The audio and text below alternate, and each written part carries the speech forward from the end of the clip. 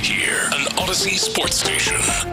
Sports Radio 610 presents Seth Payne and Sean Pendergast. We coming to H-Town. Let's get the work in, man. Let's go. Great day, great day. Oh, give me some juice, baby. Oh, yeah. Hey, what's happening, everybody? Happy Friday to all of you. Nice to be with you. Appreciate you getting up with us. We are with you until 10 a.m. this morning, and, man, we got a lot to get to. What a great weekend, man. White Sox coming to town, Giants coming to town. It's like a cavalcade of crappy teams coming to town to get their heads beat in by our teams. It's going to be fun. Hey, I've been trying to catch up on the Giants, and news alert, they've got issues at offensive line. Stop it. Stop it. Even after trying to bolster it in the offseason, they're all banged up. But they do, according to the article I read in The Athletic, they are expected to play their starters for the first half. Okay. So we might get ourselves a nice little preview of what it looks like versus starters in the NFL. And this will probably be our last opportunity for the Texans. Yeah, August 17th. This is the last you will probably publicly see of the starters until the opener in Indianapolis on September the 8th. This is the date I've been looking for. I started a whole ad campaign around this date. Man. August 17th is when it all goes down. That's it, man. And then it won't go down again for another month. Yeah. What's the first game? September the 8th. Oh, okay. So in a little less than a month. In 3 weeks and change or whatever it is. Doesn't sound quite as sexy. We'll get to the Giants and the Texans. But, Seth, I don't know. I know the Astros didn't play yesterday, and yet still we wake up. It's bogus. And yet still we wake up. You guys go on a run and then decide to take a break? They are in one of those periods right now where it's a bummer when they're not playing at night. You know? Yeah, it was weird, wasn't it? Yeah. Hey, we've got Thursday night football, kind of. Yeah. I can see a little Drake Patriots. May action. Woohoo! I can relive Jacoby Brissett tearing the heart out of the Texans at times. Jacoby Brissett had one really nice play in that game. Jacoby Brissett just wants to tease you constantly. Yeah. With he makes some incredible plays at times. And you're like, well, this is the guy. Yeah, man. This is like Ryan Fitzpatrick plus. Well, exactly. It's how you stick around for 20 years or whatever it is, you know? He will be. He's a different type of game than Ryan Fitzpatrick, and yet I feel like he will be a guy that's intermittently starting for the next 10 years. Yeah, for 8 different teams. But no Astros game, and yet still, I wake up this morning, and I get to ask you, Seth, and you, Ben, and you, the listener, have you heard the good news? Have you heard the good news? Did the Mariners lose again? They did, Seth. You can set your watch to it. It's getting to the point now where I'm like, will you please compete? Will somebody challenge me? Yeah, man. Yeah. The Mariners lose again to the Tigers, so the Astros are 3 games up now in the American League West.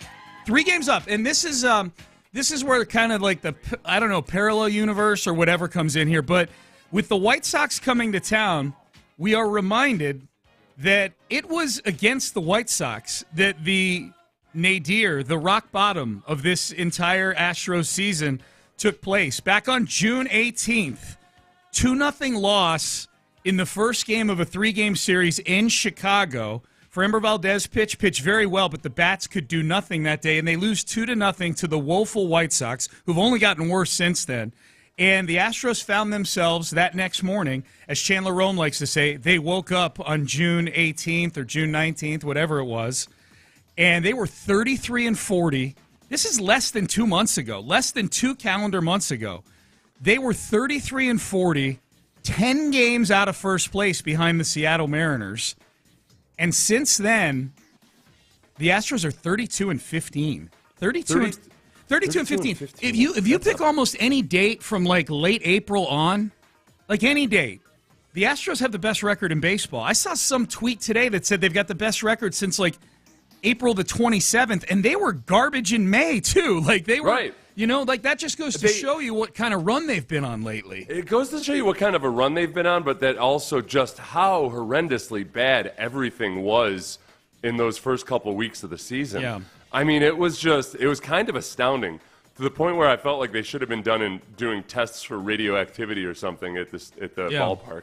They were historically awful in comparison to the back of the baseball cards of so many of their players on both the pitching and the hitting side of the equation. To be able to pull yourself out from that, it really is. I really feel like is baseball loves to heap praise on the Astros as much as possible. They should get special recognition from the commissioner. They should get a special ceremony or something. Well, let's Trip finish to the White House. I don't know. Let's finish things up first. They need recognition. Okay. For having played this way through 2/3 of the season. I'll acknowledge them. I don't know if they're getting. Hey, we'll give them an acknowledgement for their 32-15 record. Framber pitched that game, and I went back and looked at this because I looked at the box score of that game, that June 18th game, Seth, that they lost 2-0, found themselves 10 games out. Now, it didn't take them these full 2 months to eliminate the 10-game deficit. That only took like 3.5 weeks because the Mariners were so bad for June and July, and they're still bad right now, especially against the Tigers. But I went back and looked at the box score of that game, and Framber lost that game 2-0. He pitched really well. And his record after that game was 5-5. And I'm like, yeah. If I remember correctly, after looking at the box score of Framber's last start, he only had 5 losses as of a couple of days ago as well. And sure enough, since that game against the White Sox, Framber, 7-0, 2.68 ERA. Yeah. And a 6.13 OPS against. And that's as much about him actually getting some run support as it is anything else. Right. Other than the one scare we had relatively early in the season where Framber kind of went off the rails. Yeah. He went old school Framber. Yeah. He just got nostalgic or something and went away from the game plan. He's been rock steady since then. Yeah. This is the one thing that bothers me about the White Sox right now, Sean. Okay. For all of and hopefully they can right the wrong of the previous series against them. The White Sox, in all their ineptitude, failed to trade their starting pitcher Garrett Crochet at the trade deadline. Yeah. So tonight, Arrighetti will face Garrett Crochet. Yeah. It's one of the come on. You can't even do bad right. Well, and it's making it more difficult for us. Crochet hasn't been as dominant, I don't think, since when all the hype about him was really at a fever's pitch. Yeah. But still, they should be facing some jamoke that they just brought up from Double-A, you idiots. They should. He kind of screwed them, though. Remember, he's like, well, I'm only going to agree to a trade if I get a new contract, and if I don't get a new contract, I am putting an embargo on my services in the month of October. He pulled a Brandon Ayuk. Yeah. He sabotaged the trade. Yeah.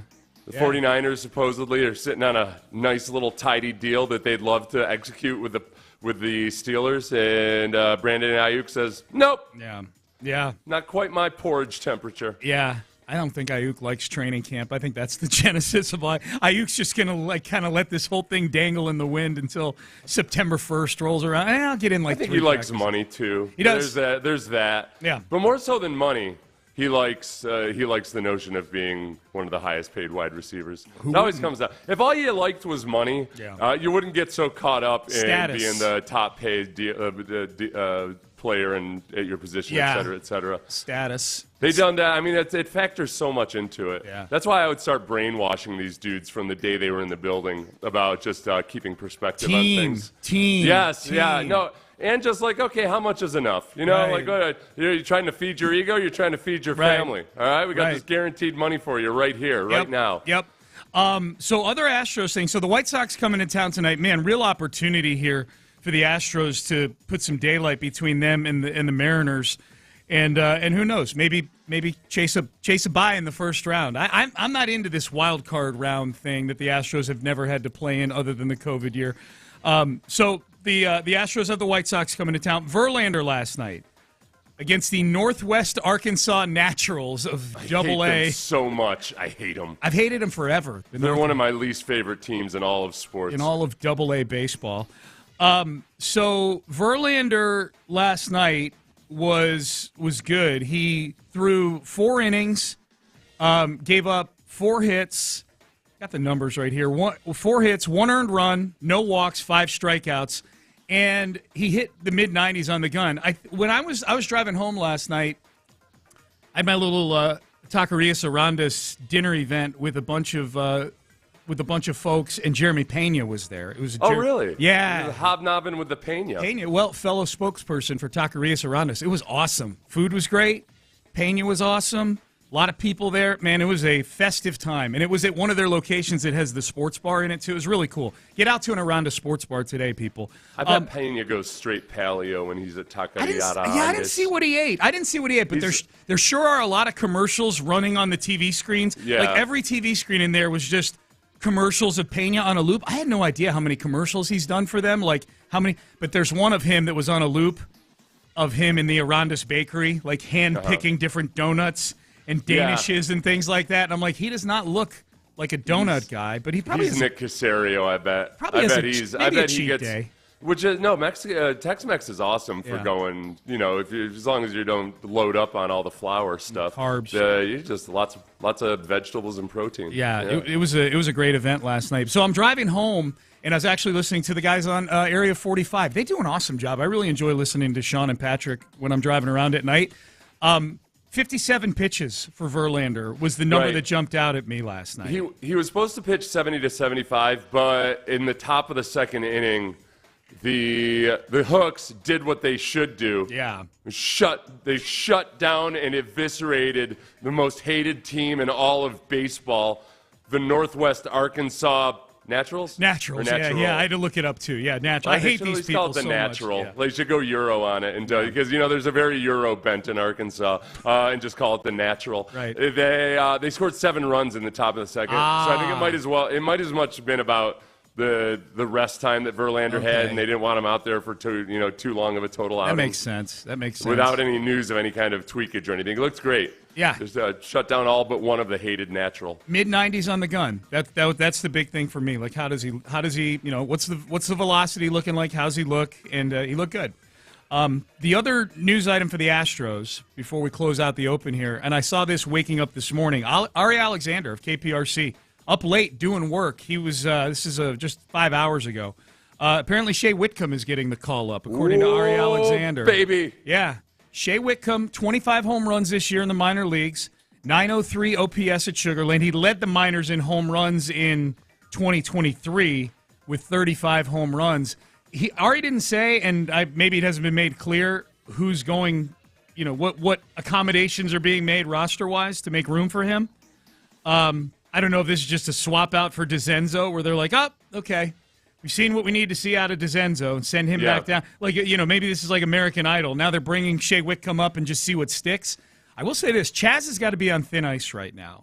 And I know Whitcomb's an infielder and Chaz is an outfielder, and it wouldn't make positional sense to do that. But Chaz is kind of just taking up space right now on this team. And I hate to say that because he's a postseason hero.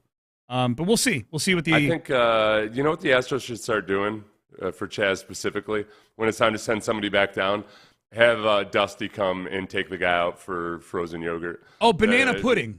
Oh, banana pudding. That's right. Banana pudding. Yeah. That'll be like the tap on the shoulder that the British spies get when it's time to go, when it's time to leave the service or get executed.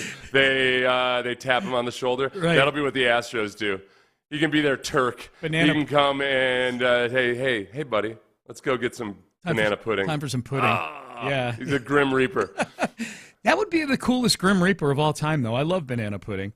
You're like, this sucks. I'm not playing baseball for the Astros anymore, but that pudding looks delicious. Yeah, but it would be Dusty. He could talk to you about life and put things in perspective. Yep. Talk to you a little bit about Camus or something. There you go. There you go. All right, Texans. Kind of just a walkthrough yesterday, but there are some things from in the building that, if you're going to the game especially, I've got reports on for you. I was there about the time the game would kick off on Saturday. I was there yesterday. And D'Amico asked about the depth on the O-line. Y'all looking for depth on the O-line? Because we heard about this Matthew Judon thing.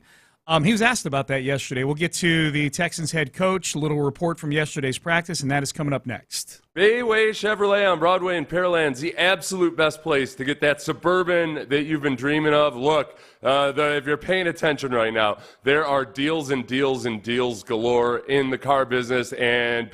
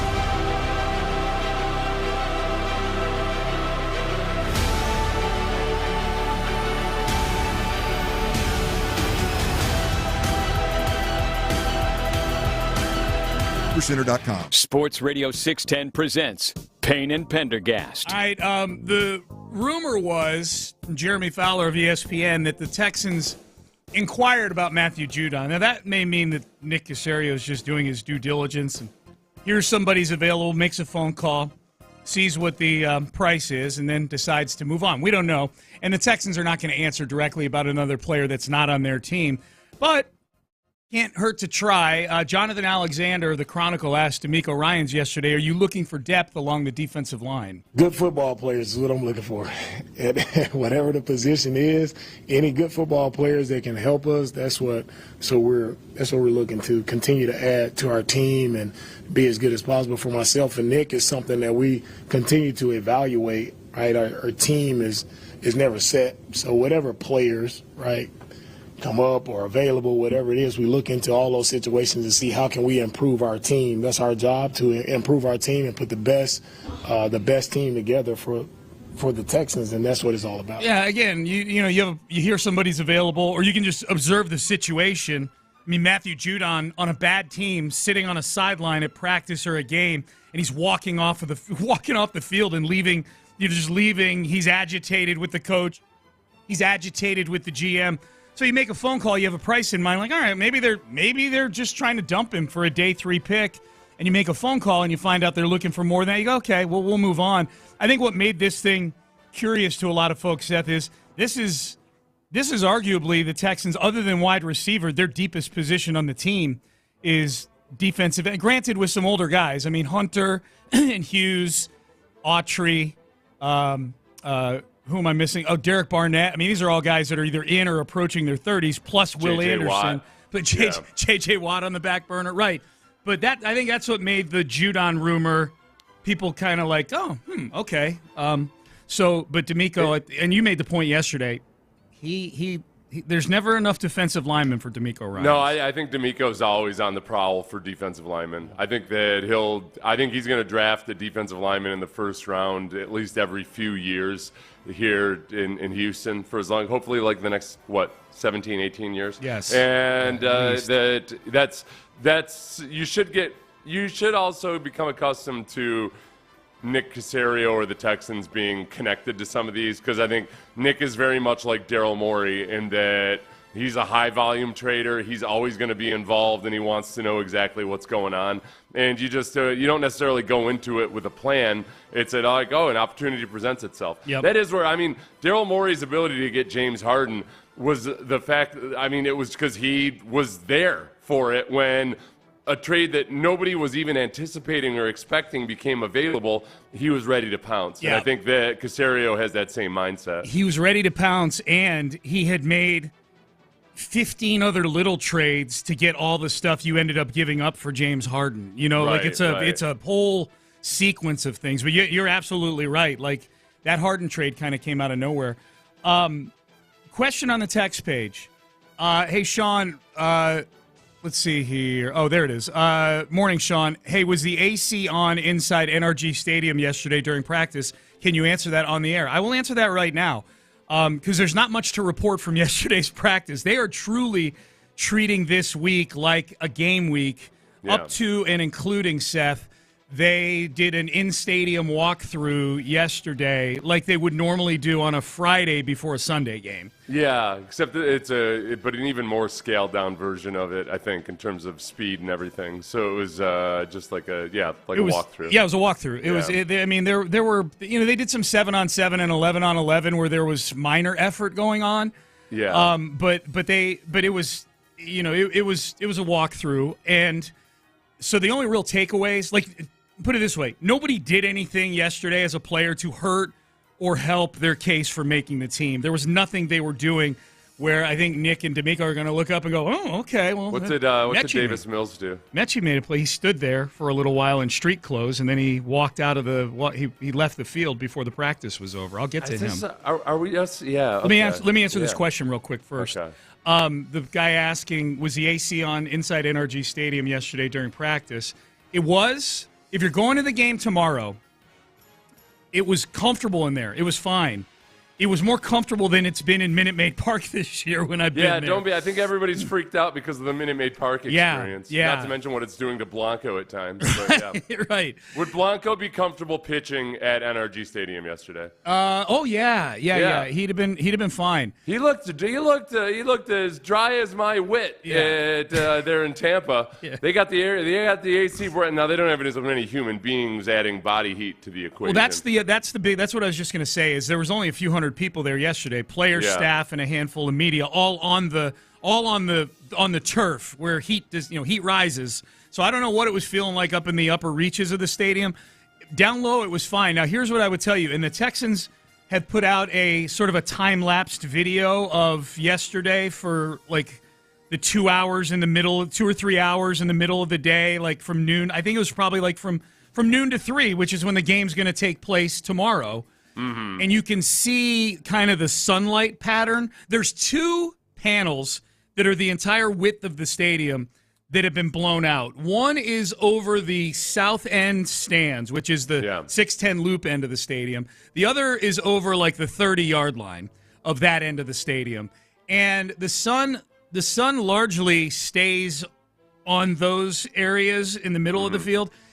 I'll just say this. I'll simplify this. If you sit in the south end of the stadium in the lower bowl, then there's a good chance you're going to be sitting in some sun throughout, like a 50-50 chance you'll be sitting in the sun. I thought they had the trailer tarps pulled over it. Not yesterday, they didn't. Maybe they will tomorrow. Okay. Yeah, there was definite. If you can go find the video, you can see it. Now I don't know. It didn't look like, Seth, like this just brutal sunlight because the rest of the stadium's in shade. It's not like they open the whole roof and everybody's baking. Right.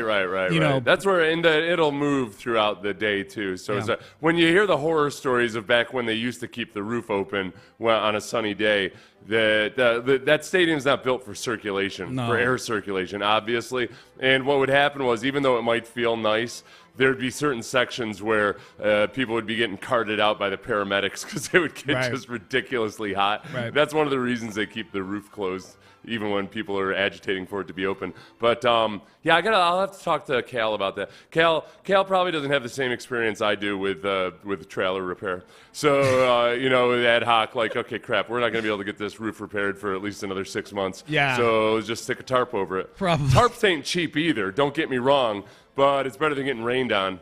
Cal doesn't have experience with it, and yet I feel like he could repair a trailer if he needed to. He feels very handy to me, Cal. You think so? Yeah, he likes to barbecue. He likes to barbecue. I've run into him at academies. He's buying barbecue supplies. He doesn't like have his assistant go do it or anything. He's very hands-on. But he likes outdoorsy stuff. like ranch type stuff. Like I feel like that's true. Yeah. I feel like there's kind of an overlap there of guys who are able to as somebody who is the least handy person on earth. Maybe I'm just injecting myself into the situation too much, where I feel like every male on the planet is handier than I am, and I'm like that guy. Right, yeah. You know what I mean? Like, it's Cal can screw in a light bulb. That guy is handy. I think your instincts might be a little off on this. I might be wrong. I might be completely wrong. He might be a survivalist for all I know. He might be out there like sleeping on the ground in January in Ottawa. I don't know. I definitely didn't say that. Yeah. Yeah. As far as guys who didn't practice yesterday, here's the list. Tell me, Seth, which of these guys you were most looking forward to seeing against the Giants tomorrow, who will probably not play because they were, again, working out off to the side.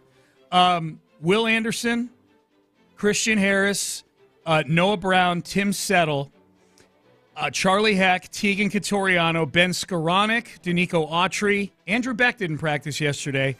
And then MJ Stewart. MJ Stewart, yeah. So Christian Harris is the big one. Because Christian Harris, like Kamari Lassiter, are two guys with much ballyhoo, and yet we don't know. We haven't actually seen the who there. But I want to see Christian Harris all out there. All bally, no who. Yeah. You're all. That's what we used to say. You're all bally, no who. Very common put down in the NFL. We need to use that more. I want to see. I'm excited to see Kamari Lassiter. Yeah. And the Giants starters are expected to play in this game for the first half, according to the article I read in The Athletic. Yep. I don't know if that includes Malik Neighbors or not. Doesn't sound like it. Yeah. Okay. Yeah. What's he banged up with? Foot. Foot. Yeah. Yeah, it's kind of important for receivers. Yeah, it is. He needs Look, that. The Giants team, they've still got issues at offensive line right now because of injuries. They're shoveling everybody around. The Giants spent the most money in free agency this year. They did. They spent a lot of money, man. Yeah, they were a very, very aggressive. I think people get caught up in the Saquon Barkley departure, but part of the reason they did that was because they wanted to put as much talent around Daniel Jones as possible. So this is a team that people are very keen on trying to figure out what's going on with them. Is this going to be the year that all of a sudden Daniel Jones emerges? I would absolutely love to just be a big old needle in their balloon. Yes. I'd love to pierce that balloon at your gender reveal party. Hey, that's right. I want to ruin your gender reveal party, damn it. Yep. Two more bullets I want to make sure we get to here. Joe Mixon yesterday was suited up. He's in a jersey, shorts. He was in everything other than a helmet compared to the rest of the guys. He didn't really do anything. He kind of just stood around, chopped it up with his teammates, walked around to different position groups. Dameon Pierce got all the walkthrough reps with the ones, both in 7-on-7 and in 11-on-11. Do we read into that Joe Mixon probably doesn't play tomorrow, or is it that's just a walkthrough, no big deal? I think that I really don't want him to play. Yeah. For one, I mean, he's a running back. He's not old at all, but by running back standards, he's old, getting up there in years. Yeah. And like he's familiar with his own running scheme and everything. You'd like him ideally to maybe. In a different situation, I might want to see him get some live reps. Right now, more than anything, I want to see Dameon Pierce behind the starting offensive line. Yes. And there's still a part of him where I don't want to make excuses for anything, but as he's trying to really pick up all the nuances of this offense, it's hard for a running back to get the right reads. Sometimes it's harder to make the right reads when guys aren't all on the same page. So there were plays in the game the other night where even Dameon made the wrong read or was too slow to make the read, but it was also a murkier picture in front of him. So even whether the O-liner is winning or losing, just give me a clearer read on it. And I think he's got his best chance of doing that behind the starting offensive line. Yeah, they need to evaluate Pierce. Yeah. Right? Texans worked out an offensive guard yesterday too. By the way, I saw that. They're I don't know. This is going to be a work in progress. Yeah, I think that he wouldn't be a starter or replacement for Shaq Mason or anything. But I think for swing interior offensive linemen, the guy that they like most might end up being on another team. I tried to do a 53-man, or I did do a 53-man roster yesterday for the Houston Press, Seth, and the starting five on the offensive line and Blake Fisher, they're all going to be on the team. After that, there could be 4 new faces that aren't Texans right now as the depth on this offensive line. It's just the depth. Yeah, the depth. Yeah, all the guys behind Fisher, basically. So the other thing, Davis Mills, you mentioned this earlier. Davis didn't practice yesterday. He's not practiced much since the Steeler game last Friday. Just a little bit, couple practices. He hasn't even been in uniform, including yesterday. Turns out, according to Aaron Wilson, he's got bruised ribs. But, man, did I enjoy the Minnesota Viking trade speculation yesterday. Yeah, that was a whole lot of fun. That was we knew it wasn't real and it wasn't going to happen. But it was fun to dream, wasn't it? And actually, though, I think Davis Mills has played well enough that at the beginning of training camp, I kind of thought, let's do the Davis Mills glow-up. Let's get him looking as good as possible out there. Let's, maybe even give him some reps when Stephon Diggs and Tank Dell are out there on the field and Nico Collins, and just really let's have some high-flying acrobatics. And but now he's played well enough that I like the potential of him as your viable backup that maybe can come in and go 2-2 if he has to play 4 games. Case still has the veteran savvy, but the difference in physical skill set right now, it just, man, you can tell the Case is getting up there in years. Yeah. And Davis Mills still brings a lot to the table athletically and now can execute the offense fully in a way that I don't think he could last year. He's had a better camp this year than he did last year. He's a better football player now than he was last year. He's a better football player. I mean, if I were to look at him as a starter, there's still accuracy issues. Definitely. In terms of being consistently accurate. Even in these 2 performances where I've been impressed with him, he's sailed and or just thrown the ball high way more than I'd like. But he's in a system where if he knows what he's doing, guys are going to get open, and it doesn't have to be a picture-perfect. Right. No, the bar for him is not week 1 starter anymore like they were trying to do 2 years ago. The bar is capable backup, and I think he's there. All right, let's get to headlines. We'll hear more from D'Amico Ryans in headlines. Astros, White Sox this weekend. We've got a lot of Astros news to get to. And the Rockets, we know what the schedule looks like for the Rockets this coming season. NFL news as well. Let's get into headlines coming up next. Oh, you're nervous about your offensive line, and you're trying to shuffle things around. You just don't know what it's going to look like. That's sometimes how it feels with your finances. You got all these different asset classes. You got mutual funds, and you wanted to do it on your own, but you're realizing, like, okay, I need a steady hand here. Maybe one who, like myself, I can feel my blood pressure rising and my heart rate increasing, and I know I'm not in a state to make rational decisions. That's why you want advisors.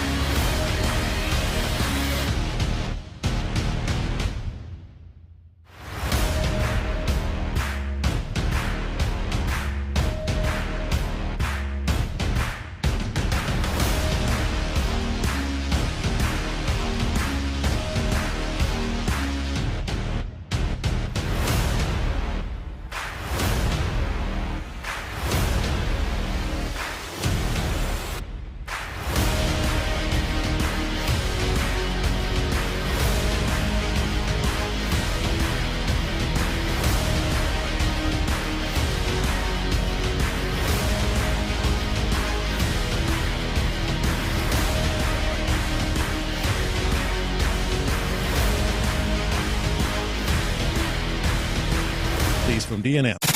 Payne and Pendergast with today's headlines. And all of our guys who it's their first year here in Houston, I want them to witness and see, what H-Town atmosphere is like. So I'm excited to get back into our stadium. It'll be fun. Should be a good time tomorrow. First home game of the 2024 campaign, preseason. New York Giants coming to town. D'Amico Ryans in front of the media yesterday was asked about showing things in the preseason, putting things on film that other teams might be able to see. A lot of teams stay pretty vanilla in the preseason. D'Amico says he's not really concerned about that. Everything for me about the preseason is getting our guys better. So whatever guys show in the preseason, we'll have some things we show, some things we don't. But to me, what we've seen, guys can look back and see what we've done on tape, so it's not that big a deal. I want to see our guys execute at a high level. I'm really not scared of showing things and the opponent seeing what we run. At the end of the day, it's about our team, improving and getting better with what we asked them to do and being able to do it. I think in live game situations, that's where it counts most, and that's where you have to see what can guys truly handle, right, when the lights are on. So I'm not opposed to running whatever we need to run to make sure we see what we need to see from our guys. And preseason is a lot about evaluating guys. So, you put guys in situations to see, what can they handle, and that's what it's all about. Yeah, one of the biggest things is just flat out, okay, the guy has flashed in practice, but can I trust him in a game? Because there are guys that are awesome practice players, and they get in a game and their brain turns to liquid and runs out their ears. I've told you the story before of the first year of the franchise in 2002. We had a linebacker who had 3 sacks in a preseason game.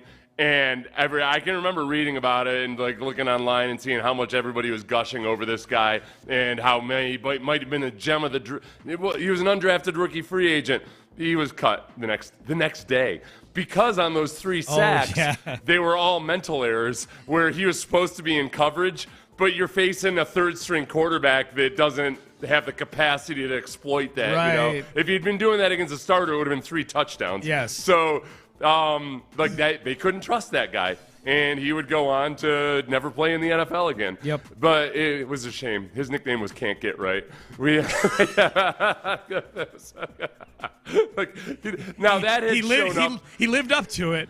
That had shown up in practice, but that was a good example of. All right, can you trust the guy when the lights come on? There's other guys that are horrendous in practice, but then you see it man.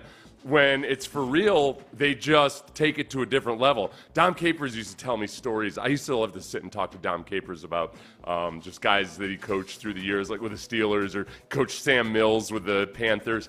And he said that Kevin Green was the most god-awful practice player you've ever seen. Hall of Famer Kevin Green? Yes, Hall of Famer Kevin Green. He said he was a mess in practice. He couldn't beat anybody. But there was just this psycho side to him. And also, he's another one that was really, really good at studying the opponent. And so when he's going against the same guys every day, he's not necessarily guys that knew what his skill set were. He wasn't able to beat them physically. Yeah. But he would scout the hell out of the offensive tackles he was going against, and he knew their weaknesses, and he just showed up in games to the point of being a Hall of Famer. And some of that, I think that goes back to something that Nick and D'Amico talk about a lot, which is keeping an open mind about guys. Mm-hmm. You never want to be too married to your scouting report on a guy. Yeah. You can't have such a big ego that everything you see at practice is either confirmation of your scouting report or whatever else. So these game situations especially, you think okay, I don't know about this guy in practice, but man, if he shows up and just really flashes every time he shows up in a preseason game, it means something. It means more than the practices. It's all combined, at the end of the day, but the performance in a game really matters more. Yeah, who was it? I think it was Mike Tomlin that said that, because Russell Wilson didn't play last week and Justin Fields did. That gives him a little bit of a leg up, at least in terms of having some data to go off of. We'll talk more about the Texans at the top of the hour. The 6-pack of things that I'm excited to watch tomorrow against the New York Giants. Astros, talked about earlier, they picked up some space in the standings yesterday with the Mariners losing to the Tigers. Astros were off. They're up 3 games now on the Mariners. The White Sox coming to town. Real good opportunity here to to put a little daylight between them and the Mariners. Justin Verlander started for the Corpus Christi Hooks last night against the Northwestern Arkansas Naturals.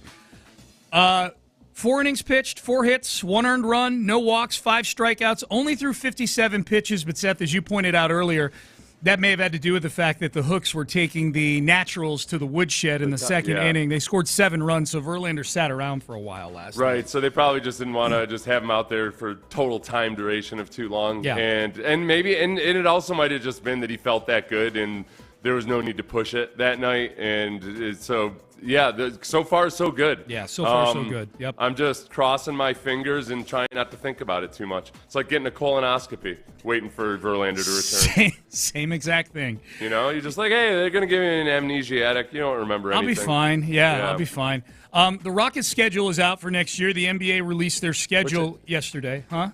Sorry, I just wanted to talk about the amnesiatic, but we don't need to. Go ahead. 11 national teams. Afraid people would think I was saying like an anesthetic improperly. No, they give you something. They give you a forget-me-now. They knock you the hell out. Yeah. 11 national TV games. They don't knock you out. They just keep you from remembering it, which I don't like. Yeah. I don't like. I'm like, well, all right. So you're saying I might be miserable, but I won't remember it. That doesn't help That doesn't help me. What if they do it for me? They overdose you on that? Does it mean you don't remember a whole lot of other things too? Oh God, that'd be awesome if they could do it selectively. Yeah, like everything erasing certain that I'm things. ashamed of. So then I can move forward without the memory of that shame and do the whole thing over again. Right, of course. Yeah. Oh, that's funny. 11 national TV games for the Rockets. Kind of. I mean, 2 TNT, 1 ESPN. Are we counting the 8 NBA TV games as national games? I guess so. The whole nation gets to see them, but they're not like high platform. But that's progress. Hey, man, we're like a year or two removed from the Rockets getting no national TV games at all. They open October 23rd against the Charlotte Hornets.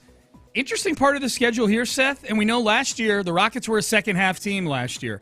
I am bullish on the Rockets being better than 500. They finished exactly at 500 last year. I am bullish on them being a winning record team this year. Final 5 games of the year for the Rockets. OKC at home, and then road trip for Golden State, Clippers, Lakers, and then home for the Nuggets. Their last 9 games of the season are all against Western Conference teams, and 6 of those games are on the road. So if they're in the playoff hunt, the league has stacked it at the end of the year for them. I think when you say you feel good about the Rockets is as much as saying I feel good about Ime Udoka. Yeah. You know, like that, I feel like they're positioned for this team with a young core and veteran leadership to just really turn the corner at some point. Yeah. That Ime Udoka is the guy to do it. And I trust in Ime, Sean. I do too. I've got a tattoo. They feel like how I feel about the Rockets and what we're saying about the Rockets. I feel like that's exactly what we'd be saying about the Texans if they hadn't beaten the Colts in Week 18. If they missed the playoffs and finished 9-8, like, hey, man, I trust D'Amico. I trust some of the young talent on this team. Now let's go make the playoffs, you know? Then in a way, it could have kind of been nicer just in that they wouldn't have had so much praise heaped on them in the offseason where just they're too much of a darling right now. I don't like it. And they are perhaps a little too much of the hunted. I think there's more people, there's more players looking at the schedule, more opponents looking at the schedule, thinking like, oh yeah, I've seen a whole lot of C.J. Stroud and Stephon Diggs and all these guys all off season. I just go show them what it's all about. I definitely think that's the case for sure. Hey, our baseball talk in that segment is presented by T-Mobile. Switch to T-Mobile and you can get tons of benefits and still save on every plan versus AT&T and Verizon. Use their savings calculator to find out how at t-mobile.com/switch. Some NFL news that I want to get into in this next segment. You can cross this guy off the list, Texans, and 6-pack of things that we're looking at for the game tomorrow against the New York Giants. That's coming up next. West Point Lincoln is what I want to tell you about right now. And I actually got to talk to Ryan O'Kane yesterday, the GM at West Point Lincoln, Katy Freeway exit Kirkwood, and they've got a big push on 2024 Lincoln Navigators right now. Man, if you're looking at SUVs and you're looking to get in on a great deal financing for a 2024 Lincoln Navigator, 0% financing for 60 months, 2.9% for 84 months. for well-qualified buyers. So get on over, check out the huge selection of Lincoln Navigators, the huge selection of vehicles, period, that they have. They've got 0% financing for 60 months, 60 months on the 2024 Lincoln Aviators as well. The Blue Cruise technology in these Lincolns, hands-free in the blue zones, is awesome. So check them out, West Point Lincoln. You can go online at westpointsales.com. They want to make it clear. They'll bring everything to you if you want to do it that way. Test drive, they'll come to you. Buy the car online, they'll come to you. But, man, these financing deals are incredible. So get to West Point Lincoln, Katy Freeway, exit Kirkwood, or, again, online at westpointsales.com. It's where we go. It's West Point Lincoln. After his solid preseason debut, what's C.J. Stroud looking to fine-tune before the Texans' regular season kicks off? Everything, yeah. I mean, it's what we're here for. It's not going to be perfect. We got a great defense that keeps us honest every day, and we do the same with them. So, just iron sharp iron. Insider access, exclusive content, Sports Radio 610. The Texans play here. Telling you guys about that player that we had nicknamed Can't Get Right, which is a much better nickname than Mr. Defensive Holding waiting to happen. But the Kirk Holmes is the opposite of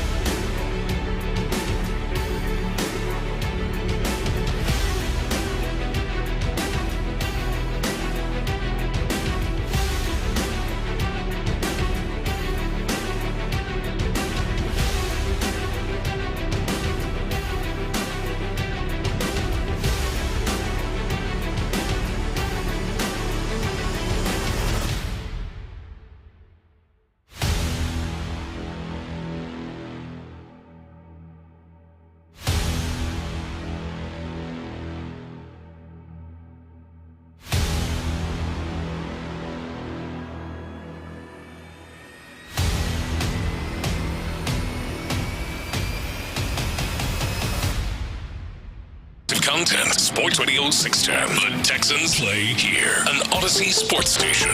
Sports Radio 610 presents Payne and Pendergast. Hey, you mentioned, Seth, yesterday, our security guy in the building here in the lobby, Brazil. Brazil, yeah. Brazil said the nicest thing to me on the way in today, man. Like, I walk past him when I come in the building here, whatever time I get here, and he's working the desk, and he's always really cool, and he just says, hey, what's up, have a good show. Today he says to me, he goes, man, my favorite part of the day is when I get in the car after I leave here, and I listen to you and Seth on my way home. I'm like, man, that is really nice. It was a good reminder, man. It was a good reminder, like helping people escape a little bit. You know what I mean? So that was cool. I hope he doesn't use that against other people, though. You're like, why can't you be more like Seth and Sean? I hope he does. That would be a real. Yeah. That would be a real honor if he's just walking around all bitter that nobody else in his life is me or you. This ain't Payne and Pendergast, I'll tell you that much. Right, everywhere he goes. Tells his wife when she brings, she makes dinner for him. It's like, right. It's no Payne and Pendergast. Yeah. These potatoes are all right, but it's no P and P. It ain't no P and P, yeah. So shout out to Brazil. We appreciate that, man. Appreciate all you listeners. A lot of people saying nice things. People are in a good mood this football season. The Texans have people in a really good mood. Like I was on Zoom call with a client yesterday. I told you I was at Taquerias Arandas last night. Like everybody's like, man, your job's got to be a whole lot of fun right now with the Texans the way they are. And I'm like, yeah, well, our job's fun all the time, but it's definitely more fun when the team is good, Yeah, it's fun during training camp with this as opposed to like going through a training camp of trying to explain to people who the various players on the team are or why. Hey, Christian Kirksey, it makes sense, okay? It just makes sense, all right? Yeah, just thank me later. I don't know. That was a rough one. 2021, where our answer to everything about who they brought in was they're trying to get the culture right. They want to get the culture right. It's easier to talk about now because I do think, like Nick wanted to set a template for how you do things where this is what they had done in New England, which is a good thing. Nick's not copying everything they did in New England, but yeah, you sign veteran players to one-year deals because they provide, you can depend on them, they're reliable. Hopefully, if you're drafting well, the younger guys are developing along the way. Yeah. Now they're doing the same thing now, they're just doing it at a much higher price tag. Danielle Hunter's on a 2-year deal. Yeah. And they obviously can provide a lot more as a player. They're actual really good football players and culture setters. They want to come here. They want to play here. One of them that we can cross off the list as of yesterday, I know this was somebody Texan fans were really hot for, because I guess on most lists of guys who are still available, Justin Simmons, former Broncos safety, was probably at or near the top of that list. He will be an Atlanta Falcon. Atlanta's had a good week this week. I mean, these are older guys, but they're in a division where it's not a good division. They're favored to win the division, and they go out and they get 2 veteran Pro Bowl at their peak and fairly recently Pro Bowl caliber players in Matthew Judon in a trade. They give Justin Simmons 1 year, $8 million. If you were the Texans, would you have given Justin Simmons 1 year, $8 million? Where I was on this was I would have loved the more the merrier. That'd be awesome, et cetera, et cetera. I think when you look at it from the way the team is composed right now, you've already spent a good chunk of change on free agents who are in their 30s. Yeah. And yeah. You've got Jimmy Ward back there who's in his 30s and has been banged up a good amount the last couple of years. And I think there's a delicate balance between having veteran leadership and then or just being old. Mm-hmm. And I can't sit here and ask the Texans to spend aggressively till the end of time, especially if I think I was waiting for kind of reaction from the fan base of disgust that the Texans didn't give him a 1 year, $8 million deal. You'd figure, okay, if you're Justin Simmons and you've got a chance of going to the Texans or the Falcons right now, the Texans are a shinier object. Yeah. But I think the fact that people are excited about Kalen Bullock makes a big difference. Yes. I think that Kalen Bullock has flashed a little bit in these first couple of games. I think that's where people are getting it and thinking, okay, if they like this young guy and you've already got some veteran safeties out there, then I can see where they're going with this. He's flashed in the 2 games, and I can tell you he's flashed in nearly every practice as well. If you're a Texan fan, like you were talking, Seth, about guys that maybe not so great in practice but good in the games or vice versa. He's been both. Like Kalen Bullock looks to be early on here a really good pick in the 3rd round for this team. Well, you can see the potential too when you've got a guy who's as rangy as he is, and you're playing in a defense where they're going to be playing a lot of zone. that means your defensive backs are in opportunities to break up balls and make interceptions. Yep. And I think with Kalen Bullock, even though he didn't have a realistic shot in an interception on that deep ball during the last preseason game, the fact that he was even there, yes, from coming from the middle of the field, you can just see the potential for that. And some of the things, that's what hurt the Texans defensively last year, was a lot of the deep shots. Yeah. They were much better in many regards, but man, they let up some deep shots. They were suckered in on play action. So to have that deep center fielder safety net that could also maybe just make some plays on the ball, it's enticing. You see the upside there. No doubt. Hey, real quick, one other NFL news item we didn't get to in headlines.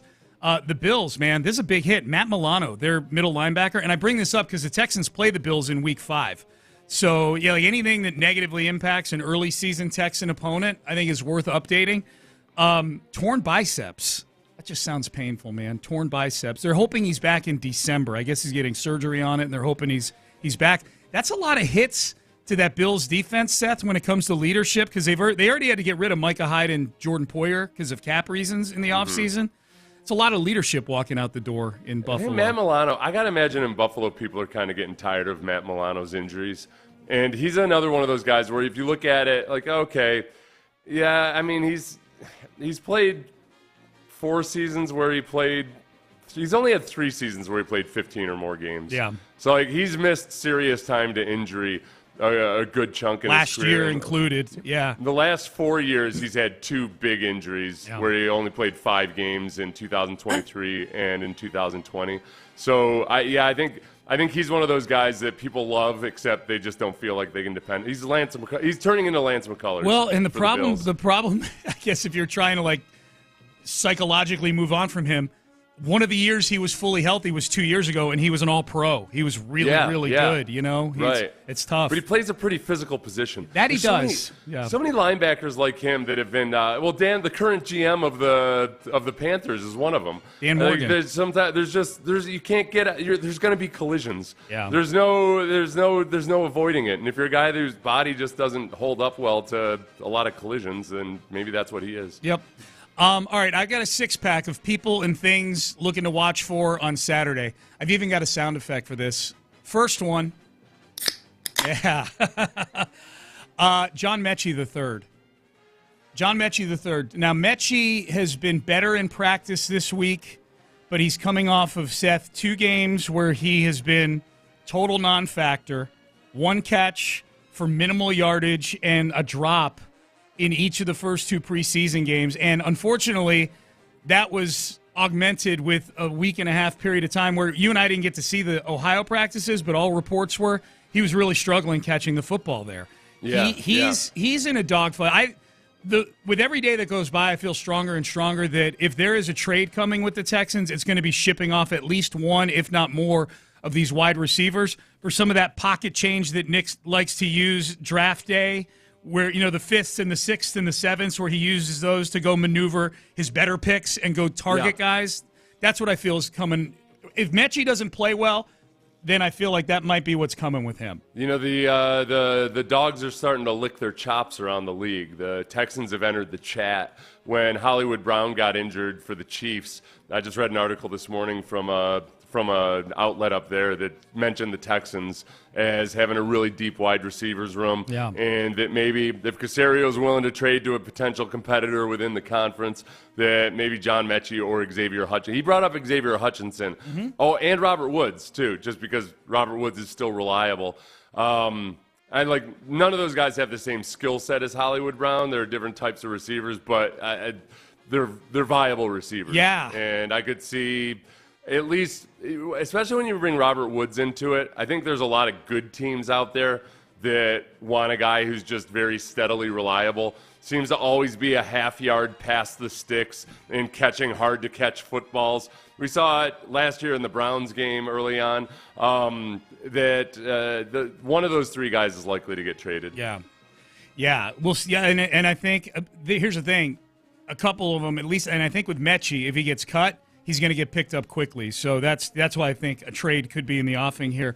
Number 2, Dameon Pierce, and it would appear just based on maybe how they were doing the walkthrough yesterday. I shared this earlier with the audience, Seth, that Joe Mixon is back at practice. He was dressed yesterday for the walkthrough, but he didn't do any walking through. Dameon was out there with the ones in both 7-on-7 with C.J. Stroud and in 11-on-11 with C.J. Stroud. I think it's way more urgent that they get a good, long 8 to 10 carry look at Dameon Pierce than see anything with Joe Mixon right now. I think if they learned from last year, too, you can't use the first 5 games of the regular season to make a decision on Dameon Pierce. Thank you. They burned a lot of daylight last year, and I can't remember which game it was, Sean, but where I told you on Monday morning, like, I think Devin Singletary is going to be the starting running back here before too long. Yeah. It ended up being a few more games before it happened. Yep. And it was frustrating because I think they were waiting for something to click for Dameon,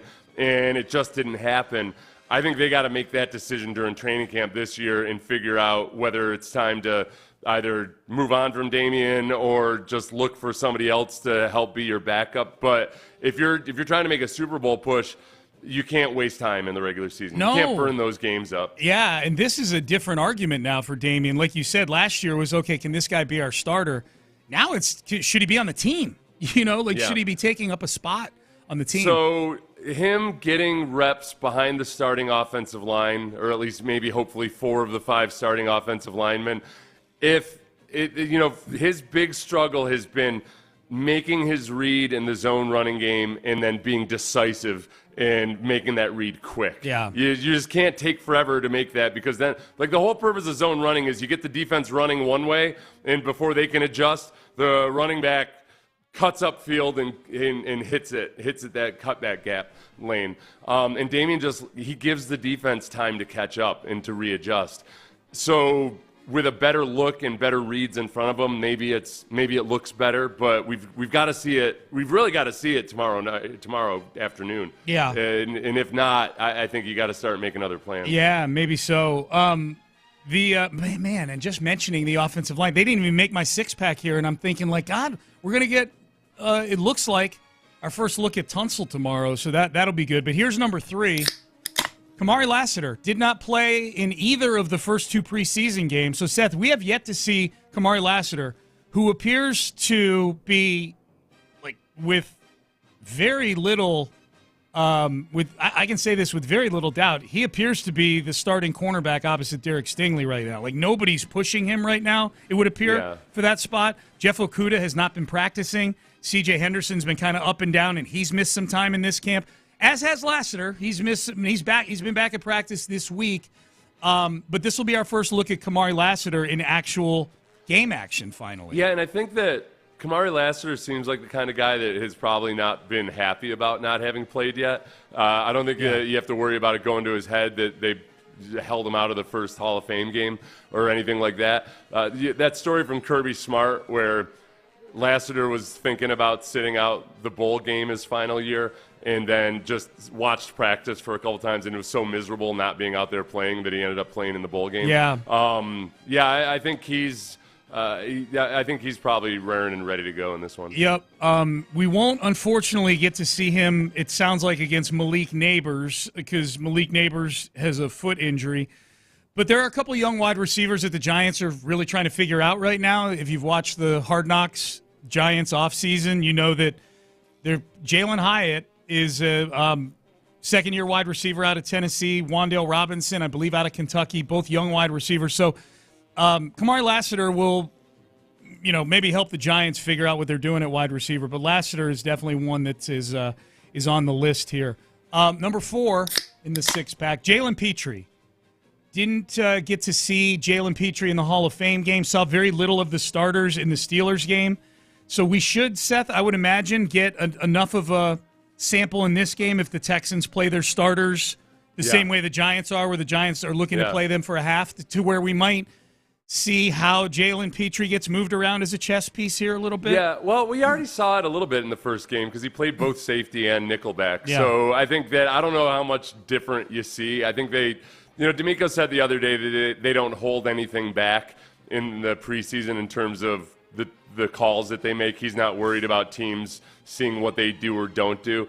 But I think with Jalen, when it comes to the blitzes and some things like that, they might hold back a little bit on that. So, but yeah, if we see him blitz 4 times in the first quarter or something, then that would be a different version of the Texans defense. So that would be fun. Give them something to think about. Give the Colts something to think about in week 1, man. With Jalen Petrie, this is the thing. I was having a discussion with somebody the other day, and I disagreed with them because I think it was their opinion that Jalen Petrie didn't like contact, and it was confusing to me because I think he likes contact. He just the actual technique of tackling has eluded him at times. Like he'll fly in like a kamikaze and try to make contact, but sometimes it's glancing contact because he's too wild and out of control. Yeah. Or at least he was in the past. So just like Matt Burke was talking about how he's kind of had to learn to find that balance between being amped up and just going for it versus when to play a little bit more conservatively. A lot of good tackling is that way too. You got to know when to go for the kill shot, but then you also other times, but you got to do it with the right leverage, and you got to do it in a way where you're not whiffing on tackles. So that's what I'd like to see out of him more than how they use him schematically. Yeah. I just want to see that his actual tackling is improved. Yeah, go back. I'm sure it's on Twitter somewhere. Go back and find the play early in the game against the Steelers last week where he comes off the edge like he was shot out of a gun. Just throwing his body in there, Jalen Petrie. I don't get that. Like thinking that Jalen Petrie doesn't like contact. Number 5 in the 6-pack, and I was gonna say here the receivers: Stephon Diggs, Tank Dell, Dalton Schultz is my number 5 here. Kind of a forgotten man in all this. We've gotten all caught up in the 3 receivers and. Dalton Schultz has been kind of left off the grid here. I'm anxious to see if he gets involved at all. Well, they tried to get him involved in the first game. They tried. I mean, it was a curious. I was kind of surprised that, CJ kind of just figured that Dalton was going to be able to beat that safety down the sideline. That deep shot, yeah. And then they would have had Dalton on a bootleg, except that Dalton. Didn't do a damn thing to hold up the defensive end. So CJ was put in a bind, and Dalton was supposed to block a little bit beforehand, and he just whiffed on that before he released. So I feel like they tried to get him involved in the last game, and that's good enough for him. Just go ahead and block that defensive end next time, and then maybe you'll get more involved. So if it's not Schultz in the passing game for you, is there a particular receiver or pass catcher that you're more looking forward to than I am Dalton Schultz here? Xavier Hutchinson. Okay. I just want to see more Xavier Hutchinson. You do? Yeah. Okay. Yeah, I don't know. Look, Dalton Schultz is Dalton Schultz is going to get what he gets this year. He'll be he'll be exactly what he was last year, and he's going to be a good option, especially when people are, very fixated on the wide receivers. But I already know what Dalton Schultz is. Yeah. I want to see Xavier Hutchinson out there with the ones. I want to see him getting some targets when they give somebody one of the big 3 a spell. Hey, Ben, you know what Seth just did with my 6-pack here? I was about to take my sip of Dalton Schultz, and he just grabbed it out of my hand and just dumped it out.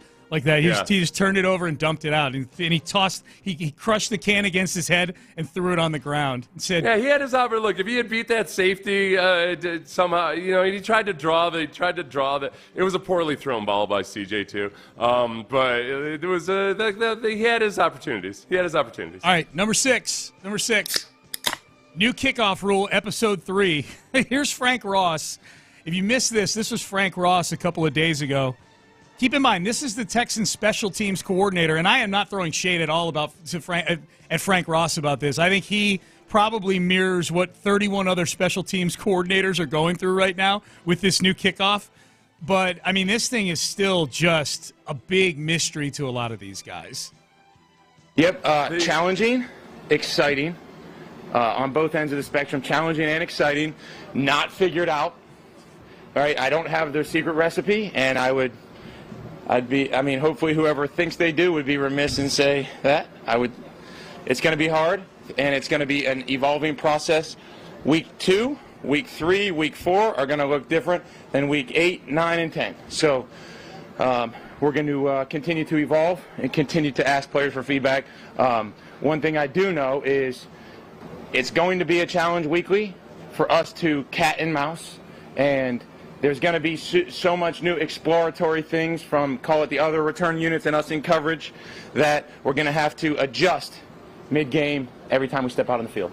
So we're going to see how versatile we can be in making adjustments. That's the part that intrigues me, Seth. Not that this thing in the first couple of preseason games has been anything that's been worth watching. Like, it's been a tough watch. Like, there haven't been a lot of big plays broken with this thing. It still looks really awkward to me. Yeah. I'm just anxious to see if these adjustments that Frank Ross is talking about, if it starts to look any different with teams here as a preseason. Well, okay, so I think part of it is that I don't know if you're going to get fireworks or not, but the stats from the first week are that the average drive start was, I want to say, somewhere between 5 and 10 yards further down the field than the average drive start under the old kickoff rules. Oh, okay. So, like that, even if it doesn't yield fireworks, yeah, it might just result in more scoring if offenses are starting with 5 yards better field position than usual. Yeah. And, I mean, these numbers are going to change as teams start to figure it out. I thought that the collisions weren't as awkward and weird. I'd love to have big collisions, but I don't want them to be awkward, weird ones. So when I went around and watched different games, you didn't see as many guys just like wildly out of position and getting hit at awkward angles. You're referring to it was really awkward in the Hall of Fame game, is what you're talking about. And then you're saying the games you watched in the real first week of the preseason, it looked a little more normal, I guess. Yeah. And there was a big return last night I think it was in the Patriots-Eagles game. Okay. Somebody had a nice return out to like the 40 or 45 or so. We haven't had any of them go for a touchdown yet, right? I don't think. I don't think so. Yeah. I know there have been some respectably exciting ones. Okay. Just, guys getting out to the 40 or so. Yep. Those are my 6. Those are my 6-pack of things and people I'm looking to watch in the game tomorrow. Noon kick, 9 a.m. pregame, 9 a.m. Texans countdown. If you're going to the game, stop by. Seth and I are going to be in the same spot this year that we were last year. It's a stage right outside Bud Light Plaza, right across from the Modelo Beer Garden or whatever it is they call it over there, right in between the Astrodome and NRG Stadium. We like to get a little petty on this show. We may start to organize our pettiness this season with the Petty Cast, but I saw this yesterday.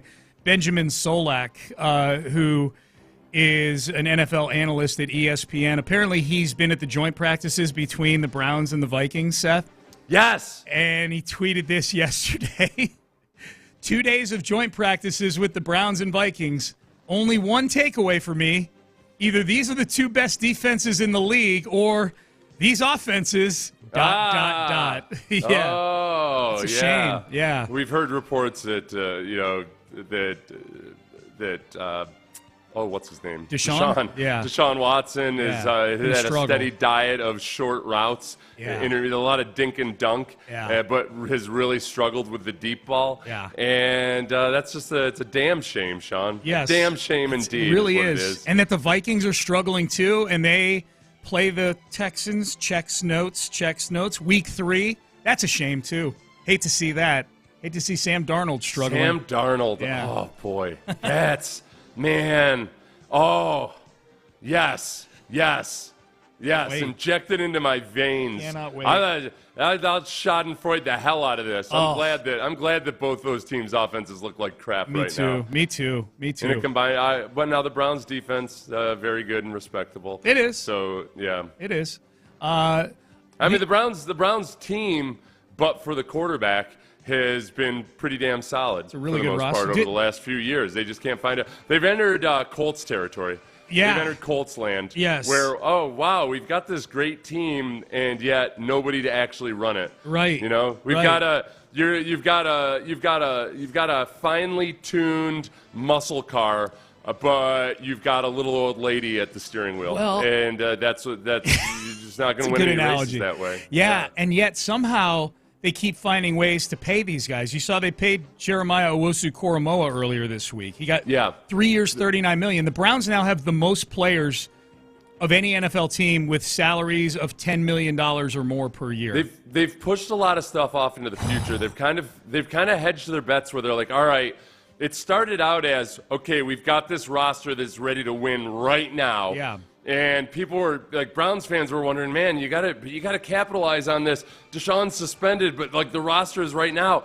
And now they've shifted to, all right, how can we keep this core together until after we figure out a way to get rid of Deshaun. Correct. Because they can't. The contract for Deshaun is so unwieldy that there's almost nothing they can do to give them relief on his contract. So they just got to ride it out. Yeah. They've pushed everybody else off into the future, but with Deshaun, they're like, we'll just keep it just as it is. That trade's a disaster because they've never in their history, and I'm just talking about their history being this second phase of the Browns that came back in 1999.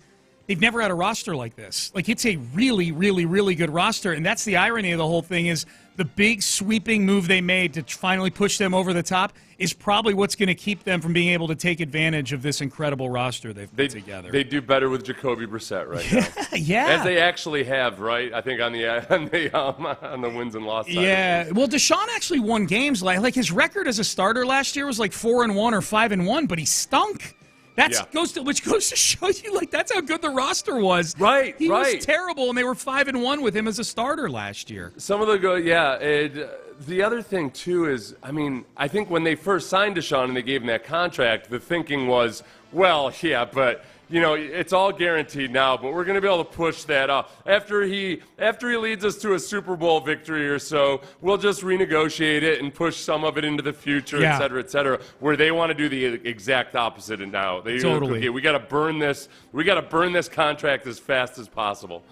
You know what else they probably thought, too, Seth, was, well, I mean, I know this looks like an exorbitant contract right now, $46 million a year for Deshaun Watson, but the cap's going up, and in a year, that's going to look like a really good deal, because that's what happens with big contracts. We said that about Nico Collins' contract a month and a half ago, that, like, like $24 million, that's probably a good deal, but it's going to look like a really good deal 2 months from now. Deshaun's deal does not look good. Big news in media yesterday was ESPN making more cost-cutting moves. Remember they had that big purge like a year ago that got like 20 big names, including Jeff Van Gundy. Yesterday, it was Sam Ponder, who has been the host of the NFL Countdown show on Sundays for the last few years, wife of former NFL quarterback Christian Ponder, and RG3, Robert Griffin III, both fired from their 7-figure contracts is what I read. 7 figures? Dude, that depressed me. When I found out RG3 was making like 7 figures, I'm like, oh my.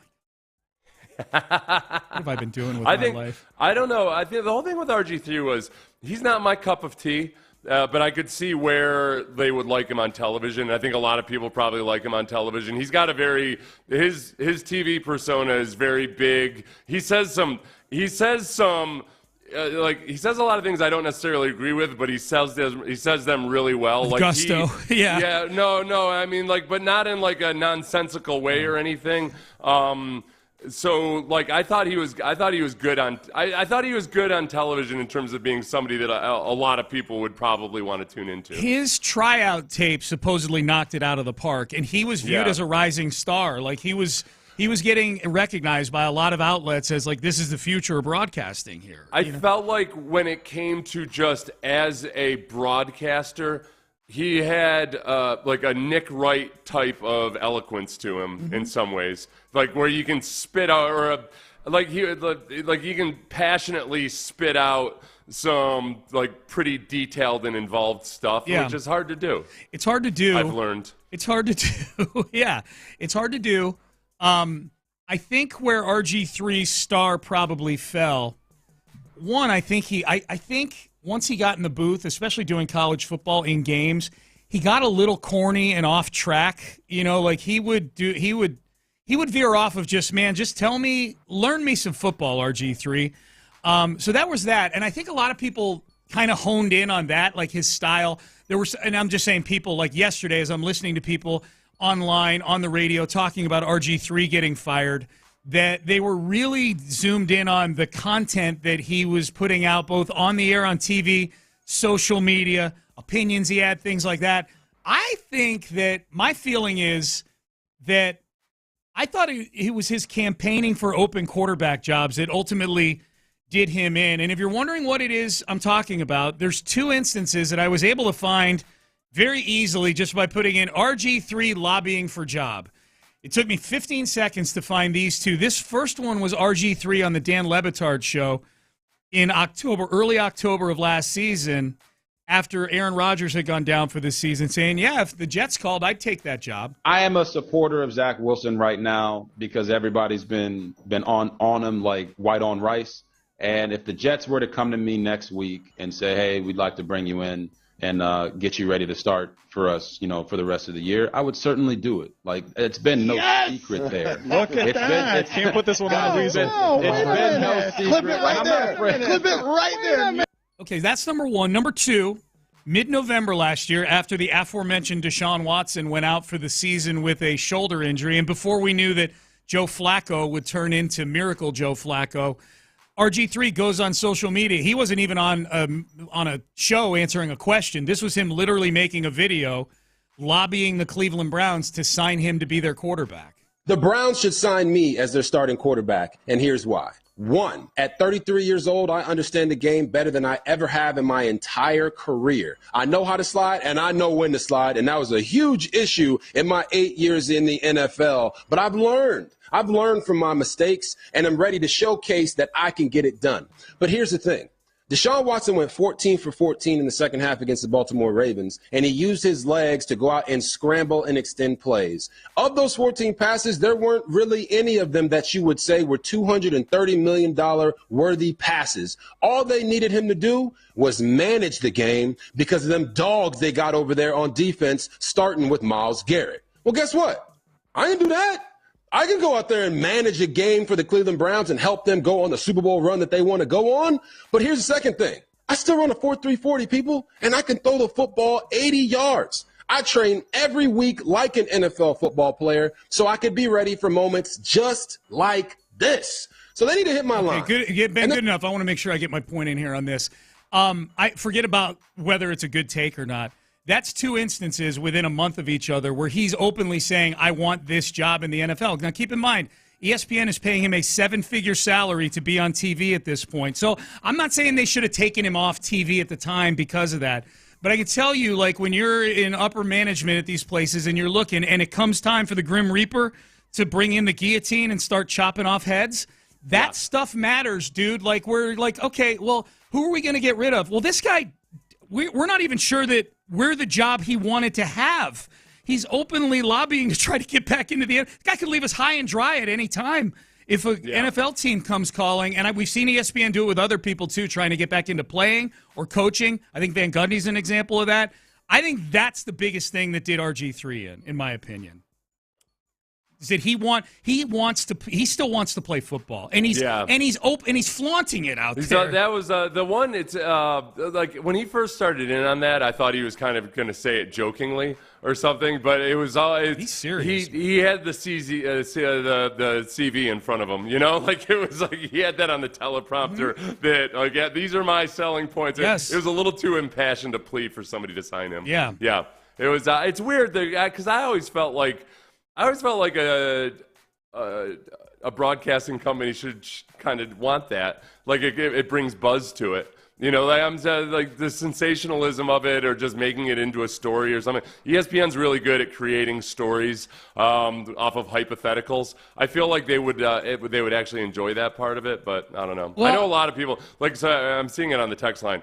A lot of people just flat out really did not like RG3 as a broadcaster. Yeah. I didn't like him, and yet I appreciated that he did some things really well as a broadcaster. So like that's always I've been in this business long enough that there's lots of guys I don't like, but that I can appreciate what they do. And I felt like, especially by former athlete standards, he's way better at it at many parts of it than others are. He cut through. This is where I get stuck sometimes, Sean. What's okay. This is where I get stuck. So, okay, there's like, the old code speak of like, oh, he speaks so well. Like, there's like some racial undertones sometimes to when you compliment somebody by saying he's a really good speaker, but it sounds more like a tussle of the hair, like, oh, yeah, much better than I would expect. Mm-hmm. But I have a hard time when the actual job is speaking. I've tried to figure out ways to say it to where people don't get triggered because the actual job is speaking. Yeah. Like there's I still try. I need suggestions on the text line for how I can genuinely and understanding all the biases and everything else that go into it and code words and all that. How can I actually give that compliment without triggering people when the job is speaking. Right. Like I want to compliment his speaking. Yes. And yet if I do it, it gets perceived as somehow some kind of a slight. I don't know how to do it. I see what you're saying. I'm genuinely asking. I've struggled with this. 713-572-4610. Text in. Help Seth out with this issue. All right, Diggs, Stephon Diggs. I'm looking forward to watching Stephon Diggs this weekend. He's had a great week of practice. How are they feeling about Stephon Diggs up in Buffalo? Buffalo reporter and sideline reporter kind of laid out how they're feeling in the building up there about Stephon Diggs, and we'll hear from him coming up next. But first, the law office of Daly and Black right here in Houston. And I'm talking to homeowners right now. If I'm just going to say the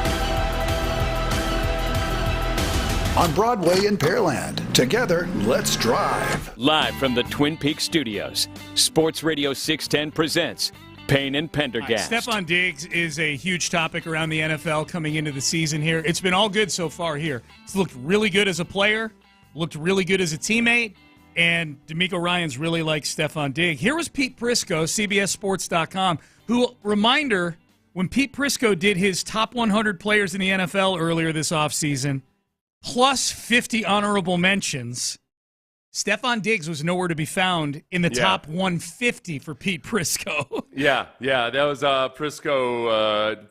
I've heard this take from Prisco, I think at least 3 times now that we're about to play. Prisco is not a Stefon Diggs at all. Not a Stefon Diggs guy at all. And here's Pete Prisco. He was on FanDuel. He was on a show on FanDuel's stream and talked about not only Diggs, the disappointment that Diggs is going to be, but also possibly the disappointment the Texans are going to be this year. Well, he wasn't good for the Bills in the last couple of years, and he wasn't good on the football field the last 10 games of the season last year. If you go look at his numbers, they were below average, to be honest with you. And being in Buffalo last week, or Rochester when I talked to the Bills, I can tell you they're not too sad that he's gone. And, look, he's going on a one-year deal, so he's probably going to be on his best behavior with the Texans and try and get a long-term contract. He turns 31 in November. That's old for an NFL wide receiver, so you got to be careful with that. I just don't know how this team's going to handle being the hunted. Last year they surprised a lot of people. And C.J. Stroud's, if he has the same type of season he had last year, he's on his way to being truly special. But that's a bit, we don't know if he can. Sometimes second-year quarterbacks fall back a little bit. I don't think he will. But I think this schedule is brutal this year. You play the first-place schedule. You play a tough division. I just think it's going to be tough to navigate. I don't see them getting past 9 wins. I got them at 9-8. Okay, so 9-8. And we'll put the Texans off to the side for a second because this segment's about Diggs. And we'll hear from somebody who's in the building and around the team with Buffalo in just a second. Does he back up what Prisco is saying? Prisco is doing this thing, Seth, where he's on this show and he's given a 90-second take or a minute, whatever it is, and he's just saying things as if they're fact. And knowing that he's probably not going to get that's not the forum where those hosts are going to challenge him on it. Where he says Diggs has not been good the last 2 years. He had 1,400 yards and 11 touchdowns 2 years ago. What are you talking about? And he's going the last 10 games he was average. No, it was more like the last 7 or 8 games. I'm probably nitpicking on that one a little bit, but well, no, because it is the problem is though you hear this from a lot of people that give the flyby on the stat sheet and assume that's all there is to the story. And we've gone over it. I can't even talk about it anymore, telling the story of the Bills' season last year and how they changed the offense. There was a lot more to it. There was not a physical drop-off with Stefon Diggs last year. Now, he had some crucial drops, particularly in the playoffs, so you don't excuse him from that. Right. And then, obviously, on the whole Josh Allen relationship dynamic, who can say? It's I'm not denying any of that. But if you look at the stat sheet and try to use that as evidence that he dropped off physically, after in the first 2/3 of the season he was on pace for 1,600 yards receiving, that's not actually telling the story of how it actually happened and how they changed the offense after all that. I would say, because there's 2 parts to everything he said. The part about the difficulties the Texans face, those are all valid. That's all valid. Those are all actual real challenges. The Texans aren't going to sneak up on anybody this year. The schedule right now on paper looks a lot harder than it was last year. We know that those things change, but those are valid points. I think the biggest mistake people make, though, when they start to have that conversation is they mistake they like talking about things like regression to the mean and everything. The problem is it's not valid because this year's team is different than last year's team. Very. So if you take last year's Texans team and put it up against this schedule, then yes, they would not do as well as they did last year. It would just they would probably have lost 2 or 3 or 4 more games.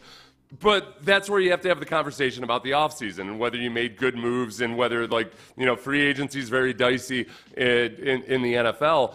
But it's not as simple as, I see a lot of people making it as simple as, last year's team wouldn't have been as good, so this year's team won't be as good as they were last year versus this schedule. And it's just not that simple. Right. So Prisco says Diggs, that he's hearing things up in Buffalo about how people are glad Diggs is gone. Here's Sal Capaccio. He is the Bills sideline reporter, covers the Bills up there in Buffalo. He's on the radio up in Buffalo. And here's Sal Capaccio talking about Stephon Diggs. No matter what he did, it was always something with Stephon Diggs. But he was a great player, and by all accounts, he was a great teammate. And, you know, the Bills are going to lose that, obviously. But I do think that there's a bit of relief around the organization that you don't have this player there that brings this really big personality that's always being talked about. And is he happy? Is he not happy? What's the situation with him and Josh, him and the organization, all those kinds of things. So I think from that standpoint, locker room-wise, it wasn't like Stephon Diggs was a bad locker room guy. Not at all. I think players will tell you he was a really great teammate. But I do feel that there's a bit of relief, like I said, and maybe less walking on eggshells and thinking about that and having to be asked about that all the time. All right, and that's Sal Capaccio. He was on the Zach Gelb show, is where that audio came from. Where you at, Seth, on well, he was great this, he was great that, he was a great player, great teammate, but at least everybody's a lot more comfortable in the building now walking around. I think I like the Draymond Green analogy, which is that, all right, sometimes there's negatives to everybody in this world, and sometimes just in the wrong environment, that negative looms large. Where in others it doesn't loom as large, and the players become different guys in different places. I mean, like for the first 2 years he was in Buffalo, there was none of this. It was everybody's dream relationship between Josh Allen and Stephon Diggs. They were like a big brother and a little brother. Ultimately, I think that big brother little brother dynamic might have started to be the problem, and this happens with young quarterbacks sometimes, that it just becomes too almost emotionally charged of a situation, or there's power dynamics at play. I have no idea. Yeah. But I also think that the Bills, as told to me by Bills fans, have questions about their culture above and beyond just Stephon Diggs. Yeah. There's questions about whether Sean McDermott is the right guy. Yep. There are a lot of other things, and I think maybe Stephon Diggs is the easiest one to point to. But I've never heard anything like that he's the cancer that's the cause of all ill or anything like that. Yeah. You're getting a lot of replies here on the text page, Seth, for your request for I'll let you lay it out. Like, what are you looking for from the people here? So, all right. If when I'm complimenting a broadcaster, I need a better tool set for how I compliment them, because I'm very aware of the fact that if you say a black guy is well spoken, it's like a lot of times that's code speak for saying, oh well, he's it's almost like a tussle of the hair, or like a patronization or something. Yeah. And people I think get rightfully triggered by that, because they can tell if it's almost a dismissive compliment.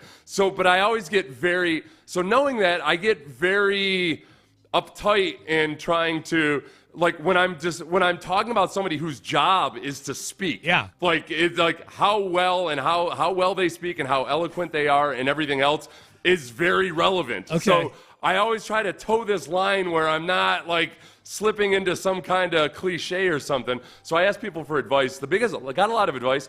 To sum it all up, the best advice is specificity.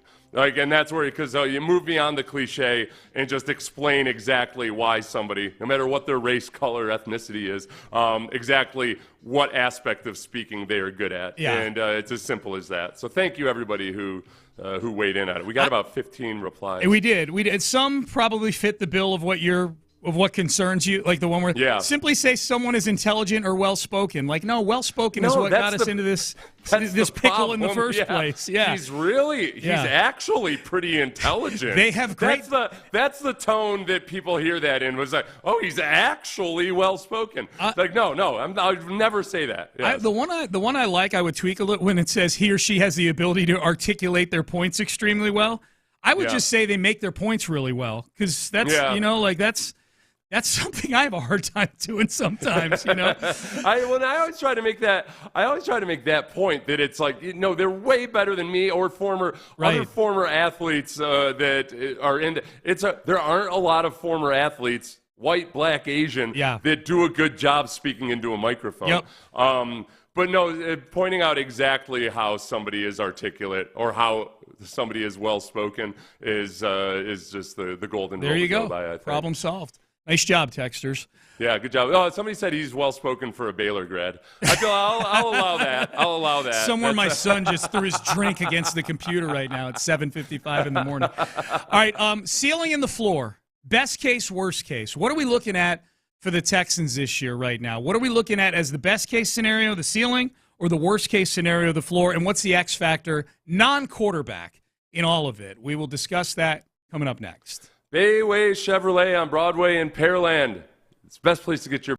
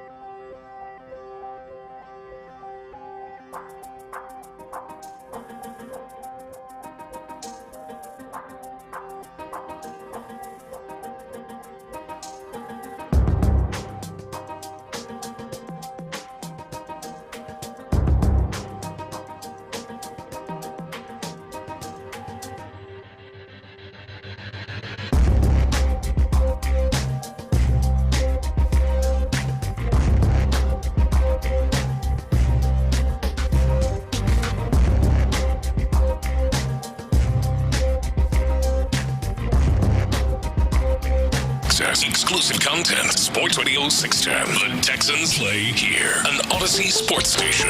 Sports Radio 610 presents Payne and Pendergast. One of our listeners is offering up brisket mac and cheese for breakfast on the text page, and now I'm hungry. Oh, that sounds so good. Brisket mac and cheese. Brisket mac and cheese for breakfast? Ooh, well, yeah. Any time of day. Scare me with a good time. Dude, my 1,800 calorie a day streak might take a hit on tomorrow. Oh, it's a big day for you tomorrow. The first day in the press box since you're I'm out there, and I smell the barbecue all morning long. Yeah. While we're doing the pregame show, I have the brisket barbecue and the barbecue and everything else wafting over us. Yes. It's going to take a lot of. It's going to take a. You're under a lot of pressure, Sean, because you know I will blame you if I break. Dude, I was just about to ask you. We'll get into ceiling in the floor for the Texans in a second, but this is important. I was going to ask you, what do you need from me as your friend? What do you need from me tomorrow? It's a tough one. You might have to call up Brandy on this one, because Brandy is the person that most often has to feel the brunt of me asking her to help me with something in terms of personal discipline, and then me lashing out at her when she does exactly what I asked her to do. That's okay. So I don't know. Yeah, you got to be mentally tough like Brandy. Okay. Hey, Brandy, be sure I don't eat dessert tonight, okay? Fast forward 90 minutes, and I'm glaring at Brandy. Like, if I want bread, I'm a full-grown man. If I want bread pudding, I'm going to have some damn bread pudding. Dude, why are you trying to control me, woman? Yes, and call me woman tomorrow when you do it. That would be really funny. No, tomorrow will be a 3,000 calorie day. Yeah, that's when I start to feel a little bit like lagging, or if it's too much work, I go up to 3,000 calories. So it'll be a 3,000 calorie day tomorrow. It's impossible to overstate just how much temptation exists in that press box. Yeah. Especially for you. You like sweets more than I do, I think. They put some really sweet treats up there, man. I've ironed that out of me for the most part. Have you? Like, I just know. I know I treat sweets like cocaine. Which is that I only do it every now and then. No, I treat it like cocaine in that, like, if you're a Coke addict and you have one little sniff of Coke, it's not as simple as that. Yeah. I know that I have no capacity for moderation with sweets. Okay. So that's the only thing, honestly. The calories per day is super easy for me. I can glide on through that. I don't mind. My high school wrestling days have taught me not to mind the hunger as much. Okay. But if I get a taste of that sweet, literally sweet nectar, I'll binge. So I just don't. That's the one thing I abstain from. Okay. I don't eat sweets for hardly ever anymore. Okay, so that feels like the answer to my question, which is, where do you need me to help you? If I see you go grab like an ice cream sandwich out of the bin, I have to I run might up as well and be grabbing 17 ice cream sandwiches. Right, I have to walk up and slap it out of your hands. Yeah, you need to check me into a facility. Yeah, is what you have to do at that point. Sorry, guys, I got to go. Like, Sean, you got to do the post game. Nope. You'd be like, hey, Seth, let's go for a walk in the park. I'm like, okay. And I'll be in the car, and I'm like, which park are we going to? And then all of a sudden you roll up to the rehab facility. Right, at the very last minute, you're like, this is not the park. This is not the park at all. All right, ceiling in the floor for the Texans. ESPN did this ceiling in the floor for all 32 teams. This is the prism I like looking at things through sometimes, like what's the best case scenario, what's the worst case scenario. They've got the ceiling and the floor for the Texans, Seth. Ceiling, I think I agree with this too. Ceiling 12-5. Floor 7-10 for this team. So, and this assumes obviously health for the quarter. Like, CJ Stroud gets hurt, then all bets are off. But ceiling for the team 12-5. Floor for the team as comprised with CJ Stroud and with the a relative number of injuries, probably 7-10. Are you? Which is more likely to you, 12-5 or 7-10? I think 12-5 is actually more likely, and I'll try to be as unbiased as possible as I thought my way through this. But look, in any given NFL season, if a team is let's say that they're at its core, if you could figure something out like this out, they're a 10-7 team. Then it's very possible that they win 13 games, very possible that they win 7 games based on just a flip of a coin in a few different games. I do think that I believe in D'Amico Ryans as a football coach. Mm-hmm. And, almost in the same way that somebody like Mike Tomlin or John Harbaugh is going to get, at the very least, a 500 caliber effort out of a team, no matter how it looks on paper and no matter who their quarterback is. Like, D'Amico doesn't have the excuse of quarterback issues. Yeah. He doesn't have the excuse of Ben Roethlisberger's getting old or something like that. Yep. And I think the defense, especially given D'Amico's forte and that they bolstered it, should be better this year. So I'm not as scared of the tougher schedule, which, will probably, some of the stalwarts we're looking at on the schedule right now are going to have quarterback injuries or what have you by the end of the day. So I would say it's more likely they go 12-5 than 7-10. I'm with you on 12-5. They have the biggest X factor in here, and DJ Bieneme, who did the blurb on this for ESPN, said that his biggest X factor is health of the offensive line, which is a big thing they dealt with last year. Still managed to go 10-7. He says this: health up front could be pivotal, as left tackle Laramie Tunsil hasn't practiced all camp as he recovers from offseason knee surgery. He is back now. We should point that out. Tunsil is the Texans' best O-lineman, but more importantly, he's next to third-year left guard Kenyon Green, who's next to second-year center Juice Scruggs. Yeah. Tunsil's veteran presence helps anchor the youth. If Tunsil misses significant time, it's rookie Blake Fisher who would replace him, and now all of a sudden you've got a really young left side of the offensive line. That's one of the biggest uncomfortable question marks about the season, is the fact that you've got two offensive tackles who are not the most physically durable dudes. That the potential for one of those guys to miss time is pretty big. And I just want to hopefully, if it does happen, it happens in the second half of the season after Blake Fisher has really started to come along, because I like his potential. Yeah. I think he's got kind of a swarm mindset. Mm-hmm. I think he's very athletic. There's nothing about him athletically that I worry about. It's really him just being, as a taller guy, being able to really learn how to anchor down versus NFL pass rushers. And because he can keep up with them athletically, but he's got to be able to both use that athleticism but also anchor down against bull rushes and power moves. And that's where he's struggling some now. You see this all the time with guys that are taller. Sometimes they figure it out in the first few weeks of training camp. Sometimes it takes them a year or two to figure it out. So if it happens in the second half of the season, I won't be as worried about it as I would be in week one. Yeah.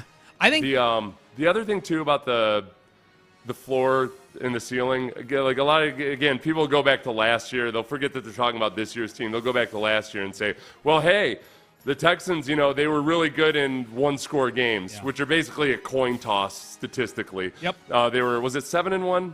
They were 7-3 overall in one-score games. 7-3 in one win. So okay, so if they had gone 500 in their one-win games, they're still a 8-win football team last year. Yeah. Which was an improvement. Huge. And then they've improved the team since then. So I'm not as worried about the one-score games last year. If the Texans had won 8 games last year, we would still be in the offseason looking at it as like, wow, man, they really improved a lot, really good with a rookie quarterback. Yeah. They'd be like the Lions were when they clawed the first of their comeback. They clawed back to like 500 that They year, went from right? a 3-win team, Campbell's and Goff's first year, to a 9-win team. They went 9-8 and missed the playoffs. And then they had last year. They make the NFC title game. So basically that would have been – I think they still would have gotten the treatment the Lions did, which is like, oh, wow, this team might actually be on the verge of something. Lions were 9-8, and they were in the Thursday night football game to open the season the next year against the Kansas City Chiefs. That goes to show you what people were thinking of the Lions, even having not made the playoffs the year before. My biggest X factor is the linebackers, in part because Christian Harris hasn't practiced yet, so it's more of a short-term X factor. But there's no depth at that position that I feel great about right now. Like Henry To'oTo'o is getting treated like he's a 5-year vet in this training camp, in terms of how people are talking about him. He was one of the guys that got to wear his nice, clean, white T-shirt at the Hall of Fame game and not have to suit up for that game. And there's not been a ton that's gone on with the guys behind Azeez Al-Shire that makes me feel comfortable with that position. And you pointed this out many times, Seth. In this defense, I know D'Amico looks at the defensive line as the engine that makes the whole thing go, but you need reliable linebackers. If you're letting all of those guys, if you're letting the defensive linemen kind of do their thing, you need reliable linebackers. And that's the X factor for me. I don't think it's a deep position, and I know how important that position. I feel great about Azeez Al-Shire early on. But overall, the position, I'm a little nervous about it. Christian Harris's health, and then Henry To'oTo'o, who I think is moving different in a good way athletically this year. It looks like he's slimmed down a little bit. His face looks leaner, and he's not as obvious a difference as, like, say, a Kenyon Green or something. Yeah. But there were a lot of things about him last year where he played like a rookie linebacker. And what I feared was, all right, man, I've seen this before. Off-ball linebackers who play on dominant defenses in college, but they're not necessarily all that athletic. It shows up when they're out there versus NFL caliber athletes, and it looked like that a little bit. I think he's looked better so far this preseason. It's tough because he's in a linebacker's room where there are a lot of guys who are really, really athletic, but also not necessarily really good linebackers. So on the field, like Jake Hansen, I think, is a better overall athlete than Toa, but that doesn't mean that he's necessarily a better linebacker. Yeah. He's not as big, and then instinct and football IQ comes into it so much at off-ball linebacker. So I'm waiting to see. I thought he moved around pretty well in the game the other night and didn't have a whole lot of opportunities, but if he gets to play a full half here, I'm excited to see what the outcome is. Remember when Nick Caserio was on with us not even during training camp yet, in To'o's rookie year, but it was like during OTAs and minicamp, and he was in studio with us, Nick was, I remember it, and he unprompted brought up To'o's instincts. His ability to recognize run and pass and things like that. So that stuff's there. Hopefully the physical part at least starts to close the gap a little bit with Toa. Were you going to play some of the Azeez Al-Shire? Yep. Okay. Yep, that's what I was going to do right now. Azeez Al-Shire met with the media yesterday. Nice segue. He talked about, this is actually kind of funny, he talked about what he's seen so far in Henry To'o. Oh, man, Henry. I talked to him when I first got here, him, Christian Harris as well. Just being young guys, trying to figure your way out. The first couple times talking to him, you could tell they didn't really have too much confidence. I tried a little bit. I thought I was doing good a little bit, but it's letting them know, bro, you put some really good stuff on tape, and just knowing what it was like having to be in this scheme as a rookie, for him last year, and seeing some of the plays he was able to make, he made some really good plays. And so I think, for me now being around him, it's just more so validating what he did that was good, showing him the things that I know that I've learned over the last 4 or 5 years of playing in the scheme. And I think from where he was from the first day of OTAs to where he is right now is just grown so much. And it's really exciting for me, and I'm sure this entire team, to see just the growth that he's been having in the last couple months or so. Dude, the voice thing is actually relevant. There's a lot of players that their voice drops in their second season. They put some bass in their voice, really? With the confidence. Once you're kind of timid, especially sometimes guys that are, like Henry To'o seems like a really good kid and everything, and you want to be, you don't want to. You want to know your role and everything, and then once the confidence starts to grow, you drop your voice. I remember Chris Hudson saying this to me. So Chris Hudson was a free safety who was on the team my rookie year. He's from Houston. Whenever I bring up Chris Hudson, somebody gushes about him on the text line because he's an awesome dude. But I remember him talking to me in the weight room one day. He's like, "Yeah, Seth, man, it's funny, you rookies. You guys are all soft-spoken your second year and everything. Now you got some bass in your voice." Yeah. And, I think Toa maybe he's got a little bit more bass in his voice right now. Maybe. I just thought, I didn't even know if it was bass in his voice. He made it sound like Toa was crying about it almost. I tried a little bit. I thought I was doing good a little bit. Play it one more time. I was waiting for the second half. One more. Man, I tried a little bit. I thought I was doing good a little bit, but made me laugh. I tried. I thought I was good. When I was out there, I tried to. Tamiko yelled at so me. Much. Tamiko yelled at me, and then it was a long year for me after that. I was waiting for that part of it. I thought I did some good things, but then in the meetings on Monday, Coach said it wasn't so good after all. I came in and I thought I was going to get praised, and it wasn't praise. Didn't feel like praise. Dude, Azeez is a good quote, man. That press con. We've got more. We can get to it later in the show. We're kind of up against it here, but he's another one that's wise beyond his years. He had a rough go of it growing up. Homeless for a while. Yeah, like living under a bridge, homeless. Yeah. Not just homeless. I had to spend a few nights in my car. It was in a different school every year of his schooling career until high school. Until high school. Yeah, and then but it's not like he's saying it as a woe is me type thing. It's just explaining, kind of he's a very positive and upbeat guy who also appreciates that everybody else has struggles too. Yeah. Like he's not trying to trump you on his struggles or anything like that. He's a really interesting guy. Put it this way, you can totally see maybe of all the guys they signed this offseason or traded for, you can see why DeMeco Ryans loves this guy so much. Yeah. And they both came in. They came in together. Yeah, they did. It was. I think DeMeco's first year as a position coach was. Oh no, that was a little off. No, I think you're right about that. 2019, I think, is when DeMeco got. I think he was a quality control coach 17 and 18. Okay. I think he was a linebacker coach. You may be right. Oh, yeah. Maybe. No, I think it does match up because Fred Warner's first year. Fred Warner got drafted the same year. No, Dre Greenlaw. Whatever. Anyway, right around the same time. Yeah. They were kind of young coach and young undrafted rookie free agent linebacker. They kind of grew together in the scheme. And DeMeco wanted him. Like when they were asking DeMeco, they asked in San Francisco, they were looking for input from position coaches and other guys, and DeMeco really liked Azeez Al-Shire, and they signed him as an undrafted free agent, and 5 years later, here we are. Speaking of 5, let's do this. Even radio hosts have to get into midseason form here during training camp. We do this during the season. This is an easy one to do. It's the New York Giants. We call it 5 Reasons I Hate You. 5 Reasons I Hate You for the Texans' opponent this weekend. New York Giants edition is next. Bayway Ram on 225 in Pasadena. It's a place you want to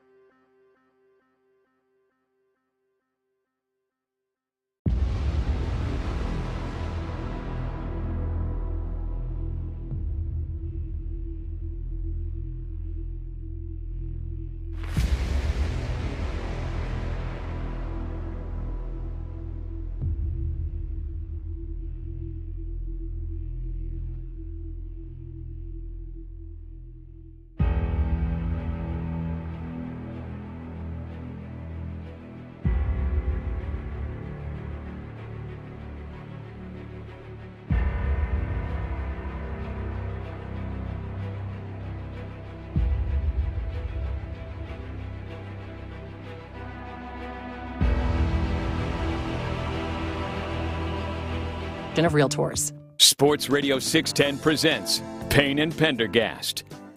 All right, Payne and Pendergast, text message. So are you and Seth only going to do the first quarter of the pregame show since it's preseason, and then the backup hosts will be in there after we might do the first half. They might keep us in for the first half. If the first quarter is really good, they'll probably pull us. Right. So we'll go in there and get a few good segments in and be like, all right, we've seen. We don't need to risk a vocal cord injury.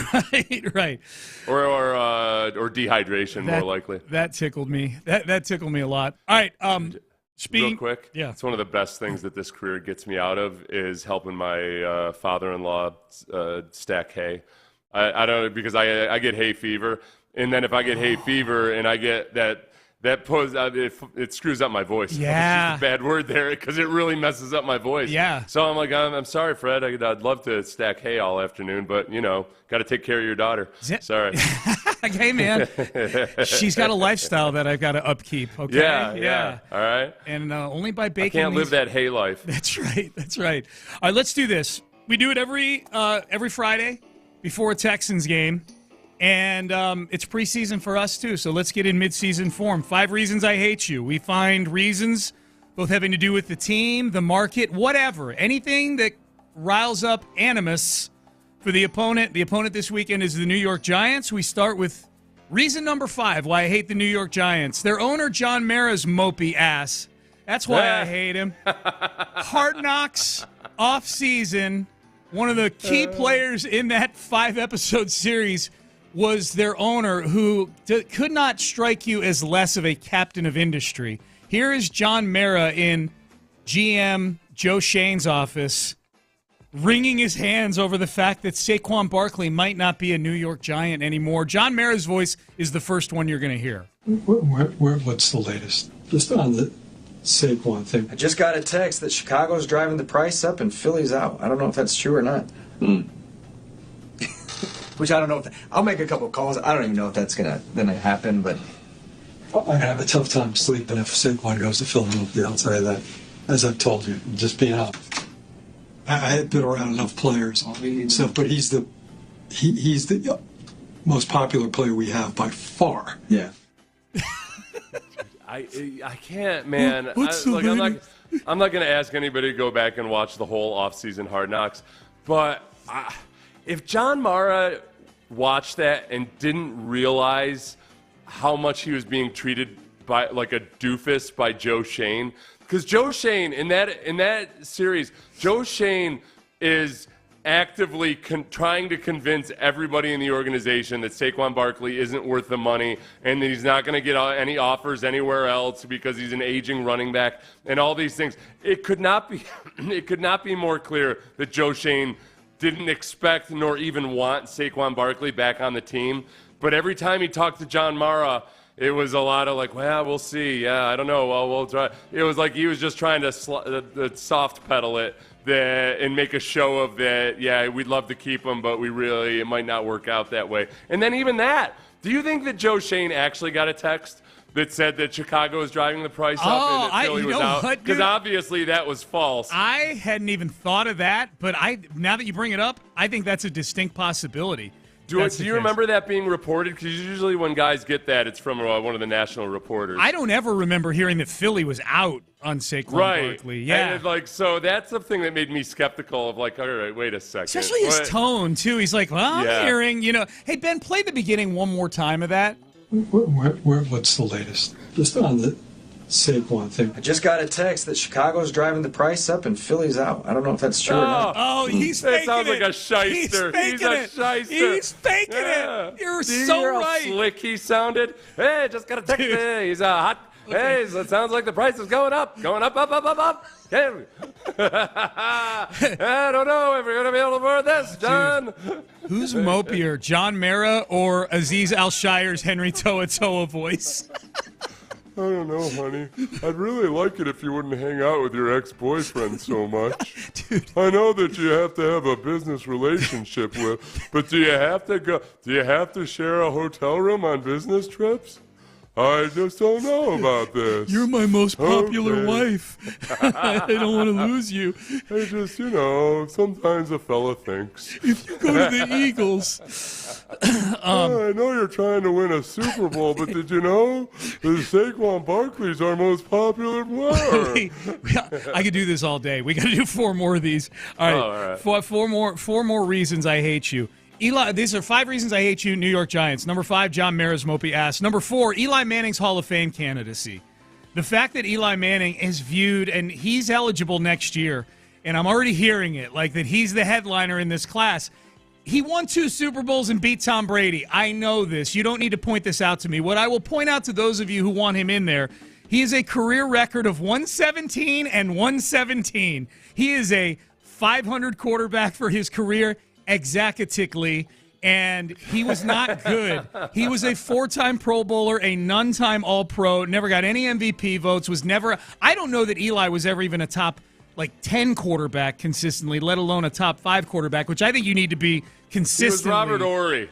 He's Robert, except not kind of in that, but he's in that category. Without his prolific number of championships. Yeah, but that corner, make a wing in the Hall of Fame for guys like that. That's fine. Put Jim Plunkett in there, too. He won 2 Super Bowls, Mm-hmm. Not a Hall of Famer, man. And these New York you people. Just wonder if that Northeast bias is going to he's getting in, I think. Through. I think he's getting in. I think he's getting in.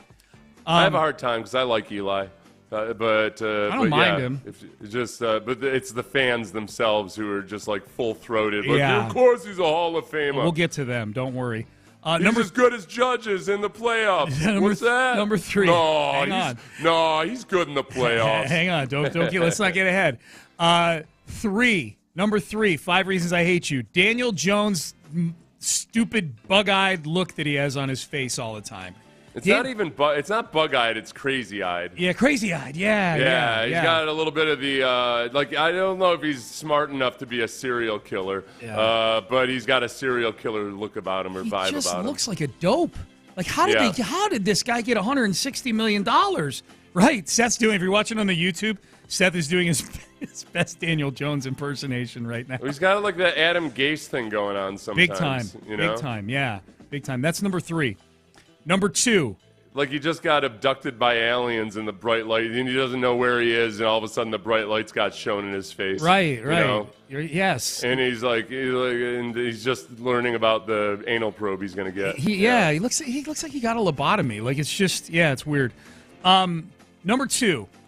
This is a fan base, the New York Giants, and an organization that worships someone who routinely gets popped for forgetting to register as a sex offender when he moves. Routinely? Routinely. It's not the first time that Lawrence Taylor, NFL legend and former New York Giants star, he was arrested in Florida earlier this summer, back in July, and charged again with failing to report a residence change as a sex offender. He was arrested in 2010 for some horrible things, rape and prostitution charges, and he was able to kind of plea his way out of it. And he got 6 years probation, avoided jail time, but has to register as a sex offender anywhere that he lives as his primary residence. And this is not the first time this has happened. It's happened before. And his lawyer's like, oh, Lawrence is a good guy. His lawyer was quoted, as with the previous incident, with the same allegations, Mr. Taylor did not knowingly commit any criminal offense. This situation is a significant misunderstanding. Well, of course he didn't knowingly forget to do something. You don't knowingly forget to do something. You just forget to do something. I'll tell you what. I would be awful at that. Registering as a sex offender? You talk about social anxiety. Oh. Ooh. Jeez.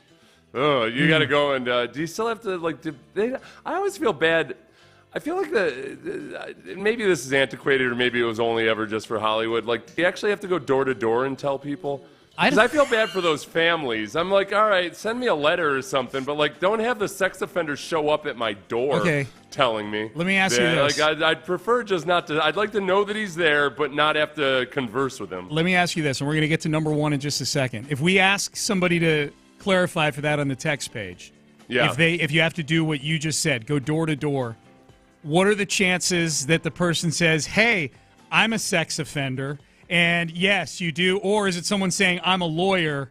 What's the ratio of lawyers to actual sex offenders that we get on the text page? I think there's a lot of sex offenders that can't be springing for the hourly fee for a lawyer to go around and do it. Yeah. So, I don't know. No, I'm just talking about the lawyer texting I got you. I misunderstood. Yeah. So the people that will give, nobody's going to be like, hey, guys, registered sex offender here. Especially Lawrence Taylor. He would never identify himself on the text line.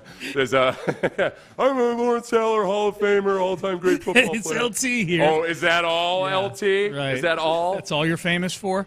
Yeah. Okay. Number 1, 5 reasons I hate you, New York Giants.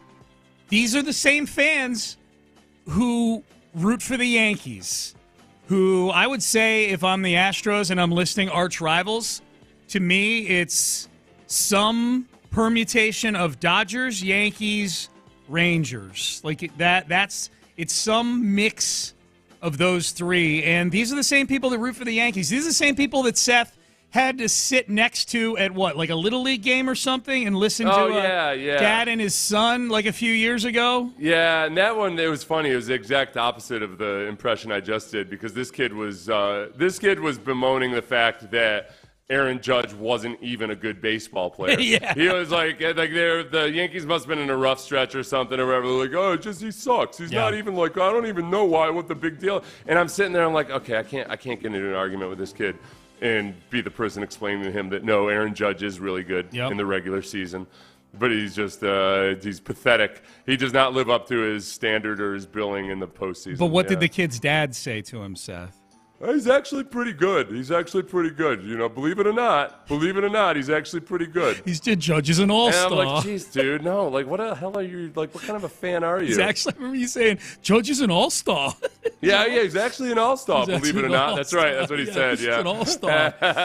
Do you have believe it or not, he's an all-star. Believe it or not, that's what it was. Believe it or not. I'm like, yeah, like he sucks in the postseason, but he's really good at baseball.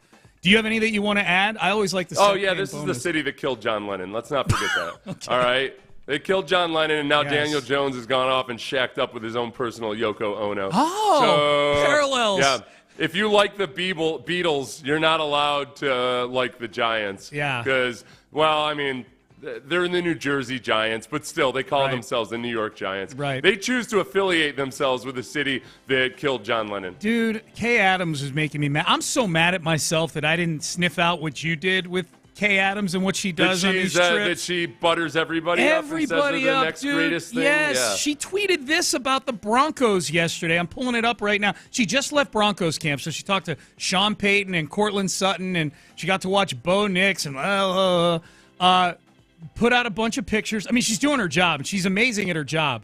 But this whole vibes are mountain high, all eyes on Bo. There's a happiness, a guardedness. Grateful to come visit the Broncos ahead of the coronation. The coronation? Coronation of who? How many Super Bowl champions has she predicted? Oh, the coronation of Bo Nix. Who cares? Yeah, duh. Yeah, like that's Bo Nix. Bo Nix. You know what's funny is I guess I saw James Palmer yesterday. Apparently got into it with some radio hosts in Denver, like in a friendly way. They were having an argument about it, but the people are upset there. Tell me if this sounds familiar. People in Denver are upset that they haven't named Bo Nix the starter yet. And because you got to name him the starter. You just got to, like they did with Bryce Young. Yeah. You can never do exactly what the Texans did with C.J. Stroud and make him earn the position. Yeah. To be fair, a lot of people here got agitated about that last year with C.J. They were wrong. Yeah, Bo Nix, the coronation. Okay. All right. Guardedness. All right, Payne and Pendergast with you. Major League Baseball, I think the new rules they put in a year or so ago have largely been really good. Don't try to get too cute, Major League Baseball. That's all don't do it. Yeah, that's all I'm going to say, and we'll tell you what they're trying to do, possibly down the road, coming up next. You don't have to make things more complex than they actually are. That's the lesson, and that's what Mokaram Law knows.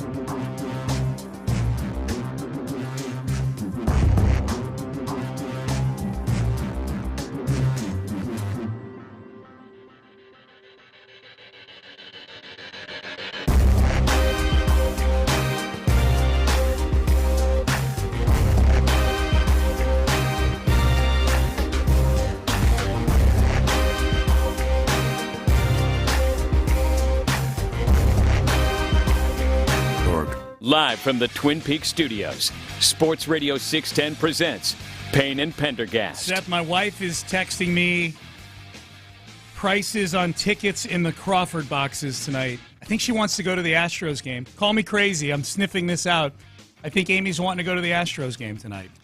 Garrett Crochet versus Spencer Arrighetti. It's the clash of the Titans. If you're gonna see a Chicago White Sox game, you might as well go out and see where they have the guy who is the belle of the ball in one of the most expensive free agency for pitchers markets there's been in a while. He'll be pitching versus Spencer Arrighetti, the guy who looks. Spencer Arrighetti is giving you what you would have hoped to have gotten out of Garrett Crochet. I think that's how good Spencer Arrighetti has been as of late. 2 starts for sure. Does he get 12 strikeouts? Dude, this is an optimal chance to keep that 12-plus strikeout streak going. He's going against the White Sox. You and I could bat like 7th and 8th in that lineup right now. This is the thing about Garrett Crochet. Because remember, like, they were worried about his usage. Yeah. He has not gone more than 4 innings in his last 5 starts.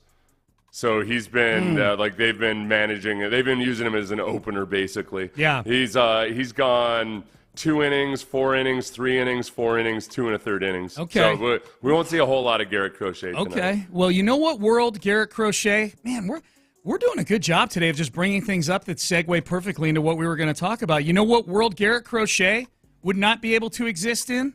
The future, in which Major League Baseball is reportedly weighing a 6-inning requirement for starting pitchers. Did you see this? No. Six inning. So according to an article on ESPN.com, an ESPN report, Major League Baseball is kicking around the idea of requiring starting pitchers to work at least 6 innings a game, 6 innings in a start. So if you start a game, you got to stay in for 6 innings, and there are exceptions. I know people are going to be like, all right, what if they're up to 175 pitches? Not everybody's Nolan Ryan. The caveats are you can yank a pitcher after 100 pitches. You can yank a pitcher after he gives up 4 runs or more, or if he has an injury. But if you yank him because of an injury, then there's talk that he would have to do a mandatory stint on the injured list. That part, at least, I think, if they were going to do this, I'm glad that that's one of the requirements because you don't want people faking injuries out there. It would be very easy to game this system and say, oh, God, my elbow hurts. This is just like with the pitch clock. This is what I worry about where, UCL, Tommy John injuries are becoming way more common. And it's not something you can pin on the pitch clock immediately because the trend has been going this way for a long time.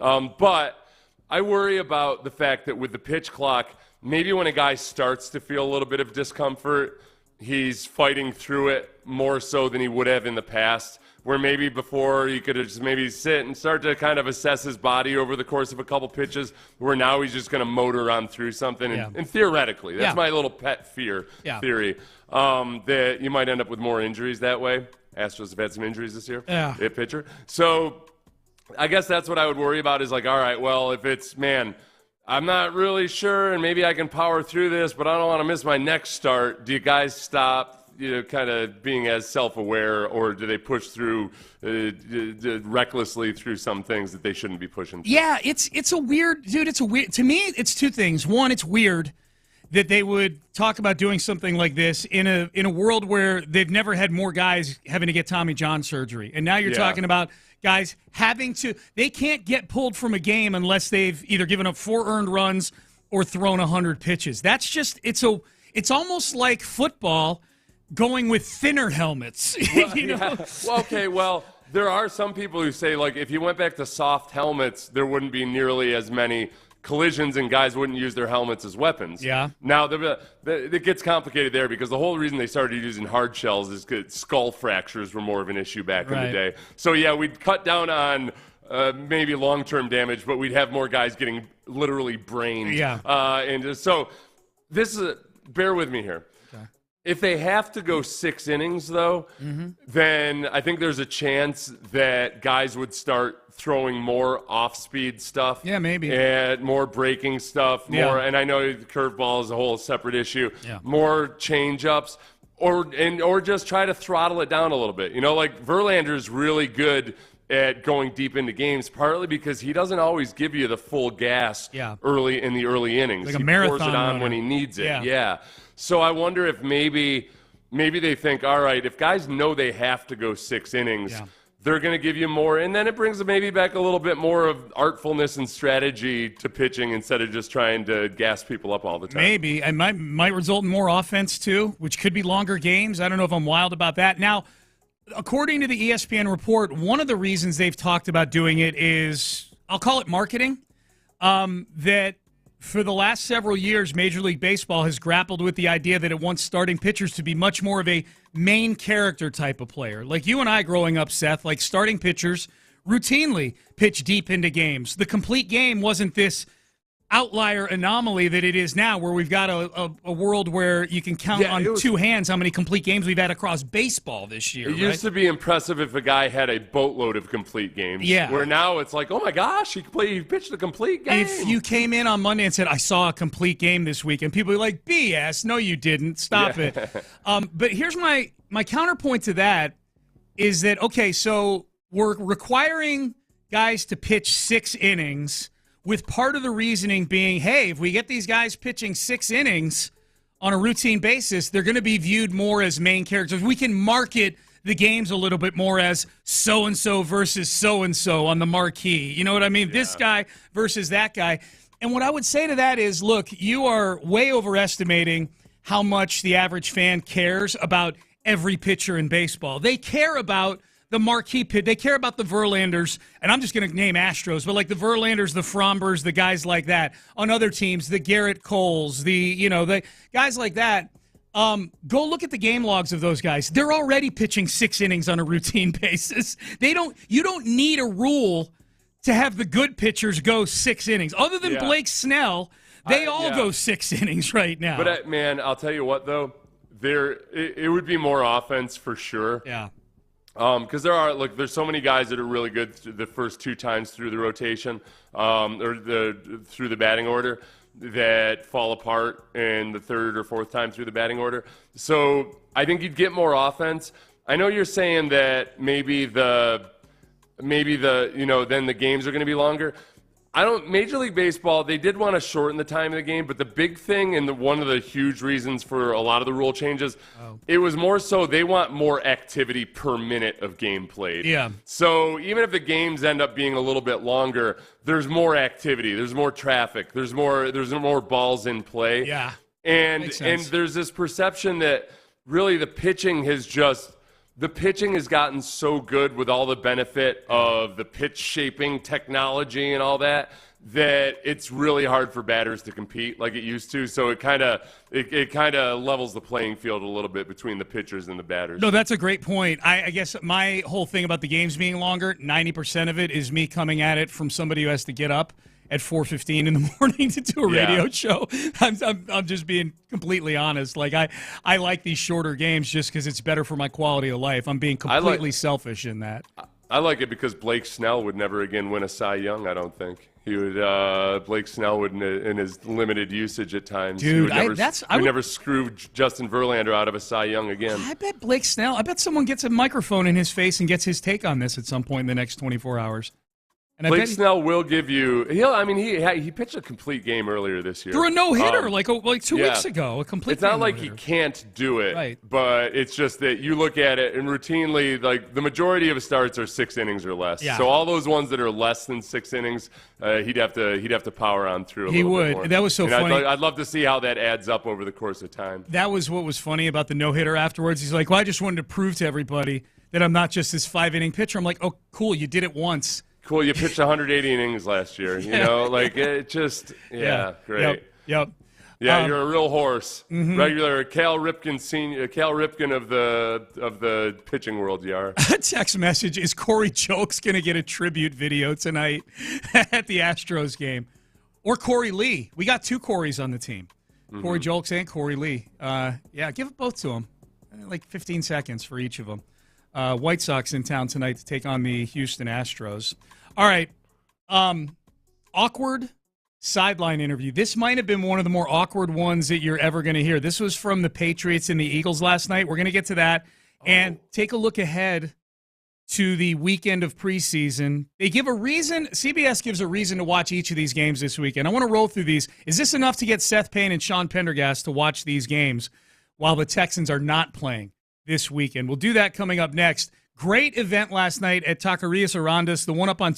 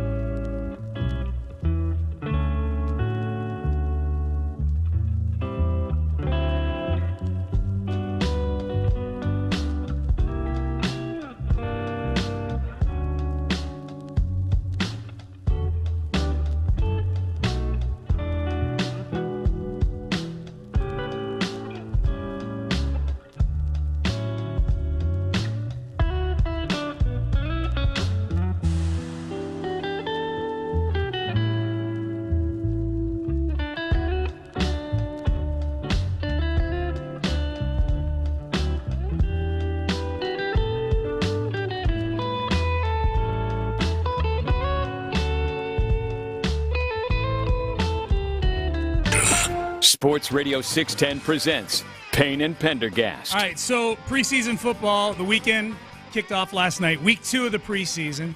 Week 3 for the Texans, week 2 for everybody else but the Bears. The Patriots and the Eagles last night. Ramondre Stevenson is the starting tailback for the New England Patriots. He was doing an interview on the sidelines during the game with Steve Burton, who I guess is the sideline reporter for the preseason games for the New England Patriots.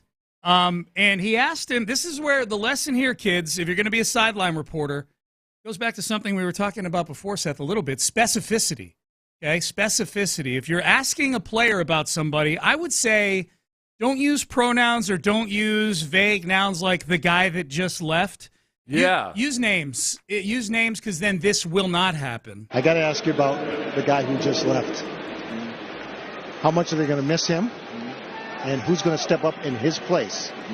Yeah, I miss Bill. That was one of my favorite coaches. But, you know, Mayo, he's a great leader. He knows what he's doing with us. And, yeah, I'm excited for Mayo, and I think we can get it done with him. I wasn't talking about Mayo. I'm talking about your defensive teammate. Oh, Judon. He's moving on to better places. Yeah. Excited. At least a different place. Sure, a different place. Excited for him. You know, I still know he has a couple more years in him, so I'm excited for him. Right. But this defense is stepping up. Yeah, defense is doing great. Dude, he's just trying to bait him into moving on to better places. Dude. Man, I'll tell you what, too. The way he phrased it, I wasn't talking about him. I didn't see it. Maybe the visual was more like, that's on me. That made it almost seem like Ramondre Stevenson, the way, should have known. Oh, no, you should have known that I was talking about Matt Judon. Yeah. Just, go ahead and spell it out, man. Multiple people leave. Yeah. Especially New England of late. They've had a lot of guys leave. Yeah, that would have been if Ramondre Stevenson had been like, which guy that's left already? People are running out of this place like it's a burning building. Can you imagine Ramondre Stevenson's like, yeah, it's a shame. I didn't really get a chance to play with Tom Brady, but yeah. I really appreciated everything Nick Caserio did for the for the organization, but I don't think maybe he was involved with scouting me at one point. I don't know. How about Steve Burton catching himself? He's on to a better place. I mean, a different place. And he's working for the team. Yeah, that's what people need broadcast. to know. Right, the preseason broadcast. That would have been like, who's doing sidelines for the Texans is, Shelby is doing it now, the young lady Shelby. Drew Doherty used to do it. That would be like on the Texans broadcast, like back in the David Culley year. Like, Mark Ingram went on to a better place, like there's the running back for the Eagles, Kenneth Gainwell, I think. He had some impressive runs last night. Did you watch some? I didn't get to see any of it. I watched a little bit of it. Yeah, it was there was some good action there. The biggest thing was a couple of the Eagles defenders from last year's draft, Nolan Smith, and then the linebacker there, the little guy, Nakobe Dean, the two guys from Georgia. Yeah, they both showed up. They were flying around all over the place. I don't think a whole lot of starters were playing. Okay, but I'm interested in the Eagles this year. I mean, they've got an interesting story in terms of just collapsing completely at the end of last season. You bring in a new offensive coordinator to work with Jalen Hurts. You bring in a new defensive coordinator in Vic Fangio, and they still obviously have a lot of talent on the roster. But this drama between Jalen Hurts and Nick Sirianni allegedly is fascinating. They have, to me, Seth. The Eagles have the biggest window. We talked earlier in the show about best case, worst case, ceiling and floor for teams. The Eagles have to me. I don't know what the article that we were using for that had for the Eagles. We were just focused in on the Texans. They, to me, have the biggest window of, the best they could do and the worst they could do that doesn't involve an injury to the quarterback. A healthy Jalen Hurts. They could get back to the Super Bowl. They're that talented. Or Nick Sirianni could be fired by week 10. It could go either way. Yeah.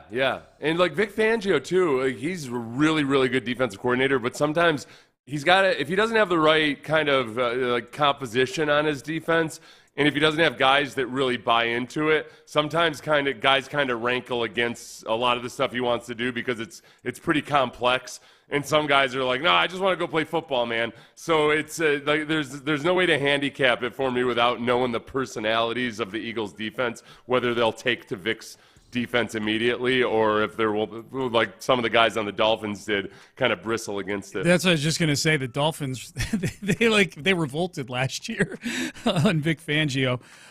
So there's some games this weekend. Texans play on Saturday. We won't get to watch some of these games. So I'm going to skip down to the ones that actually are not taking place while the Texans are playing. The CBS is giving reasons to watch each of these games. So I want Seth to you tell me if these are big enough reasons for you to take time out of your Saturday and Sunday to watch these games. The Lions and the Chiefs, the biggest reason they give to watch this game, the Chiefs wide receivers, who are now lacking Hollywood Brown in that room, and now there's rumors of trade chatter when it comes to the Chiefs. The Lions and the Chiefs, just the trade chatter? Just the reason to watch the game. Is that enough for you to tune? Is this enough for you to watch the game, to tune in and watch a game like the Chiefs? They're giving a reason to watch each of these games, and Chiefs wide receivers is what it says. That's right. And okay. You're bringing up the trades that they might be trading for somebody. Yeah, okay. maybe. Yeah. Because the Texans have been mentioned in that. Yeah. So yes, that is enough reason, and also just I'd like to see what the Chiefs look like. They spent a lot in free agency. They were not the best regular season team last year, but then they Astro'd their way in the playoffs to being a different version of themselves. And so, there's also a good chance, like it happens with many great quarterbacks with new pieces around them, that the offense isn't really good at first, and people look at it as, this is the demise. This is the demise, finally, of the Chiefs. I hope we see that. Even though I won't buy into it, I hope they have that kind of drama. I feel like we've said that a few times these past few years, and every time we do it, I'm like, God, this feels really familiar. Oh, yeah, this is what we did with the Patriots for like 6 years in a row. Yeah. When they would start out 2-2. Like Tom Brady's last season happened like 6 times in New England. Well, this will be it for Brady. And then not only does he win a few more Super Bowls, he goes and wins one for Tampa Bay. Minnesota at Cleveland. Sam Darnold as QB1. Yes. This is 100% a good reason to watch. Well, especially because the Texans play the Vikings in Week 3.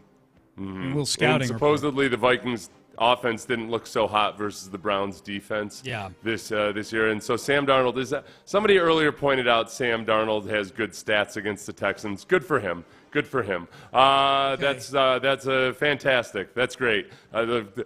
I don't care, obviously. He's not a good quarterback. People keep trying to – everybody – and you know my rule. Once you've had a chance with Kyle Shanahan and Kyle Shanahan hasn't gotten anything out of you, then that's it. Like, you think you're Kyle Shanahan? Oh, you're going to be the guy that turns around Sam Darnold when Kyle Shanahan wasn't able to do it? No, thank you. Yeah. He's a smattering of a highlight reel, and that's it.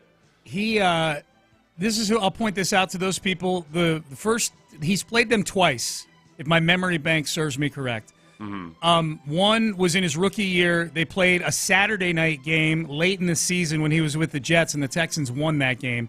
That was the year in 2018 where the Texans won all those close games. They had that 9-game winning streak where their combined differential over those 9 games was like 9 points. Yeah, you know? they were upset that they weren't being acknowledged for a glorious win streak. Like, you walked ass backwards into a couple of those wins. Dude, missed field goals and murdering Alex Smith's leg and all those things.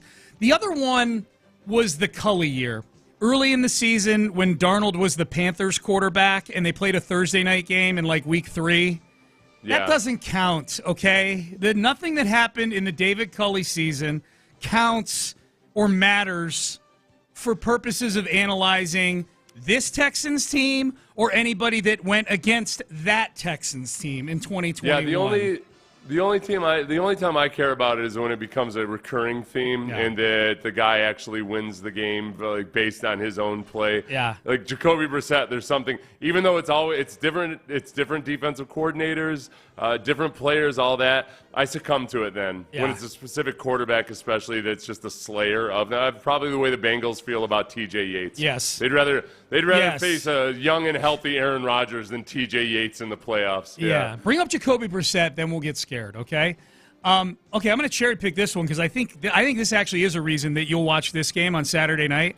Arizona Cardinals at Indianapolis Colts. Laiatu Latu building off a strong preseason opener in week 1 of the preseason. Yeah.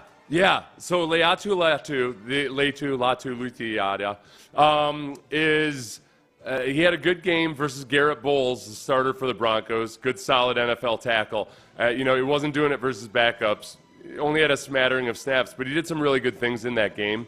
And people are gushing about how great he's looked during camp and everything. I've been a little bit skeptical of just how good Latu will be in the NFL because he's not.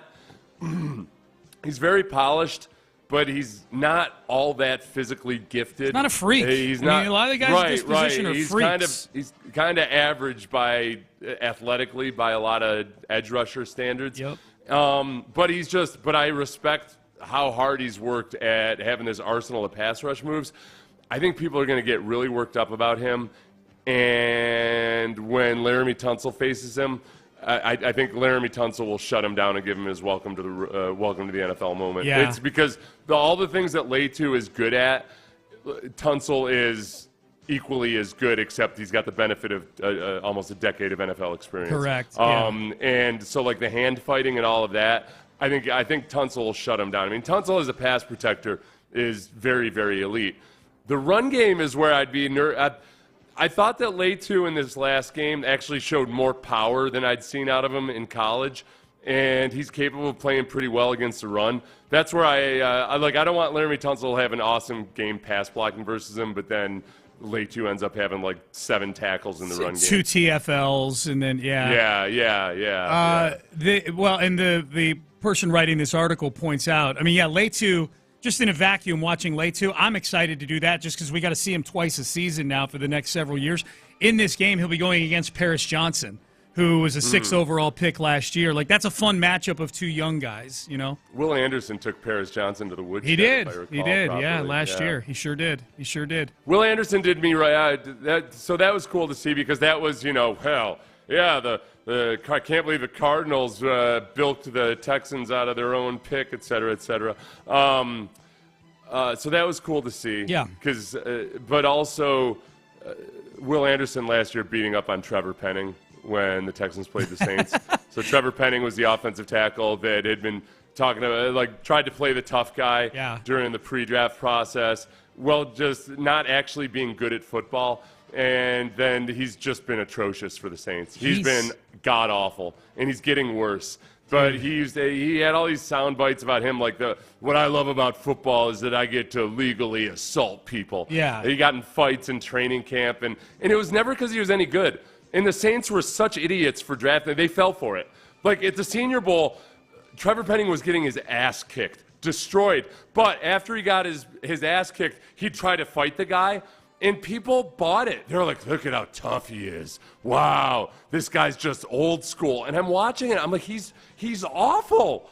He wasn't even good in the MAC. He's getting beat up by tiny people in the MAC. Like, what the hell are you talking about? And the Saints bought it. They fell for it. Yeah. They idiotically drafted him in the first round, and now he sucks. You've seen like the 2-minute cut up of him from that Cardinal. I think they it played looked the exactly like the Texans game last year. He's a turnstile. Like this is the it was he's an obese turnstile. It's how hard it is to get a 2-minute non-sizzle reel in a preseason game as a starter. Like, oh yeah, you know what I mean? Point. To have that many bad plays in the preseason, you're not facing that many blitzes or anything. Yeah, you're just not in the game that long. He reminds me of Tony Mandrich when he went off the sauce. Yeah, like Tony Mandrich was. That was depressing. He lost all his hair and he looked like just some dude in a beer softball league. Yeah.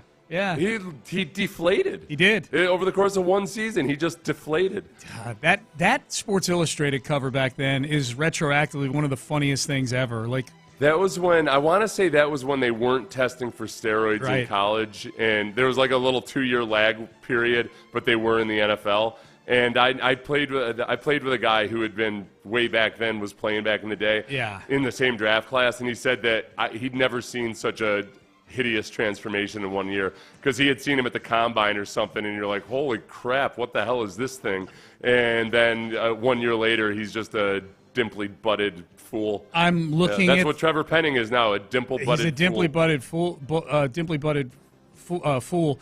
I'm looking at the Sports Illustrated cover from April 24th, 1989. The Incredible Bulk. The Incredible Bulk. And he is a monster. And then a mere couple years later, the Incredible Bust. And his hairline is receding, and he's got his face on his hand, just his elbow on his knee at training camp, just looking kind of like John Mara dreaming about Saquon Barkley, or Henry To'oTo'o getting impersonated by Azeez Al-Shire, just mopey. Yeah. So there's a couple others on here. Games of this weekend. I'm going to cherry pick one for myself that I'm looking forward to for the exact reason that the writer cites here, which is the New York Jets at the Carolina Panthers. Is Bryce Young going to get preseason snaps? How about Bryce Young getting held out of the first preseason game? Bryce Young just is too like he can only gain so much from playing in the preseason. How do you build on a year like last year? 5.5 yards per attempt. 5.5. Why would we risk what we already have in this precious gem of a quarterback? Oh my God! Why is this a question? Is Bryce Young getting preseason snaps? How is he not? He's awful. Like he's a second-year guy. He's a second-year guy who I don't even know how much knowledge he gained in his rookie year because he had 3 different coaches and he had Right. Yeah, he's got a new head coach, new system, a new coordinator, and I don't I don't know. Yep. I don't know. Yep. All right. He's the chosen one, Sean. He is the chosen one, I guess. All right. Hey, Texans wide receiver chart. There is an expert, an NFL expert, who calls it the deepest one in the league and lists a bunch of teams that should be calling Nick Caserio. If you were a GM for one of those teams, which guy would you be calling about right now on the Texans if you were looking to cherry pick somebody from this team? We'll talk about that coming up next. Men's Tea Clinic. I will be there in about an hour, actually, little shortly after 10 o'clock.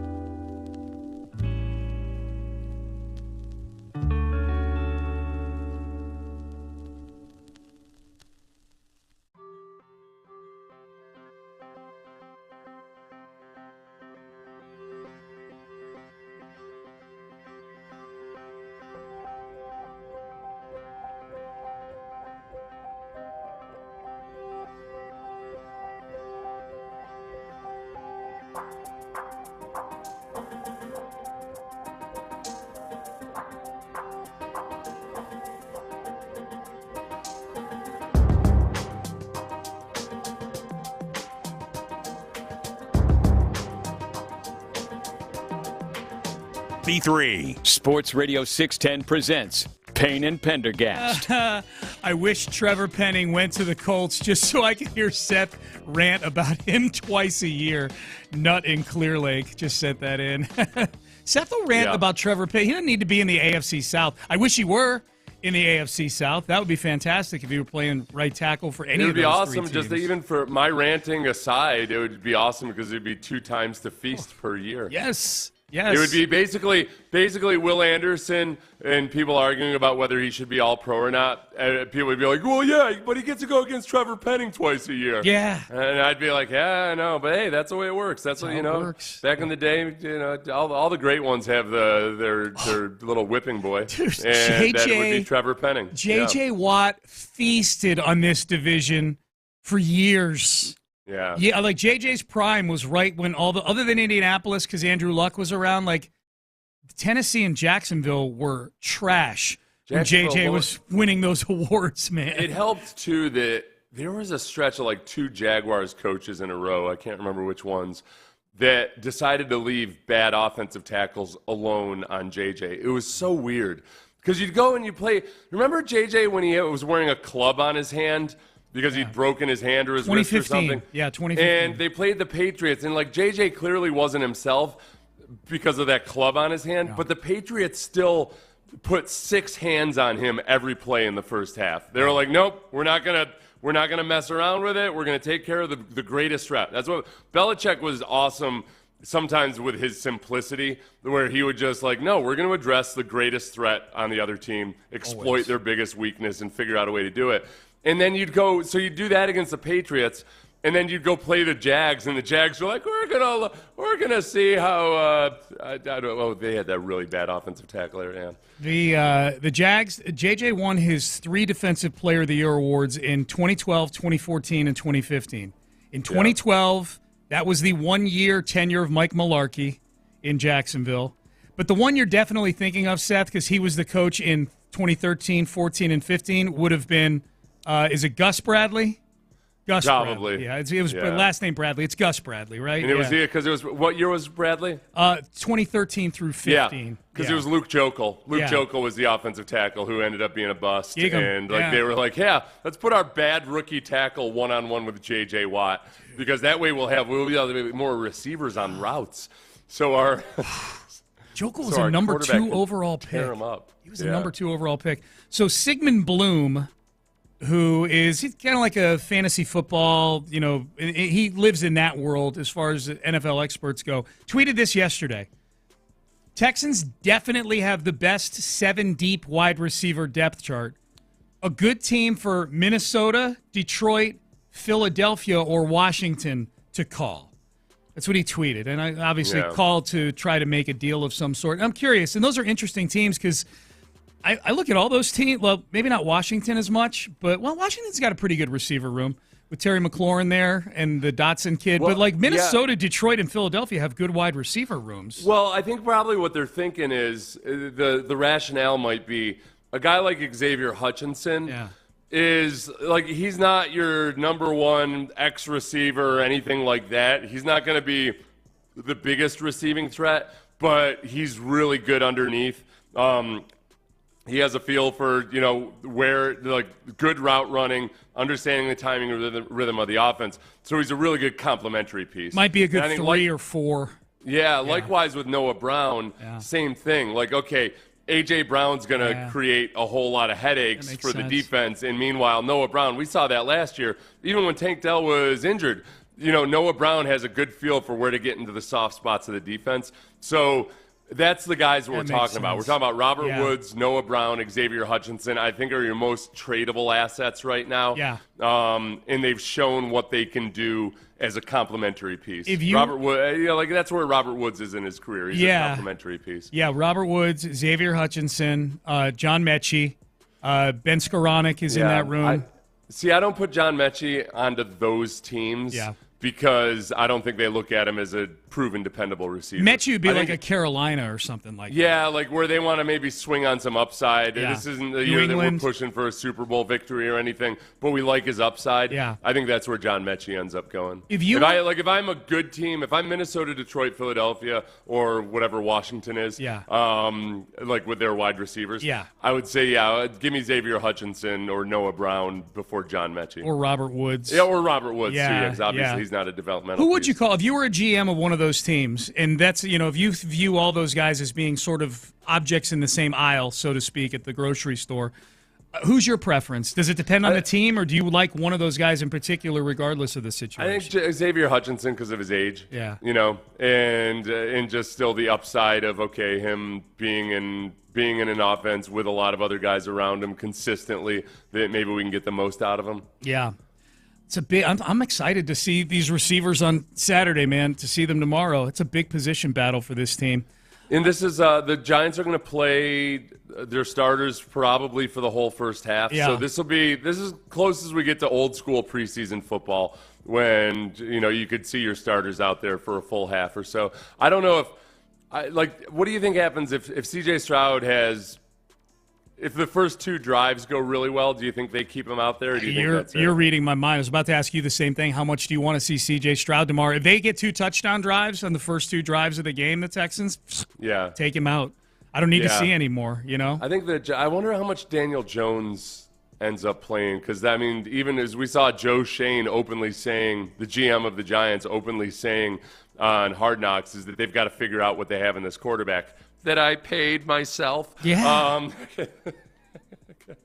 That's the whole funny thing about that whole series is like that's a big honking object that you're not talking about is like, yeah, dude, you're the guy telling me we have to figure out what we have in Daniel Jones. You paid Daniel Jones. And now we're getting around to when we're going to figure out what we have with him. All right. Yeah, I got to credit to Joe Shane, man. I don't know how hard it is to pull the wool over John Mara's eyes, the owner, but he's doing a good job of doing it, man. He's doing a good job of doing it. Where were you with Saquon? Where were you at? Ben, can you play the John Mara audio? Yeah, find that, Ben. Yeah, you don't have to do it right this moment. Ben had it pulled up. Saquon thing. I just got a text that Chicago's driving the price up and Philly's out. I don't know if that's true or not. Which I don't know if I'll make a couple calls. I don't even know if that's gonna happen, but I have a tough time sleeping if Saquon goes to Philadelphia. I'll tell you that. As I've told you, just being honest. I had been around enough players, but he's the most popular player we have by far. Yeah. Because you should make decisions based on the popularity of the player. How many voicemails does Joe Shane have from John Mara at 3 a.m.? I just want you to know I'm not sleeping well. I told you I wouldn't sleep well. I can't even take any of my afternoon naps anymore.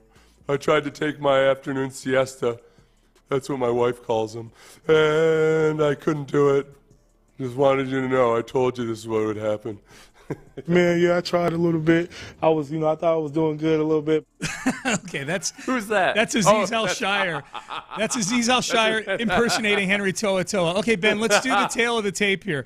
Okay, just play just a little snippet of Mara at the beginning of that cut. What's the latest? Just on the Saquon thing. Not To'oTo'o. Man, yeah, I tried a little bit. I thought I was doing good a little bit. Okay, now I need That's Aziz. Mixon impersonating To'oTo'o. No, it's Aziz Al-Shire. Or Al-Shire impersonating To'oTo'o. Now I need Aziz Al-Shire to impersonate John Mara. Oh, that's so good. Everybody, I read all these studies about how important sleep is. It's just health is wealth, as they say. And I've been sleepless in New Jersey this whole time. If that were your owner, man. If that were your owner. I think you might have seen Mixon's name here in a text on the text page, is why he was on your brain. Someone said, don't make any excuses for me, Sean. Just tuned in. I botched it. Just tuned in, fellas. Did you guys touch on Mixon being ranked the number 27 running back in the NFL? I don't know you got to tell us whose rankings that is. It's like looking over our shoulder because there are rankings that I've had in the rundown from NFL.com the last couple days that we didn't get to. But Mixon is rated 21st by Maurice Jones-Drew, actually. Okay, well, if you're looking to hate Maurice Jones-Drew, Texan fans, 21st for Mixon. And yet I look at this list, and I'm like, there's a lot of good running backs right now in the league. There's a lot of good running backs in the league these days. Yeah.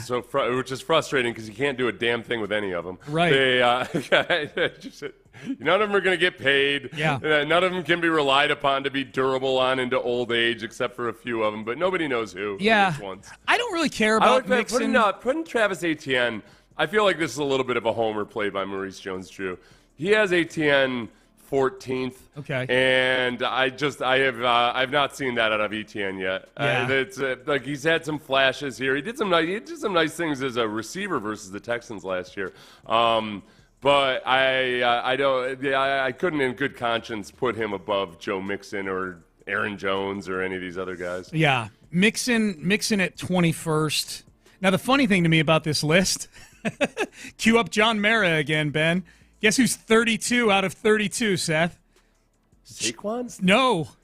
Devin Singletary. Oh, okay. Saquon's replacement in New York is rated by Maurice Jones-Drew as the worst of the 32 starting running backs. Poor John. What's the latest? Just on the Saquon thing. Okay.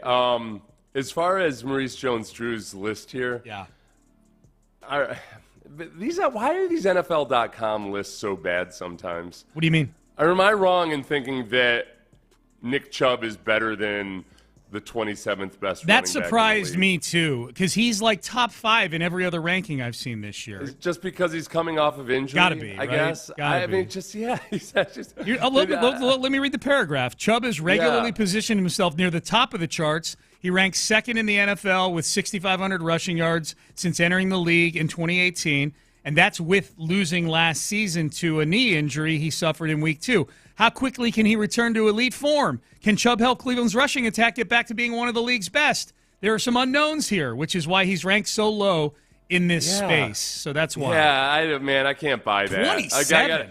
Especially, what was his injury? ACL? Yeah. It was without complications or anything, right. Which, yes, I understand that. But even if he was not 100%, he's still way better than some of those 26 guys listed in front of him on this list. He had an ACL in college, and he got drafted and became one of the best running backs in football. Wait, where's Joe Mixon? What number is he? 21. 21? Yeah. All right. I mean, Austin Eckler's 28th on here. Yeah. Austin Eckler just is not that guy anymore. Yeah. I wouldn't even put him that high. So he's got Mixon. Right. He's got Mixon behind Pacheco and Gus Edwards and Kenneth Walker III, Najee Harris, who they didn't exercise the 5th-year option on, Rashad White. Mixon. Someone show this list to Mixon so he can get angry about it, please. Sometime between now and September the 8th. Don't do it today.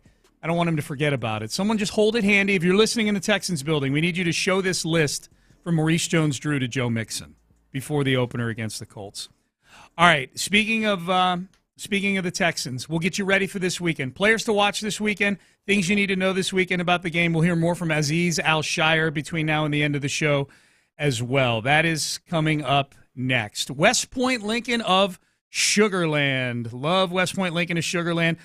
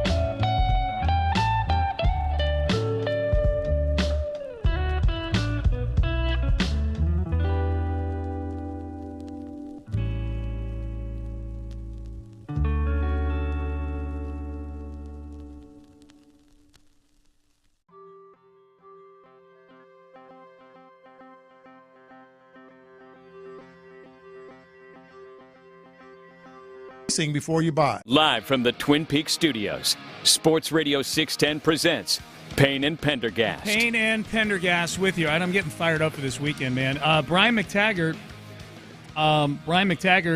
MLB.com, covers the Astros beat. Astros are calling it. Now, I'll say this. Ari Alexander of KPRC2 was the first one I saw tweet this when I woke up this morning. But McTaggart tweeted this 20 minutes ago. Astros are calling up number 14 ranked prospect Shea Whitcomb. He has a 908 OPS with 25 homers, 26 steals, 91 RBIs in 413 at-bats at AAA Sugarland. Whitcomb can play all over the infield and has even had a few games at first base. Now, I'll say this. He can't be any worse at first base than Zach DeZenzo was the other night. You keep DeZenzo's name out of your mouth if you're going to talk nonsense about future Golden Glover Zach He's DeZenzo. Iron Glove right now. Yeah. Lead glove, Zach DeZenzo. It's literally a metallic glove that he's playing with, yes. Yep. They've not announced it's not been reported what the corresponding move is going to be for this. So who knows what it is. Aledmus Diaz is really just sort of taking up space right now on this roster. It's a fun name to say, I think, is probably he was fun to have around when he was good. He just doesn't he doesn't play. It's like they've got a stat. It's like he's there to be an actual real life statue as an homage to the 2022 World Series champions. That's nice that you guys have a statue in the dugout paying tribute to the 2022 World Series champions, and they go up and they touch him, and he's like, "Hey, why are you doing that?" Like, "Oh, I'm sorry, I didn't know you were the actual Aledmus Diaz. Why are you here?" And he's like, "I'm on the team." You are really? Are you on the team? Are you sure? So that would seem logical to me that he's replacing Aledmus Diaz. Yeah. It's other than that. Look, you face the White Sox. I feel like this is a big test in terms of just let's have some intensity, let's have some focus, let's not play down to the opponent, and recognize that even though the Mariners and the Rangers are completely pooping the bed, that's not enough. You gotta get some cushion here. Yep. If you want to just secure this division. Little day. The Rangers and the Broncos are the two teams I'm looking at. You just said Broncos. I know. Hold on a second. Oh, okay, sorry. The two teams, the two franchises that are going to be the new Marlins, where they win a championship and then fall off the face of the earth. I got you. So the Broncos won their championship in 2015. Yes. Haven't had a winning season since. Yeah. They're a non-factor. They are an afterthought. Likewise, the Rangers are plummeting from the sky after reaching the loftiest of level. Kudos to them for winning and everything. But it's just it looks like a dark future ahead for them. I think so too. We get some good pitching this weekend too, man. Arrighetti tonight, Hunter Brown tomorrow, and then Framber Valdez on Sunday for the Astros. So that'll be good, man. Astros and White Sox at Minute Maid Park. Good to have the Stros back in town. I say it's good to have the Stros back in town. They only seem to hit when they go on the road. How about hitting this weekend, Astros? How about doing that for a change at home? Texans this weekend. I laid out my guys I'm looking forward to watching. Do you have any in particular at the top of your list, Seth, that you're looking forward to honing in on this weekend in this Texans I would say game? Christian Harris if I thought I was going to see it. Yeah. So there's that. I'd like to see him walking. How's that? I'd like to see him with confirmation that both of his legs are still attached to his body. Daniel Jones, I'm actually really excited to see. I just really, I need Daniel Jones in my life. I need Daniel Jones. I need the Giants, without reading too much into preseason results or anything. And if I know Giants fans or any New York fan, they're calm and level-headed, so they won't overreact to this whatsoever. But I need Daniel Jones to be an absolute dumpster fire. I need him to get picked off 3 times in the first quarter. I just need that. I want to be able to come in on Monday and play New York talk radio for our listeners. Taste the tears. Go ahead and just nourish yourself on the tears of people who just still can't believe that the GM who spent the most money in the offseason to find out if the quarterback that he gave a huge contract is actually a good quarterback or not, that this is what he's offered up to them. Yeah. Yes, I need that. Okay, how about actual Houston Texans that you're looking forward to watching? I'm looking forward to, or I'm watching with a keen interest, John Mechie. I'd like to see if it clicks for him. And then in the same boat, Dameon Pierce. Yeah. I think that last year, one of the mistakes the Texans made early in the season was just sticking with Dameon Pierce for far too long. I think they thought, okay, at some point maybe it'll click. All right, the offensive line isn't playing great. We'll make excuses for him and all of that. And then by the end of the season, you couldn't even play him in the games. So, and we haven't.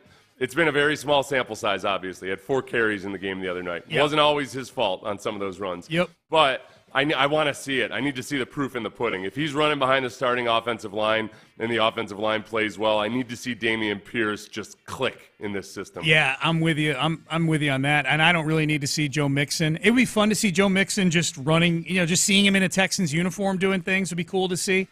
But they need to get a good look at Dameon Pierce for sure. Kamari Lassiter is, I think, very high up a lot of people's lists for guys to watch this week. And this will be as much fanfare as Kamari Lassiter has had.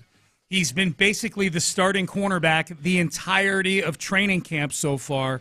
He's been getting a ton of love from DeMeco Ryans, from the team, from his teammates calling him a dog and everything else. This is actually the first time he's going against another team in real tackle football. So I'm looking forward to this. Look, Kamari Lassiter is a guy that it's not hit the national media as a guy to watch or anything yet. I think it's largely been a local phenomenon just because he hasn't played in the preseason. There's nothing that he could do. He's a second-round pick at cornerback where the best players tend to come in the first round. But this is, I think that I'd like to see the proof in the pudding in this regard. We've seen him do really good things in practice. I just want to see him out there going versus the starters of the Giants, although Malik Neighbors won't play. He got injured in week 1. But I want to see Kamari Lassiter play in the games the way we've seen him play out there at practice. Yeah, yep.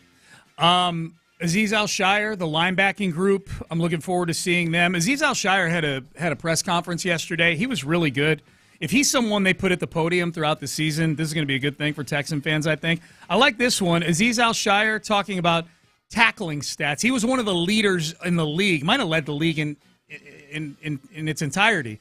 He had over 160 tackles last year for the Titans. There's some good and some bad about PFF, let's just say it like that. But the thing that you can take from it with so much analytics that we have now is that it'll tell you where these tackles are happening. If they're happening 15 yards down the field, and it's probably not too good. So, you talk about whatever last year, I had 109 tackles that were all within 4 yards of the line of scrimmage. So I think when you talk about impactful, closer around the line of scrimmage usually is better than not. So, I think obviously swarming to the ball, I'm going to get to the ball regardless of where the ball is, and that's just our mindset as a defense. But individually, I guess it can definitely get lost in translation of, how the tackle was made. You got 15 tackles, and I remember Johnny Holland used to tell us nobody looks and sees how'd you get each tackle. They just want to see how many tackles you had. So he just tells us if you run to that ball and you end up on the pile and 3 different tackles, just 3 more to the stat sheet. So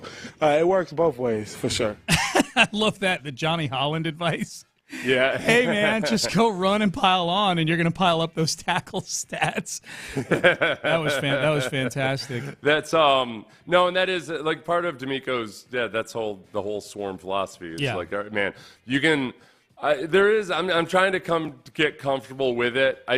You can play that way and still also have good tackling technique, but the tackling technique isn't great on this team, or it wasn't last year.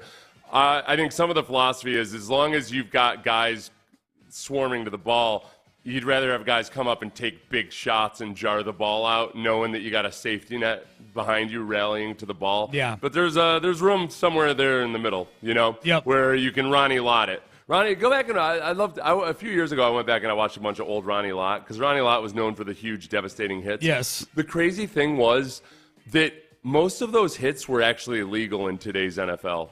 If you watch, it was a highlight reel of his 100 greatest hits. And I would say the vast majority of it, because he's the first name that comes up whenever they change the tackling rules. Ronnie Lott couldn't play today. No, he actually, a lot of the times, his huge hits were also would have been good form tackles if the guy didn't go down immediately. Like, he was in position to wrap up and drive through and everything. So it's not like you have to sacrifice one for the other, and that would help a lot if they didn't miss as many tackles. Yeah, big time. Text message, Sean, I'm going to the Astros game Monday night. What's the best lot to park in? Okay, I wouldn't normally give out any secrets on the air because the last thing I want is for the places I park to get crowded with other people. But I'm going to reward the people that are here at 955. There are some really good, inexpensive lots along Preston, leading right up. Preston is the street that leads right in. If you were to drive down Preston and just keep going and plow into Minute Maid Park, you'd go right into the center field concourse out there. There's some really good lots out there for like $15, write that down. $20. Yeah, no, I'm telling you guys too. I'm rewarding the people that are here at 9:55. There's some good lots. It's a short walk to the stadium. It's an easy walk to the stadium. You go right into an entrance. It's not a crowded entrance like the ones that are kind of over, like facing 59 over there. So that's where Amy and I go. That's where we choose to park.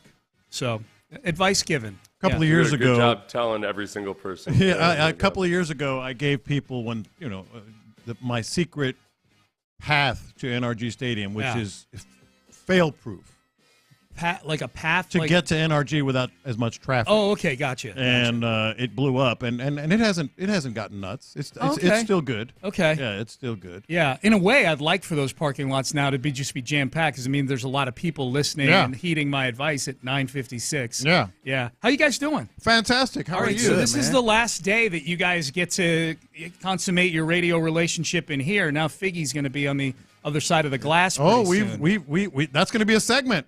Is it? Yeah. Okay. At 10:20, I kind of want you to play along and answer the questions as well. Oh, okay. Oh, I've got I thought there was going to be like a ceremony at the end of the show where you boot Figgy out.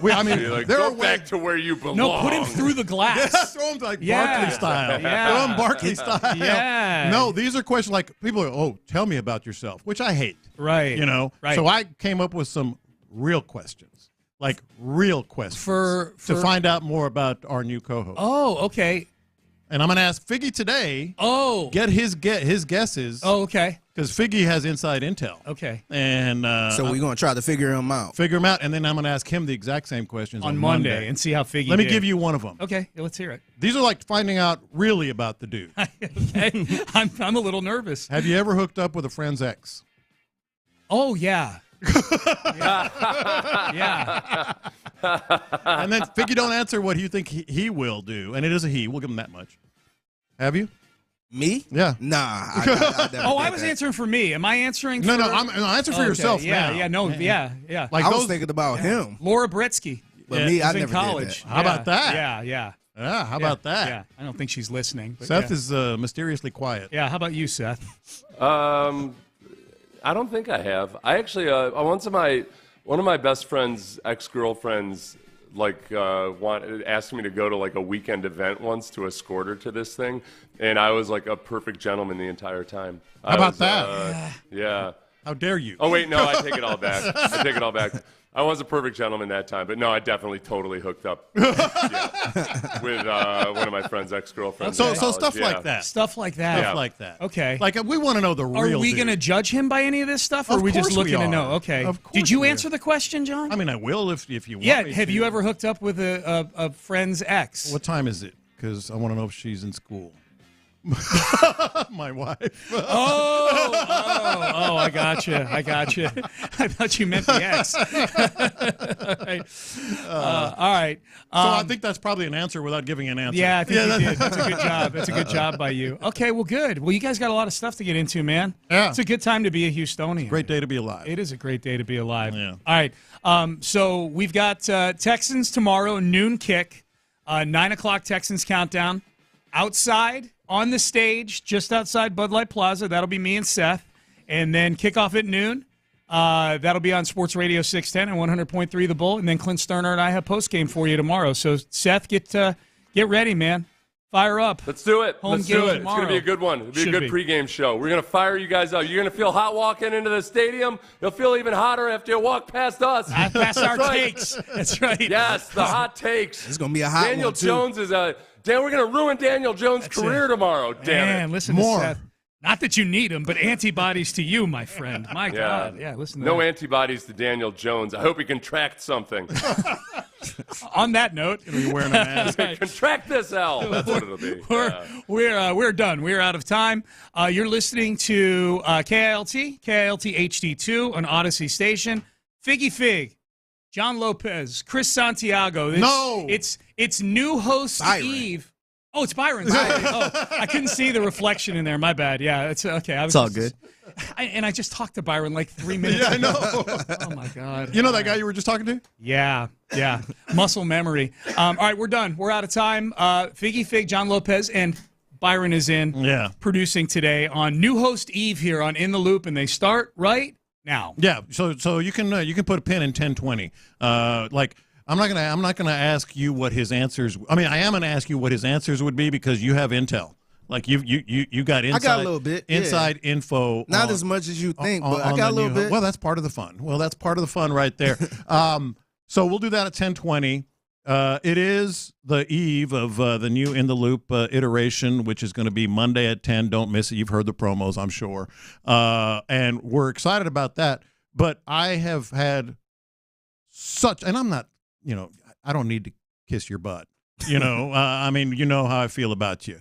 But I've had a blast these last 2 Me weeks. too, man. Yeah. And look, I know we start a new era on Monday, but man, this was a pretty good era the last 5 years. Me being on this show, man, how I started. I remember people don't know this, but I started as the video guy. You were the street team. Yeah, remember watching the loop.com? Yeah. I was sitting in a little black hole. Yeah.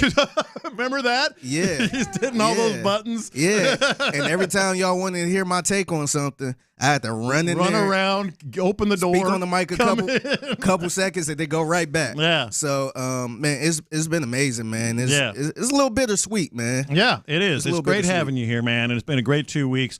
So let's get into tomorrow because we'll like I said, 10:20. It'll be fun. You're going to find out as much as Figgy knows about the new guy. All right.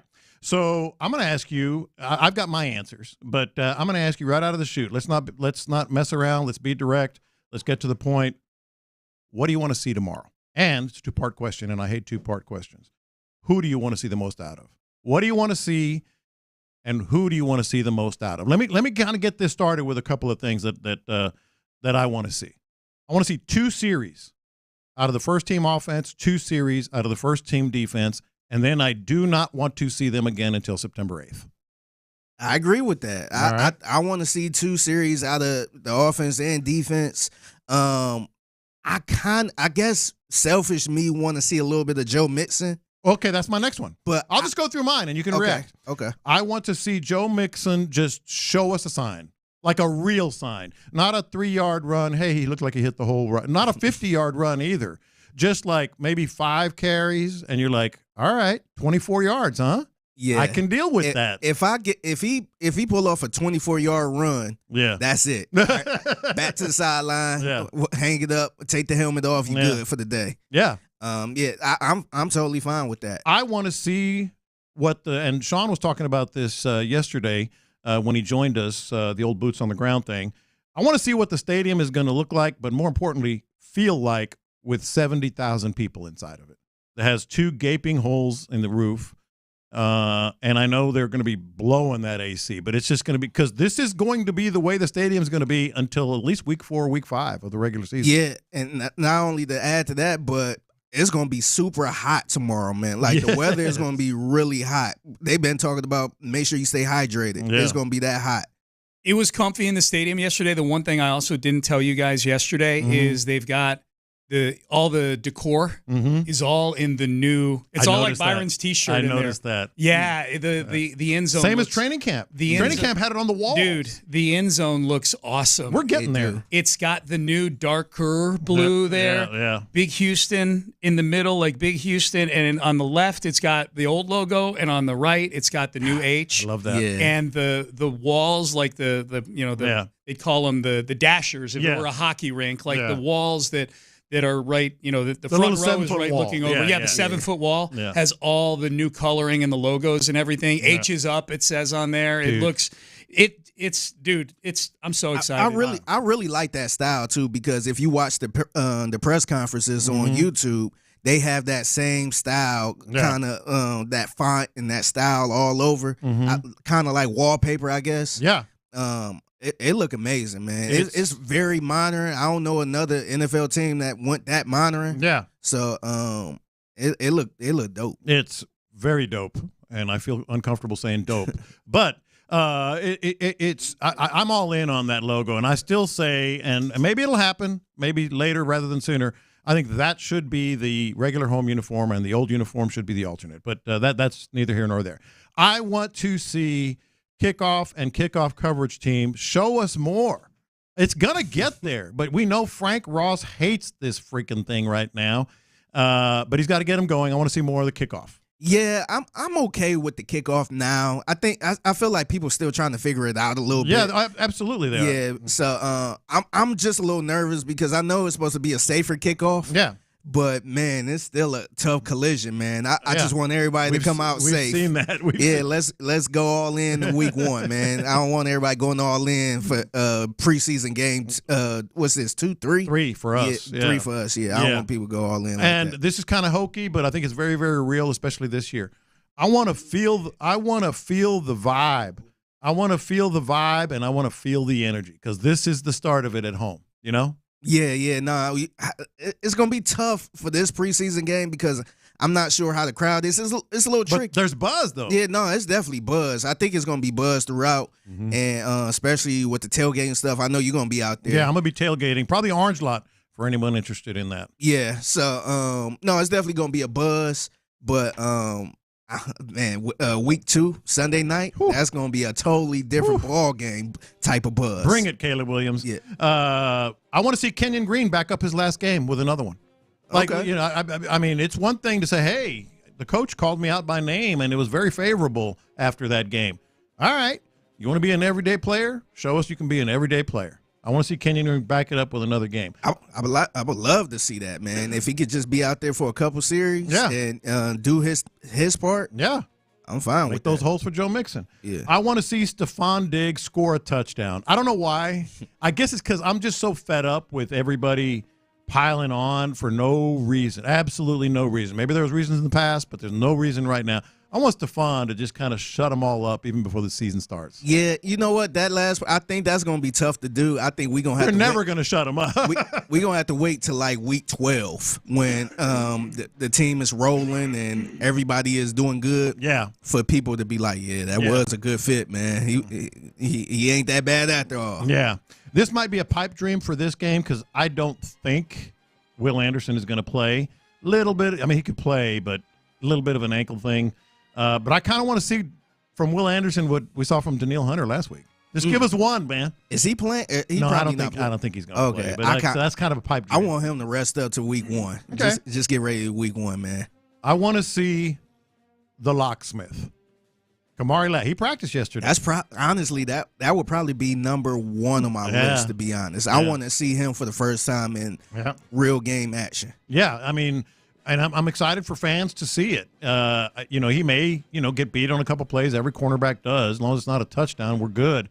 But his ball skills, just remember, like he has a little bit of that knack of kind of playing possum, or kind of letting a guy feel like he's open and then be able to break on the ball, which Derek Stingley does. Yeah, I want to do that. And I think the good thing about him is he's going to get a lot of opportunities, too, because I don't think a lot of people going to test Stingley as much. Yeah. They're going to try to attack the rookie, and that's going to be his time to shine. Yeah, and they'll do it. If the first team's out there, they'll kind of go right to that. And then this one is not necessarily like I'm juiced for it. I'm just very curious. I want to see the 3 players that we talk about the most in terms of, are they what we think they are? Will they even make this team? Should they even be a starter or in the rotation? Jalen Petrie, Dameon Pierce, John Mechie. Got to see something. Yeah, I want to see a little more Dameon Pierce. I know the last game he only had 4 carries, 4 yards, and I felt like he should have been playing at least a whole half, like just one half. Yeah. I'm kind of curious to see how much he gonna play this game. Yeah. If I just feel like they just been treating him like a starter. Yeah. I think he should play a little more. All 3 of those guys. Yeah. And Jalen Petrie doesn't seem to be going anywhere, but show us something, man. Yeah, I do want to see some. I think they probably going to wait to week 1 to really show off Jalen Petrie and this new nickel position.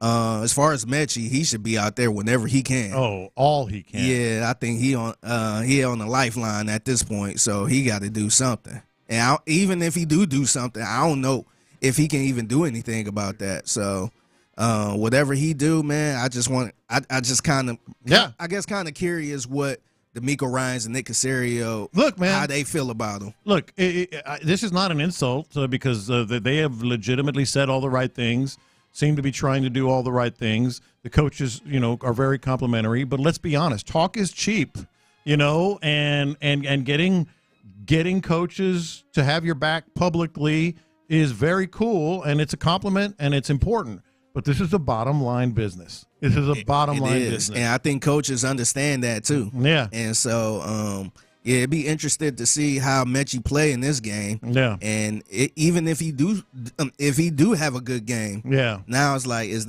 will that help him, or is the tube about the toothpaste at this point? Yeah, exactly. And then there's this. How about a little? We do this on Thursdays. We did it yesterday. How about a little pre-Texans Giants cap or no cap? Devin Singletary is coming back. It's a homecoming of sorts for Devin Singletary. He was interviewed yesterday, and he said this about Daniel Jones.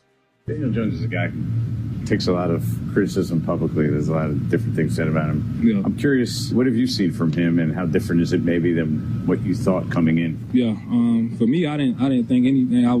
I like to meet someone first. Me personally, he a dog. He comes to work every day. I feel like we're gonna have a lot of fun this year with him. What do you mean by he's a dog? What ways does he show you that? Just the way he attacks every day. You know a dog when you see a dog. Daniel Jones is a dog, according to former Texan Devin Singletary. We're going to have a conversation about the word dog.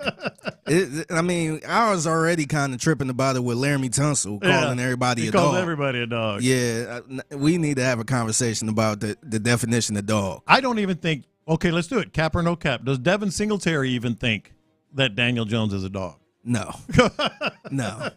And look, I know that's his teammate, and I know he can't throw him under the bus or anything like that, but nah. He know he ain't no dog, man. Especially after playing with CJ. Yeah. So if that's a dog, CJ got to be. What is he? Yeah, exactly. What's more scarier than the dog? Yeah, because he was in the backfield with CJ Stroud. Yeah, he's a damn lion. Man. Like a tiger or something, man. Yeah. If Daniel Jones is a triceratops. That's what we need to start calling him. He's a triceratops. He's beyond a dog. Yeah. How about a little cap or no cap with our own D'Amico Ryans? Right. This is what he said about showing plays in the preseason. Everything for me about the preseason is getting our guys better. So whatever guys show in the preseason, we'll have some things we show, some things we don't. But to me, what we've seen, guys can look back and see what we've done on tape, so it's not that big a deal. I want to see our guys execute at a high level. I'm really not scared of showing things and the opponent seeing what we run. At the end of the day, it's about our team, improving and getting better with what we asked them to do and being able to do it. I think in live game situations, that's where it counts most, and that's where you have to see what can guys truly handle, right, when the lights are on. So I'm not opposed to running whatever we need to run to make sure we see what we need to see from our guys. And preseason is a lot about evaluating guys. So, you put guys in situations to see, what can they handle. And that's what it's all about. So D'Amico Ryans says he's not afraid to run anything or show anything in the preseason? Cap or no cap? I think it's no cap. Because Really? I look at DeMeco Ryans and Bobby Slowick, coming from San Francisco, where they do. I feel like they do all type of innovative stuff. Yeah. Where they try new things, and I do feel like they come from that mode where, hey, you got to try to stop it. Yeah. So I don't think they scared. I don't think they that type of coaching staff that don't want to show something because somebody else might get an advantage or something like that. The old Larry Bird thing. I'm gonna fake to my left. I'm gonna spin back to my right, and then I'm gonna fade away off the glass. He said that during a game, and did it to the. He told the defender, did it, and scored. That's Larry Bird, though. Yeah. I'm actually gonna say cap. Only because I get your point, but only because they're not afraid to show anything is a little broad. I mean, they're not afraid to show some things that they will run in the regular season, but not anything. Yeah. Not anything that they might run in the regular season because there's going to be a lot of eyes on them. Is there anything else? 713-572-4610. You can reach us on the text board there or YouTube or Twitch live stream. And thanks for listening to the Odyssey app as well. Anything else that you like? I am so looking forward to this. I want to see this because I went through my list, and I mean there might be some other things like just sort of around the stadium. I talked about the vibe. I'm really excited about that. I think this city's going to go nuts and is going nuts for this team. And if those, let's say two of the things I said happen, they're out there for two successful series, and Stephon Diggs scores a touchdown, dude. It's over. I mean, it should be over till the regular season. Yeah. No, I'm super fired up. Honestly, you mentioned the vibe. I'm super fired up to just see the vibe here because remember last year, as good as of a year they had, fans still wasn't really buying in until that playoff game. Man. Yeah, it wasn't no sellouts and stuff like that. And this is sort of the offshoot of that. Yeah, this one they have a head start. Like people know this team is going to be good. They announced they sold out for the season. Yeah. And look, man, I think people really got to, that term, show up and show out. Yeah, man. People need to show up, show out, and show up early. Yes. Get there early. I know it's a preseason game, but get there early, man. Just have fun. And a noon game on a Saturday? Yeah, soak in the moment, man. Go tailgate and make sure you stay hydrated because it's going to be a hot one. Yeah. But, yeah, have some fun. Get there early, man. Yeah. Make it an experience, man. Don't get there late. Man, we got to break that curse. Like my mother always said, that generational curse. We got to break that generational curse of getting there late, man. Yeah. Don't blame traffic. No. Get there early, man. I'm looking forward to just tailgate. I'm going to be out there early. I'm going to be out there before 9. Hanging out. I'm going to do the HEB tailgater of the game, which counts, by the way, if you're tailgating and you're planning your tailgate. It counts for the season-long thing. Yeah. It's not just preseason doesn't count. Yep, that goes towards the end of the year for the HEB tailgater of the year. Yes. So, yeah, man. So that's going to be – I'm looking forward to – and I'm looking forward to what Sean was talking about. The new colors, the new logo, the darker blue in the end zones, just kind of getting a good grasp of that in person. Yeah. It's going to be badass. No, it's going to be fun, man. It's going to be badass. I'm fired up. All right. Things are happening at Sports Radio 610. And Monday is going to be the big reveal, the big unveil. And with that in mind, my guy Figgy Fig has a little bit of intel, more than I do. Maybe. I don't know. Maybe. Barely. We're gonna pick Figgy's brain with several questions, real questions, not, hey, tell me about yourself or give me your resume. Real questions that are going to find out what our new co-host is really going to be like. And then I'm going to ask him the same questions on Monday. It's going to be fun. Next. The CJ to Tank Connection.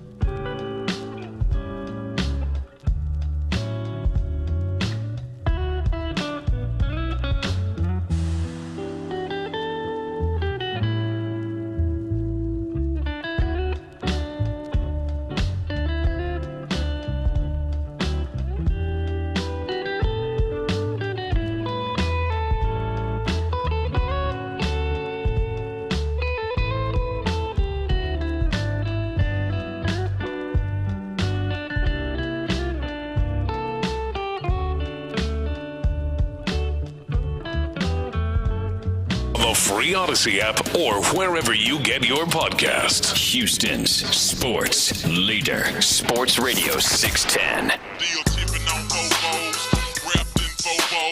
Houston, let's get in the loop. Great day, great day. Oh, give me some juice, baby.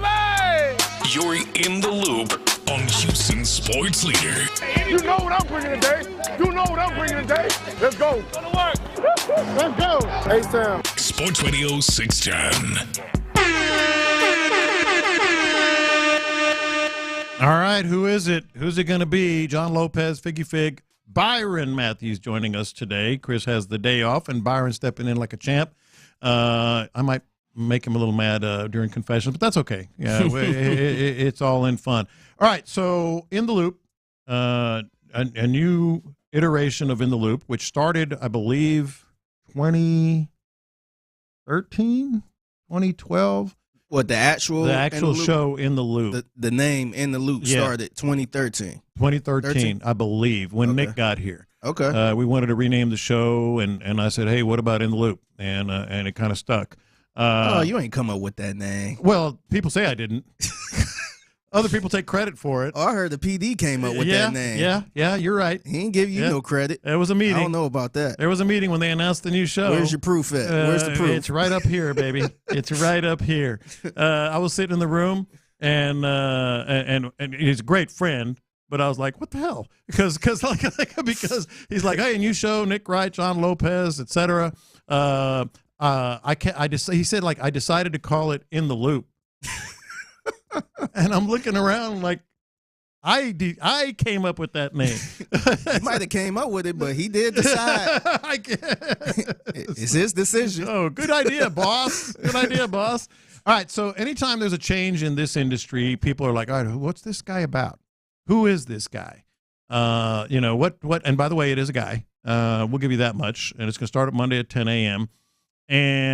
But I hate when people do the, hey, tell me about yourself thing. Or, hey, fella, where do you come from? Where'd you go to school? I hate that. I don't be knowing what to say. If somebody told me, hey, Figgy, tell me about yourself. That's awkward. I got a lot. I got a lot going on. Where do I start? What do you mean, tell me about myself? So let's ask some real questions. Some real questions that are going to find out a little bit about the new guy. You're my source on this. I'm kidding, but but I feel like it's going to be fun to ask these questions of you, how he would answer them, and then I'm going to ask them of him on Monday and see. I'll save your answers, or we'll remember them and see how close you are. Did he play sports in high school, and if so, which one? I'm going to say yes, he did play sports. And I think I could see him playing multiple sports, man. What was his best sport? I'm going to say his best sport was probably track. Okay. He kind of looked like a track guy. Mexican food, Chinese food, or Italian food? His first choice. I'm going to say Italian. All right. See, you know stuff. I do not know stuff. I'm just kind of guessing. What was the last thing that he stole? The last thing he stole. I'm going to say maybe a pen. Maybe he just took pen? a pen. Maybe he seen the pen. You're letting him off the hook. Yeah, not just, just taking the pen. But, I really like this pen. I'm going to take this one. Like, actually take the pen. Yeah, not by mistake. Yeah, exactly. Not by mistake. Has he ever hooked up with a friend's ex? I'm going to say yes. Oh, wow. I feel like oh, wow. I feel like everybody that went to college did that. See, you're giving us more information. He went to college. How about that? You didn't even know you did that. Beyonce or Rihanna? I think he's going to go with Beyonce. Okay, does that mean anything? Country music or rock? And you can't say none of the above. Like, he has to choose between country music or rock, classic rock. I'm going to say he looked like a country guy. Country? Yeah. How about I might have that wrong, but of course you might have them all wrong. Has he ever had a near-death experience? And if you had to guess what was involved? I'm gonna say no. No. He seemed like a careful guy. Seems like a careful guy. He don't seem reckless. See? We're getting info. We're getting intel. Dogs or cats? Dogs. Dogs? Has he ever broken up via text? I'm gonna say yes. Yes? Yes. Yeah, that's another hint. Yeah, that means he's probably younger. Yeah, that's where I was thinking, because I know some people be like, that's a little tacky, but for a younger person, that's normal. Damn near normal. Yeah. I wouldn't do it, but it's normal for a younger person. Yeah. Pineapple on pizza? He better not be. He better not be. Hey, you're not answering it. How's he going to answer? I'm gonna say no. No. Drums or flats? I think he a drum guy. A drum guy? Taking the easy way out. Does he believe in ghosts or aliens? I'm going to say yes. On both? Yes. Wow. So he's kind of deep. Wine or beer? I think he I'm going to say a beer person. Beer? Yeah. Does he prefer doing the dishes or doing the laundry? I'm going to say dishes. Dishes? Yep. Has he ever gone in a pool? Gone in a pool. Okay. I'm going to say yes. Oh, wow. Wow, we're finding out some good stuff here. Does he gamble on sports? Yes. Yes? I'm going to say yes. All right. I feel like everybody but me do it. Does he recycle? By choice or forced? No, like by choice. Like he has 2 bins. No, I don't think so. No, he's not a recycler? No, I think by choice, no. But depending on what area, I think, yeah, you got to. All right. Hoosiers or Field of Dreams? I'm going to say Hoosiers. Oh, yeah, that's right. That's right. Field of Dreams. Field of Dreams? That one I should have known. Yeah. Oh, that one you should have known. Yeah. Maybe Figgy's gone to the movies with him or hung out and watched some TV. 15% tip or 20% tip, and does he tip for takeout? I'm going to say he a 20% tipper, probably 20 or more. Mm-hmm. And I'm going to say he don't tip for takeout. And no on takeout. Okay. Has he ever ridden a horse? I'm going to say I'm gonna go out. Think about it. Yeah. I'm gonna say no. Okay. I'm gonna say no. Okay. Has he ever eaten? Now we're getting into the real stuff here. We're getting into the you and me stuff. Has he ever eaten someone else's food out of the office refrigerator? No. I'm gonna go with no. Oh, this is a big. This is an important question. Here's another one. Does he reply all at the office on the emails? I'm going to say no. Oh. I don't think so. Okay, so I like those last 2 answers. I like those last 2 answers a lot. So what we can get here, somewhat athletic, younger guy, probably pretty straightforward on food. With drums Italian and no pineapple on pizza. One of the boys drinks beer over wine. I think so. And see, my strategy for that was he went to college. Yeah. And I feel like every college kid drinks beer for some reason. Yeah, and not afraid to maybe break a rule or 2, even if they're not official rules, like peeing in the pool or taking a pen that he likes or gambling on sports. And maybe has a little bit of a not lazy, sort of nonchalant streak. Doesn't tip on takeout, doesn't recycle, and well, at least he's never eaten food out of the office refrigerator. Yeah. I'm going to take a stab at one here, and it's based on nothing other than just a gut feeling. I'll bet you he's ridden a horse. I can see that. I'll bet you he's ridden a horse.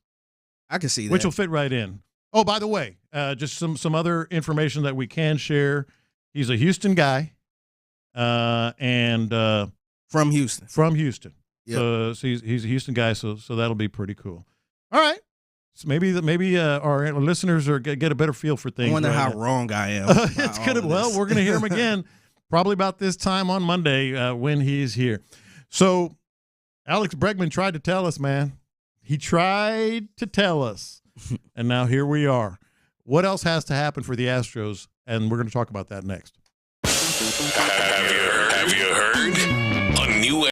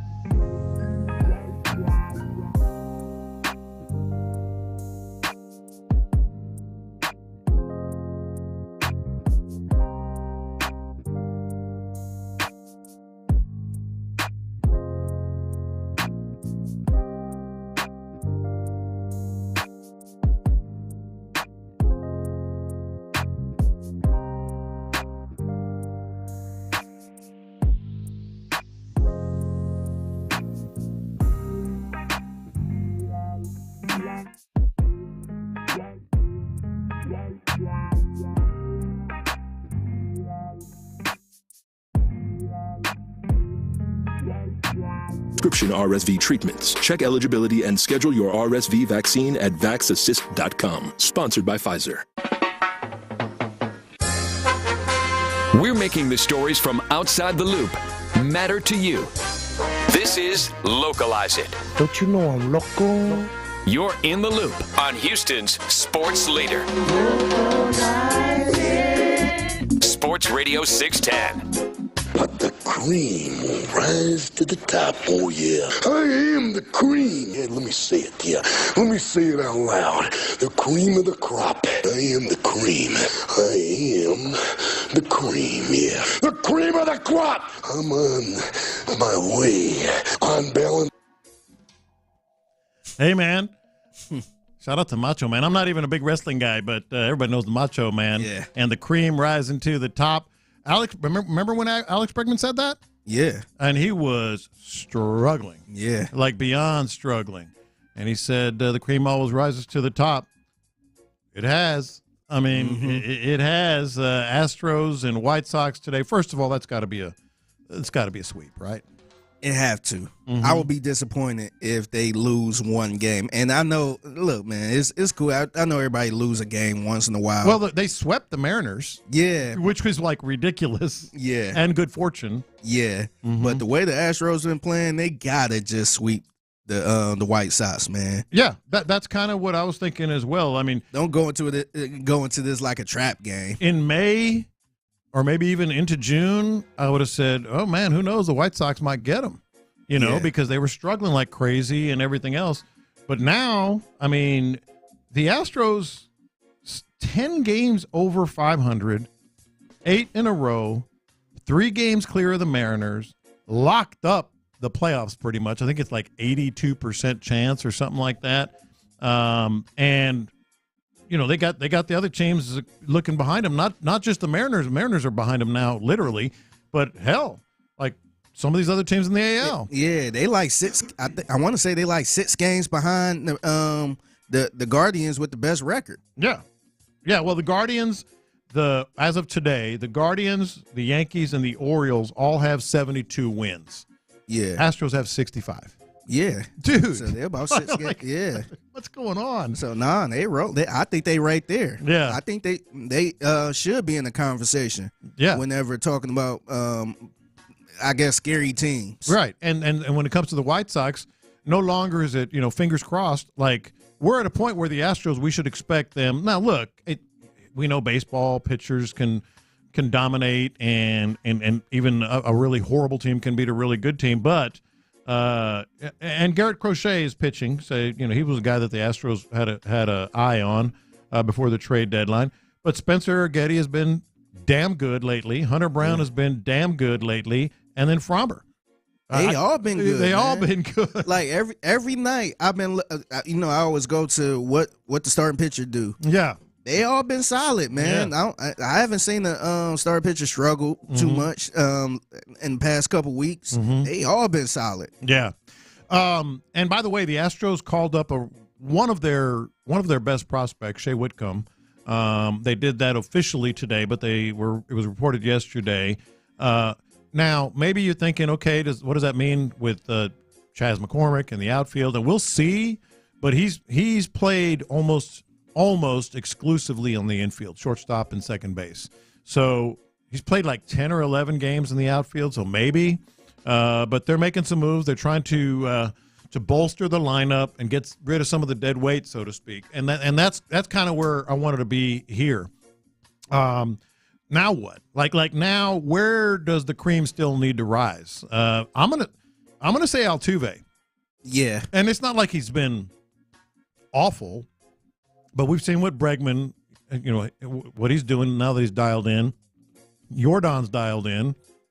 Altuve is the heart and soul of this team, and I have confidence that it's going to happen, but I want to see it happen pretty soon where he elevates everything. Yeah, I think that's the perfect answer. I think Altuve, and I don't think he need to get back to MVP Altuve, but if he can be that scary Altuve, oh man, or clutch. Yeah, clutch Altuve, somebody that Yankee fans are so scared of. That F Altuve type of Altuve. Yes, that guy. Yeah, if he could get back to that, then I think it's super scary. And honestly, look, I don't know where Kyle Tucker is. Well, right now. That's part of mine too. I want to see some signs. Yeah, I don't know where he is, and honestly, I'm not jogging. I'm not even. I'm at a point I'm not even counting on him. Like if he come back, he come back. But right now, I would be surprised if he end up being shut down for the season. But I have no idea what to expect. I don't necessarily think you're wrong. I'm just hopeful because, if all of a sudden we went from, oh man, they're not very good, they're done, to okay, they're making a little run, to now it's like, okay, we see the Astros. These are the Astros we know. But if you're going to get to the next level, which is make that run to another ALCS, you got to have Kyle Tucker. I agree. No, you got to have Kyle Tucker. You definitely got to have him. I just don't know if he's available or will be available at that time. But I think right now you definitely need an Altuve. You need that F Altuve type of Altuve. Yeah, the guy that just go in when the crowd is going nuts and just break everybody's heart and just run around them bases looking innocent. You need that guy. I think you need the F. Ryan Presley guy too. I think Presley needs to be the nails that we saw. I'm not sure about Presley. Man. I'm a little nervous. It's funny because my dude G man, he always call him Ryan Stressley. Well, sure. I don't know. I just want him to be decent. I don't need him to blow no games, like if we're here, let's take it to the next level then. Yeah, I guess I'm just out on him, man. No. I just don't. I think he definitely been playing better, but I don't know. Then he hasn't. Yeah, he's been inconsistent. I just don't trust that guy, man. He lost my trust. Yeah. Just every time he go out there, I'm just like, I don't know which Ryan Presley we gonna get. Yeah. And if it's good, it's good. But I'm always like nervous every time I see him jog out there. Yeah. And by the way, tomorrow Texans play at noon. The Astros play at 6. So you can do the double if you're feeling a little frisky. Double trouble. If you're feeling a little double fisting. A little frisky, a little ambitious, you can do that. Also localizing it here, the NBA released its full schedule yesterday, and there's no real sense in going through a schedule. However, the Rockets, just as a note, the Rockets have 11 games on national television this season, 2 on TNT, 1 on ESPN, 8 on NBA TV. And for the first time since 2019, they open a season at home by hosting Charlotte October 23rd.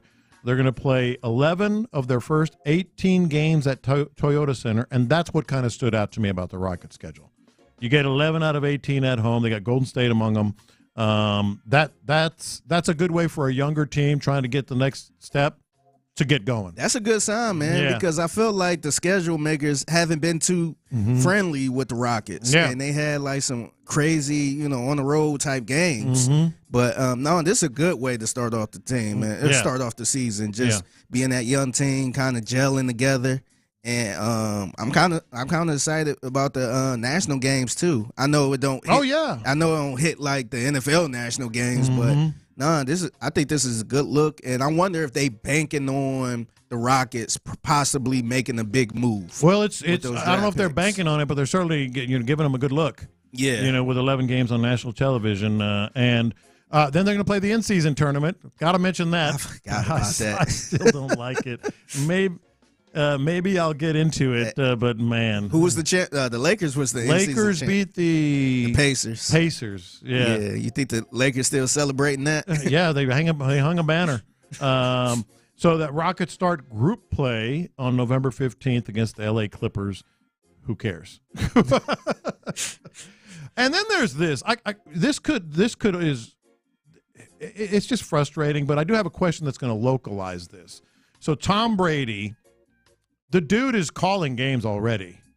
He's calling games already, and so he just couldn't help himself. Somebody he did this video. It wasn't like some interview or anything. He did this video, kind of teasing another comeback. So you're just flexing for social media these days. I just want to make sure all those young bucks in the NFL know that if I still wanted to come out of retirement, all the way out, go way out, way out. They still got something to deal with. Come on, man. Dude, man. Tom Brady, man. Let me tell you something, man. Yeah. The gig is up. It's over. It's over, man. Like, wrap this up, man. It's over. You got what are you trying to accomplish at this point, man? Why? And you are ready to go. You got a bunch of Super Bowls. Yeah. Just wrap this bleep up. It's over, man. It's over, dog. And why does Tom Brady need to get this attention? Yeah. He can get attention just walking down the street. Man, you've been getting attention for the last 20-something years, man. Like it's over, dog. Just wrap this up, man. Wrap it up. Just go into the broadcast booth. Yeah. Do your thing there. You probably I know for a fact you're gonna get attention for this already, and before it ain't even start yet. Yeah. So just if you need attention, just go in the broadcast booth and say something, man. Let it go. Stop. Yeah, it's over, man. Let it go. Here's how I'm gonna localize it, though. Do you think there's going to be a point this year where we're going to have that same frustration, that same just let it go, it's over, dog, mentality with J.J. Watt and all this talk about, they're going to make the call or, is he going to want to play? Do they want him to play? Do you think there's going to be a point, or is he still young enough and maybe not as irritating? I think he's young enough to where because I see it's bothering some people. Some people be like it's over, but remember he retired out of nowhere. To me, I didn't think he was gonna retire this early. And he was still double-digit sacks. He was still good his last year. Yeah. I mean, I know he probably feel a little older and all that stuff, but no, he was actually still all right. It wasn't like he was washed up and over the age of 40 and all that stuff. No, he was actually still good. So I get it. If he so we're not going to reach that point this year? Not this year. I think mid-season, if this is still, the questions are still asked and they're still vague, like D'Amico has been vague, JJ's been vague whenever they've talked about it, I think we're going to say, come on, yes or no? Yeah. Maybe not like it's over, dog, but maybe just like, all right, that's enough. I'm getting frustrated. I think the part that would irritate me is the social media stuff. Yeah. So if somebody get hurt, and let's say somebody like T.J. Watt, he get hurt or something like that. I don't want J.J. Watt to post a picture shirtless like, hey, if you guys need me. Like, come on, man.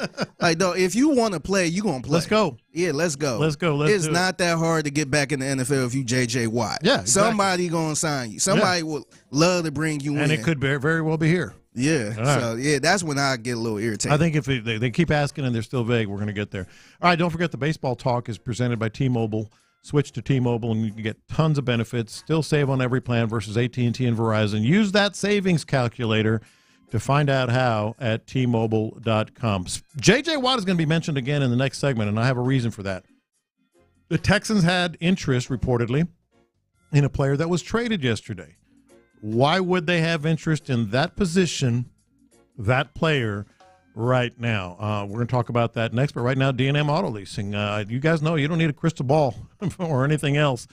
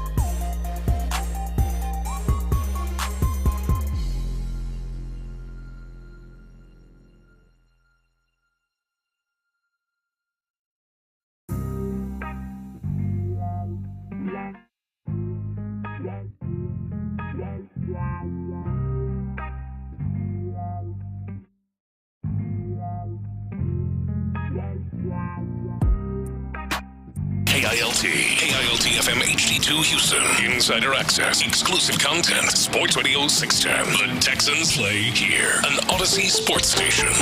Sports Radio 610 presents In the Loop.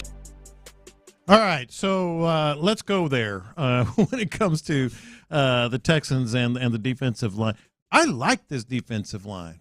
I like it as is, man. And yes, I would be very interested in J.J. Watt. We're going to get to that in a minute. I think he'd be a dummy not to be. If D'Amico wants to make the call and he wants to answer it, I'm good. But here we go. Will Anderson, Danielle Hunter. I mean, you can't beat that on the edges. You've got Danico Autry. Yes, he's going to be suspended, but he's a really, really good player in the middle. They're paying him a pretty good amount. Paying him well. Fatukasi has looked good. Mario Edwards, we know, has looked good. We've talked about that. And then you got Jerry Hughes and Derek Barnett, who are, I'm not going to say like superstars by any stretch. Barnett was solid last season. They're proven here. And so this happened. First of all, first things first, Justin Simmons is off the board. We saw that finally yesterday, so the wait is over. That's the safety position. But Matthew Judon was traded yesterday to the Falcons, and reportedly the Texans were in the mix. Now, I don't know to what extreme they were in the mix. There's kind of mixed reports on just what their interest was. But, you know, to me, that's very, very interesting that, you know, Judon, who obviously he's a linebacker, but, you know, one of the front seven guys, you know, that can help on the edges and stuff like that. I mean, the linebacker position is one that I've talked about a lot and had my eye on. So maybe is it Christian Harris? Is he going to be an edge guy more in certain? I mean, I don't know because he's really good. Yeah, I think to me when I heard this news, I really didn't, I guess, think too much into it. Mm-hmm. I kind of look at it because I feel like Nick Caserio is the type of guy that just kind of check in. Mm-hmm. Because I'm like, for an example, like if somebody was selling a car, somebody say, "Hey, this car for sale," you might be like, "Oh, how much you want for?" Just even if you have a car, you're good to go. You might have 3 cars. Yeah. You might, you ain't looking to buy no car, but if a buddy of yours or a place, if somebody you cool with, you might be like, "How much you selling for?" And then you kind of think a little bit, but you ain't buying no damn. You don't need no car. Mm-hmm. So I think Nick Caserio probably checked in to see how much how much he was going for. Yeah. And if it was, like a maybe a 4th or something like that, something that was very affordable, where it's like, wow, I wouldn't mind that. Yeah. I think he probably would have pulled the trigger, but I don't think it was something like he's still currently looking for somebody like somebody, a D lineman or edge rusher or something. Well, like and DeMeco Ryans talked about this yesterday, and I love the philosophy that he has. But it was just a little interesting. Maybe I don't know exactly where they would see him lining up, but this was DeMeco. Good football players is what I'm looking for. At whatever the position is, any good football players that can help us, that's what we're looking to continue to add to our team and be as good as possible. For myself and Nick, is something that we continue to evaluate, right? Our team is never set. So whatever players, right, come up or available, whatever it is, we look into all those situations to see how can we improve our team. That's our job, to improve our team and put the best team together for the Texans, and that's what it's all about. Yeah, look, that's a good mindset. I endorse it. Yeah. I don't see how anybody could not. Every team should be doing that. Mm-hmm. I feel like if it's a good player on the market, it shouldn't be a team that's like, nah, we're not interested, unless it's like a quarterback or something like that. But like, no team should be like, nah, you should look into it, see how much how much they want for it, or what he looking for, just to kind of think. No, I'm with you. I just feel like anybody would want your team to always be looking for talent. It just kind of piqued my interest. Another edge guy, linebacker, whatever. He's pass rusher. And so he was this. Let me just play this from last night's game, Patriots and Eagles. Last night, kind of a boring game. I didn't even watch about 20 minutes of it. I didn't even know it was on to the end of it. I'm like, damn, it was a game on? Yeah, not till about 20 minutes of it is about all I could stand. But there was the local TV, the sideline interview with local TV. And Ramondre Stevenson was asked about, we think, Matthew Judon. I got to ask you about the guy who just left. How much are they going to miss him? And who's going to step up in his place? Yeah, I miss Bill. That was one of my favorite coaches. But, Mayo, he's a great leader. He knows what he's doing with us. And, yeah, I'm excited for Mayo, and I think we can get it done with him. I wasn't talking about Mayo. I was talking about your defensive teammate. Oh, Judon. He's moving on to better places. Yeah, excited. But he's a different place. A different place. Excited for him. I still know he has a couple more years in him, so I'm excited for him. All right. Oh, Judon. Judon is who you were asking about. Now, I will give him a little bit of credit, too. The way the reporter set up the question, it made it seem like it was about It could have been either one. Yeah, because he made it seem super sentimental. We was like, the guy that left. How do you feel about replacing? Like, I would have thought he's talking about Bill too. Yeah, but no, I get it. That was awkward to say the best. All right, so with that in mind, you heard D'Amico, and obviously, the Texans are still looking. JJ's still out there. First of all, somebody asked me this. Is this a sign, that they still want? No, different place. JJ would be inside, not outside, if he comes back. So I don't think it's any sign about they're still looking for that defensive line, because Judon, like I said, he's a linebacker by definition, but he's a pass rusher that gets his hand in the dirt sometimes. So it's a little different with that. Yeah, I think, like I said earlier, I think they just kind of checking in on it. Yeah. Not necessarily we need somebody and we in on it, but kind of checking in like, oh, he on the trade block. Yeah. What y'all want for him? But what's the price looking like? Yeah, it did get me thinking. D'Amico is saying we're looking for good football players. We all love that, as I mentioned. Maybe or definitely where the Texans still might add players. They're going to add players. There's going to be players cut from other teams. There's going to be perhaps a trade or anything. So I think they definitely are still looking to add players at two positions, running back and obviously linebacker. So I think running back still is in play. See, I don't. Maybe this is. I guess I'm going off of history, but it seemed like they don't really add anybody that's more, I guess, a threat at running back. They might add somebody, maybe unsigned, undrafted free agent or something like that, or a cut. Yeah, but I don't see them like. I was actually shocked they brung in Cam Akers. That was kind of shocking to me, but I'm glad they did. Yeah, I don't see them breaking in somebody that could potentially replace or give Dameon Pierce a run for his money. But see, the thing is, I mean, Dameon Pierce might he might surprise us all. Yeah, I wish they would. He's got to surprise us all. Yeah, he's got to show something. See, I think bringing in Cam Akers is a sign that they are still looking.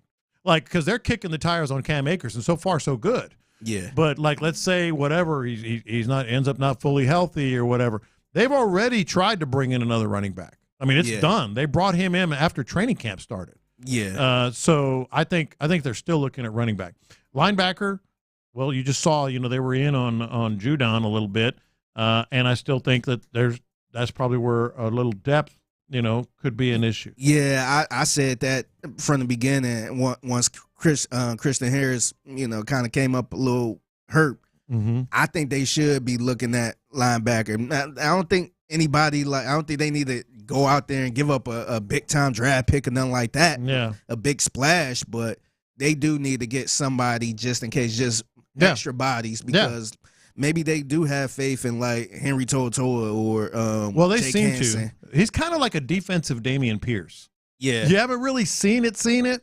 Yeah, but they seem to have a lot of confidence in it. Yeah, and they probably do, but I would bring somebody in just in case it don't really work out how they thought it was, or if he struggle a little bit, Jake Hansen struggle a little bit, right? And they could have somebody else that could kind of come in, kind of like the running back position. Exactly. How, you got Dameon Pierce, but you bring in Cam Akers to kind of maybe change the pace a little bit. And these are my maybes. I think I'm not saying they're, I think they are looking for running backs still. I think they are looking for linebackers, and we have the evidence. Cam Akers, and some of the interest that they've said, et cetera. These are maybes for me. And I don't know if you agree or disagree. 713-572-4610. Obviously, you can message on the YouTube stream as well. And Figgy, I'm asking you because I think they might still be looking at tight ends. And there's a reason for that. Tight ends are so important in this offense. I think Cade Stover is going to be the number 2 guy behind behind Dalton Schultz. But I also think, and you've said this, maybe you can use someone like Brevin Jordan kind of as a hybrid or an alternative type of a weapon, like a secret weapon. But that means you only have 2 true tight ends. Yeah. Now they will use him as a tight end. Yeah. But he's also been inconsistent, and Tegan Quatoriano just stays hurt. Yeah. So they really have the 2 dudes. I think they might still be looking at a tight end. I think they might still be looking at a safety. And that's just not me trying, because I don't have a lot of confidence or haven't seen a lot from the safeties. I just think that's a position where you can upgrade. Yeah, I can see tight end. It's a little tough because they actually have Brevin Jordan as a tight end. Yeah. So you'll have and he'll line up a lot of tight ends. Yeah, I think he will too. Yeah. But I think in the perfect world, I think the thing is with Tegan being hurt a lot, I think if they bring somebody else in, it's to kind of replace Tegan, just having an available body. But I think Cade Stover, I think he should be the number 2. And Brevin, you could kind of move him around. You can line him up at tight end too, but also throw him out there in the slot or kind of run around a little bit and not and just kind of be that weapon that the defense can't really prepare for. But it'll be interesting. I think that's a maybe. Same thing with safety. I think they still might be looking at defensive linemen. I think they like what they have here, but Autry's going to be suspended for 6 games. They like some of the guys that are there. We've seen good plays out of some of the guys that are there, but boy, that is so integral in D'Amico Ryan's defense, especially what the interior defensive linemen are doing. Yeah. Now I think as far as defensive linemen, I see they signed Jerry Hughes, and I think they did that because they knew about the Autry suspension that was coming down. Yeah. But I would actually be shocked if they still looking for, because I feel like they might is what I'm saying. They might. No, it would shock me because I feel like they loaded up from the beginning. Yeah. And if they still feel like they can load up right there, I'm like, man, they really trying to do some things. Yeah. Man. Maybe they trying to have like some type of rotational thing going on and keeping everybody fresh and healthy. Yeah. So I would be down for that. I'll definitely be down for it, but I would be a little shocked if they still looking to add some guys there. And here's what, speaking of shock, this is one that might be a shock for a lot of people. I'm just thinking in terms of if they do get some kind of offer, for Davis Mills, or they just feel like they can add somebody, they might look at a backup quarterback. I can see that. They might. I can see that. Honestly, I think they should. Now, I'm not the Davis Mills is a good backup guy. I think he's okay. Yeah. But I think he's very replaceable, man. I don't feel like if they trade Davis Mills, then all hell is about to break loose. I think you can sign. I think there's some people out there you could sign to give you similar Davis Mills type of production, man. Like Davis Mills is not one of those guys where you're like, oh man, we can't lose Davis Mills. Yeah. No, he is a replaceable backup quarterback. Yeah. And Sean was talking about yesterday, he thinks he really has had a good preseason and training camp so far. I think he's been okay. Yeah. I haven't seen the same things, and maybe I'm just not seeing it like Sean, but I think he is a replaceable player. Yeah. And look, I mean, I don't want to disrespect the guy, but I feel like, man, if you get rid of him and possibly bring in a A.J. McCarron, I don't think you missing a huge beat by that. No, I don't think it's a thing where it's just like, oh man, y'all really downgraded. Yeah. I think it's similar production. I don't think, because I don't look at Davis Mills as like a Jacoby Brissett or somebody that if CJ get hurt, then this veteran guy gonna come in and he gonna keep the boat afloat.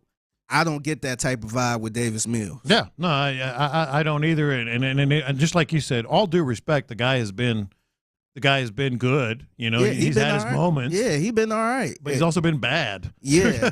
I don't think he's that good where you got to hold on to him because in case CJ Stroud. After all, it is a backup position. And the other thing that is, to me, kind of telling, and, you know, maybe you can read too much into it, maybe you're not. Like, I think he has a say in this. I think he sees the writing on the wall. Yeah. And if he's sort of kicking the tires, remember he didn't finish practice yesterday, didn't practice on Sunday, didn't run any plays on Wednesday.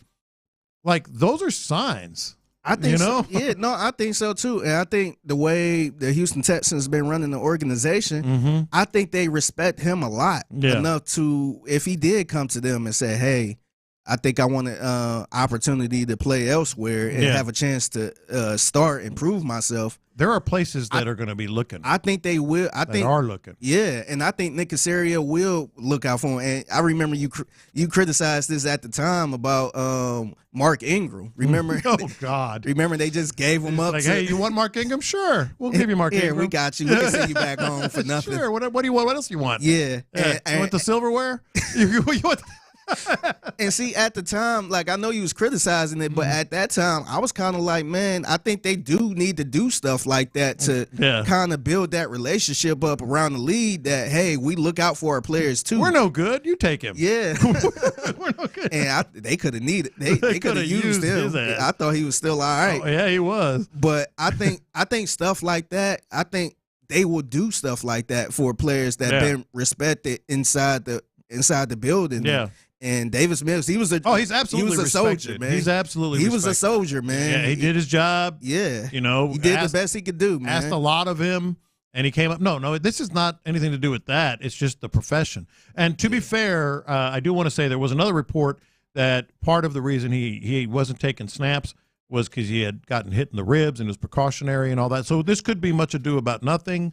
Yeah. But I also think maybe they could look at another quarterback. So we're talking about those guys. There are also other guys that I think this could be. Well, let me ask you this, 713-572-4610. I'll ask the listeners, I'll ask you guys, and we're going to talk about it next. Can a preseason game be make or break? Is it possible? And I'm not talking about for guys just trying at the end of the roster. I'm talking about for guys that you were counting on. Could a preseason game be make or break? Let's talk about that next. The Texans are back at NRG.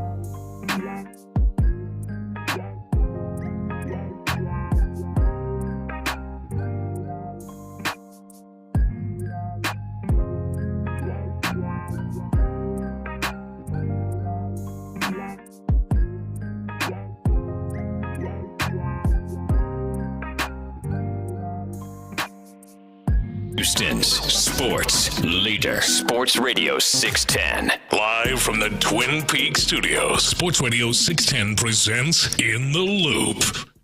All right, so we mentioned John Mechie a little bit earlier when we're sort of laying out some of the things we want to see. We might have to revisit that here in a little bit, about noon or so. But let's get specific, because we just sort of touched on some of the guys that need to, sort of show something. Do something, bro.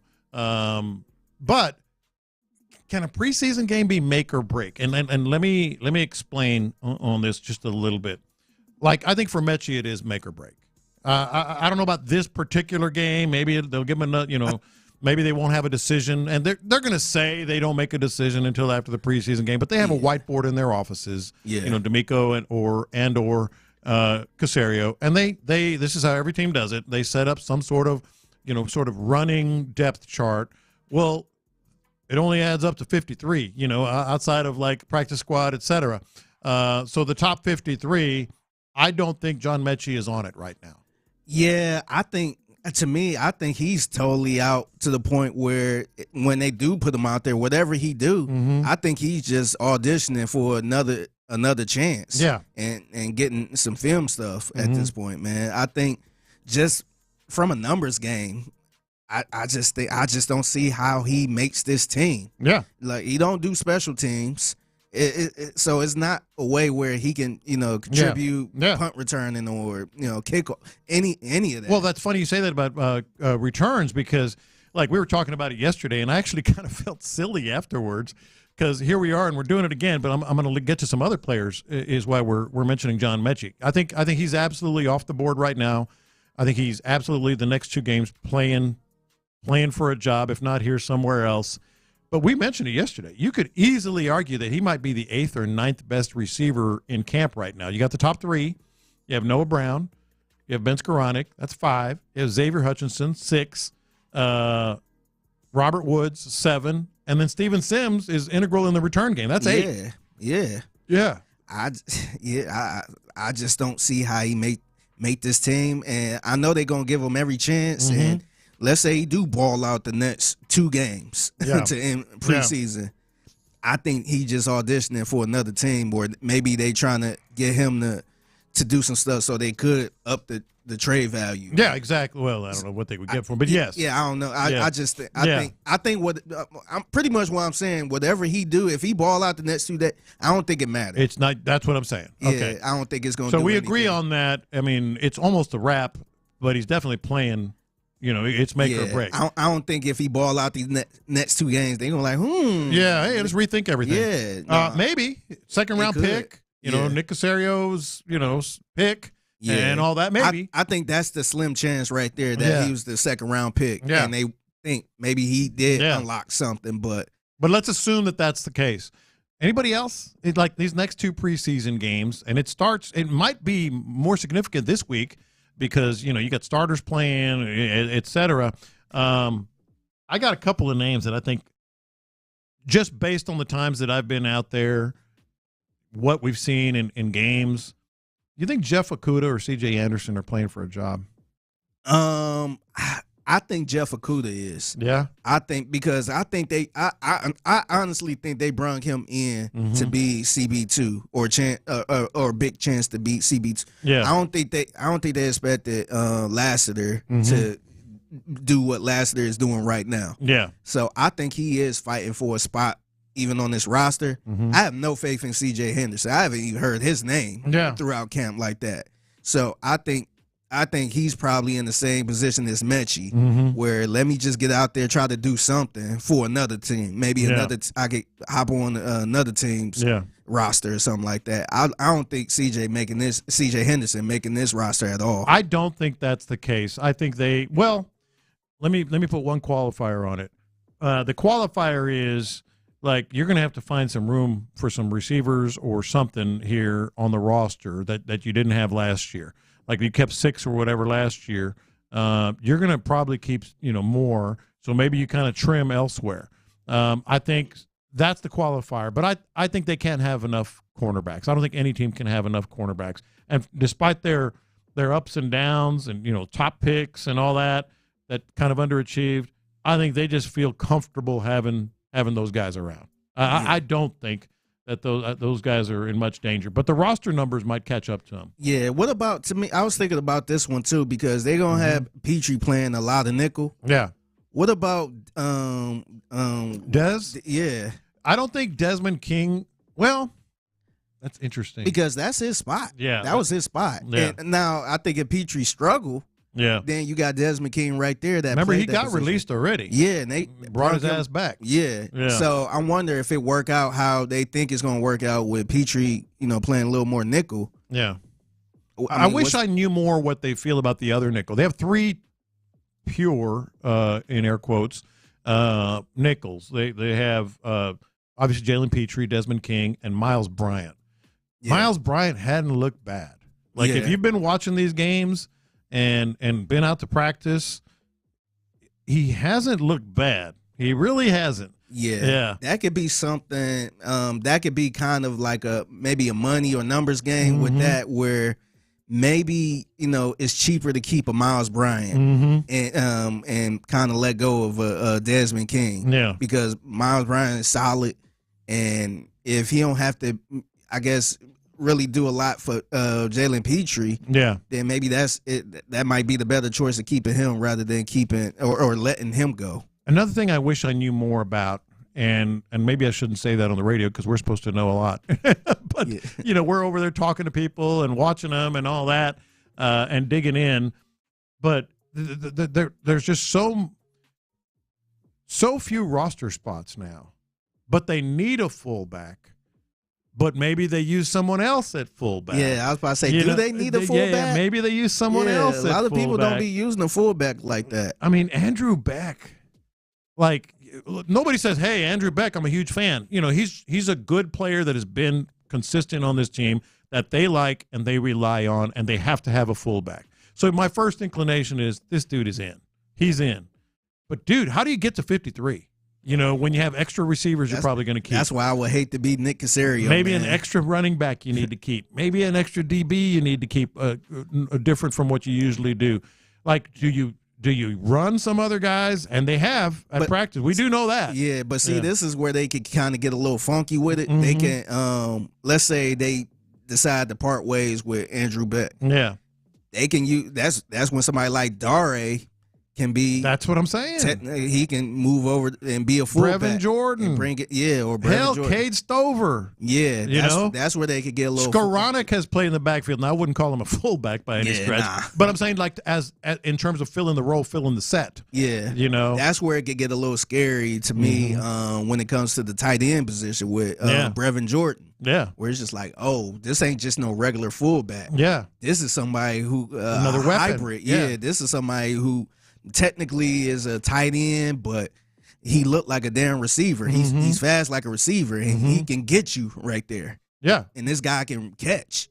So they could get a little funky like that. I like the way you put that, because my first thought, and that's why I kind of framed it like that, is there anyone else? I don't know about how they're going to approach the fullback position. My thought would be, if I had to make a bet, it would be Andrew Beck's going to be on the squad. I'm just saying, you got to get to 53 somehow. Yeah, honestly, I mean, I think he's going to make this roster too, but I won't be surprised if they say, nah, I think we had him year one. Yeah. But right now, I think we good. We can do some cool little Bobby Slowett type stuff. And that's another factor. Bobby can do that stuff. Yeah. I mean, no, it's going to get interesting. Man, some weird stuff happening around the sports world right now. Apparently, the MLB is considering some more drastic, and I mean drastic, rules changes for pitchers. And it's a simple question. You ever worn women's clothing? We're going to get to that next. Payne and Pendergast. If someone had told you in spring training the rotation would be Framber Valdez, Hunter Brown as your 2, Ronel Blanco, I would guess that this is a team that's probably 10 games out of first place. And I guess that's where you credit Joe Espada. I, at one point, was out on Joe Espada. I am now banging on the door saying, will you let me back in, Joe Espada? Wake up with Sean and Seth, 6 to 10 every morning on Sports Radio 610. Tax Hardship Center is here to bring good news for all Americans who owe back taxes to the IRS and are struggling to pay them back. Due to the financial hardship many are facing in the current economic downturn, the IRS has made it easier to settle delinquent tax debt through a federal program called the Fresh Start Initiative. Qualifying for this program will settle your delinquent tax problem, end all collections, and may even reduce your back taxes up to 99%. If you owe the IRS thousands, tens of thousands, or even hundreds of thousands in back taxes and can't afford to pay them, there's no need to worry. With an A+ rating from the Better Business Bureau and 5-star reviews across the web, Tax Hardship Center is offering a risk-free approach to resolving tax debt by providing a 100% money-back guarantee if they can't resolve your tax problem. Find out if you qualify within minutes by calling 800-371-6033. 800-371-6033. And one last time, that's 800-371-6033. West Point Lincoln of Sugar Land celebrating the 1-year anniversary of the Poulos family purchasing the dealership, and they want to pass the savings on to you with a huge sales event.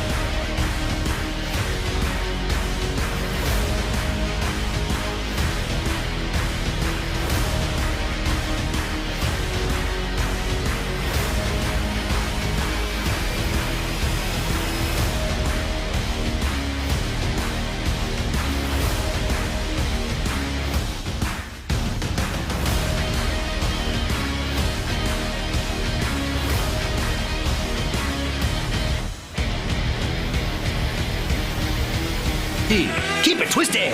Twisted Tea Brewing Company, Cincinnati, Ohio. Please drink responsibly. Playing all the hits. These are the hot stories of the day. You're listening to In the Loop with Houston's sports leader, Sports Radio 610. This is pretty wild. Like, this Figgy is pretty wild. 713-572-4610. John Lopez, Figgy Fig, and Byron Matthews joining you here on In the Loop.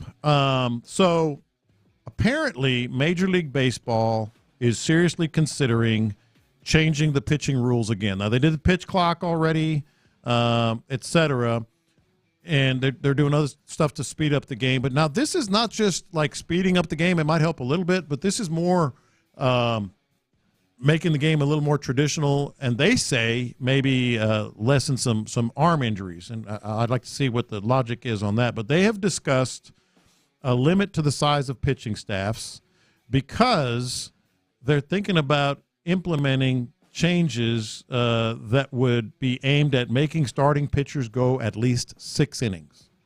All right? So what they're saying is that there's some belief around the game that if a pitcher goes 6 innings, it might even help pitchers' health. I don't know about that. But the goal is to have this minimum innings rule restore the prestige of starting pitchers. Fans would be able to tune into the game. Yes. No. Yes. And I know people are already saying, wait a minute, what if they get rocked? That kind of thing. So I guess they're saying that starting pitchers are increasingly unlikely to get past the 5th inning, which we knew already. Yeah. But the objective is to prioritize starting pitchers, get them to go at least 6 innings every time they start, with some exceptions, which I know a lot of people are talking about. Some instances when a starter would be allowed to leave early before the 6th inning or after 6, whatever it is, if he's already thrown 100 pitches because they're trying to help the arms. If he's given up more than 4 earned runs. So in other words, if a guy gets rocked like Hunter Brown did earlier this year, 5 runs in a third of an inning, you're out. You don't have to go 6 innings, or he gets injured. So outside of those exceptions, pitchers would have a mandate to make it through at least 6 innings as a starting pitcher. I, first of all, don't think this is ever going to pass. But you never know. I mean, people thought the pitch clock and other things like that might not pass. Yeah, I'm not feeling that at all, man. Mm-hmm. Like, so if a pitcher, you said 4 hit, if he get over 4 runs, 4 earned runs. So if he's up to like 3 runs, and you could tell he's out of, because we just seen starting pitchers stay in. Framber, I'm talking to Framber, who just barely, he's getting rocked, but salute to the Astros defense. They maybe not give up a run or something like that, where it might look good, like they only scored 1 run, but Framber is fried. Yeah. No, I'm not putting my guy out there 6 trying to get 6 innings. Yeah, or give up another run. Yeah, so he can pull him. Yeah, because sometimes those numbers be a little fugazi, man. Yeah. You might. I mean, if you ain't see the game and you look at the numbers, you can be like, oh, he only gave up 1 run, but they hit him like 9-10 times or something like that. Yeah. Or he might walk like 5 guys or something like that. Mm-hmm. Now, no, man. I think you got to look at the feel of the game, and sometimes it's out. Yeah, it ain't gonna work out. You can't try to force that guy out there for 6 innings. Yeah, and so this was an ESPN story, so giving them credit. Apparently, they spoke with one Major League Baseball executive, and this is the quote: "We are interested in increasing the amount of action in the game, restoring the prominence of the starting pitcher, and reducing the prevalence of pitching injuries." Again, I'd like to see where their data is on that. Yeah.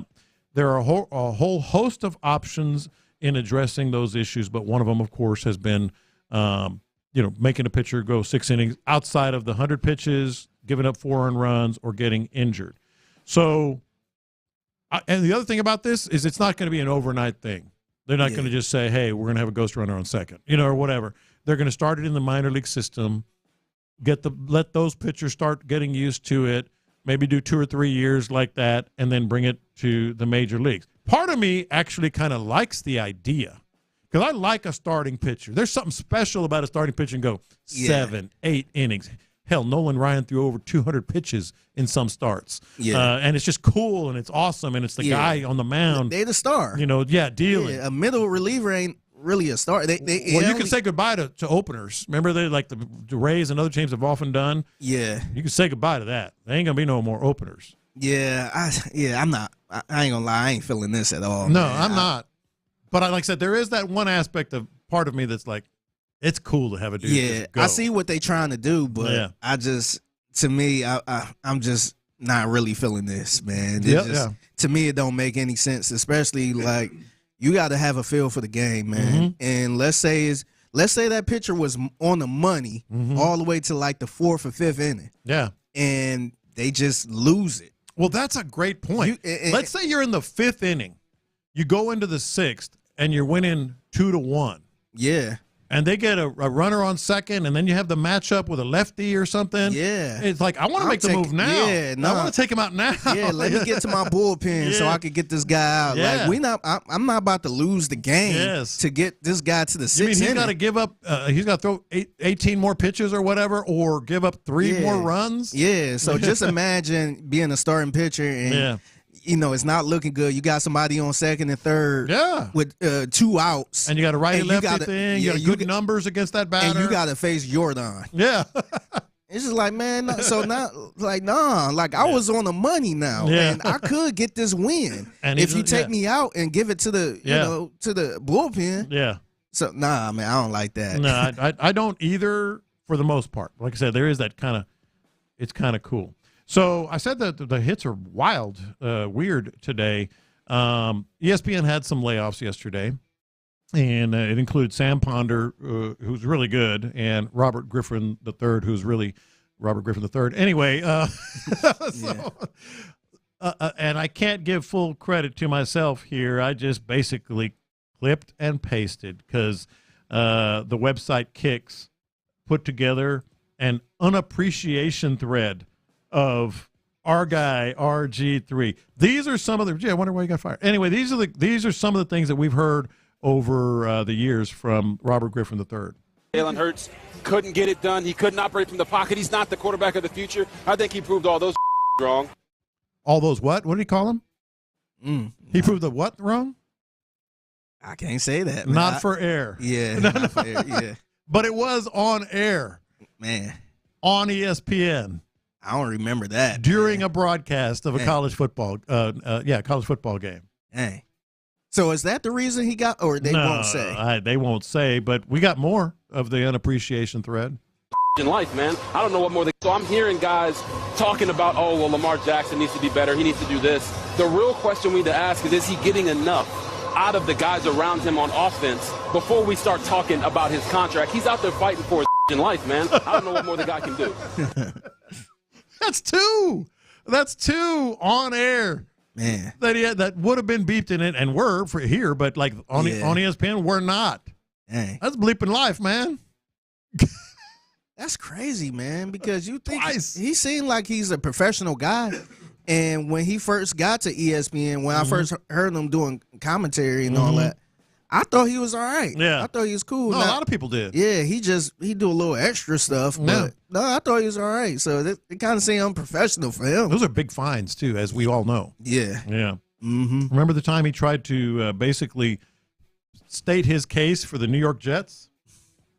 Talk about free agent quarterbacks. Yeah. There's a reason that certain guys aren't in the leagues because they're uninspired. But Foxy knows this. Some of these guys like Carson Wentz, Cam Newton, Colin Kaepernick, myself, it's not that we can't play the game anymore. It's that we're a big distraction if you bring us in. I had a GM tell me this offseason, hey, man, I know you can still play. You look like you can still play. But if we bring you in, it's going to be a distraction for our starting quarterback. So now that your starter in Aaron Rodgers is out, you can potentially go and grab some of those guys.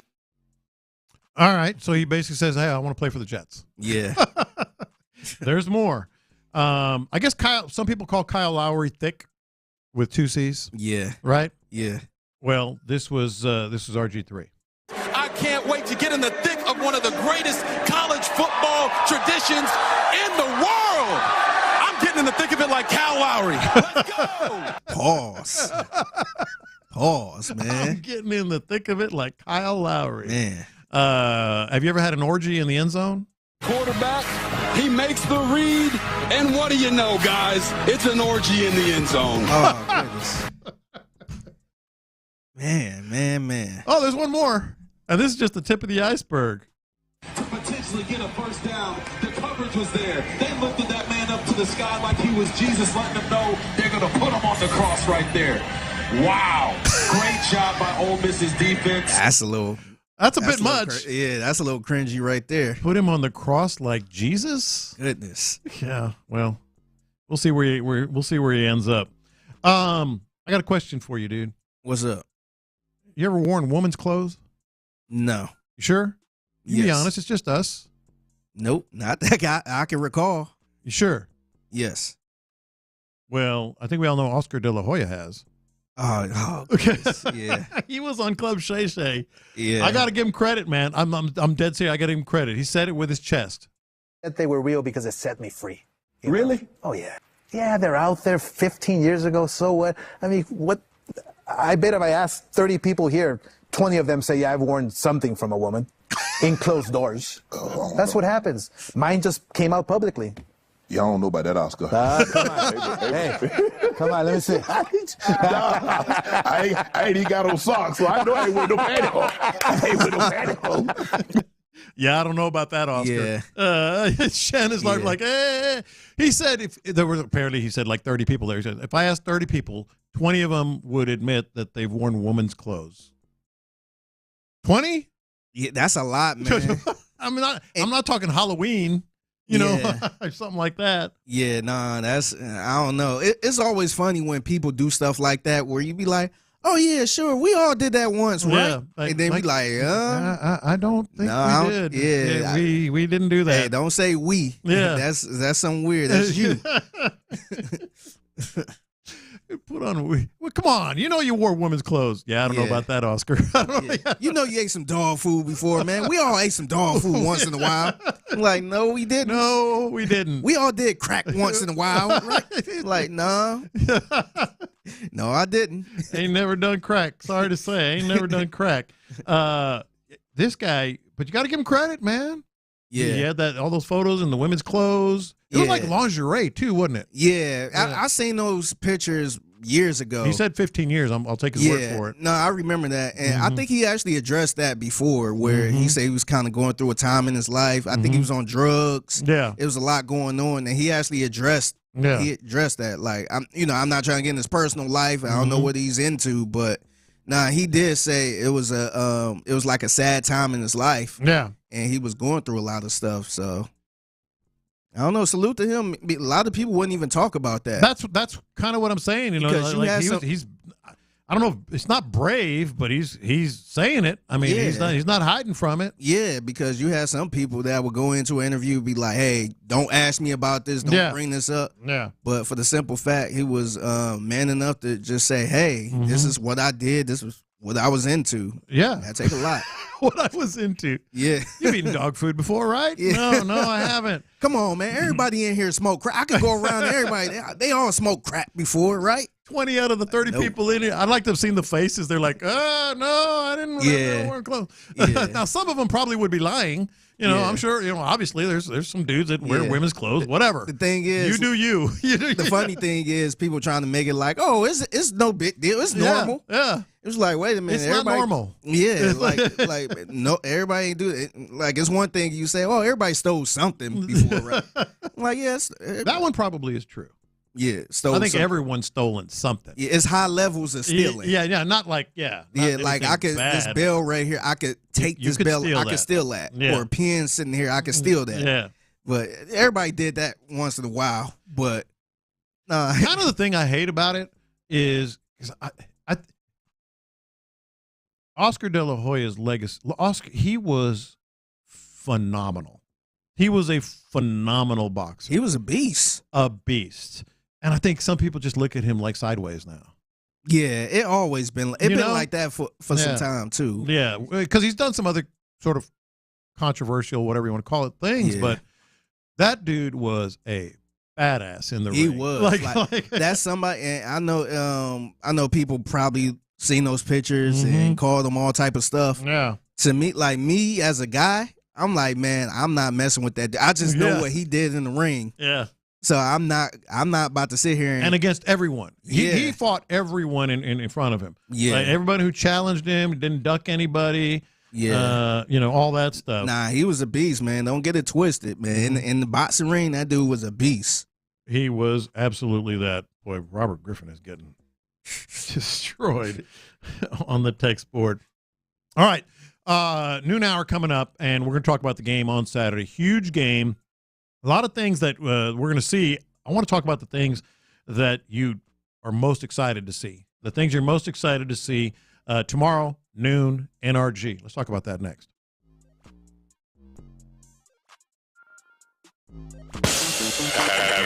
Have you heard? A new era of In the Loop starts Monday.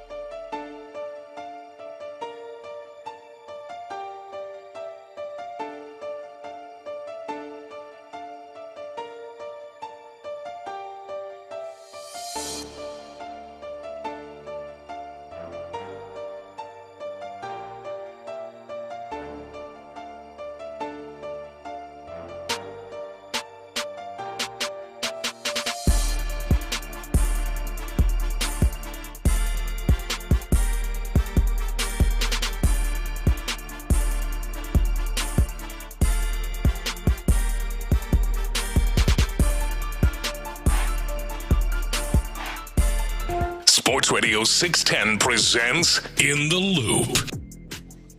All right. What are you most excited for? It's happening, man, tomorrow. Tomorrow, we're going to get a glimpse, and we've talked about it all week, but now that we're bearing down on Texans and Giants, noon tomorrow. This 24 hours from right now. Home game, too, man. Home. That's what I'm talking about. That's the main reason I'm pumped up. Home game, 24 hours from right now. They're kicking it off at NRG Stadium. Some of the things that I want to see, I want to just bounce them off of you because it's not just about C.J. Stroud and the receivers. Yeah, it is. We're excited. I want to, you'll hear that in just a second. But just I'll start with this one. It's just a preseason game, right? Those are the tickets that you give away to your employees. Yeah. All the bosses are giving away preseason game tickets. So season ticket holders is you want some tickets to the game? They're the neighbor that they talk to, kind of. Yeah. Yeah. You want some Texas tickets? Yeah. Okay. It's for the preseason. I get it. It's the preseason. But this is different.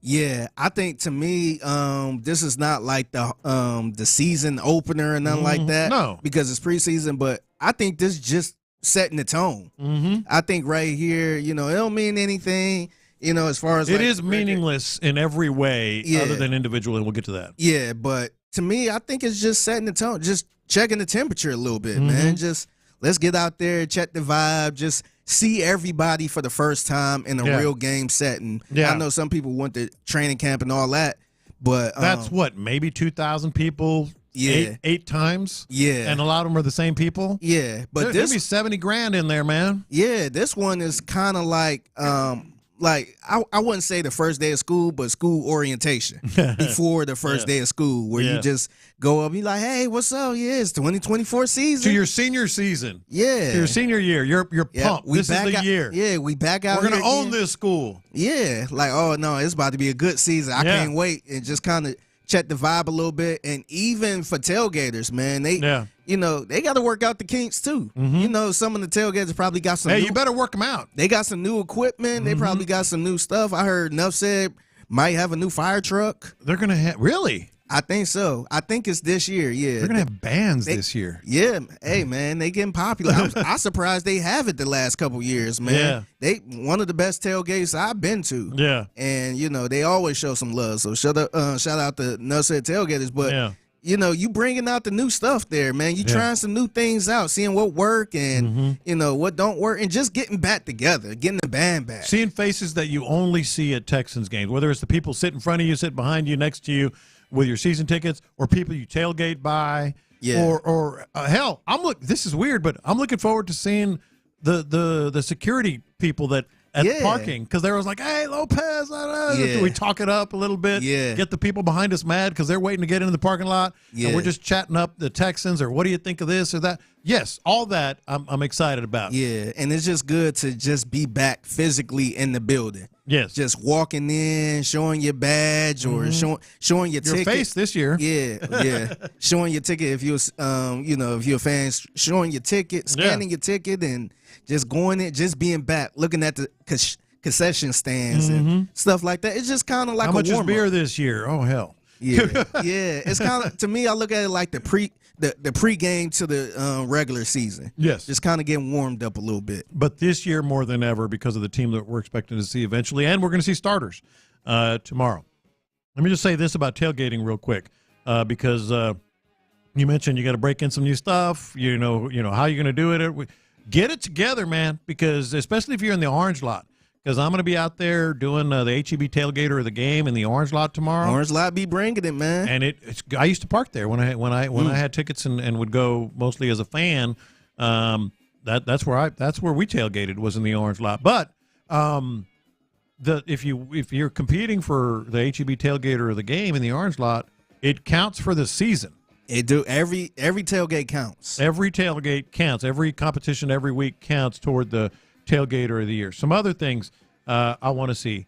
I just mentioned it. I want to see the first team offense as intact as possible, and the first team defense as intact as possible for 2 series. Let's have some success, and then I'll see you later. So not like the Chiefs, not like the Kansas City Chiefs play a full half. Yeah, no, I don't Come on, think we got to see a full half. I don't think so. Don't they got some kinks to work out? Well, they've worked them out in 2 consecutive maybe Super they're not Bowls. sure about. Maybe they want to get Patrick Mahomes warmed up a little bit. Well, maybe, he's been warmed up by week 6 or 7. He needs some reps, man. Not sure what you're gonna get out of him, man. No, he does not. That's bizarre to me, but I get it. Whatever. Yeah, no, I agree with you. I think 2 series is perfect for the offense and defense. Now, CJ Stroud, if they go first series, they maybe just cut it short. Boom, boom, boom, boom, touchdown. Run here, run there, boom, boom, touchdown. Then all right, guys. Yeah, we'll see you in Indy. Yeah. And same thing with the defense. If they, now we're not probably going to see Will Anderson. Yeah, but we're going to see a lot of guys. I would like to see the defense. Lassiter's going to be out there.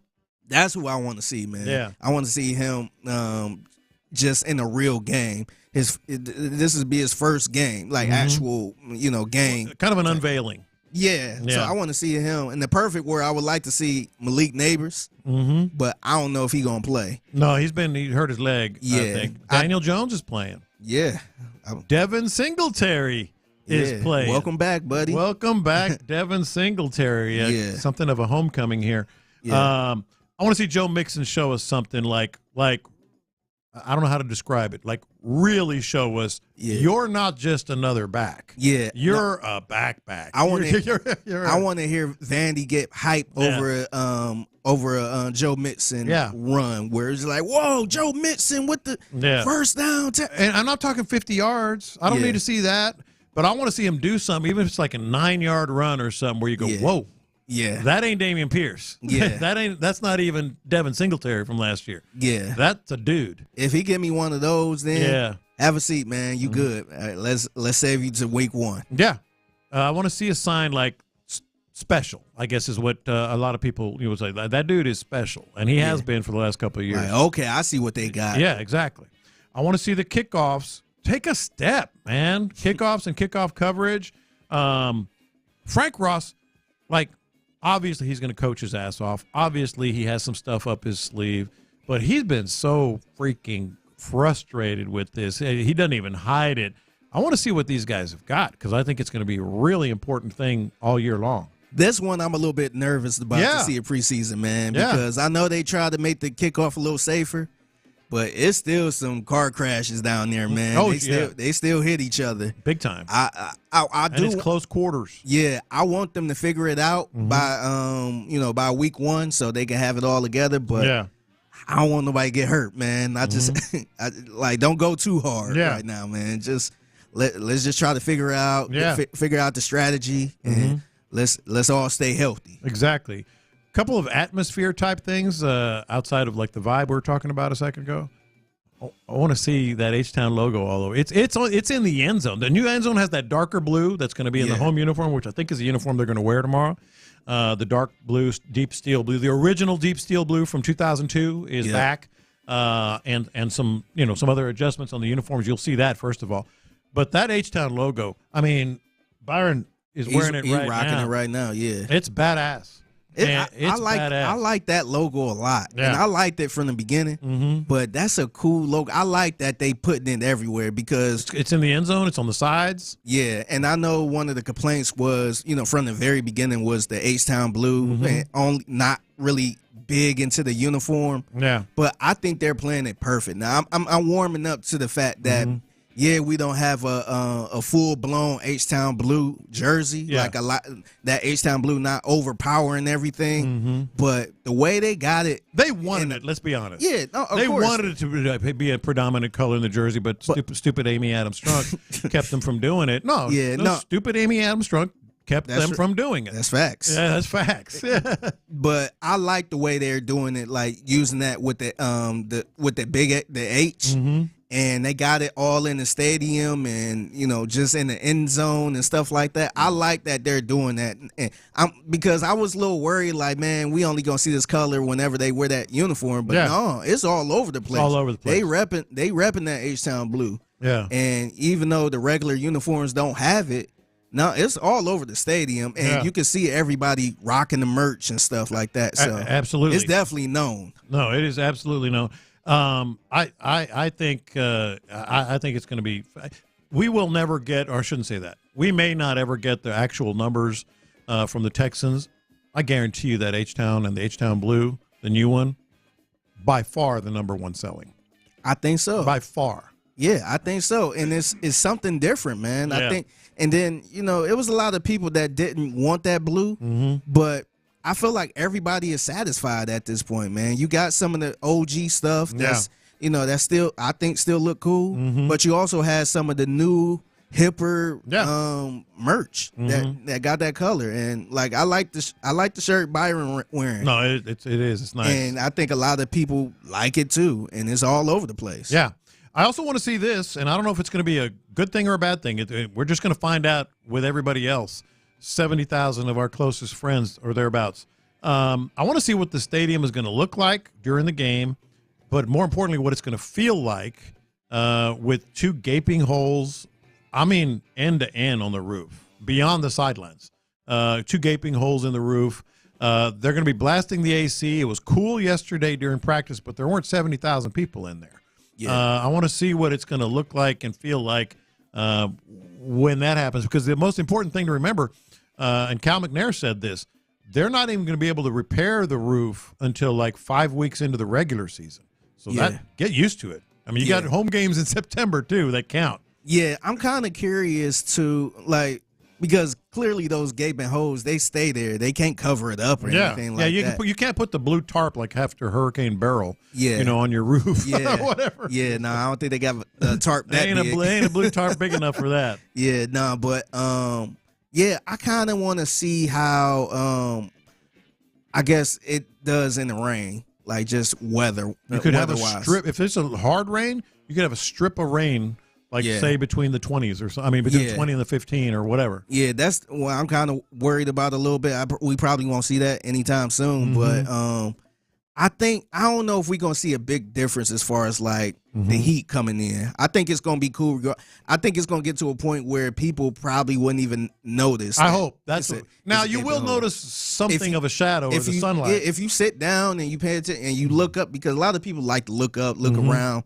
You'll clearly see it, but I don't think you're going to walk into the stadium and be like, man, it's hot in here. That heat coming in through those gaping holes. Yeah. I think it's going to feel like a normal, atmosphere with or without the gaping hole. I just think the big effect is obviously looking with your eyes. Yeah. Sunlight, and then possibly whenever it rains. I'm also interested in what it's going to look like on television, like in the heat of the day when the sun is right above.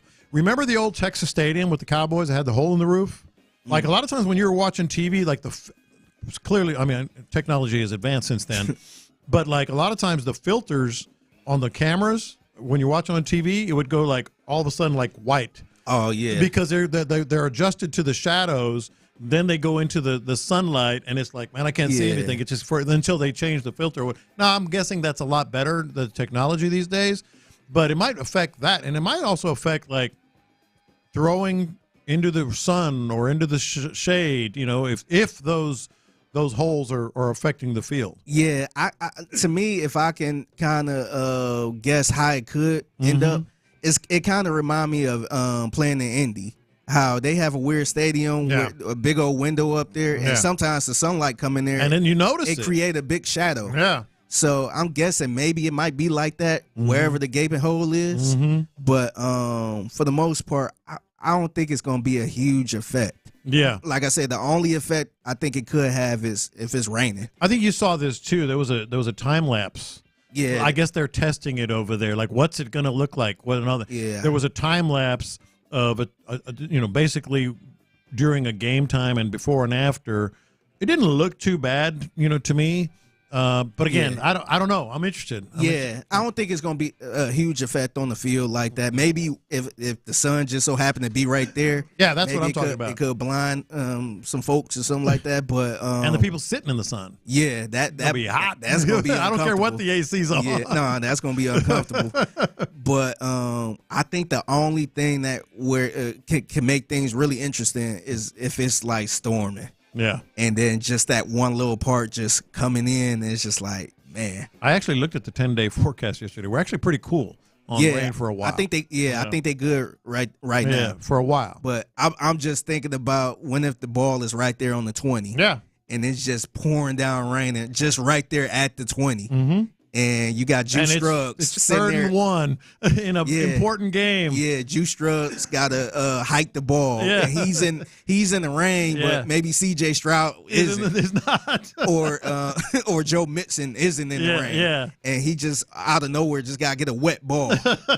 I was kind of thinking about stuff like that. Now, that probably won't even happen. Very rarely. Yeah, but it's just something interesting, man. I want to see Stephon Diggs score a touchdown tomorrow. And that's very selfish reasons as someone who, obviously I like this team, and I feel bad for Stephon Diggs. Like, we went through it yesterday. They've talked about him on the sidelines, and it was nothing. They've talked about him, having a conversation with C.J. Stroud. It was nothing. It was nothing. They've talked about him on a national scale, about this whatever fracas or whatever you want to call it.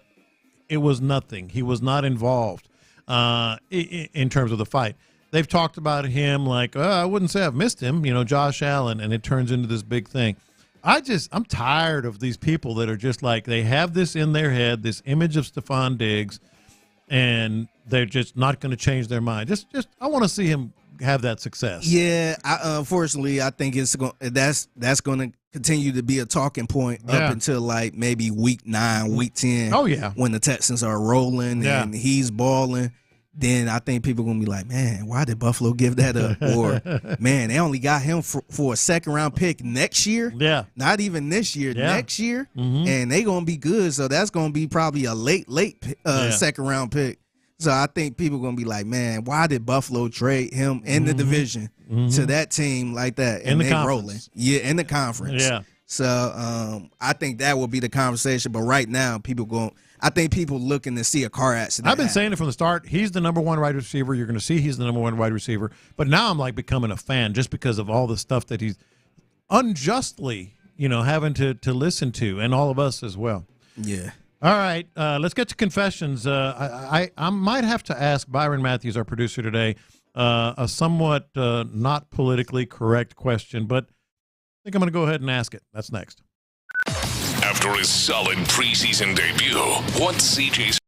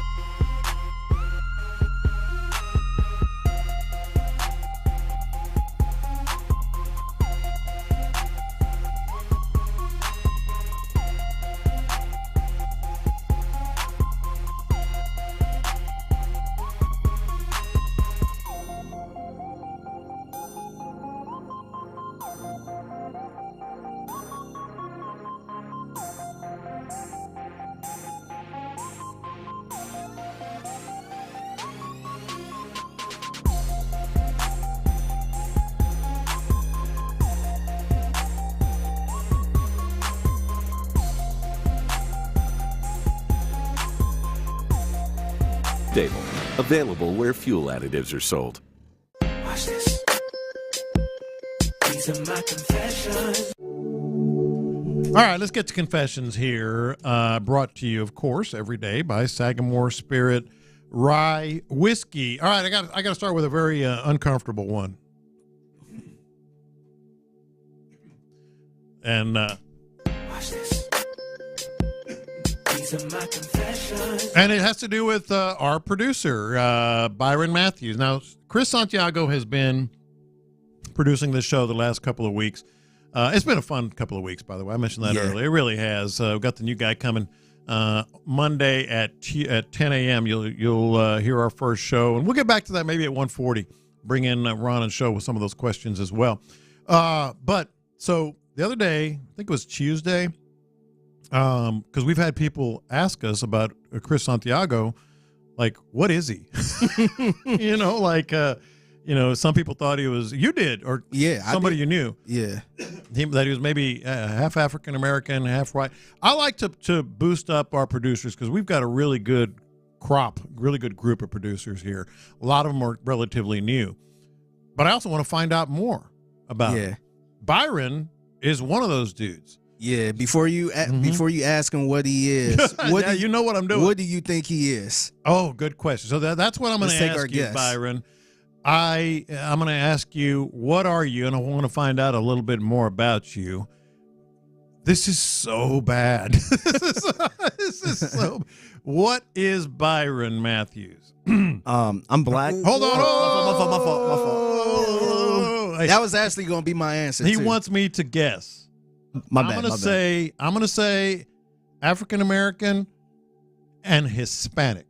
That's what I was going to say. African American, Hispanic. What are you, Byron? I'm black, but I have a little bit of Irish, Italian, and Native American in my bloodline, and some French from my grandma on my mom's side. But for right now, there's no Hispanic that I know of. Okay. We was dead wrong. So let me guess this. Your dad got to be. Is your dad black? Yeah, both of my parents are. Oh, both of your parents are black. Okay. All right. I don't want to say it. You say it. What? Welcome to the family, man. No. He's. I don't want to say it. Yeah. I can't say it. So is your your dad is black? Is he, there you go. Is he full black? Yeah, I'm about to say full breed. I'm looking at you like save me. I'm gonna go dogs. Full breed. Okay, so like on my dad's side, both of my grandparents are dark complected. And on my mom's side, both of my grandparents are light complected. There we go. Okay. So your mom is probably mixed. Is your mom? Would you say your mom is mixed? I would say, like, on her side, there's Native American, just like my dad, but she has, like, the French side. Okay. So, yeah, but from what my grandma's told me, I think my great-great grandpa was born in Germany.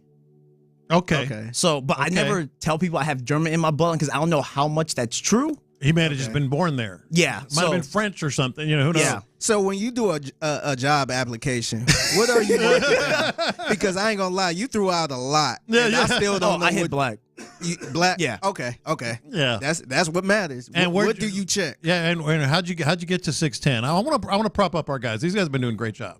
It's a little bit of a long story, but I was at a Bible study at River Point Church. Okay. And I had shared the story about me talking on the radio at Sam Houston, and one of my teachers, she knows JP, John Paul Stevenson. Okay. And so he got me in contact. She put me in contact with him, and he was able to get me on like at the Dynamo for freelance camera work, and also here. Nice. Yeah. Nice. So that's how it all started. That's how it starts. That's dope. So he already part of the business. Yeah. Did you go to college?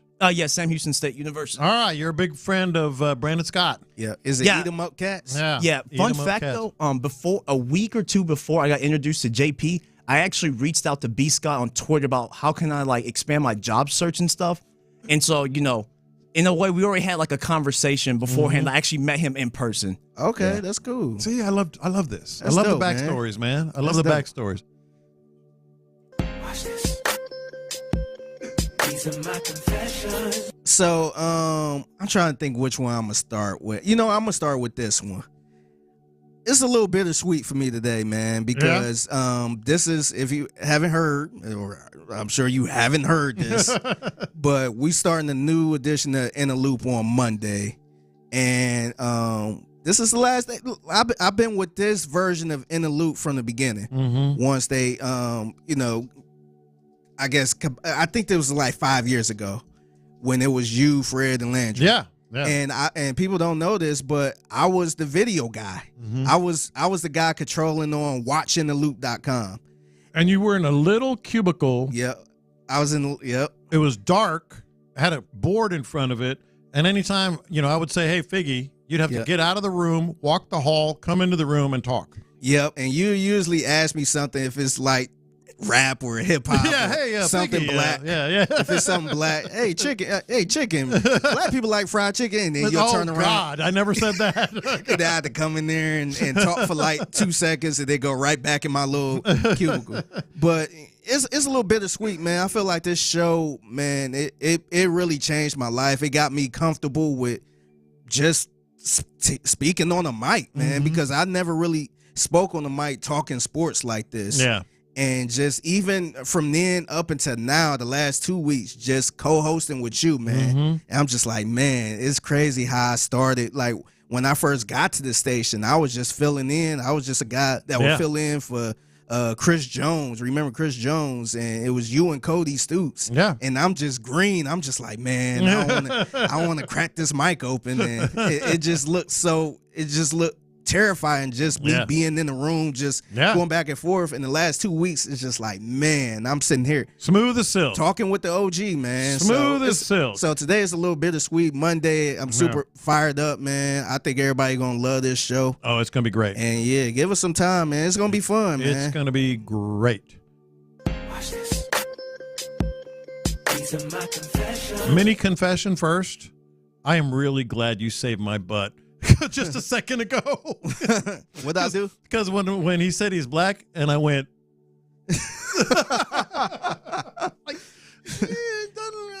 it's funny because he was saying everything. He was just like, he said black. I was like, what else? Yeah, black. He was giving us everything. I was like, and so I'm like, let me make this a little more simple. You saved my butt. Yeah, like what do you mark down when they ask who you are? Because there's not a lot of options there. It's either black, non-black, white, and that's it. So I got another one. I'll go another one real quick. Watch this. These are my confessions. Okay, so I had no problem with Hawk to a Girl getting her 15 minutes. By the way, you want to hear Internet going nuts because she's going to have to reappear there.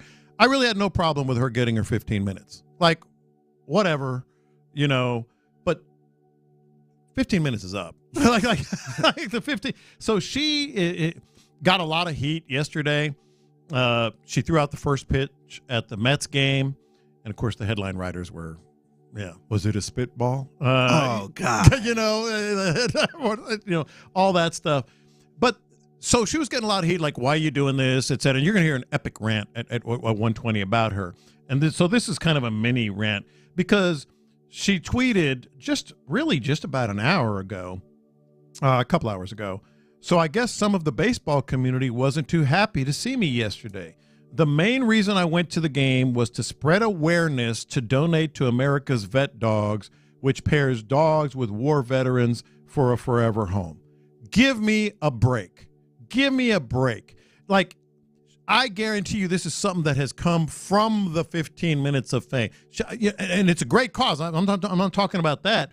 But, like, does she think, like, you didn't develop a game-changing drug. You didn't develop Ozempic. You didn't solve any life's mysteries. You didn't win a gold medal, although maybe some of your ex-boyfriends say it was worthy. But that's just me. Like, just enough.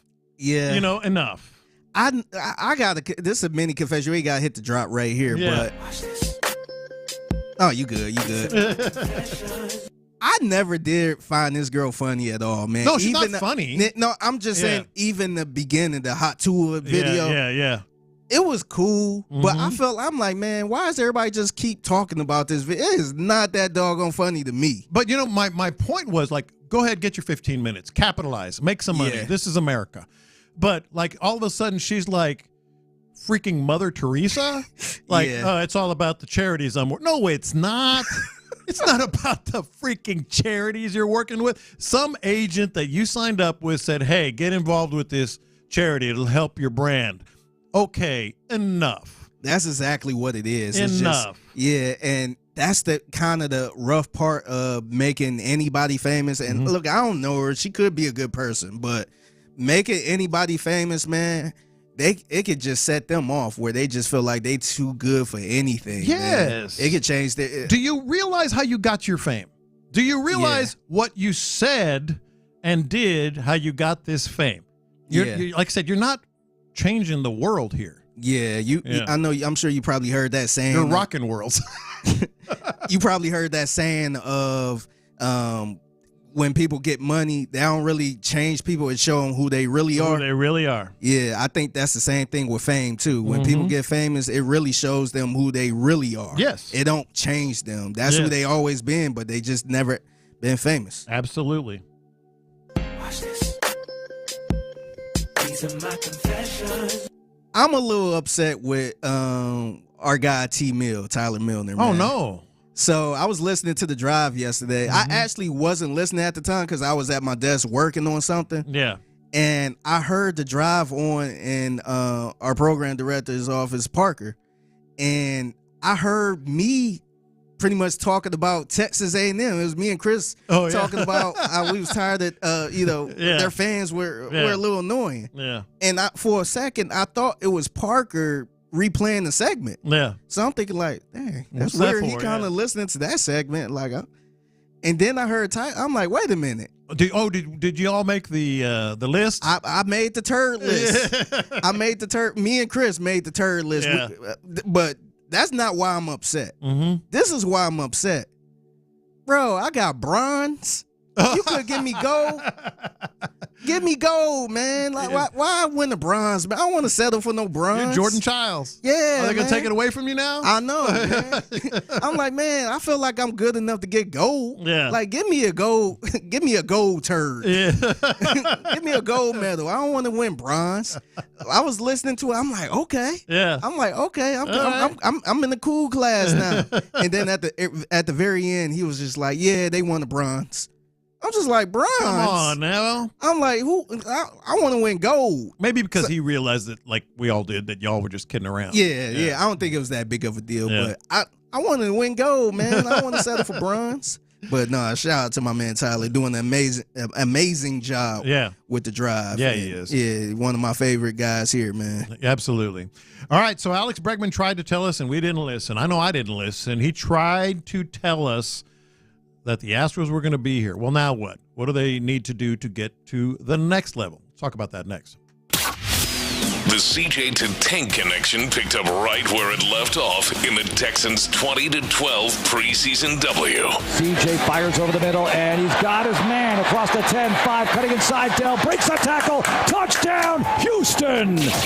Insider access. Exclusive content. Sports Radio 610. The Texans play here. Guys, are you tired of being tired? Frustrated because it seems impossible to lose belly fat? If you're looking for a solution, then listen to Mark. I had fantastic results with the Andro 400 Max. Probably lost 35 pounds, and more impressive than that was the inches I lost off of my belly and my waist. And the increased energy is fantastic. I'll be totally honest, I tried a different product, and I wasn't happy with the different product. You guys are considerably cheaper than the other brand, and I can really feel the difference. Andro 400 Max, the extra strength, all natural testosterone booster. The safe, easy, and affordable way to gain energy and lose stubborn belly fat. Satisfaction guaranteed or your money back. Feel and look like a new man. Go to andro400.com.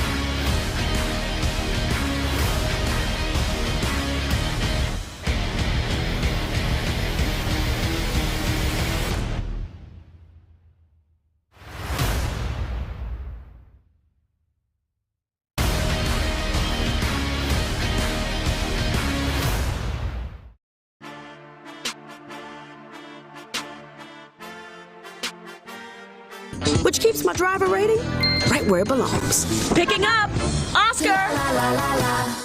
Live from the Twin Peaks studios, Sports Radio 610 presents In the Loop. But the cream will rise to the top, oh yeah. I am the cream. Yeah, let me say it, yeah. Let me say it out loud. The cream of the crop. I am the cream. I am the cream, yeah. The cream of the crop. I'm on my way. On balance. And Macho Man, even me, my not real avid wrestling, pro wrestling watching self. They don't make promos like that no more. They don't do it like that anymore, man. They just we just got to keep playing the old ones. He's talking about the Astros, by the way. Yeah. Did you know he's talking about the Astros? Play that again, Byron. He's talking about the Astros. Absolutely. But the cream will rise to the top, oh yeah. I am the cream. Yeah, let me say it, yeah. Let me say it out loud. The cream of the crop. I am the cream. I am the cream, yeah. The cream of the crop. I'm on my way. On balance. Alex Bregman told us. I want to say it was late May.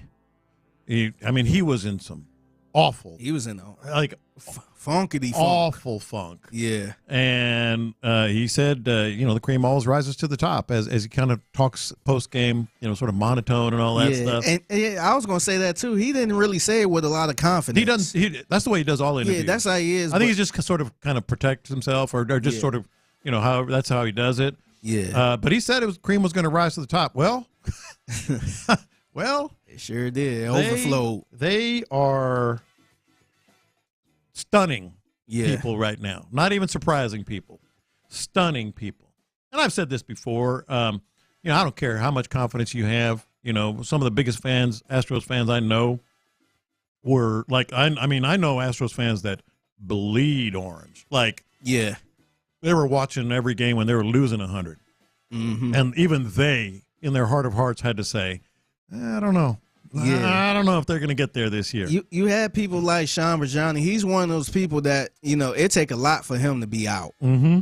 And I think he was kind of like, man. He had a foot out. Yeah, I think so. I wouldn't say he was totally out and saying blow up the team, but I think he was kind of like, I'm not sure about this team. Well, everybody was. Like, you'd be lying if you said you weren't. Yeah. Go ahead and say you weren't. You're lying.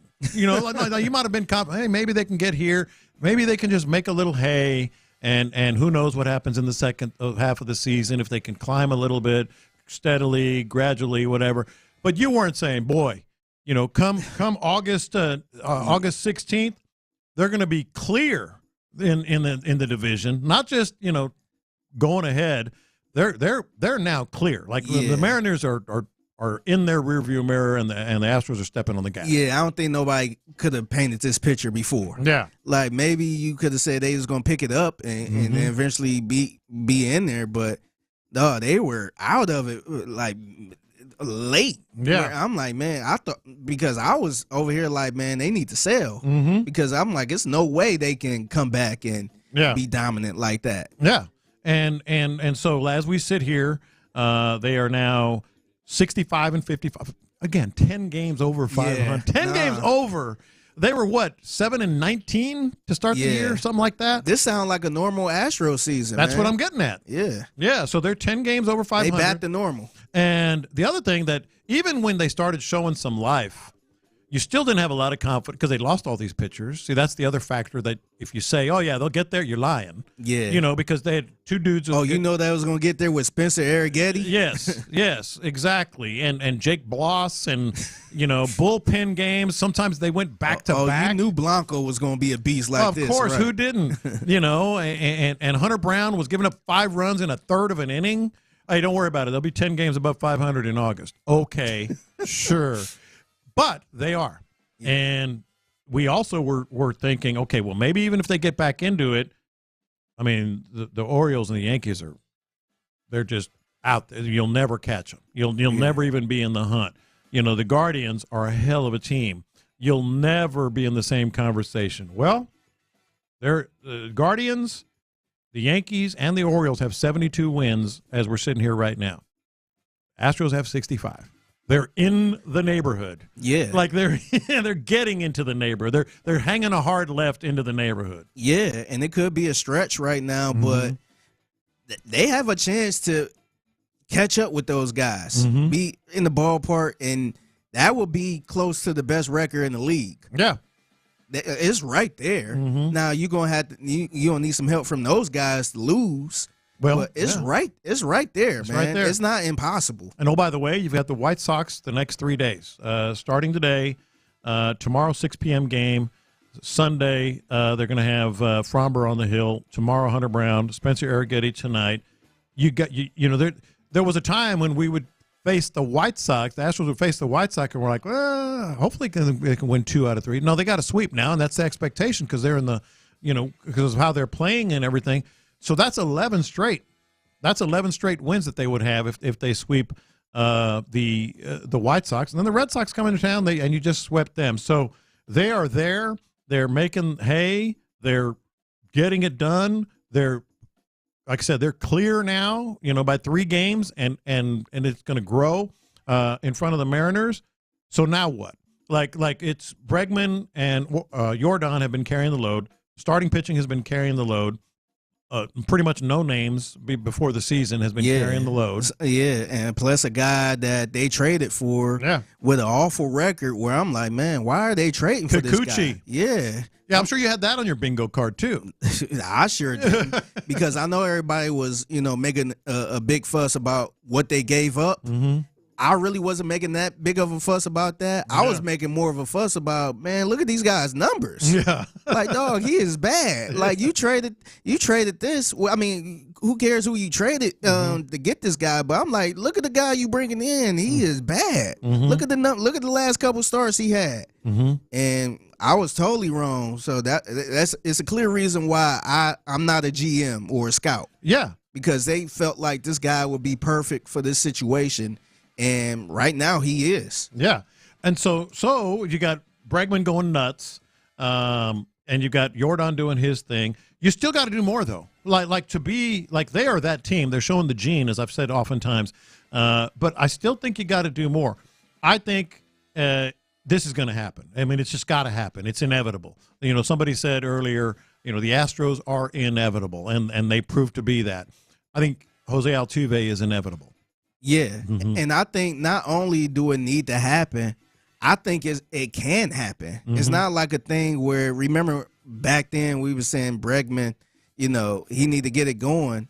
We had no faith in Bregman. Yes. We thought that's who Bregman was, just kind of struggling, looking for another deal, and probably won't get it, probably last year. We wondered if we'd get anything. Yeah. We just thought that's what Bregman was, just a guy. Yeah. But Jose Altuve, he will get it. Yes, he will get it. We just kind of waiting on. He's just going through his little slump right now, or playing okay baseball. But nah, he will get it, man. That's a Hall of Famer right there. Now it does get a little dicey if you're going to be in the hunt like you are now, and you're going to start looking at the Yankees and the Orioles and the Guardians as like targets, guys that you can make them shake in their boots a little bit. You got to get better out of Ryan Presley. Like, you have to get more out of Ryan Presley, or at least consistency. Yeah, that's where I kind of like, and I'm not. I have no faith in Ryan Presley or Ryan Stressley, as some people like to say. Yeah. If we do get it, then that's a great thing. But I just have no faith in there. Every time he go out there on the mound, I'm just like, man, I don't know what we getting out of it. I damn near cover my eyes whenever he throw a pitch. But if he could get that would be great. Me personally, I just don't see it. I think it's always going to be inconsistent. Yeah. You also have to get more out of, or do something with Chas McCormick. Now, the Astros did make a move, pretty significant one. It's one of their better prospects that they brought up, Shea Whitcomb, but he's an infielder. Like, I think he's only played 10 or 11 games in the outfield. He's a shortstop, second baseman. Well, they seem to have a shortstop and a second baseman right now. So either a utility guy, or maybe they're going to tinker with him in the outfield or somewhere else. But that's going to be very interesting to watch. If you can just, like, you're pulling, you're putting your own D'Amico pixie dust on some of these pitchers. If you could somehow find a way to make an answer in the outfield. Yeah, Chaz just looked like a dead man walking, man. He's done. I never seen so many. He's kind of getting that Jose Abreu treatment at this point, where people was like, "Why is he out there, man?" Yeah, it's a sad thing to watch, and I guess they got to figure something out. They trying to hold the boat up a little bit until Kyle Tucker. That's the next thing I was going to say. I don't know when that's going to happen, so maybe that's why they bringing somebody else up. Here's the thing with Kyle Tucker. I've always been frustrated and kind of, amused by the way the Astros consistently lie about injuries, and Kyle Tucker is one of the best examples of that. Deep bone bruise, day to day. Well, it's been 2.5 months, so I've kind of just been like laughing about it. But I never thought, is he going to come back? I thought he would come back at some point. Me too. But they were just taking a lot of time, or the healing process, or he broke a bone and he just needed to get it back or whatever. Now I'm kind of in the area where I'm like, is he going to come back? Yeah, and maybe this could be the wrong thing to do, but I had trusted the Astros when they said, "Oh just the you learned from that." Yeah. So now I'm like, man, I thought it was going to be about a good 2 or 3 weeks or something like that. Yeah, it's looking like it's about to be a 2 or 3 months. Or like I said, I'm already to a point where I'm like, hell, I don't know if he's even coming back. Yeah, like me, I will prepare to, not have Kyle Tucker. Like, I don't want to sit there and say, you know what, let's just hold it down. He'll be back. Yeah. I don't know about that, man. Yeah. Just watching those videos of him walking out there, he don't look like somebody that's ready to roll. Yeah. And not or ready to roll anytime soon. Yeah. No, I totally agree. Yeah, I will prepare like he's not coming back. And just focus on who we have right now. Now, if he do come back, that's a great thing. That's found money. Yeah, it'll be a surprise now. Yeah, so now I don't want to sit there and just like, man, we need to hurry up because we need Kyle Tucker to come back right now. Yeah, I don't want to count on that. Now, the good news is one more rehab start for Justin Verlander, actually in Corpus Christi this time, which is interesting. But either way, one more for Justin Verlander, and I think he's coming back. He'll be back this coming weekend. So that will be some found money right there because just give me 5. These pitchers they've been money the last couple weeks. Yeah, and if you could get Justin Verlander, not Cy Young, Justin Verlander, if so, that would be great. But if you could give me 5 innings, give me 5, maybe 6 innings. That's stretching it to me. Yeah, I'm good. They in a good place, man. Yeah. It's fun, man. It's fun times there. It's fun times certainly going to be at NRG tomorrow. And hell, the Rocket schedule came out. It looks pretty good for them, too, at least to start the year. 11 out of 17 games at home to start the year. Hell yeah. Let's go get some national love, too. They are. 11 nationally broadcast games as well. Yeah, man. Yeah. All right, let's go around the NFL. And Noah Lyles, boy, he has taken off a lot of people just consistently, man. You're going to hear his response to what Tyreek Hill said about he can beat him, and I got it. We got to start the regular season. It's getting into silly season on the broadcast world. Next. Have you heard? A new era of In the Loop starts Monday. Who will be joining John and Figgy full time? You know what I need? I need one person. I need my filter. If I got one person I know, I can talk to the crowd through them. Oh, yeah, that's the move. Yeah, that's the move. The big reveal happens Monday at 10. We'll see you there. Houston's sports leader, Sports Radio 610. Your Odyssey Sports Minute is brought to you by Zadig Jewelers. This is Jim Rome with an Odyssey Sports Minute. Now, the Patriot fans are tripping, and that's why they're treating every single preseason game and every Drake May snap like it's the most important thing ever because, well, it's been years since they really competed for anything, and as I mentioned yesterday, the full rebuild is only just now beginning. And the fact is, Drake May, their savior, has not looked good. But last night, he looked better. I'm Jim Rome. Tax Hardship Center is here to bring good news for all Americans who owe back taxes to the IRS and are struggling to pay them back. Due to the financial hardship many are facing in the current economic downturn, the IRS has made it easier to settle delinquent tax debt through a federal program called the Fresh Start Initiative. Qualifying for this program will settle your delinquent tax problem, end all collections, and may even reduce your back taxes up to 99%. If you owe the IRS thousands, tens of thousands, or even hundreds of thousands in back taxes and can't afford to pay them, there's no need to worry. With an A+ rating from the Better Business Bureau and 5-star reviews across the web, Tax Hardship Center is offering a risk-free approach to resolving tax debt by providing a 100% money-back guarantee if they can't resolve your tax problem. Find out if you qualify within minutes by calling 800-371-6033. 800-371-6033. And one last time, that's 800-371-6033. MD Anderson Cancer Center is again ranked #1 in the nation for cancer care by U.S. News & World Report's Best Hospitals rankings. Our physicians treat more types of cancers in a day than many see in their whole career. This unmatched depth of expertise, combined with our groundbreaking discoveries, gives our patients access to the most innovative treatment options. Learn more at mdanderson.org. A secure retirement just doesn't happen by accident. When that day comes, what's most important to you? Are you sure to have more money than month? What about unexpected medical costs? Do you want to leave something to the kids or the grandkids? I'm Jeff Jr. from Trajan Wealth, and I want you to know we specialize in these questions and can help make your retirement dream a reality with some of the highest guarantees in the business. Imagine getting up to a guaranteed 12% growth on your retirement income and up to a 30% bonus up front just for opening an account. If you have funds sitting idle in an old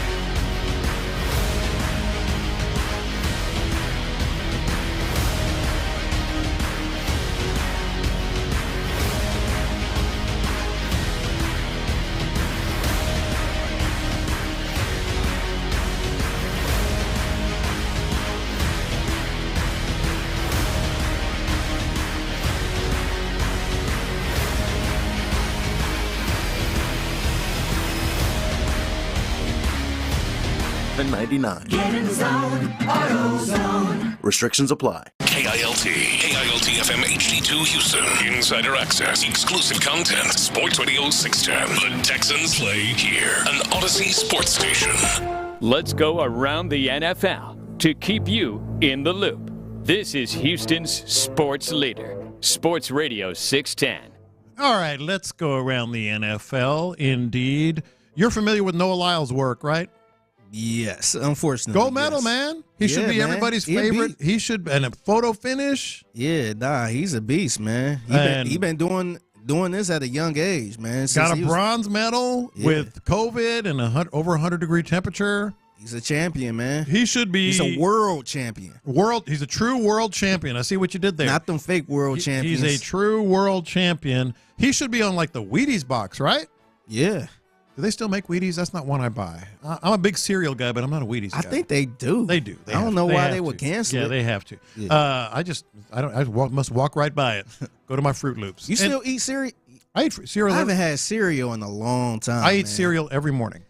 I think That's how I've lost 10 pounds. Really? Okay. I used to have like sausage biscuits and stuff like that. Just me growing up on cereal, like it's times I had to eat cereal all throughout the day. You and me both. That's all we had. Yeah, you and me both. And I think I just got fatigued from it. Like I got fatigued from ramen noodles. Yeah, ramen. I just kind of got tired of it, man. Yeah, mine was beans. We had beans with every single meal. And I still eat beans, don't get me wrong, go to Mexican food, right? But like we had beans with spaghetti. We had beans with roast. We had beans with, like, my mom was from Mexico, so, like, we had beans. It was fresh, delicious beans. Like, she made homemade every day. Yeah. Beans in every meal. I was kind of similar, too. My dad, growing up in a small town in Tennessee, he was heavy on the beans, too. Mm-hmm. He would make, like, Great Northern beans. And ours was all pinto, baby. Pinto beans with a little ham hock in there or some turkey necks in there and all that stuff. Yeah. So he should be like one of the most people should be stumbling all over themselves to be a part of Noah Lyles. However, and you just touched on it, he did it with the NBA and the NFL, right? Yeah. He said that, or sort of questioned why do they call him world champion? Yeah, that was kind of like around everybody, like even football, like world champions. And this guy that's won a gold medal. World champions of what? Yeah, it's like world champions of what? Because obviously he's saying all they do is win in the American League. Yeah. American championship. And not going against other countries. Exactly. Then Tyreek Hill last week said, yeah, I can beat him in a race, which I don't buy, but it'll be a race, but I don't think he'll beat him. Well, Noah Lyles has responded. What's that guy? What's the cheetah guy from football? What I can't remember his name. Where's Mark? Mark, what's the football player who thinks he's fast name? Tyreek Hill. What's the football player that thinks he's fast name? That is now they almost have to do it, right? Yeah, I think Tyreek Hill should do it, man. Mm-hmm. He should do it. I respect DK Metcalf. He did the same thing too. Mm-hmm. He actually raced against some Olympic track stars. Yes, and he was second to last. Mm-hmm. And DK is pretty fast too. I think he actually ran. Did he? No, run he did. track? Oh, he did. Yeah, he actually ran track. Yeah, but he came second and last. But a lot of people respect that he actually tried to compete against them. All right, now if I'm Tyreek Hill, I want to race him in a 40-yard dash. Noah Lyles doesn't have a great start, notoriously, and it's in 40 yards, Tyreek might get him. Yeah, I think he will. 60, he doesn't have a chance. 100 definitely doesn't have a chance. And if I'm Noah Lyles, I'm not jumping into that 40-yard dash. Hell like no. Y'all do that already. Step into my arena. Yeah. Like do exactly what I want to gold medal in. Yeah. And one bronze in. Being sick. Nah, you guys jump into my arena. Or compromise, do 60 or 80.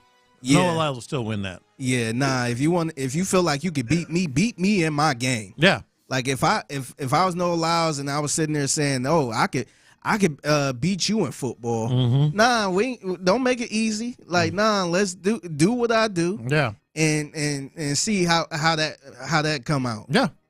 So a couple moves yesterday around the NFL here. Matthew Judon got traded to the Falcons. The Texans were apparently in the mix. It was a little interesting to me. I mean, it's not apples to apples in terms of position, but he's he'll put his hand in the dirt and rush the passers. A linebacker by definition. It was a little interesting to me. And Justin Simmons, who I was a big fan of, maybe bringing to the Texans. He ended up signing as well, also with the Falcons. They loading up on defense, man. I wonder what they sitting there trying to do. But yeah, man, I kind of looked at that. I didn't really dig deep into the Texans kind of being involved. I just kind of looked at it as Nick Caserio, like, like, oh, y'all got them for sale? How much y'all charging for that? Well, that's the story to me. Yeah, like they are. Every team is always open for business. You're not doing your job if you don't listen. But I think they might be a little more active than people think. This was D'Amico Ryans on being interested in players like Judon. Good football players is what I'm looking for. At whatever the position is, any good football players that can help us, that's what we're looking to continue to add to our team and be as good as possible. For myself and Nick, is something that we continue to evaluate, right? Our team is never set. So whatever players, right, come up or available, whatever it is, we look into all those situations to see how can we improve our team. That's our job, to improve our team and put the best team together for the Texans, and that's what it's all about. I think they're going to be pretty, I shouldn't say pretty, what is pretty active, but I think they're still looking. We talked earlier, I think maybe running back, definitely linebacker. But yeah, I think they're going to be a little active, and that's something good you want to hear as a fan. You want to hear a team that you can hungry. Say, you can say is really loaded already, and still looking for good players. Yeah, because the one thing that always turned me off with a team is when a good player is out there, they just get released. We're good. We're not looking into that. It's just like, man, like, he's a good player. Especially if it's a position of possible need. Like if a running back, somebody, a good running back get released. Yeah. Out of nowhere. Yeah. I don't want to hear D'Amico Ryan saying, yeah, we're not really looking into that. Good. No, like good player, like look into a good player. Yeah. Like not saying you got to sign to everybody. Yeah. But look into it. Check it out. See what he's talking about. And I think they're certainly active looking. Yeah. They're not just like if somebody calls, we'll listen. Yeah. I think they're active looking. Yeah, check it out. See what the price of the brick is. Exactly. You ain't got to buy it. Yeah. And so this got a little awkward, though, because Matthew Judon was traded the same day that the Patriots and Eagles played last night. So the local TV does the preseason games, Boston area television sideline reporter, cozies up to Ramondre Stevenson and asks him, I got to ask you about the guy who just left. How much are they going to miss him? And who's going to step up in his place? Yeah, I miss Bill. That was one of my favorite coaches. But, Mayo, he's a great leader. He knows what he's doing with us. And, yeah, I'm excited for Mayo, and I think we can get it done with him. I wasn't talking about Mayo. I was talking about your defensive teammate. Oh, Judon. He's moving on to better places. Yeah. Excited. At least a different place. Sure, a different place. Excited for him. I still know he has a couple more years in him, so I'm excited for him. Right. Oh, Judon. You're right, though. You could have interpreted that either way. Yeah. Because that's been the story. This is the first year without Bill Belichick, and of course it's gonna feel a little different. And the way he kind of phrased the question and his tone. Yeah. It sounds like, hey, man, he went to a better place. How do it feel? And it's like, man, like, like, ain't nobody, like, I don't know how many people was asking about Matthew Judon. Yeah. So that seemed like that been the question whenever a reporter come around. Like, it's about it's about Bill Belichick. How my different favorite part of that. My favorite part of that whole interview is he thinks it's Bill Belichick, which again, like you just said, like no big deal. I get it. But he goes, yeah, he's one of my favorites. One of your favorites. Oh, that Bill Belichick guy, he's one of my favorite coaches. Yeah, who else you got that was your favorite? Hell, who's on top? Who's your favorite? Like, wow. Yeah, he was all right. He one of my favorites. That Vince Lombardi, he's all right. He was pretty good. So a couple things happened this morning. And we're all going through our stuff for the show, and I came across this, and I'm like, we really, really need the regular season to start. We have reached the, hey, you think Deion Sanders is going to coach the Cowboys part of the preseason? Oh, goodness. the path that they're on. Uh-oh. Harry. Uh-oh. I'm picking up what you're putting down. Uh-oh. You know who gets paid a lot of money these days, too? College football players. The world has changed. That dynamic has changed a lot since he was at Jackson State, and even in the last year or two. I'm listening to him talking about Jerry Jones. I'm contemplating a world in which his son, Shedeur Sanders, is going to be one of the top draft picks, one of the top quarterbacks in the upcoming NFL draft. I'm envisioning a season in which Jerry Jones seems relatively satisfied to let Mike McCarthy have a one-and-done situation, to let Dak Prescott have a one-and-done situation. I'm picturing the ultimate marketer, the ultimate salesman, the ultimate drama, which is Jerry Jones, and I'm picturing him imagining Deion and Shedeur Sanders as his coach and quarterback next year. We have reached that point. Is we playing Madden Dynasty? We have reached that point of the preseason. Goodness gracious. They're talking about Deion, like this big conspiracy theory, which, by the way, it is the Cowboys, so I guess there's some, but like, I know we're going to draft Shedeur Sanders. We're going to hire Deion Sanders, then draft Shedeur Sanders, and there's your next coach. Come on. Man, it sounds like some people in a barbershop just talking, playing GM, man. Hey, why don't they get Deion? What they need to do, what they need to do, they need to fire the coach, hire Deion, and draft Shedeur. Like it sound like your barber is sitting there with the clippers. And everybody's like, yeah, man. Yeah, man. Yeah, man. No, he cold, though. He cold. Like, man, goodness. They take that barbershop talk. Off the charts. Man. Off the charts. That's barbershop talk right there. And then two other things happened just today that kind of reinforced my thought. Like, we're beyond the point of, like, legitimate discussion and who's doing what and this and that. So Derek Carr was interviewed yesterday. And, like, real adamantly, he said, man, this team is 10 times better than it was last year. And I'm like, 10 times better. This team is 10 times better than last year. We're just reaching. Then I walk into the studio this morning, and a national, I say it was on ESPN, national talk show is discussing an entire segment, almost an entire segment, about what's the greatest Duke starting lineup ever. I'm like, dude. The greatest who? Duke basketball starting lineup ever. Man. Yeah. We just need the season to start, man. We really need the season. Man, I'm surprised they ain't talk about LeBron or Jordan. Who's the GOAT? Oh, well, let's stay tuned. Stay tuned to some of these.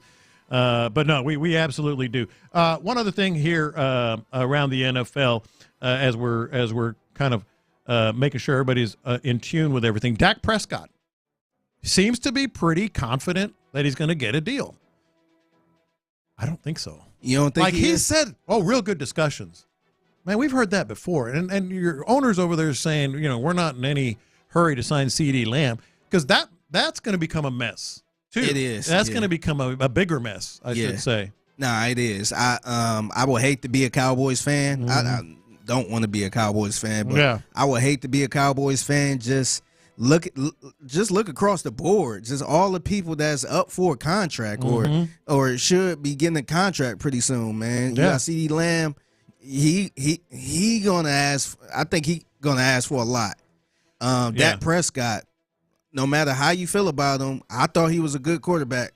I don't know if you could upgrade. I'm never going to doubt him being a good quarterback. Yeah, I think that's kind of like they in a treadmill type of stage. Yes, that's what I was going to say. I'm never going to doubt that he's a good quarterback because he is. He's proven. He's in the MVP race. Yeah, but I'm never going to believe that Jerry Jones is, man, we got to sign this guy. Let's pay him. He's our guy. He has some good teams. He had a good team around him a few years ago and never reached the NFC Championship.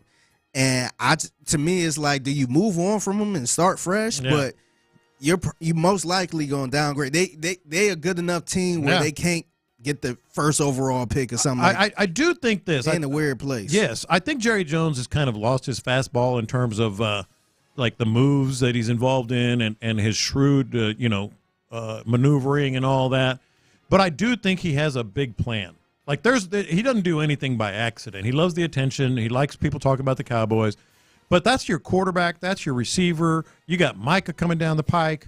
Like there is a vision that he has that maybe it is going to be kind of a wholesale, starting with McCarthy and move on down. Maybe it is going to be a wholesale change. Yeah, no, you can see that because he got one. This is last year on his deal. No, and McCarthy's gone. I think either way. Yeah, so I think, and it's a reason. To me, it's a reason why they didn't do anything in free agency. Yeah, like it's sad to say that there's that too. Yeah, it's sad to say that Zeke Elliott is probably the most recognized or big time free agent signing for them.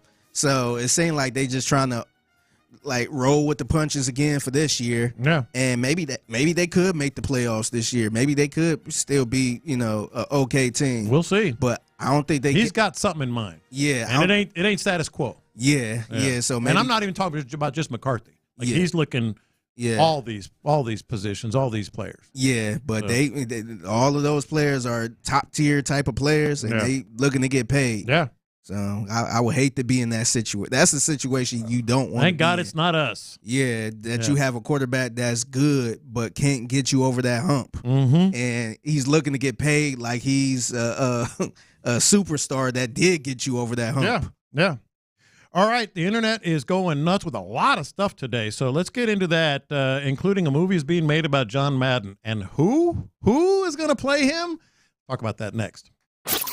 Just what Texans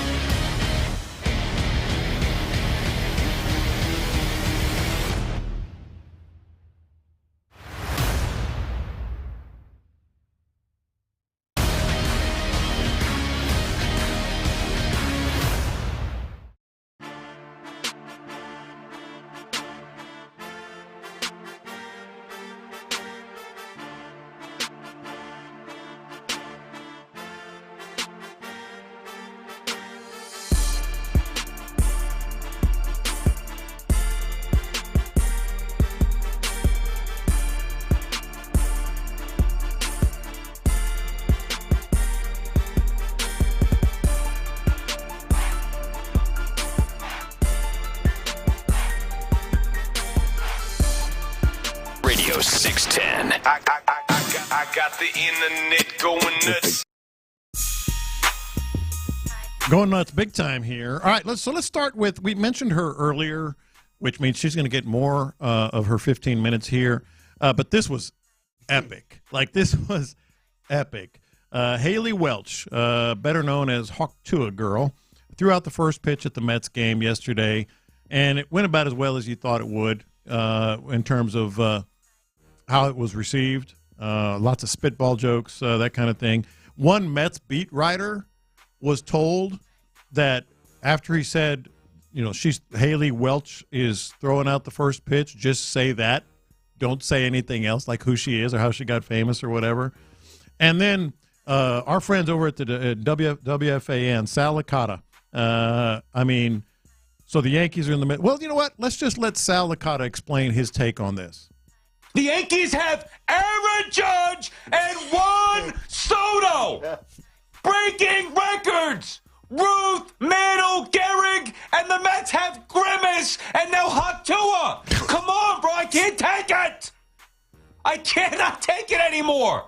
It's ridiculous. And then you wonder why fans get so ticked off and upset. It's embarrassing. Is it the biggest deal in the world? No, absolutely. Does it mean anything on the field? No. But that's the problem. The product on the field isn't good enough, and you're coming up with these silly gimmicks that are laughing stock. It's a joke. Hawk Tua. I think I just want to talk about this the rest of the show. I do too. I just want to talk about this for the rest of the show.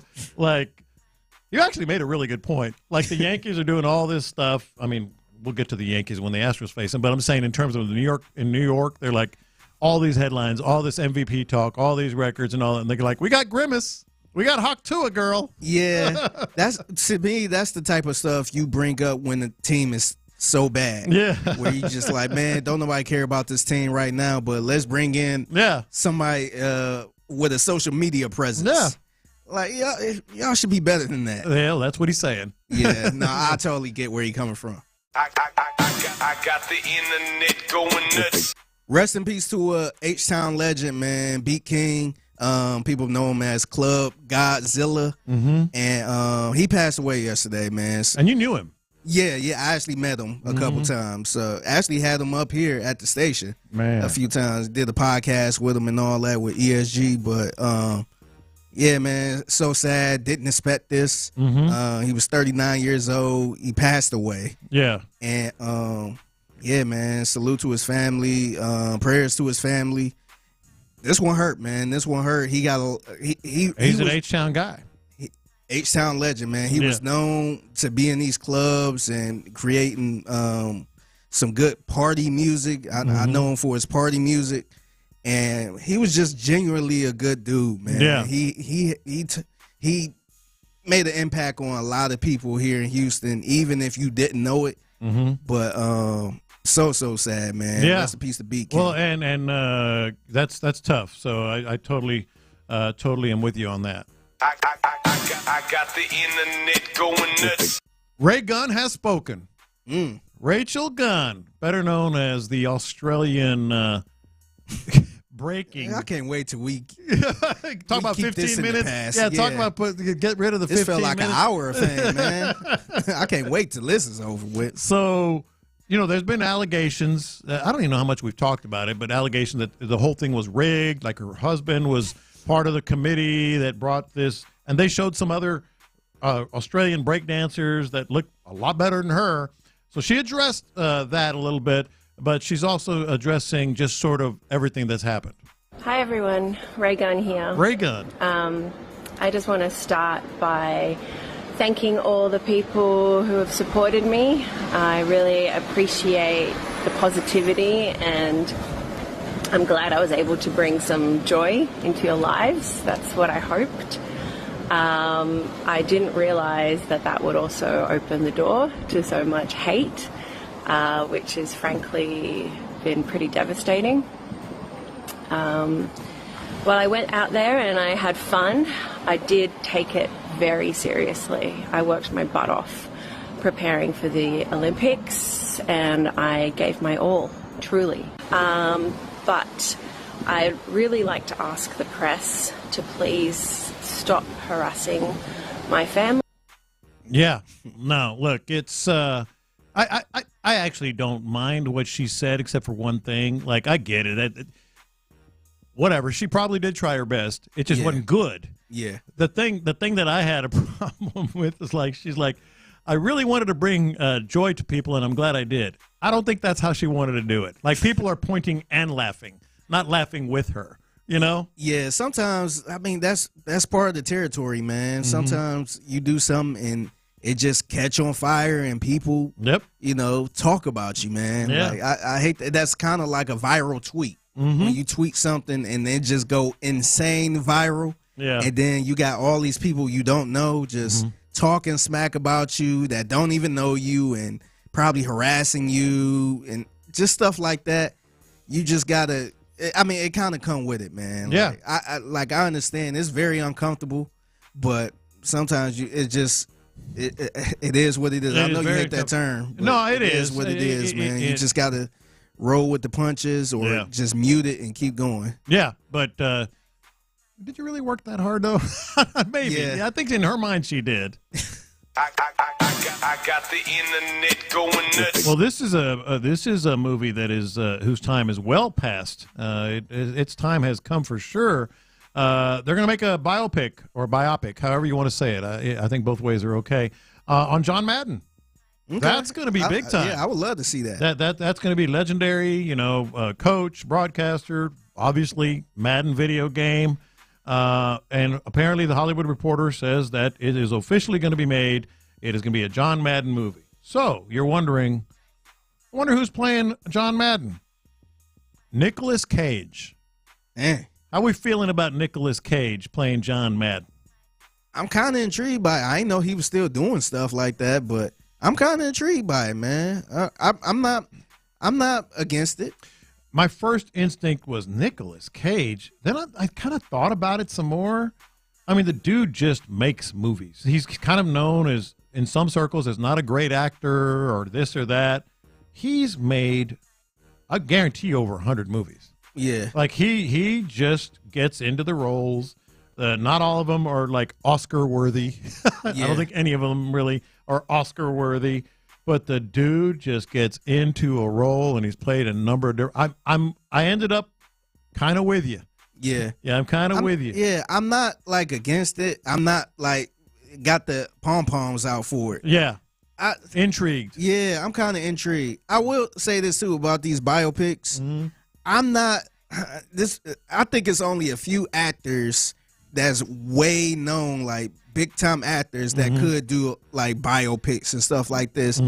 I'm not a fan of just getting a celebrity or just any actor that we all know just to get play someone that really looks the part. Yeah. I'm fine with somebody that we might not know. Yeah, that's really good. I agree, because something like you can't just get somebody like, oh, John Travolta. He looked like him, so he should play him. Yeah, like I think you really should focus on, like, I guess getting somebody that you won't be really biased towards. Yeah. No. It's only a few actors that can, you know, to me, somebody like a Denzel, he could play anything.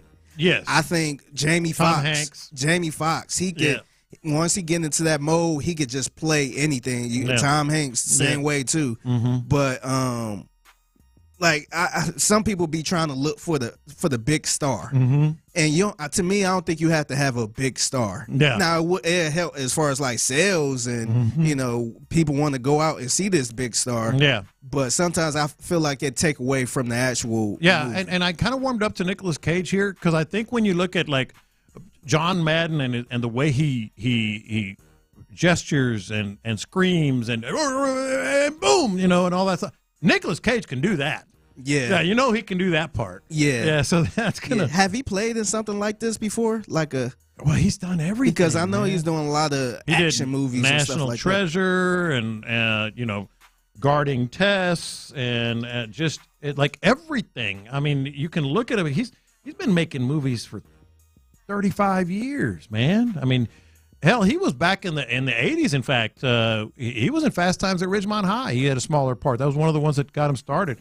Like, I'm looking because I said he'd probably done 100 movies. It looks like about 100. You know, he's done No, he was a household name back in the day, man. Like you Raising always, Arizona, remember that? Yeah. You always bring up Nick Cage. Yeah. All right, so I want you guys to brace yourself for this. This actually is an older clip, like about a year or so, but for some reason people brought it back up this morning, and it has the internet going nuts. This is an actual okay, so this is a woman. It's not a fake video, put it that way. Okay. She's talking about her husband and why she's mad at him.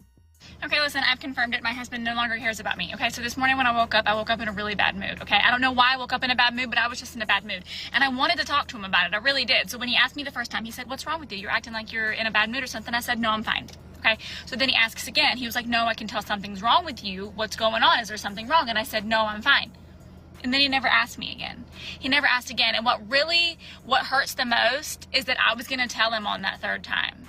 I was going to tell him the third time that he asked. And then he just must not care. He must not give a single what's wrong with me because he didn't ask for the third time. He did not persist with the questions. He asked twice and he let it go. Bro. Who does that? Bro, first of all, how fast is she talking? Yeah. And pray for this dude. Like she's like, I was gonna tell him the third time. Like, what? Yeah. And this happens. What's wrong? Nothing. What's wrong? Nothing. What's wrong? Well, I mean, it does happen. Yeah, no. But that woman, pray for the dude. Nah, I don't like that. Like, and look, I go through that currently. Everybody does. Like, I've been through it with my wife, where I'm the type that's gonna keep saying, "What's wrong? You're not yourself." Yeah. And she'd be like, "No, I'm fine. I'm fine." I would keep on, and sometimes she'd be like, "Man, sometimes I just want to be left alone." So now I'm at a point where I'm like, "What's wrong? Nothing." I'm like, "All right." Yeah, I do that. I do that too. Like, all right. I've reached the point. There's a point in your marriage where you say, "What's wrong?" "Oh, no, I'm fine." I'm like, "Cool." Bet. Cool. Like, bet. All right, cool. I'm like, "What you doing today? How's your day going?" The first few times you do that, it makes it 100 times worse. Yes. But yes. after a while, she just will tell you. Yeah. You know, that's all I want to know. There's no rule that you have to ask her 3 or 4 times or else you don't care. Yeah. Yep. And then if I say bet, it's like, "Oh, I want you to be there for me. I want you to." I asked you. Yeah. I asked you. So I'm still trying to find the medium ground with this. I'm still trying to figure it out. You ask me what's wrong, I'll tell you. Yeah. Like, what's wrong? Blah, blah, blah, blah, blah. Yeah. What's wrong? Nothing. Yeah. A couple of minutes later, what's wrong? Nothing.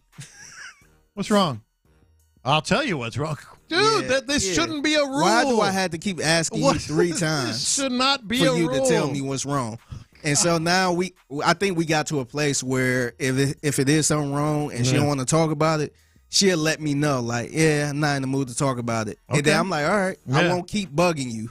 Because sometimes it started bugging me where I'm like, I want to know what's wrong. Did I do something? Yeah. Or you just in a bad mood or something happened at work? Yeah. No, I'm 100%. Like, she say, if she says nothing, I'm like, cool. Yeah. And I go, whatever. And the worst part about that, though, they will they'll make it known that they really mad. Oh, they still get act that way. Yeah, slamming stuff. Or sit around. Oh, boy. Sheesh. Yeah. I'm like, what's wrong? Nothing. Cool. All right, bet. All right. Yeah, I'll be back. I'm about to run to the stove. Yeah. She's just seething. Yeah. I don't understand the rule. All right, man. Hey, things are going to look and sound a little different in these parts the next time we convene.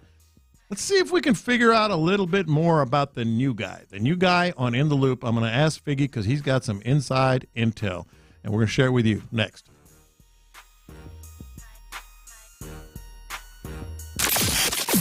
The Texans are back at NRG Stadium for the first home matchup of the preseason. Who'll stand out against the Giants on Saturday?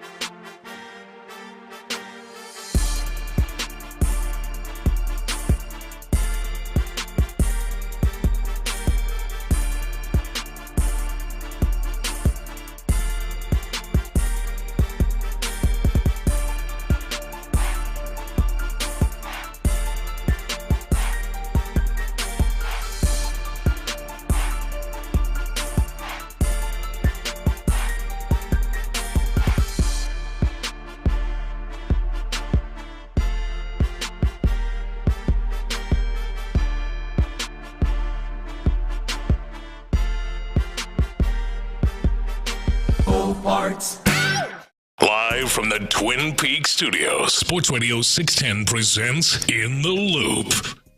Things are going to look a little different the next time we convene in this studio. You're not going to be in this studio, sadly. Oh, man, where I'm going. I'm actually maybe not too sadly because you're awesome behind the glass. Yeah. But it's been a great 2 weeks here. I done got comfortable here now. Well, yeah, and now we're hey, they're going to boot your butt back out. Screw the new guy. We could do this show. Boot your ass back out. Yeah, man. So new In the Loop. That's the latest iteration of In the Loop starts on Monday right here on Sports Radio 610. Tell your friends, tell your neighbors, all that good stuff. It's going to be really good. I can tell you that right now. We haven't even done a show yet, but we've done some other stuff with each other. It's going to be really good. It's going to be really fun, but it's going to be a learning experience. Yeah. No, we're going to learn. Real quick before we get to that learning experience, I just want to say shout out to everybody who've been filling in with us the last couple months, like producers, hosts, B. Scott, Sean Bijani, Adam Spillane, Patrick Creighton, Mark Vandermeer. It's been a lot of people that hopped on with us, man. And I know it's not easy doing a show with different people. Yeah. Throughout. I hadn't noticed. Yeah. I don't know if you guys noticed. The show sounded a little different. I hadn't noticed as of late. Yeah. But nah, man. Everybody that sat in this chair has been amazing, man. Yeah. Been team players and look, man, it's never easy going through stuff like that, but man, I had fun. It been a fun couple months. I have had doing shows with different people. I have had a blast, and I can tell our listeners, longtime listeners, some who've been listening to us, listening to me, for all going on 15 years here at Sports Radio 610, which in itself is kind of wild. Damn, 15 years. It's going to be 15 years in October. What was I doing 15 years ago? What were you doing in October of 2009? I was out here trying to chase some hooting. Chase some hoochies. So, totally. You've heard me say this off the air. I've never really said it on the air too much, I don't think. Every time I sit here, it's about the listener. It's about the listener. And with that in mind, that's what I had in mind whenever they were asking me questions about more than 150 people that applied for this job. Like more than 150, I can tell you that. Like 14 air quote finalists. I don't even know if I'm supposed to be saying all this. And then the final finalists. And I would always go through the same thing. What's best for the listener? What would be best for them? And then us next. Like, is it going to be cool? Is it going to be fun? Is it going to be taking it to another level? I can tell you that right off the top. You're going to love it. 10 a.m. Monday. What I can't tell you is our new host's name, but Figgy has some intel, and I want you to answer these questions as you think he would answer. And then I'm going to ask him these same questions on Monday to see how close you got. And these aren't the, hey, tell me about yourself questions. These are questions that we will really find out some stuff about our guy. All right? Did he play sports in high school? And if so, which one? Which one did he excel at? Yes, I think he played probably multiple sports, but I think the one he was really good in was probably, I'm going to say track. Track. I wonder if that's a hint. Well, it could have been any number of sports that you can thing there. Does he prefer, if you had to pick one, Mexican food, Chinese food, or Italian food? I went with Italian food, man. This is just shooting in the dark. No, you know a little bit. You've been around. Yeah, I'm gonna say Italian food. All right. What was the last thing? Because over the course of our lives, I don't care if you were 5 years old, you've probably taken something. What was the last thing that he stole? He seemed like a legit good guy. Like, I don't think he have that type of vibe to him where he taking something really valuable. Mm-hmm. But I would say he probably took a pen from somewhere, not just make a mistake, take a pen, but was out somewhere at maybe a fancier place, seeing some a fancy pen. Like, man, I like this pen. I got to take this pen. I'm sorry. All right. Here's a good one. Has he ever hooked up with a friend's ex? I'm going to say yes. Oh, wow. Because this is why. And this ain't a spoiler alert, but he went to college. Yeah. He a lot of friends, a lot of exes. He spent some time in college. Yeah. I'm sure he made a lot of friends in college. Right. I'm sure Susie was talking to one of his buddies. Yeah. And it didn't work out right. So he's like, "Hey, Susie." And one night, drinking beer at in the dorm or where I don't know nothing about college, but probably at a frat party or something like that. Susie was there. They hooked up. All right. So we got a track star in high school who likes Italian food, stole a good pen knowingly, has hooked up with an ex-friend, a friend's ex. Beyonce or Rihanna? I'm gonna say Beyonce. He's from the H. Yeah. So I think there's another hint. Yeah, he's rolling with Beyonce. Mm-hmm. Now, I'm not going to say this is his favorite style of music, but what is his preferred between these two? Country music or classic rock? I'm gonna go. Like I said, he's from the H. He's from Texas. He's had a taste. Yeah. So I'm a shoot in the dark. I'm gonna say country.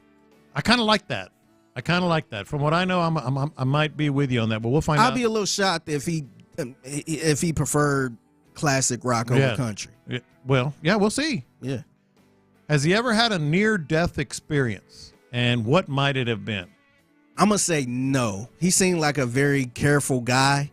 I assume he played sports too, so I don't think it was anything bad like that outside of an injury. But I'm gonna say no. All right. Let's go dogs or cats? Dogs. Pineapple on pizza? I hope not. I'm going to say no. I'm going to say no. I'm going to look at him a little different if he do. That's an important one. Yeah. That's an important one. This is another one that's going to be very telling about our new co-host. Has he ever broken up via text? I'm going to say yes. I'm going to say yes.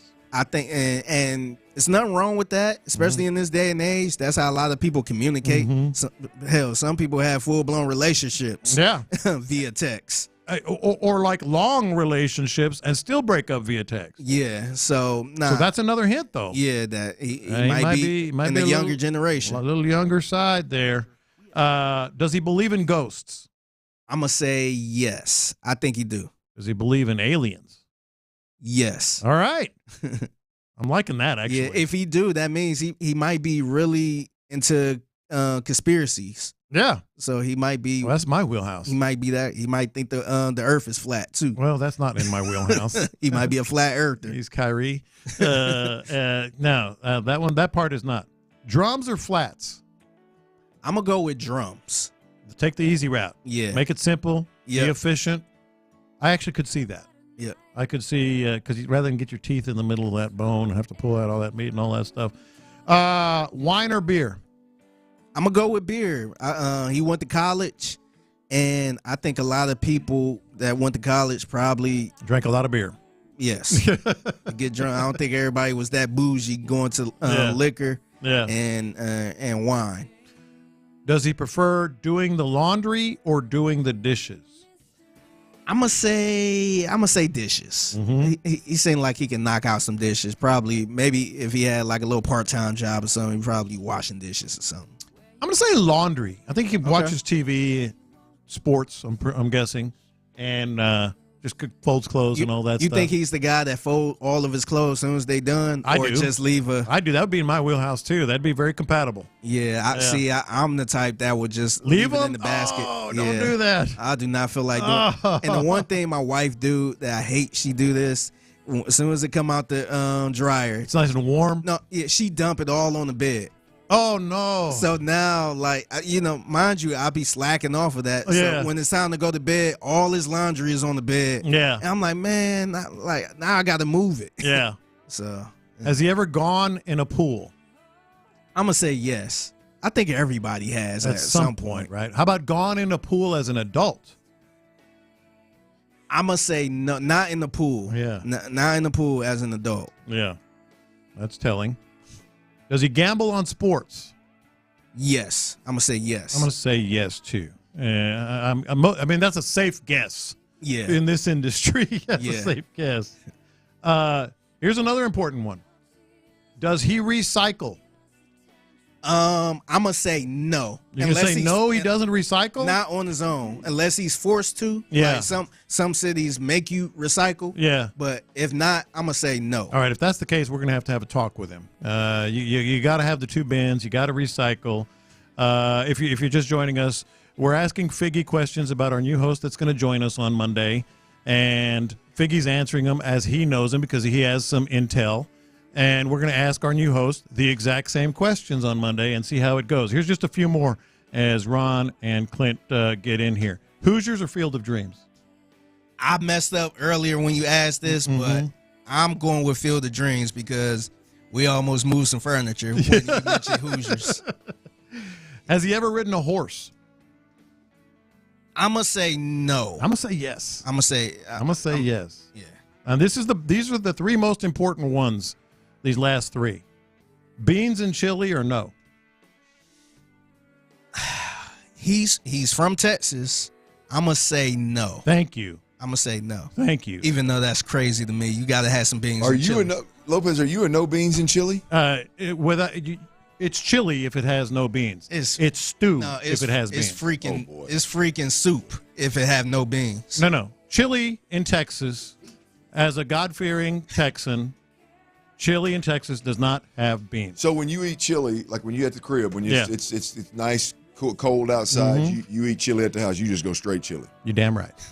Yeah, see, we don't. Because I'm a Texan, man. You gotta have some beans in it, right? Yeah, well, I'll tell you, Pops had, my dad always, his pinto beans are I love beans. Don't get me wrong. Now, so what he'd do is he'd do a pot of chili, and a pot of pinto beans, and then we'd mix them as we made it. Yeah. So I guess maybe he believed in the same thing in terms of how you cook it. Well, we'll find out about the new guy if he's an American Texan or not. 2 more. You guys get in on these. I'm going to say beans. I'm going to say he's going to go beans and chili. No doubt. 2 more. We're asking questions about and see how the new guy's going to answer them, and we're going to ask him on Monday. The last 2 guys, has he ever eaten someone's food out of the office refrigerator? I'm gonna say no. Yeah, I don't think so. Yeah, he looks like a rule follower, not like Clint. Yeah, I would say no. Last one. This might be the most important question of all. Office emails. Does he reply all? He's probably accidentally done that. Oh hell! No, I think he's a reply all guy. Oh, well, we're gonna have a talk. I think he's a reply all. Say nah. You're gonna say no. Yeah, knock it out. Yeah, he's. Well, I don't know. Don't reply all, man. Come on. I've done it. Now I did it. I think it matters. I did it when we got the email about him. I did it just for the simple fact, like, hey, is our well, you did it on the new what they were asking about the radio station, right? I did, which that makes sense. Like on stuff like that, when somebody asks, I wanted y'all to see my idea too. Right, right. That made sense. It was a brainstorm email, so it made sense to reply to all. Yeah. So I think the reply all is kind of, it depends on what the. It's a kiss up. Let's call it what it is. No. If you're somebody kissing butt if you reply all. The one from yesterday. If you reply all to like it's so and so's birthday and say happy birthday so and so, you're kissing somebody's ass. I text them individually. Oh hell, I ain't got everybody's number at the office. But it's funny. The issue I had with this though was see, this is why it's an important question. When we got the email about who we got. Yeah, right. I said, congratulations, can't wait, and all this other stuff. I was a little offended that people around here from the other stations ain't say a peep. Yeah. Because we get that stuff all the time with other stations. Oh, Figgy, and we just get flooded look, with. Figgy, I'm like, hey, where the love for us? Figgy, you're the tip of the iceberg, Figgy, and I'm with you. It was dead silent, man. It was only like 2 people that wasn't affiliated with Sports Radio 6. You opened the punchline of that joke. He really mad. Fig opened up a can of worms. I feel you. And I ain't talking about just emails, Fig. I'm talking, hey, there ain't no doubt, boy. SR16, we the stepchild now. There ain't no doubt about it. We ain't get a peep. Hey. Everybody here sits there and says something. Yeah. But we ain't get a peep. We usually get all big time. Yeah, that's big time right yes, there. I'm like, if Adam Spolane was in here right now, he'd say, "What are you talking about, Clint?" Messy ass Adam Spolane. Look here, it's a broad statement, and everybody involved knows it. If anybody tries to deny it, they're lying through the damn teeth. Yeah. Our listeners, by the way, right on cue, being our listeners in all their glory, is he well spoken? I would say very. Yeah. I would say very. I would say you're kind of telling on yourself there a little bit too. Do we say store or stow? I think he's probably got both in him. I think he says. That's the answer. Yeah, that's the answer. You think he's an adapter? Yeah, that's the answer. Yeah, I think he can adjust. You adjust. I think he's a store. I can't adjust. You think he's a store? Well, we'll find out. Monday, 10 a.m. Be there.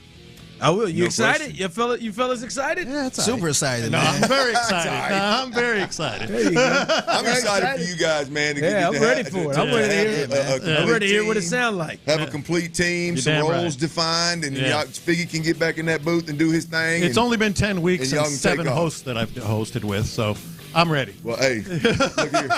I think the only guy that can relate to that right here is your boy. Yeah. I know. We talked about it several times. I'm like, I'm gonna tell you who's it was Clint Stoerner and friends at one point. Come on, man. Come on, man. Hey, look here, man. The only person I didn't do a show with was Tyler. You're listening to KILT HD2, an Odyssey Sports Station, and The Drive is live. That's right. The Drive is live. That is Clint. There is Tyler, who was ready to crack that mic as soon as he heard his name being said. I was just gonna say. I mean, that's unfortunate. It would have been a great time, Lopez. He was ready to jump all over that one. I think Tyler should push for more time on air. I think he should. Okay. Nah. I think he should. Nah, I got to stay in my lane, man. I've told you. I've told you that for a year plus now, right? You have. All bull job aside. You have. Absolutely. I appreciate it. Yeah. Speaking of that, before we get this rolling, I'm sure Bossman's here going, "Wait, shut up, man. I don't need anybody else wanting to get in the studio, man. I'm good. We finally got a roster set. I'm just being honest, man. My man's talented. Hell, he's been saying that probably for the last 3 minutes. Probably a good point. He's been here for almost 3 years. He's been for 3 years. The last 3 good minutes, though. when you think you really expressed yourself. Hey, man. No, a lot to get to today is there's a game tomorrow many of you will be at, and the Astros going for 9 straight. So Texans, Astros at the top of their games right now, a lot going on. Before we get into that, me and Tyler just had this situation in the restroom. Oh, boy. When you started a hell of a way to start this. Were y'all in there together? Well, you set it up. Well, he was coming in, I was coming out. Pause. And I don't know if that's a pause. He was going in. Maybe not. Keep going. He was coming in, I was coming out. I don't know. You could. What kind of establishment you're in? You could force that into a pause if you'd like to, but no, man. I got outside the door, and I could tell the cleaning crew was in. In my mind, I'm thinking, God, man, what do I do if it's a woman in there? What do I do? And I opened it up, and it was a guy in there cleaning up, so it was cool. I went in and used the restroom and went on about it. But then Tyler was coming in as I was going out, and I was like, Tyler, if there was a lady in there, what would you do? He said, I keep going. Yeah, I'm gonna go in there and face the toilet. I'm not gonna be exposed or anything. I think I'd have to come out and wait. It's not healthy to hold it. I know it's not healthy to hold it, but look, absolutely, Tyler, don't you do that. I'm gonna be pissed off if you do that. Would you walk out? First of all, you would wait till she gets fit. All right. First of all, every time it's a lady in there, it's blocked off, so you're not walking in. So if it's not blocked off, it's a dude. I've walked in. It's not been blocked off. If it's a lady, for the sake of our show, I'm not going to walk in the bathroom if there's a lady in there. I've had to tell Ron multiple times. Good Lord. I don't know. The look in your eye. Whatever you do. You seem to be serious. I was being a smart ass, You seem to be like, hey, I gotta pee, and I'm going. Well, I will say I've been in some situations where there's a custodian doing some cleaning, and all of a sudden, something hits your tummy. You got to go.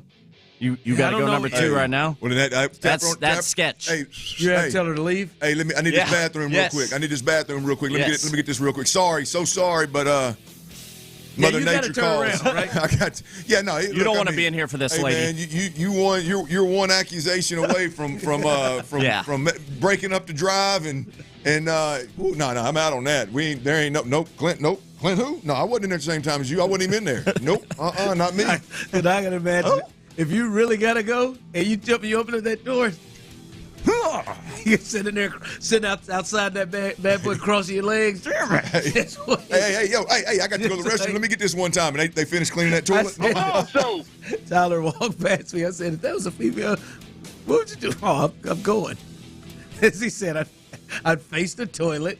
And her story would be different. Yeah, I definitely. Different. He turned around and shook something at me. Oh, no, no, ma'am. Nope. Not me. I wasn't even in there. Oh, my Lord. Hey, get done and Check go the there, cameras. go there and wash his hands like nothing happened. So, have a great afternoon. How you doing? Mind if I grab some of the paper towels around you? Yeah, I'm out on that deal, man. Anybody ever bring that up about something like that up about Old Dirty? Y'all know it's a damn lie. My man said, "Oh, I gotta go." All right. Big game tomorrow for the Texans, as we've said all week. This potentially is the game where we'll see the ones and the twos, the ones that'll be playing against the Colts week 1. Hell yeah. Where we'll see them the most, as potentially we may not see them at all in the final game. But this is the one, and I know for you, Clint, you've got some key matchups in this game. I'm talking about for the ones, the players that we'll be seeing in the first potentially couple of quarters. There's some big time matchups that jump out to you. Well, there's enough matchups in this game, Ron, where I think even if they play a limited, let's say first quarter, let's say 3 drives and not the first half, like I think the odds are you're still going to get a peek at one of these, if not a couple of these matchups, which I think should be very telling. Hopefully in favor of the Texans. And it starts, again, every conversation when we talk about leading up to the season at this point in time has to start with interior offensive line. And Kenyon Green, and I'll throw Juice Scruggs in there as well, but really Kenyon Green versus Dexter Lawrence on the inside. That's a matchup, Jack. Man. Second team All-Pro last year. Come on, man. He's something else. If you can hold your own on him, do we have a report about what all Giants are playing and not playing? Have they announced anything? I was trying to look that up. I didn't see anything about Dayball saying they weren't going to play. Okay. So I would imagine that the New York Giants are in a place where everybody needs to play they in seem week like 3. a team that's going to play. Yeah, but Kenyon Green versus Dexter Lawrence inside. Don't know if we're going to get it, but if Dexter Lawrence is carrying any kind of sway and he is going to play, his ass is going to line up over Kenyon Green well before he lines up over Shaq Mason. Now that's the test. Yes. Right. We've talked about every test, and we talked to D'Amico the other day. We've watched it. He has passed every single one of them, from getting his body together, from getting to OTAs and getting through it, from getting to mandatory minicamp to training camp to the first preseason game where he's moved people to the one against the Steelers. This is an all-pro in front of him potentially, and this would be a different test. Yeah, and I don't need him to move him. I just need him to answer the bell. I need him to meet the challenge. I need him to not stick out like a sore thumb on film of getting pushed 3, 4, 5 yards deep in the backfield. Just don't be Quinnen Williams with the Jets last year. Correct. I mean, that's where we're at. So Kenyon Green, Dexter Lawrence is at the top of the list. I'm going to stay on the offensive side of the football, really on the offensive line. Titus Howard. I'm not worried about Laramie Tunsil. I don't need to see Laramie Tunsil against anybody. I just don't. But Titus Howard, having played out of position last year, we haven't seen a whole hell of a lot of him at tackle. He left practice last week with a little bit of an injury, whatever it was. He told everybody he walked off the field. He didn't get assistance. But Titus Howard at right tackle versus Brian Burns, because remember, did they trade or did they sign Brian Burns? Either way it goes. They signed him in a free agent. Either way it goes, Burns is a giant, and Kayvon Thibodeau is a giant. So you got Burns and Tibbs. He's going to see one of them. He's going to see one of those two guys at the right tackle position. So Titus Howard, we're going to get a little look at him at tackle versus some pretty damn good defensive ends, and we'll see how he holds up at that position. So I think it's about Kenyon Green and a little Juice Scruggs there, as I mentioned, and then Titus Howard up front versus because look, here's what you can when you look at the Giants, and look, I don't study these guys all week long and all year long, but you look at the Giants, they are a team that is going to be heavily reliant on their front. I mean, whether it's a passing situation or a running situation, they are going to be heavily reliant on their down 4 making a bunch of noise. And so Green, Juice, and Titus Howard, I got my eyes on those guys on the offensive side of the football, Ron, to see how they hold up. This is a big-time matchup for wanting to see where the Texans are and one of the areas that you have some concerns about. Mm-hmm. And I would think, like, Kenyon Green, Juice Scruggs, and Titus Howard are probably the 3 linemen even with Titus Howard being paid the way he is, are the three linemen I think most Texans fans have the most questions about. Well, I think we need to see Titus Howard. Like, we need to see Kenyon Green play and hold his own.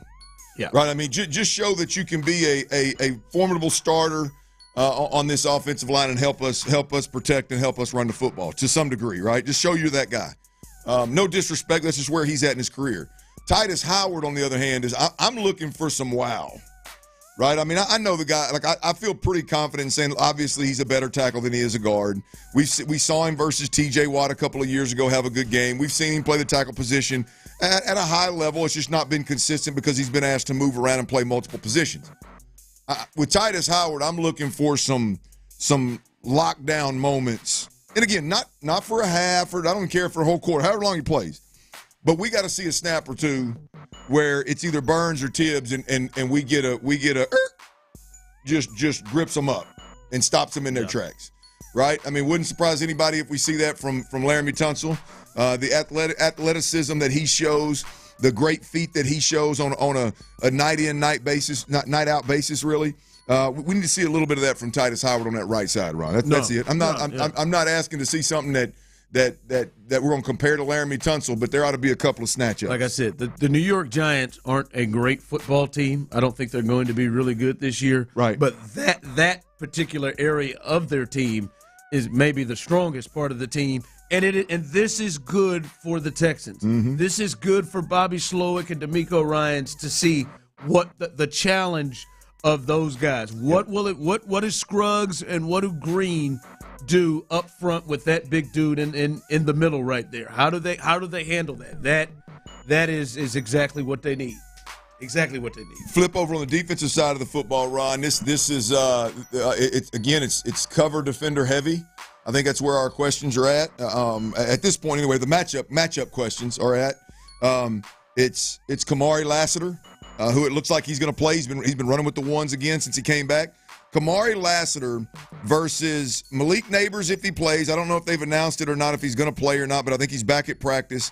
And then Jalen Hyatt, who, if you remember, just torched the SEC with Hendon Hooker as his quarterback at Tennessee. He got drafted early by the Giants last year, a real speed guy. And so I don't know who's going to get the matchup with Lassiter and who's not. But if I'm quarterbacking the Giants, I'm going away from Stingley. That's for damn sure if I got an option. And I'm gonna throw the football at Lassiter. So Lassiter versus Neighbors and Hyatt. You look at one, I mean, depending on what depth chart you look at for the Giants, Neighbors and Hyatt are first or second team right there. But you got to believe that they're going to find a way to get those two on the field together with a couple of these other guys. That those guys have to be their two outside receivers. So I would imagine that matchup versus Lassiter is going to happen. Now, whether they're throwing the football that direction or they're running the football, well, we'll see if it unfolds in a way in which we can tell anything. But that matchup, I think, is something to keep an eye on. Definitely. That has to be on the mind of most Texans fans. That's got to be one of the top things Texans fans are watching this game. We haven't seen Kamari Lassiter in a game yet, right? Even though it's preseason, still haven't seen him in the first two games. To be able to see what he's going to look like on the field, if there's any issues with the speed or whatever, we'll see what the Giants do. But that's got to be one of the top players, top things that Texans fans are paying attention to for Saturday. Probably going to be a top thing, Ron, for the first month of the season until we see something, because it's going to take a while, and we'll see how D'Amico's going to play it. We'll see where he's at. Hopefully, it's never a question, but I got to believe if you're a fan and you're dialed into a point where you're looking at the rookies that are playing and you know who they are and you want to see how they fare, Lassiter's up there on the list. The second defensive matchup for me is in that secondary as well, and it's Jalen Petrie. We've talked about it at length. Jalen Petrie against Wan'Dale Robinson, old Kentucky Wildcat, I believe. If I remember correctly, I think that's right. Wan'Dale Robinson. Yeah, Kentucky. And then I believe it's Isaiah McKenzie. Is that Isaiah McKenzie? I know it's A. McKenzie. I think it's Isaiah McKenzie. Is the other smaller kind of inside receiver that may get matched up with. Either one of them are true slot guys, got a lot of shake, got a lot of twitch. Petrie will have the size and length advantage on him, I would imagine. We'll see how that matchup. But it's at some point you got to believe that they're going to go at Petrie especially with those two guys. Two guys that I think should be above average slot receivers in the league if they decide to use them the right way. Matched up on Petrie, we've got to see, as Texans fans, we got to see what Petrie can do in the cover category. Absolutely. You wonder if we'll be able to see all of this. You'll wonder if we'll I don't think we'll see it all, but I think we'll get a couple of them, right? Hopefully we do. Hopefully they play long enough that we get to see Petrie matched up with somebody on a second down, third down in a passing route. Hopefully we get to see last year. Hopefully we get to see these scenarios come about, because honestly, I mean, there's an argument this may be the last time before the regular season starts that we get to see them potentially in coverage, get to see them in these routes. So that will be at least hopefully something we're able to see. I don't know. We'll see what Daniel Jones wants to do. See if Daniel Jones wants to, try to throw the football like this. See how many times they're trying to do that. What the Giants' focus is. But Petrie and Lassiter are two key guys that I don't think we've been able to see outside of practice be put in these situations that we have wonders about. So those are some of the big matchups there. And I know we've been talking about the run game, but as we're saying, this may be the final time that we see these guys before the regular season starts. That means this may be the last work in game setting that CJ gets. And I know we want to see the run game. We want to see Joe Mixon and this offensive line and Dameon Pierce for the first time, but this is also a game where probably C.J. Stroud needs to get some work too with these receivers. Yeah, look, as I just scan again the roster, the depth chart for the Giants, I think the Giants are a team that are going to live and die with their defensive front, and it happens to be a situation where if you're the Texans, you got to feel pretty good about being able to block up the pass rushers on the end. You got to feel really good about Laramie Tunsil and Titus Howard. You throw Joe Mixon in the mix, you got to feel really good about being able to help all the way across the board. Your interior offensive line, you ought to be able to double Big Dexter. You should be able to protect C.J. Stroud. And if you can, with these explosive wide receivers that the Texans have, they should absolutely eat against the New York Giants. I mean, they should run wild against the Giants, given the fact that you should be able to neutralize their pass rush and this caliber wide receiver crew that the Texans have versus this secondary. I don't know a whole hell of a lot about their secondary, but I ain't writing home about them.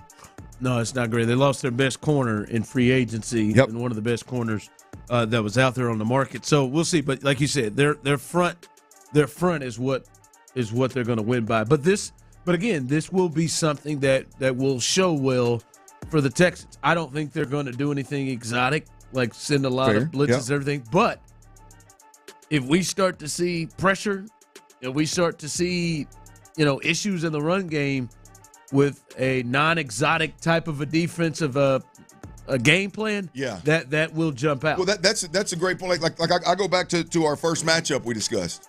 If Dexter Lawrence is pushing that middle of the pocket and he becomes a problem for C.J. Stroud, all right, now we've got something to discuss, because there's going to be some big badass dudes on this schedule that you're going to see week in, week out. That's it.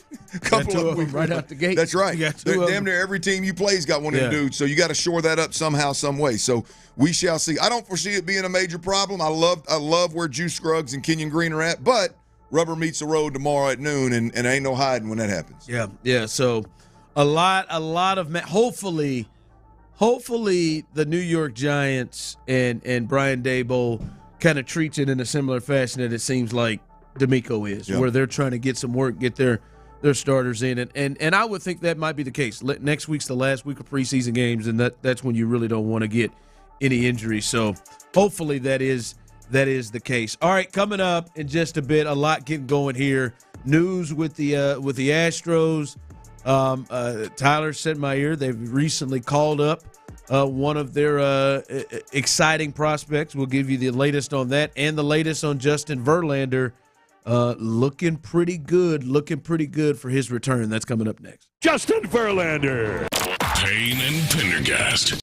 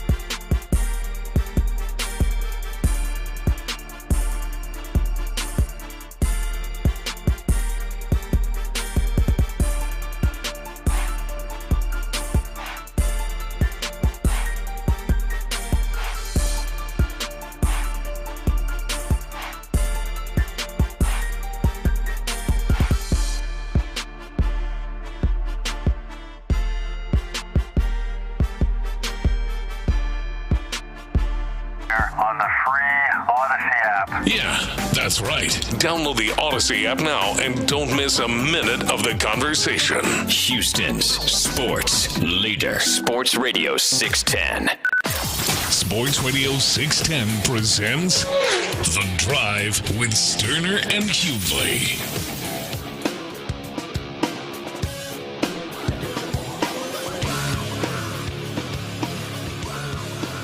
All right, welcome back into The Drive as we continue rolling through. As I said earlier, Tyler, there's news of a young prospect that's, as Tyler said in my ear, been raking that has been called up. So the Astros are still calling folks up. What's the latest information you have? Yeah, I believe it occurred late last night. The Astros made the move. They're calling up Shea Whitcomb to the big club. No corresponding move that I know of. I'm going to keep looking around. But usually the Astros tend to announce that a few hours before the next game, whenever they call someone up. But Shea Whitcomb getting a shot. Wonder where he's going to get a shot at. He's a middle infielder. Second base, shortstop. That's why I said I wonder where he's going to get a shot at. Hey, look here, old Tinkerbell Astros. You know they're going to be tinkering now. They might put him in the outfield. That's what I'm saying. I mean, he's gotten called up. I wonder where he's going to get put, and I wonder wherever you're normally going to put McCormick would be nice. And I wonder, that might be it. And I wonder who's going to get moved. You are. Sorry, Chaz. I mean, I'm disgusted with it. Me too. I mean, look, I understand. Look, it'd be better off with everyday run. Man, we can talk about that all we want to, but this is. It's not ideal. I said it's just reasonable. I said I think he would be better off if he got everyday at bats, but you can't. I mean, there ain't no. And I'll be honest, he's been getting kind of regular ones here of late. He's getting a lot more than he deserved than he had been before. 198, boys. But I mean, there's no way he's been getting banana pudding. Right? But I mean, he is beyond banana pudding, man. I mean, good God Almighty. Like I said, I mean, there's no defense. I mean, you can't. I mean, there ain't nothing you can do about it. Hey, man, get him more at bats. Why? Dumpster juice. Why? Like, why is it that there is the reason that he even deserves to get extra? To get every day at bat. It's become a tough watch, man. The bad thing, again, I talked about Jake Myers when Jake Myers was struggling, which, by the way, he's sliding as well. The Chaz McCormick thing of he doesn't look defeated like Jake Myers looked last year, and to be honest with you, there's been times this year he just looks so frustrated, like his give a rip is zero, and he's not good enough to do that. Does it? I think of the pressure. He is pressing. He is all of it. I'm sure he's doing every single bit of it. Yeah, man. I don't. Yeah, it ain't looking good. I wouldn't be surprised, fellas, if he would be the one they make a move on. Final, like, if he would be one they finally say, all right, we gotta.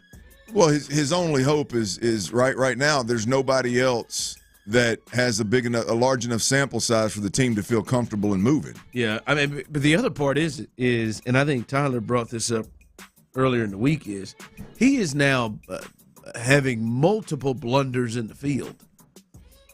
Yeah, it's snowball. Like you can't not swing it well like he is, and then have blunders in the field. Like every other night, this dude is making plays in the field that make me want to punch the wall. He played dodgeball with one of them that led to a run, one that bounced up and yeah.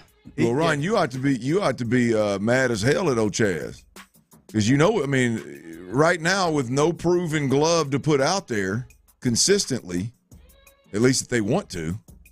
I mean, it's going to be Alvarez playing more. The alternative is Alvarez playing more, and then you play with the DH because it can't be Dubon. Oh, that ain't gonna happen. It don't matter what. It don't matter. That can't be it. Don't matter. It can't be Dubon. It can't be just stick Dubon in left field. He could be hitting 300. Ain't gonna happen. Because it has happened. That can't be the thought, right? That ain't it. So you literally now, which I personally am not opposed to. because you got Victor Carantini who's been really, really good this year. Obviously, with Diaz and his DH catch and roll, now he can play first base as well. I mean, you can play with that DH role while you try to figure out what this Shea Whitcomb kid can do and continue the Pedro Leon and the DeCenzo role, whatever those guys want to do. But one more piece for them Stros to tinker with. Yeah, it is. We'll see. So they've added to the roster. By the way, Clint, they may be adding again to the roster, and there's no confusion on this guy, and that is Justin Verlander. Justin Verlander, who pitched for Corpus last night and had I would say, a pretty good performance. He topped out at 96 miles an hour for the second straight start, and he was 10 of 11 to finish his night, shutting down 10 of 11 batters to finish his night, striking out the side in the fourth inning, his final inning. He went 4 innings, 4 hits, 1 earned, no walks with 5 strikeouts, and threw 57 pitches. And looked like he's ready to go. So it looks like they're getting closer to having Justin Verlander back. I look at this now, like Clinton, we've talked about it. If Verlander says he's ready to rock and roll, he's ready. I think he's ready. I think this is probably going to be up to him. Are you ready to go? You feel like you're ready to go right now? Yeah, I would imagine it's up to him. He's got a heavy influence on it anyway, which I mean he's making the damn call. But, yeah, look, I don't know. Boy, that seems like, at least from a box score standpoint, a stat line standpoint, that seems like a dominant night. It seems like the pitch count, 57 pitches. I mean, it sure enough. It seems like the next step is in Minute Maid Park with the Astros. The only thing is, like, do they want to get one more outing where they raise the pitch count? Sure. Do you want to see him throw 80? 80. Yeah. That's probably the only thing. But I mean, if we're gonna do that, I can do that. We can do that right here in Houston. You want to see? Yep. You want to see it here? Yeah, we can do that right here in Houston. Hey man, no lie. If they could, they ought to let him sneak in one of these White Sox matchups. That's a AAA. That's a AAA team. That's a AAA start. Honest to God, I think right now, I think Sugarland could give them a run for their money. Sugarland. I think I like Sugarland. I don't know, man. Chicago did just beat them badass Yankees. Hey, I like Sugarland. I want to hear the tape on that. I thought I said. Did I hear something, or did I want to hear the tape on that? I thought I said Sugarland. I'm sure the text line will let me know or lie. I don't know if you said it or if I heard it, but Sugarleg is going to get used somewhere in the show. I think Sugarland could give the White Sox a run for their money in a ball game. You're probably right. If they played a 3-game set, I think the Space Cowboys could get one. It would, yes. I'd agree. That's what I'm saying. I'm just saying, hell, if they can let him get one of these starts here, let's try some stuff out with the White Sox. Let's get him in the 3rd game of this series. Let's see if he didn't pitch yesterday. Maybe get him in the 3rd game of this series against the White Sox. See if he can get to 85. Does he have 85 pitches? But that's the only thing that's left to see is the next time he comes out. If he does come to the big league club, like you said, you want to see him try it out. Like, does he have 5-6 innings in him? Does he have could he have gone 2 more? Right, at a pitch count of 57, could he have gone 2 more innings? So that's the last thing. But this is big. You add him to this rotation that has, I think, been the you could say the biggest reason why they have really picked it up. Not from that initial get back when they got back from the 10-game lead, but now that they've extended it in this 8-9 game win streak they're going for, it's really been the dynamite starting pitching. You add him to that, it gets even better. All right, that was our baseball talk presented to you by T-Mobile. Switch to T-Mobile, and you can get a ton of benefits and still save on every plan versus AT&T and Verizon. And Verizon, use their savings calculator to find out how at TMobileSwitch.com. All right, we talked about it. The Texans got a big one tomorrow, but I'm finally ready to budge on something that a lot of Texans fans have been hoping for that I just didn't think was real at all. We'll discuss that coming up next. But before we do that, hey, guys, if you're looking for a good deal,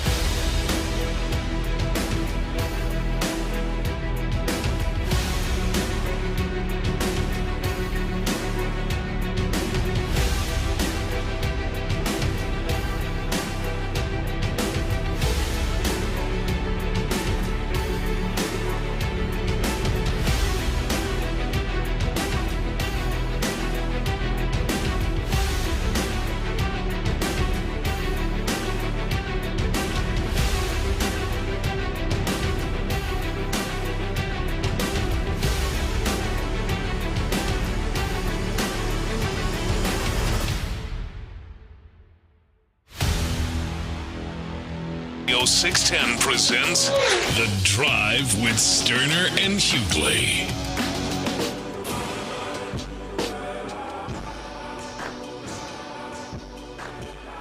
I gotta be honest. I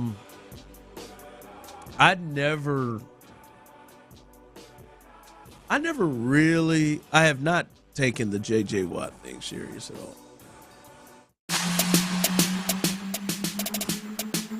He had it ready, baby. He's ready. I've not. Is there a butt coming? I'm not taking it serious at all.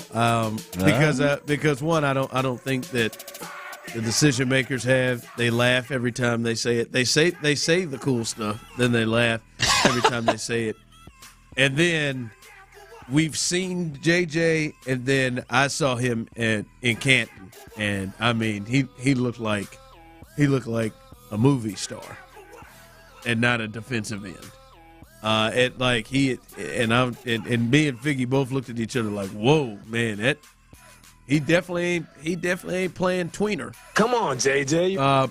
But yesterday, hearing, fellas, the connection that the Texans had with Matthew Judon, who's a defensive end, which I would say if JJ was going to get himself going and get himself in a place to play football, realistically this year, I would think it would be at the defensive end spot. But before that, I thought, man, they're pretty stacked at D-end. And then they made a run after Matt Judon, at least checked in on it seriously, to where it was reported by Jeremy Fowler of ESPN. That there, because I didn't even think that was something that they were even entertaining. When they did that, it made me think like, okay, well, maybe they feel like they need to add something. And we heard D'Amico talking about we're looking for good football players. This is the first time that I will even take it a little serious that they were going to pick up the tab, like willing, if it made sense, to pick up the tab to bring in Matt Judon to play a defensive end position where they are already stacked. So you're telling me there's a chance. Let old Jeremy Fowler and Matt Judon push you into it. You can maybe buy into a little JJ? Because one, JJ's not playing any inside at all. Like to me, I don't. Looking at him, I don't think there's enough time for JJ Watt. You saw JJ. You don't think JJ can put some pads on and look like Danico Autry? No. No, I mean he's going to have to. I mean, even to get to what Danico's 285. Yeah, but we were talking about week one. He didn't look 285. But that's the guy that weighed in. I mean, like the kind of weight that you need. I don't know. I don't think so. But I could see him getting to 250, 260. I could see him getting to 265 and being able to go. So that's the first time I've even like, okay, if they feel like they are on the hunt before the season starts for potential defensive end help, then I could see the JJ Watt thing. I still think it's an absolute long shot. I still don't think it's a deal of like I would by any means bet anything that it will happen. But that kind of caught me like, wow, they'd be willing to take on another D end like that. Another D end, a starting caliber D end, a guy that I think right now in his career would be the second best defensive end on the team, even ahead of Will.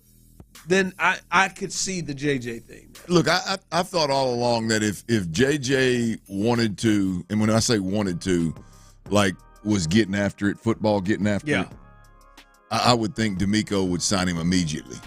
In fact, I heard D'Amico earlier this week. Was he on Texans All Access one day or something, T? He is tonight.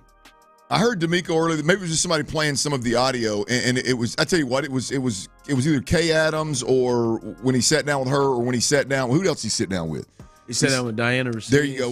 Anyway, he kind of just, basically just said, look, man, if it's hard to play football. Like you got to practice football to play football. And I'm paraphrasing, but this is what I left the conversation with was he kind of opened up a little bit about it and was like, hey, if JJ legitimately wants to play football and is ready to play, practice and prepare to play football, we would love to have JJ. Come on, JJ. But to your point, you can't walk off a movie set somewhere and just decide you want to play football because you were pretty good at it 2 years ago. Like that's when I heard D'Amico. That was the most real I've heard. That was the D'Amico most serious. Yeah, I mean but it's clear if he wanted to play football and he legitimately was interested in preparing his body to play football. I mean, look, D'Amico. I don't think D'Amico is bull jiving when he says, "Look, we would love to have JJ." And you're right. This is even further proof that they are willing to bring on as many, and when D'Amico says it, he clearly means it, as many really good football players as possible. No, he said that. Yeah. He said, yeah. Y'all are up to something. What are y'all up to? Well, might as well not waste any more time. Yeah, because I'm still thinking. Y'all can't sell it. JJ Watt. Breaking news from Sports Radio 610 is presented by BetQL. Smarter bets start with BetQL. Download the BetQL app or visit BetQL.com today. There's some breaking news. Oh, what's the latest breaking news, Tyler? Yes, we have breaking news. It's not great. Going to try not to overreact. You never know how bad this could be, but it's coming from the Astros. The Astros say that third baseman Alex Bregman, who has been on an absolute tear, by the way, Alex Bregman is out of the lineup for the Astros today due to some swelling in the back of his right elbow. Yes. Try not to overreact, but in 2024, this Astros team and injuries kind of freaks me out. So yeah, swelling in his in the back of his shoulder, his throwing shoulder. He said elbow. Or elbow. Elbow. Sorry, not shoulder. Elbow. The bow. Excuse me. In his throwing elbow. No, not good at all. As he's missing some time. If it's to that point, he's got to step out. Obviously, it's not good. I guess we'll have to wait and see what Joe says a little bit later on. They are here at home, so our guy Adam Spillane will get. Get you a good peek at it, Spo. I bet you he won't be able to see. But take a look at that weenus. No, the elbow. Weenus. Yeah. What does that mean? It's your elbow. Synonym. Is it really? Mm-hmm. We're all about education and entertainment on the drive. I mean, I'm trying to be serious right now. I'm being serious. Right. Spo's going to get a good look at his weenus. Yeah, the weenus elbow. Get in there, Adam. Yeah, but I don't think Adam's going to be able to get a chance to look at it. I just don't believe y'all. I promise. It really is. I don't think Adam's going to have a chance to look at his elbow or weenus. Because I can't even take y'all serious, man. Because I don't think he's going to be seen. But Joe Espada, I'm sure whenever he speaks, he'll make it feel a bit better. I'm glad y'all educated me on that, because if I'd have heard that in the wrong setting, I would have probably thought differently about it. I mean, I've heard people use that term, but I ain't never knew it was an elbow. Oh, you thought it was just a nickname for penis? I mean, it sounds like you're putting weenie and penis together, if you ask me. I didn't know. That's a good point. It sounds like a combo job. It's not a good point. I mean, it sounds like two like kids joking about old King Ding-a-ling in there. Yeah, I mean that's a mature way to say it. I'm glad y'all enlightened me. All right, let's look at it again. Like I said, Joe will speak a little bit later on at Minute Maid, and I'm sure he'll make us all feel a lot better about it after he gets done speaking. But this is one to watch. Hopefully, this is not long term at all. As he said, he is swinging the bat the best he has swung in his career. That's what he said earlier this week. And for him to have an injury is there. I'd be interested to hear. It's got to be a White Sox luxury, right? I mean, you think it's just happened on a plane? That's what I was going to say. Hopefully, you think his weenus swole up on the plane? It could have. Hopefully, the elevation can do that to you sometimes. I can't even say it with a straight face. No, you can't. It's happened to me. That's why I'm like, we'll see what Joe's gonna grow up, Clint. What Joe is gonna bring to the table, because I mean, I don't. Do you remember watching these games? They had a day off yesterday. I'm trying to remember if did he get hit? Did he get hit? I was going to say, was there anything where it seemed like there was an Pena that Pena got hit on the inside of the right arm, didn't he? Or has this been something that's been bothering him for a little bit? He's been playing Gold Glove defense and swinging the bat on an MVP level. Ain't nothing been bothering him. Like you said, is this a Tigers luxury? I'm sorry, White Sox luxury. Who is not knocking down the door to get into this lineup? Although they're playing a pitching, they're going against a good pitcher, but who's not knocking down the door to get him? Well, I mean, it's Shea's first day. Shea's going to be at third base. Real quick, another note with the Bregman elbow Wenis situation. Why they brought him up. Yeah. Bregman's going to be elbow, please. I just did elbow Wenis situation for Alex Bregman. Quick update here: he is going to be available to the media, so we'll hear from him coming up in actually just about 30 minutes. So try to get some of that audio for you. It's an interesting decision. Why? How do you spell Wenis? Why is he available? I mean, I'm not sure. Wenus, maybe. I wonder why they make him available. That's interesting. And now that'd make me feel better. Now when you put that together, you know they call up this kid. Does this potentially mean that they have a? Don't say. Hey, this is great. It's so good. I want to save it for the 4. Oh, you're still thinking about Wenis. Yeah, I'm just. Because what Ron's saying is not good. When you put it together and they call up the kid who's a middle infielder. Yeah. And when you saw that he's getting called up, you're like, you're on to something. He's going to play second. No, he's not. He's going to play short. Oh, I don't like this. He's going to play. He's an infielder. Well, he's played a little first base and left field. Holy hell, you're on to something. Why the hell? Like, why would they bring them up? Hell, they got enough of those. Bring him up. Play him good detective work. And we'll hear from Alex. Hopefully, we'll have some audio from that. But like the thought is, my goodness, does this mean they think that this Bregman thing could be a little bit longer than maybe just something just minor, maybe something that just will pass through, that's just more than a game, more than a day. So hopefully that is not the case, and we'll see what that is about. But he has been the hottest hitter. Now let's see. Now for real with this thing. Is Dubon should be in the lineup batting second. I'll agree with that, unless they wanted to bump Pena up because he's been swinging well. You want to bump Pena up, and then it's fine. Okay, that's fine. But I agree with you. Not to muddy I don't want to muddy the waters. I agree with you. Like to me, the Pena thing maybe, but yeah, like I'd like to leave Pena where he is, where he's getting comfortable, how he's been, and move Dubon into that spot. Now, who knows? Hell, they'll probably move that kid they called up in 2 spot. But I got Jake in a 2 spot. You don't think so? I screwed it up. Coming up next. Let's talk about that. Big 3 at 3. I hope you weren't serious. He's serious. It ain't. I don't know if he's serious or not, but it ain't like they ain't done it before. They ran Jake's ass up in Toronto in that 2 spot for some odd reason. But no, coming up, we'll give you the latest. One to get you ready for this Astros game, but we'll continue with that breaking news. There, Alex Bregman out of the lineup today with an apparent elbow issue. Right elbow swelled up on him here in the last day or so. He is not in the lineup today. They've also made a move to bring an infielder up, so actually add that up on your own. And the Texans got a preseason game coming up tomorrow. Big day for CJ. All of that coming up next right here live on The Drive. All right, are you ready to move homes? Are you ready to sell your current home and get into that dream home, your next home, upgrade, downgrade, downsize, whatever you want to do? Are you a little bit intimidated? It's natural.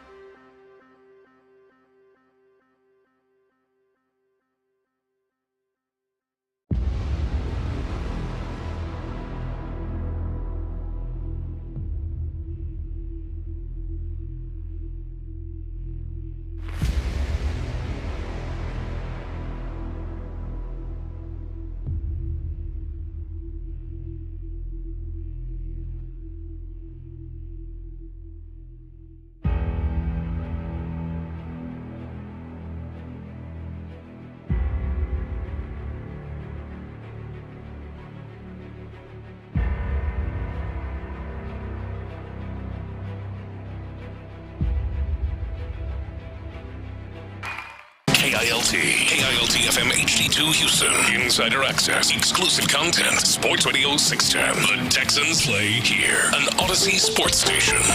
Oh, it's 3 o'clock. Sports Radio 610 presents The Drive with Stoerner and Hughley. With the biggest stories of the day. It's the Big 3 at 3. Number 1.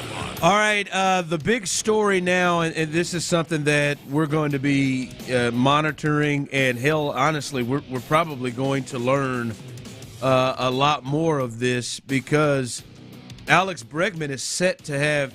Are you nervous? I'm on edge right now. I'm panicking more and more by the minute. Like, this coming out, Chandler Rome, Alex Bregman is out of the lineup today due to swelling in the back of his right elbow. The Astros have announced Bregman will address the media at 3:10 p.m. And that is interesting because I'm just why would he address the media with the injury? Like just for comparison, when's the last time you heard from Kyle Tucker? Have we heard from Kyle Tucker since Kyle Tucker's been injured? I don't think so. I don't think there is. And Kyle Tucker's been injured for 6 months. Have we heard from? We haven't heard from Kyle Tucker, but Alex Bregman is speaking to the media?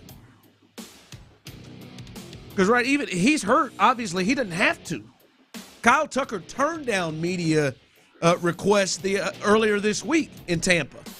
So this is interesting. He's out of the lineup, shoulder swelling in his shoulder, in the back of his elbow. Why do I keep saying damn shoulder? In the back of his elbow, his right elbow, his throwing elbow.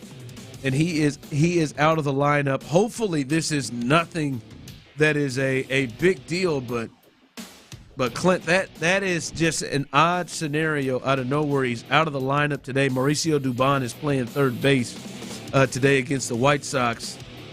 I didn't think this was serious when you first heard it, but now the way that this is coming together, it makes you wonder if this is a more serious thing. Well, it definitely makes you wonder. I mean, he's one of the hottest hitters in baseball right now, and as we've established over the last handful of weeks, is the Astros kind of go as Alex Bregman goes, so whether you're talking about the Gold Glove third base he plays, or you're talking about the one of the hottest hitters in the game, or you're talking about a guy that appears to have come into his own from a leadership standpoint, at least with these young pitchers being on the field with them. It's a bit of a concern, no doubt. I'm gonna relax a bit and wait to hear from the third baseman and see what he has to say. Yeah, I have no idea why. To your point, well, either way, whether he's fine or it's a long-term deal, why is he addressing? Like I don't know. So him addressing the media doesn't make me feel one way or the other about the actual situation, because to your point, Tucker, we ain't heard from Tucker, and he's going on 2.5 months. But that's why, like, anytime you have a situation like this, and then something unusual is planned or sticks out, that makes me pull back and say, "Whoa, what's that about?" They have had, obviously, the Astros have had countless injuries, and Tyler, I can't remember a time they've run up and set up a news conference for anybody who has had these injuries. Right. I don't remember when JV went down. JV has spoken to the media, but not like, all right, JV is down and he's going to go to the media, or Framber is down with an interpreter is going to go to the media, or anything like that. So that's why, to me, it's like, why are they treating this differently? Look, I mean. I don't know. We're completely speculating on why. We have no idea. But if I'm Alex Bregman and I'm in a contract year and I've got an issue with my elbow, I'll be damned if I'm letting the Astros, the way they've handled injuries, I'll be damned if I'm letting them handle create the narrative. No, I think it would be smart on Alex Bregman's part. Whether it's minor or it's major, I think it would be smart on his part for him to control the narrative, not Dana Brown and Joe Espada. Now, I don't recall a time when we saw that, but again, given the way the Astros have handled injuries, with the players and been misleading, clearly misread something with the Tucker situation. If I'm Bregman, I'm like, nah, I'll do my reporting as well. Yeah, we'll see.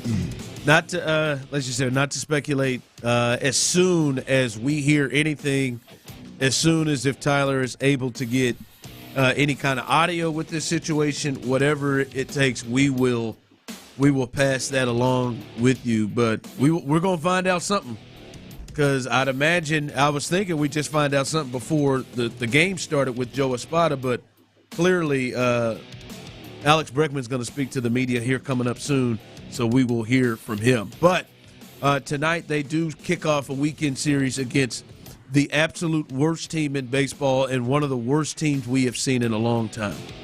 The Chicago White Sox, are 29-93. 29-93. Now, they do have their all-star pitcher going tonight, Garrett Crochet, who is a strikeout artist and has been among the top 3 all season long in the American League in strikeouts, got 167 of them. But still, this is just not a good baseball team. I want you to, what you think about this lineup adjustment, Tyler?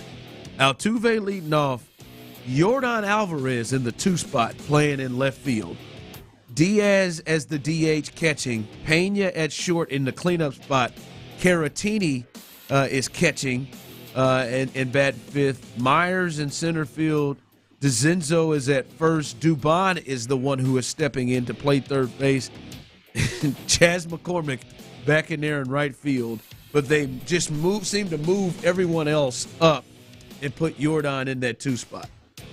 Yeah, I like Dubon at third and not going with the Shea Whitcomb kid, which they just moved up. I like him. I like him going to third. It's why you have him, right? Is that super utility? And at first glance, I wasn't real sure about the Alvarez batting second, but I think I like it, boys. I think I like it because it there's one guy you've got to get going. There's one guy that noticeably of late has just not he's not swinging it as well as he was a couple weeks ago, and that's Altuve. Altuve's not swung it well the last handful of ball games. One way to get him some damn pitches, not that he wasn't getting them. I'm not blaming it on he wasn't getting pitches, but one way to make sure that he sees as good of pitches as he's going to get is to put that big lefty behind him. And so maybe that's the thought. So I can ride with Alvarez in the 2-hole. Along with, you get obviously the best hitter on this team and one of the best hitters in baseball. You get him potentially an additional at bat by moving him up in the lineup. Yeah, I would have liked to have seen Pena or Dubon in that 2 spot just to give the lineup a little bit more length. I would have gone Dubon. I agree with you, but I'm not mad at Alvarez. It just to me Altuve is Altuve.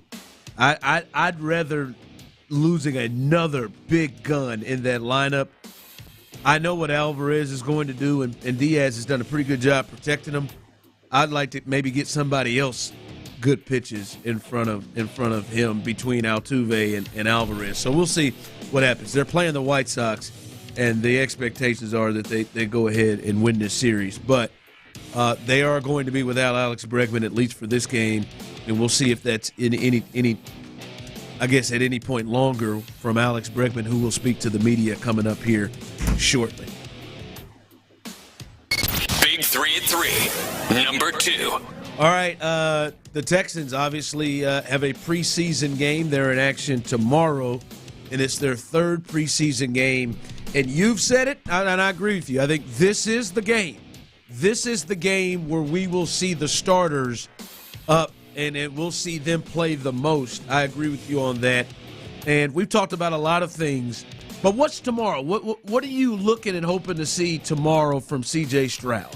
This will be the last time potentially we see, if it was up to me, this would be the last time we see C.J. Stroud until they play in Indy in terms of any kind of games. Well, look, I think I would like to see more of what we saw last year. Given that, again, this is not going to be like a real game where he's probably not going to be overwhelmed with pressures, and there's probably not going to be 8 million different things thrown at him in this offensive line. I would like to see good, clean execution. Know where you're going with the football.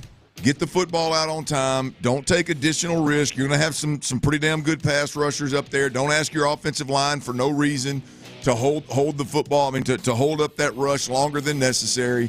Do what he did last year in a sense of, I think he's called it boring. Take the boring. Just when it's there, just take it. We don't need extra risk. We just need good, clean, crisp offensive execution. And obviously the sideline stuff with the adjustments that need to be made, potentially the halftime stuff with adjustments that need to be made. I don't expect to see anything that we haven't seen from C.J. Stroud already, other than I hope to see a handful of times the guy on the other end of a pass a couple of times to be Stephon Diggs. That's it. I want to see Stephon Diggs and C.J. Stroud connect. They didn't connect at all last week, did they? Right? I don't think they did. I don't believe so. They got to tank, but they didn't connect. So yeah, I'm with you on that. Yeah, I think like we've been seeing a lot in practice. It'd be nice to kind of see him, Nico as well. I don't think he's had anything with Nico as well. It's odd because going into it, I want to see the run game. That's to me. I want to see the run game, but they need work too. You know, I can tell you. You specifically said CJ, so I'll stick there. We've talked about this from the first day of training camp. It was clear that they were being more aggressive offensively, and then CJ Stroud after the practice, flat out said, they're working on pushing the ball down the field and being a little bit more aggressive at times. So I take that back. I would like to see them, if the opportunity presents itself, whether it's Tank Dell, Stephon Diggs, or Nico Collins. I'd rather it be Nico Collins because I need folks to see the speed that I've been talking about. I'm talking about run by speed, not run after catch speed. I'd like to see him go vertical, outside, get vertical, throw the fade, throw the go route. Let Nico. Let's see if Nico can show that speed that next level. Not that anybody thinks CJ's slow. I'm sorry, that Nico's slow. Just some of that speed that I saw where it was like, woo, that's got some Mike Evans. That's got some real deep threat potential speed right there. Not just that run after catch. So I'd like to see that as well. Take a shot. Not a shot that the safety's got to come down and you got to get over the top and you got to play action protect and all this. No, come to the line of scrimmage. If they close the middle of the field, you got one-on-one with that corner out there. Let's see if Nico can run by that joker one time. I'd like to see it. I'd like to see big play, and that ain't right. That's not giving anything away. No, super vanilla. But I tell you what it will do. It's really safe, Ron. It's super vanilla, very safe in terms of everybody throwing fades since Pee Wee League.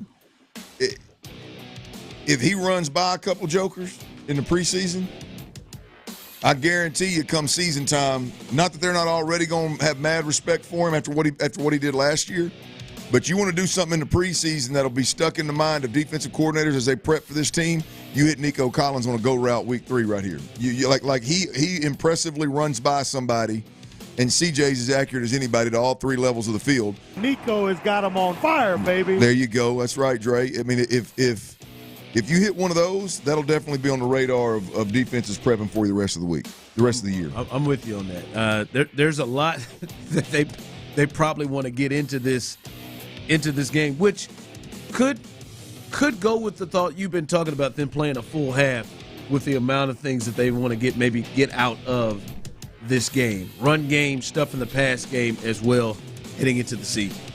Big 3 at 3. Number 3. All right, we saw this and talked about this briefly at the end of the show yesterday, but I think it's something to look at. And Tyler, you're going to have the ability to attend this. As we talked about yesterday, exciting announcement planned at the UT A&M Joint News Conference in Houston next week. It says here, both schools' leadership plan an exciting announcement at a joint news conference at 11 a.m. in Houston, Tyler. 11 a.m. in Houston, a joint press conference. I'm going. And we talked about this yesterday. What else is this going to be outside of them playing games at NRG? I don't know. It's like the Bregman deal. I don't know what he's going to say. I have no idea, Chief. It's a mystery. It is interesting because you're right. It's got all the makings of, hey man, we're going to announce we're going to play this rivalry in Houston. Exciting, and somebody's throwing a bunch of money at them.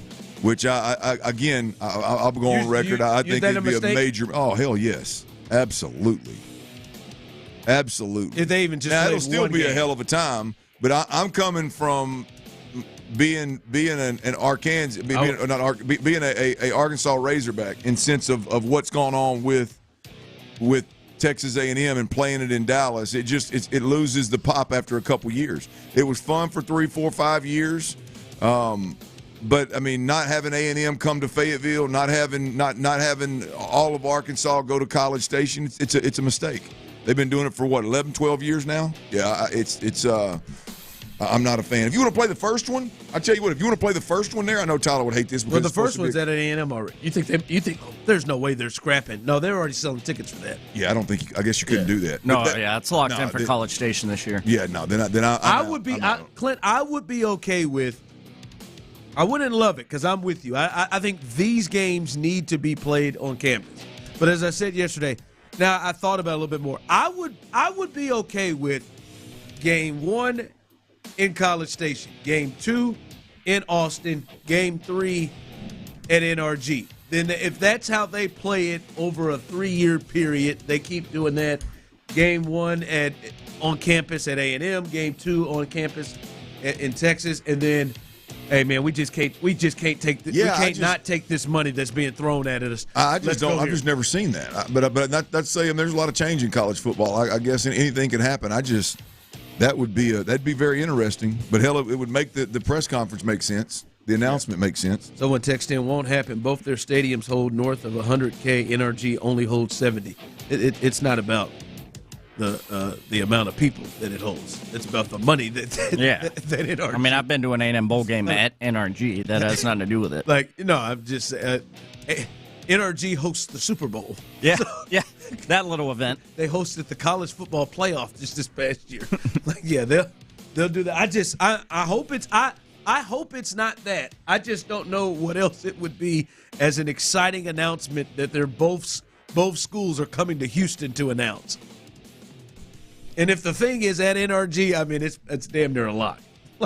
If that's what it is. All right, another look and another thought here at the top story right now as we're waiting to hear from Alex Bregman coming up with this issue. He's out of the lineup today. We'll see if there is more. And as they play tomorrow, who is the one player that you're hoping we're talking about on Monday? Good or bad, who is the one player we'll be talking about on Monday coming out of the game against the Giants? That's coming up next. All right, I enjoy sipping on a good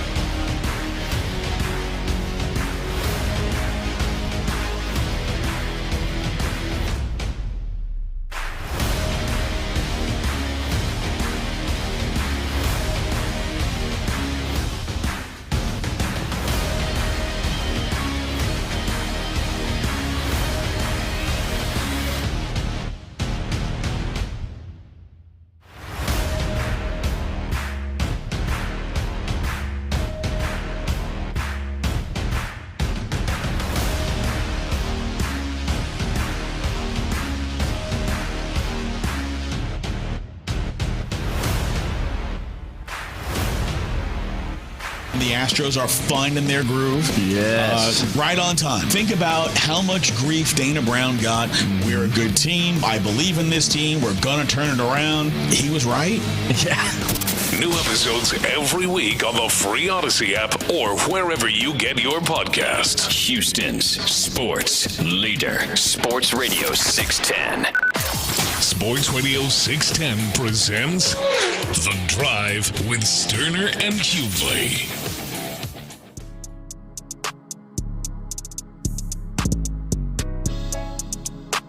Tyler, I can't read this. I don't want to. Clint? I'll read it. I ain't got no problem with it. I can't. Alex Bregman has spoken to the media. I don't have it. I'm with you. I'm frustrated. Ryan McTaggart has the story. You gonna read this? I ain't got it. Where's it at? Is it in the rundown? I'll read the hell out of it. All right, I'll read it. I'll step up. You can do this, bro. I believe in you. Astros third baseman Alex Bregman said he slept with his arm wrong. Let me repeat that again. Alex Bregman, third baseman, said he slept with his arm wrong a few days ago and doesn't want to play through it anymore. He expects to miss the weekend, but said it's not a long-term injury. Is Breggy being ridiculous? Also, Alex Bregman said he had an MRI. He had to have an MRI done because he slept wrong. He had an MRI that showed no structural damage in his elbow. He doesn't think he'll play this weekend. But again, as we said, not long-term. These necks and elbows, man, getting messed up by some bad sleep, you know? Is this the third player who has slept wrong? Be more original. Like, come up with a different lie. Oh, you think it's a lie? I mean, it could be. I guess I don't know that. Do they need a sleep coach? They need to go see Mattress Matt and get some new mattresses for all these fools. What do you got? I don't think any of them have bad mattresses. I suggest Verlo mattress, by the way. I knew you would say that. I don't think any of them. VRLO. They have a bad mattress. Do they not know how to sleep? It's not ideal. What is going on here? He slept wrong? There's no way. It's an epidemic for the 2024 Astros. He slept wrong? Sleeping has been one of the most dangerous things you can do this year if you're a Houston Astro. This is it. Christian Javier slept wrong on the neck. Crick in the neck. Justin Verlander. Did JV sleep wrong too? Was he a sleep wrong thing? His was his shoulder flaring up. I hate to say it was a neck at first. I hate to say this. My back. How come Greg Kessinger can't sleep wrong? Or McCormick. How come No. You know what? Maybe Chaz needs to sleep wrong. Let's switch it up. How come Litmus Diaz can't sleep wrong? Hell, it didn't take him sleeping wrong. They're trying to replace him anyway. He's sleeping good. Hey, I'm going to tell you what. Joe Espada Clint may have said, you know what? I'm not the one saying this to the media. I'm not coming to the media one more time to say somebody didn't slept on it wrong. I ain't it. Alex, you take it. Let me just ask y'all something.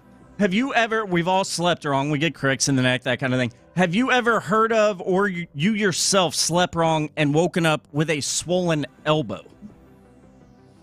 That you had to get an MRI done. An elbow? Nah. I have not. No, I have not. I'm trying to think I'm calling BS on that. I've woke up. Of course we are. I've woke up and my arm was asleep. calling BS on all of them. Why would it be swollen and inflamed from sleeping wrong? It's your elbow. What did he do? Did he hit? Were you sleeping in a handstand? Well, he's got a little one, so he may have the little one in the bed with him and be sleeping on his side or something. To swell an elbow? Didn't want to wake the baby, man. Swollen elbow that needs an MRI from Didn't want to wake the baby, didn't want to wake mama, so he slept in an awkward position. I'm good with it. Why are you guys so worked up about it? Because no injury ever feels like 100% forthright with this team. Like it always has me looking around and trying to figure stuff out. I think that's exactly why Bregman said I'll handle this. Yeah, I would like to also say that I'm confident that it is just the weekend. I'm not.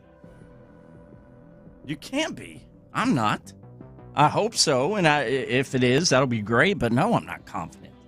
Oh, I feel good about it, boys. Coming from Breggy, I feel good about it, man.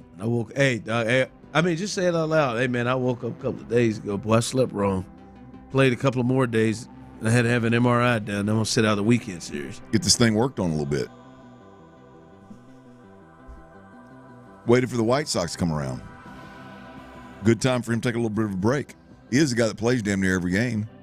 Joe text in, he's not even in his own bed. They've been on the road. You're right. Great point.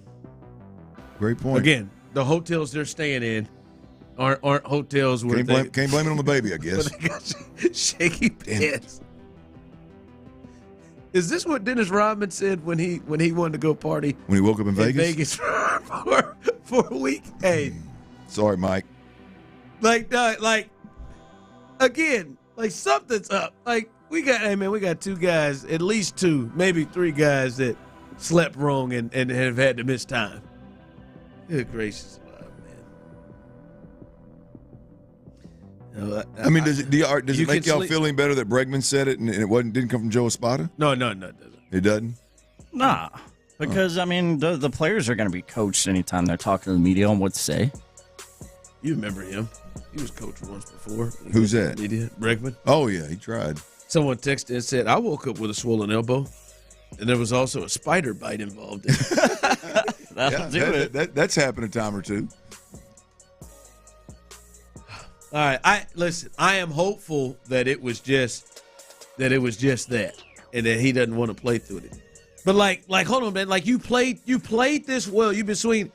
Like what? Like how did they determine that Buddy just needs 3 days off? Like how we determine? Yeah, what's the science? Like how we determine that he need the weekend? Because it's the White Sox series. That's actually a great answer. That's really good. I'll accept that. I don't know. They scored 12 on the Yanks, man. Yeah. Okay. Have their moments. Someone texted in, damn, Ron, wishing bad sleep on people. That's messed up. Surprised you didn't mention Jake in that last drop. I'm trying to figure out what the hell is going on. I'm surprised too. I thought the next one when you mentioned Gray Kessinger, I thought you were going straight to Jake. I'm not. I thought Jake, for sure Jake plays more than I think he should, but Jake plays. But we just clearly me and that texter think alike. We thought you were definitely going to go dropping Jake right there. How come Jake can't sleep wrong? Give up that center field spot. I don't think they can afford it at this point. All right, that is the latest, folks. I'm not making this up. Alex Bregman is injured with a swollen right elbow that forced him to get an MRI that came back negative to structural damage because he slept wrong in a hotel room.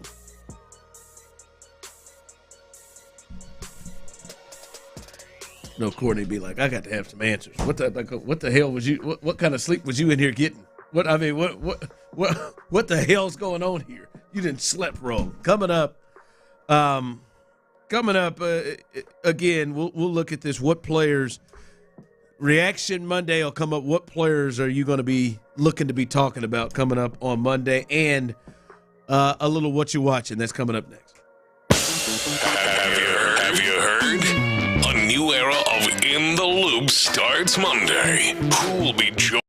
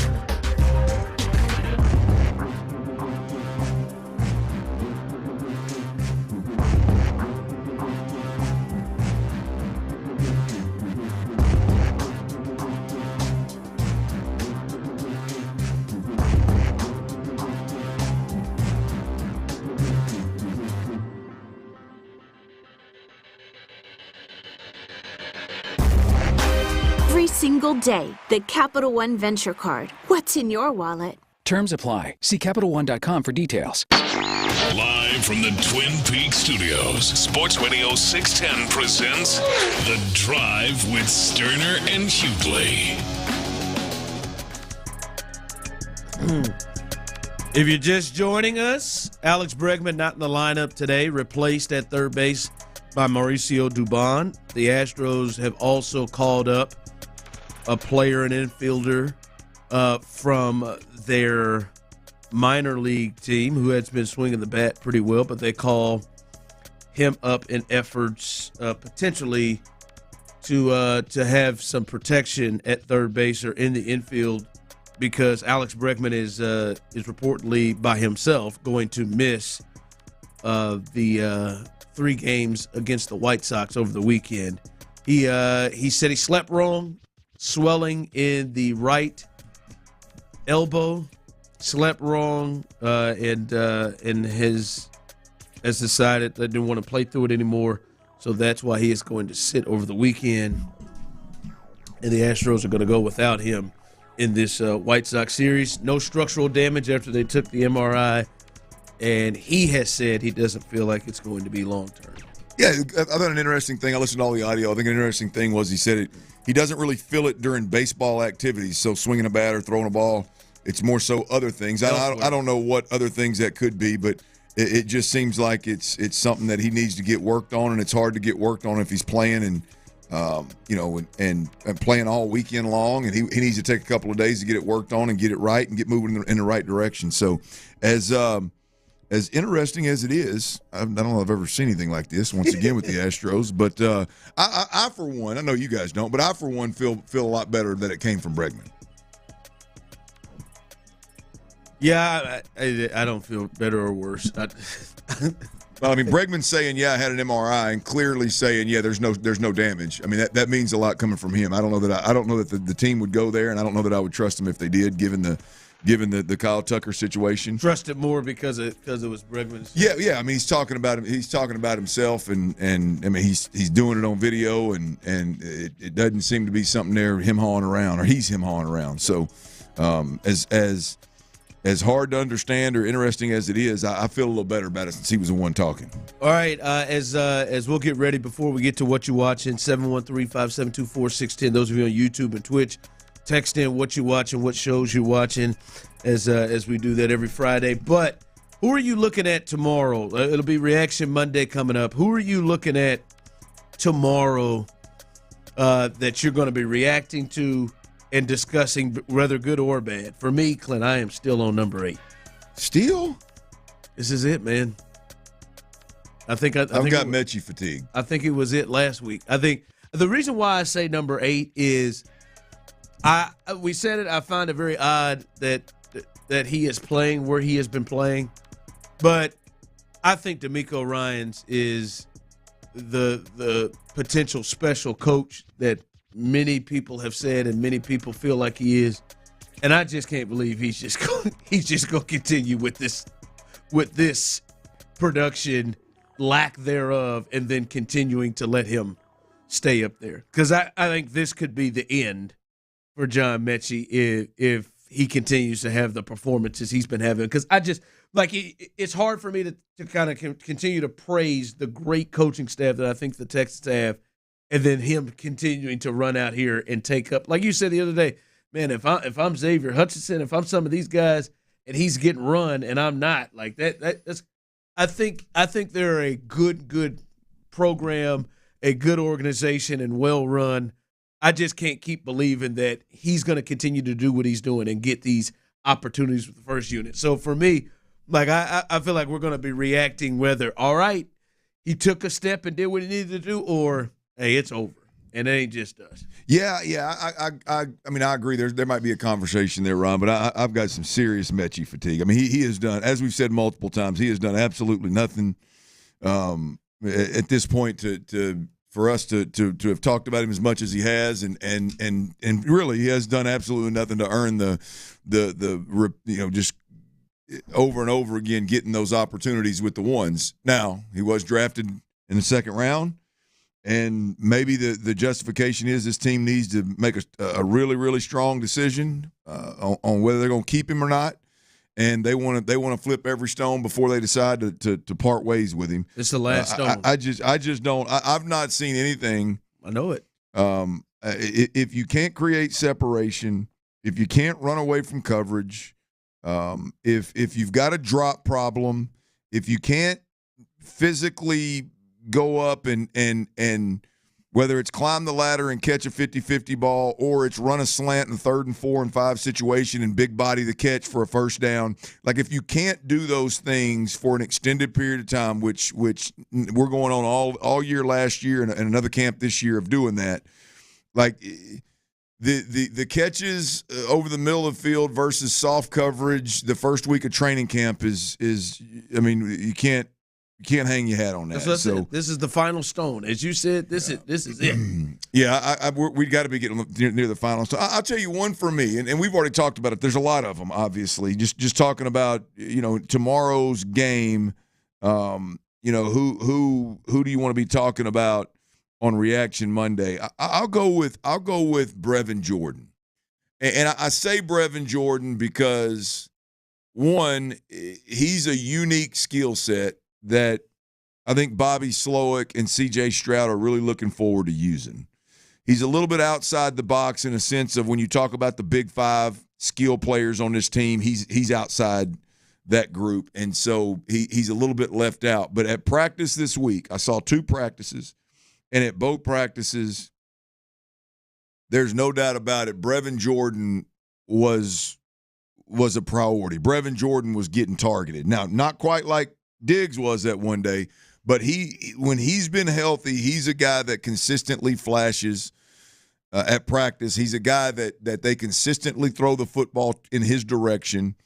And so I think there's that unique skill set. There's that where does this guy fit in thought, and there's that, boy, this guy's really explosive. So I think I'm going to go with Brevin Jordan on Reaction Monday. Big Reaction Monday. You should get a lot of time. We'll be talking about Brev. One way or another. We're going to be talking about Mechie. One way or another. All right. Go ahead, 713-572-4610. Those 4610, those of you on YouTube and Twitch, what you watching? We do it each and every Friday. Hey, fellas, started 2 days ago. Started the arena with Serena Williams. Oh, yeah? Pretty interesting. I'm through 3 episodes so far.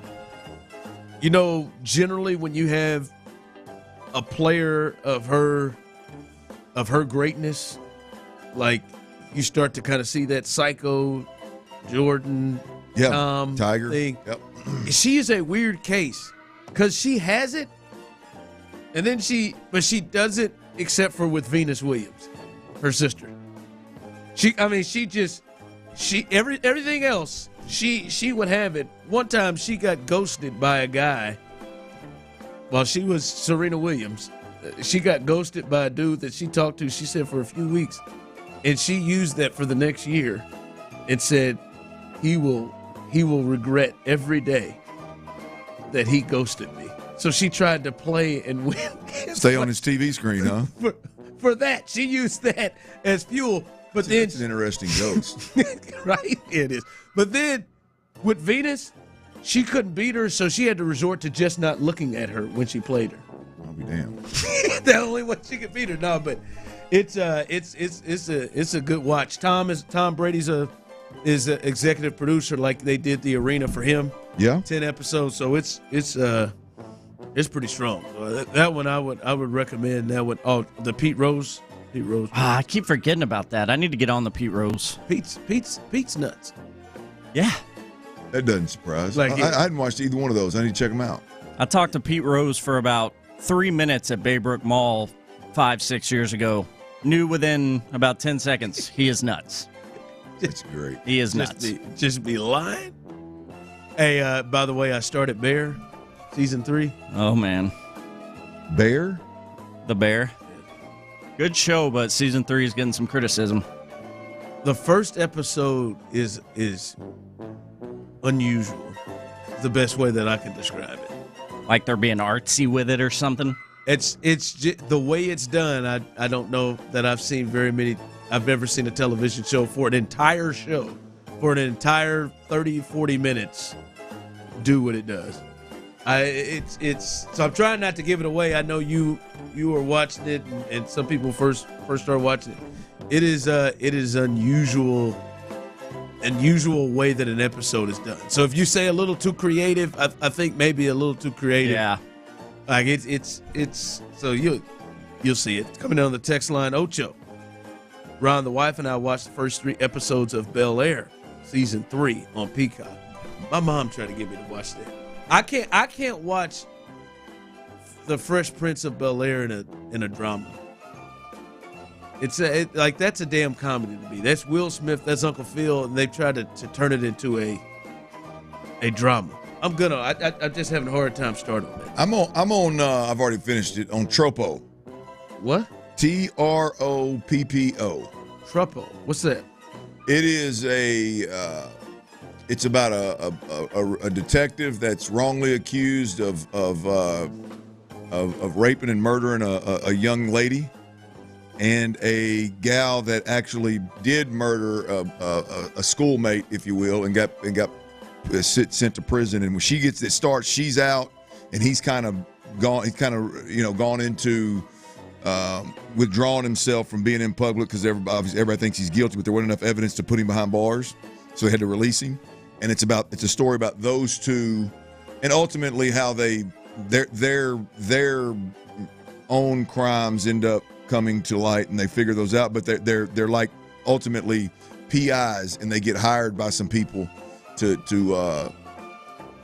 find out who killed their dad, or find out who killed this kid or whatever. And in the process, they figure their own out as well. 2 seasons, really good show. I thought you were going. I enjoyed it. I just saw Netflix come out and said a new one on the Lacey Peterson story. I'll get Lacey Peterson. I John Mechie and Lacey Peterson. I'm fatigued. Well, that's how I feel about Aaron Hernandez. There have been I've probably watched 8 docs on Lacey Peterson. I feel like at this point, old Drew's just making money. Yeah, I'll sell the story. Like the Lacey Peterson and John Benet Ramsey, the amount of things I've watched on those two. I've had to slow down. Someone said I've watched Break 50 now after listening to the show. The John Daly one is funny as hell. Somebody texted in. Yeah, man. Someone said Bel Air is really good. I'm not down it. It's just I can't get over the hang up. Like Fresh Prince of Bel Air, man. No drama. I hadn't seen it. And they got the same characters and they just look completely different. Like I think Phil is like fit. Oh, he's a fit Phil? It's a fit. It's a fit. I need James Avery. I need my Uncle Phil to be hefty. Or is that person who called me on the text line yesterday flabby? R.I.P. Uncle Phil. We did lose James Avery. Yeah, line. I remember I saw that jury. Somebody called you flabby, Chief? Yeah, he called me flabby. And then you got to tell me about these kind of things. And then came back and said, "I admire you for your weight loss." And I tell him, I say, "Hey man, just keep the same energy, dog." Like, you should say, yeah, but it made another flab. Like don't call me that. And then say, Champ Slice, man, Atlanta. Come on, man, a long time ago, baby. Before season 4, one of the best shows I've ever watched. All right, what you got coming up in the 4? All right, we got a big game tomorrow noon. Big game tomorrow. Starters going to play preseason week 3. I think both teams going to have some significant time from the starters. We're going to go over some key matchups tomorrow, what to look for. I got 4 of them, 2 on offense and 2 on defense. And I've learned something today, y'all. I've learned something. Not only do I know what a weenus is, but it's snowballed. There's a couple of other. Do you know what a flagina is? Do you know what a wagina is? I'll tell you. I'll answer all your questions. We'll cuss and discuss next right here on Sports Radio 610. That made me football horny. Just what Texans fan.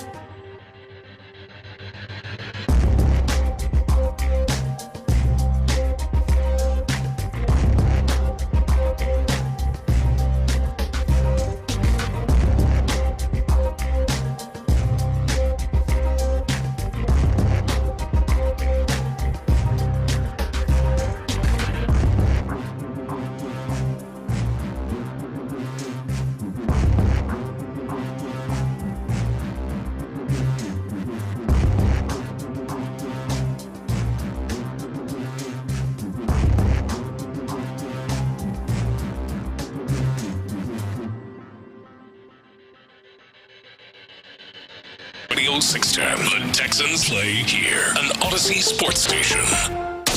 Sports Radio 610 presents The Drive with Stoerner and Hughley.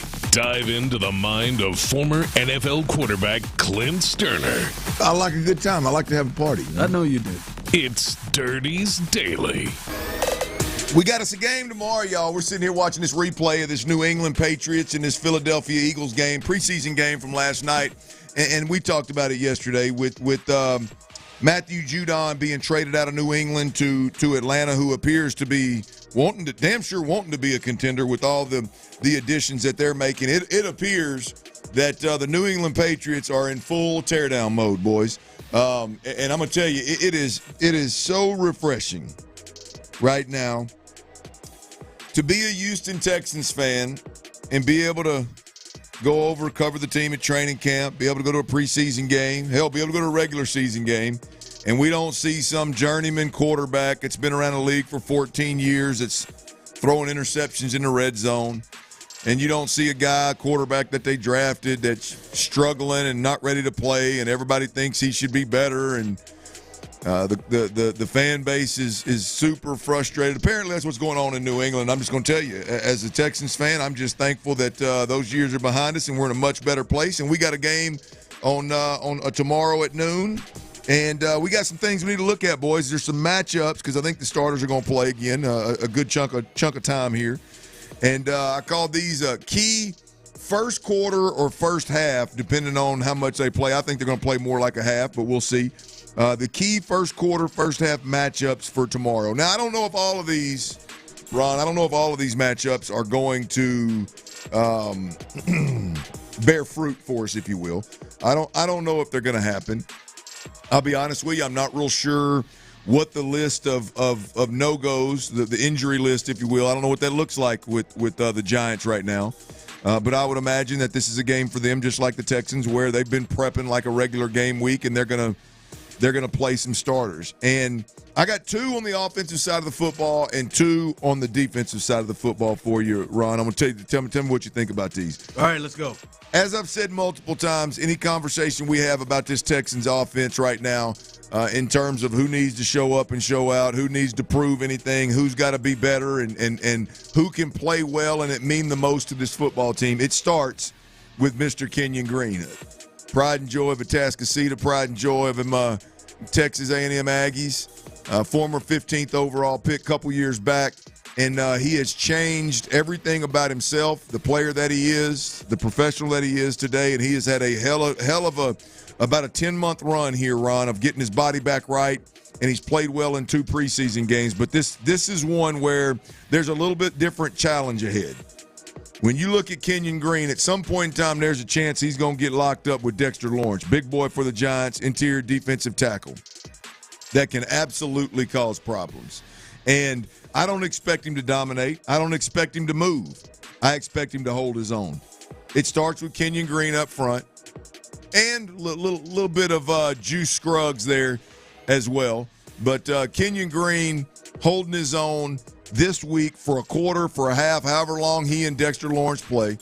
That would go a long way for me. It would prove a lot. I think it would take another, hell, I'll be honest with you, it would take a huge step forward for Kenyon Green if he can just hold his own against a dude like Dexter Lawrence, if they do indeed end up matching up inside.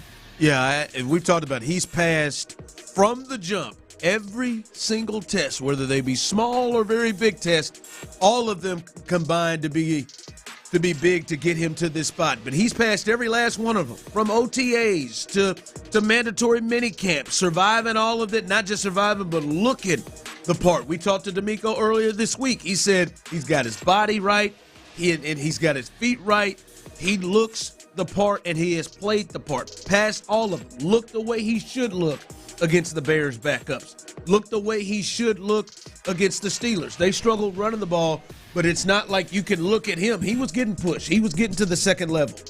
But this is a whole different ballgame. Different animal. This is second team All-Pro last year in Dexter Lawrence. This is one of the guys who got paid in this league because he's good. This is a guy that's disruptive in the run game and a guy that will shove your ass back. And by the way, like a little secret at training camp, that's probably been the struggle a bit, is the bull rush for Kenyon Green. He will push you back into the quarterback. So this is one to watch because, Clint, there ain't nobody else who's starting at left guard if he's healthy week 1 against the Colts. That has been sewed up. No doubt. They are going to play Grover, and they are going to play Buckner up front in the middle. Those are two of the best in the league, and Buckner is special. This is going to be the greatest test he'll see. This is different than going against Foley or Mario Edwards or Timmy Settle, whoever else they've gone against. Nothing to those guys. Khalil Davis. This is a different animal. This is one of the best players in the sport on the defensive line, and we'll see if he's ready to pass this test. Complete different animal, and I think that's the key. Just pass the test. You ain't got to ace it. You ain't got to dominate it. Just pass the test. And it's going to take a little bit of help from Juice Scruggs now. And he's aced all the others. Yes, he's been great. I mean, it's going to take a little bit from Juice Scruggs as well. There'll be some double teams there. There'll be some chips, some opportunities for him to help as well.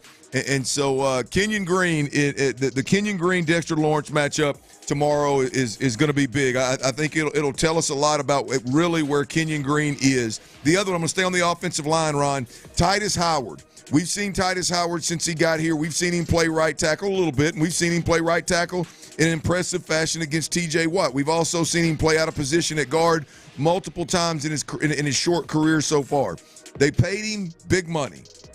This year, he's going to play right tackle. He's going to play this week. And guess what? The Giants this offseason acquired Brian Burns. A couple years ago, hell, it may have been the same draft Kenyon Green came out in, to be honest with you. Maybe not. Kayvon Thibodeau out of Oregon. Defensive end. 2 speed rushers, if you will. Well, I don't need to see anything from Laramie Tunsil. I know exactly who Laramie Tunsil is and what we're going to get out of Laramie Tunsil. It's about Titus Howard. And I don't think he proves anything that we haven't already seen from him. Like I said, we saw him play a really good game against T.J. Watt. But it's been a minute since we've seen him at right tackle. There's a little more pressure on these tackles right now because I think this is going to be an 11-personnel football team that's going to throw the football a lot, and it's going to depend heavily on these tackles being lockdown tackles. Not just good tackles, but lockdown tackles. So for me, the second key matchup this week is Titus Howard on whatever defensive end they throw his way. Burns, Thibodeau, whoever it is, I need to see Titus Howard get a couple of lockups. I need to see him snatch some folks up. I need to see him play the right tackle position at a top 5 paid right tackle in the game, Ron. Because that's what they paid him. Come on. That's what they paid him. No, and these are speed rushers. These are guys that can come off the edge. And Brian Burns, he said the other day, I ain't reached my ceiling yet. He seems to be super motivated. And listen, we talked about this a bit earlier. What I love is the first 2 spots where you're going is when you look at these preseason games, you're looking at matchups that hopefully a team is potentially strong in areas that you at least have questions about. And then you can kind of see what that looks like and how big of a question it should be. And listen, I don't think the New York Giants are going anywhere. Right, I don't think that Brian Daboll may coach past this year as the head coach of the New York Giants. But where they are strong is up front on the defensive line.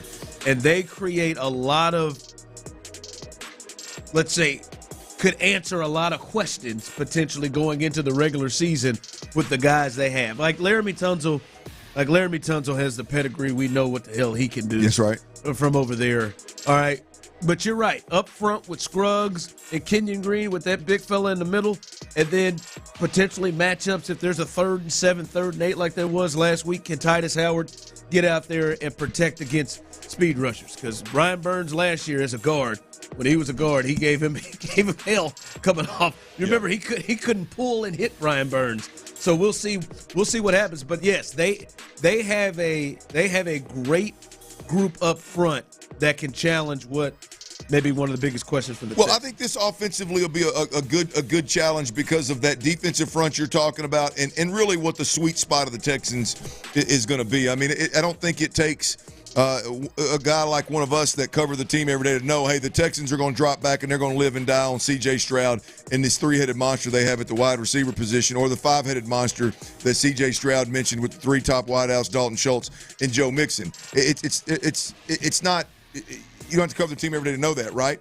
This matchup in particular, I think, is going to challenge an offensive line that if this team is going to win football games this year, this offensive line is going to have to be really special as it pertains to protecting C.J. Stroud. This is a good defensive front that can rush the passer, both big inside, big and fast, and really, really good inside, as well as speed rushers outside. Can the offensive line as a whole hold up the way that it needs to hold up? Now, this is a category where it needs to be elite. This is a category where it needs to be elite, and it starts with the two defensive tackles. So whether we're talking about Kenyon Green inside versus Dexter Lawrence, or we're talking about Titus Howard versus Burns or Thibodeau, either way it goes, it's a five-man game. And this week, the one thing you can bank on is they're going to bring a damn good pass rush, and the Texans' offensive line is going to They don't have to dial up blitzes or anything. No. They can be their vanilla selves to get pressure. That's right. They got guys that can put their hand in the dirt and go get it. We'll see if the Texans can protect the way that we think they can protect, and the way that they're going to need to protect if they're going to win games this year. Throwing the football versus a schedule that's got a guy on the other side of the field that can match what C.J. Stroud can do. We'll see. Now let's flip to the other side of the football. Key first quarter, second half matchups in tomorrow's Texans-Giants game. Ron, we got to start just like on offense. We start with Kenyon Green. Anytime we're talking matchups, what we need to see, what's most important, what's going to change this team the most. On defense, we got to start with that young fella, Kamari Lassiter. Cornerback, second-round draft pick out of Georgia this year. Hadn't played in a preseason game yet. Was on the shelf for a few days last week, but he's back. He's working with the ones, and the Giants have a decent little receiving core that they're bringing to town, particularly on the outside, Ron. I don't know how much Malik Neighbors is going to play, rookie out of LSU that was lights out last year for Jaden Daniels and LSU. And then Jalen Hyatt, a second-year receiver that was out of Tennessee that Hendon Hooker and him just absolutely torched the SEC 2 years ago. Jalen Hyatt. Those guys can run. Neighbors can do it all, but Hyatt can absolutely fly. At some point in time, I got to believe that Daniel Jones and Brian Daboll and that company, if they've learned anything, they've learned not to attack the best corner. I got to believe that they're gonna try to get matchups on Lassiter and see what Lassiter's all about early in this ball game. Gotta believe. I hope they are. I hope that we get to see him not pass that test, but we get to see him get tested in a real game type scenario. He hadn't played yet in any of these games, and we've seen him in practice. But even in preseason, there's a bit of a different gear for guys that you've not played against, plays you've not seen, and keys that don't become normal like they do in training camp with certain receivers and certain formations that you notice.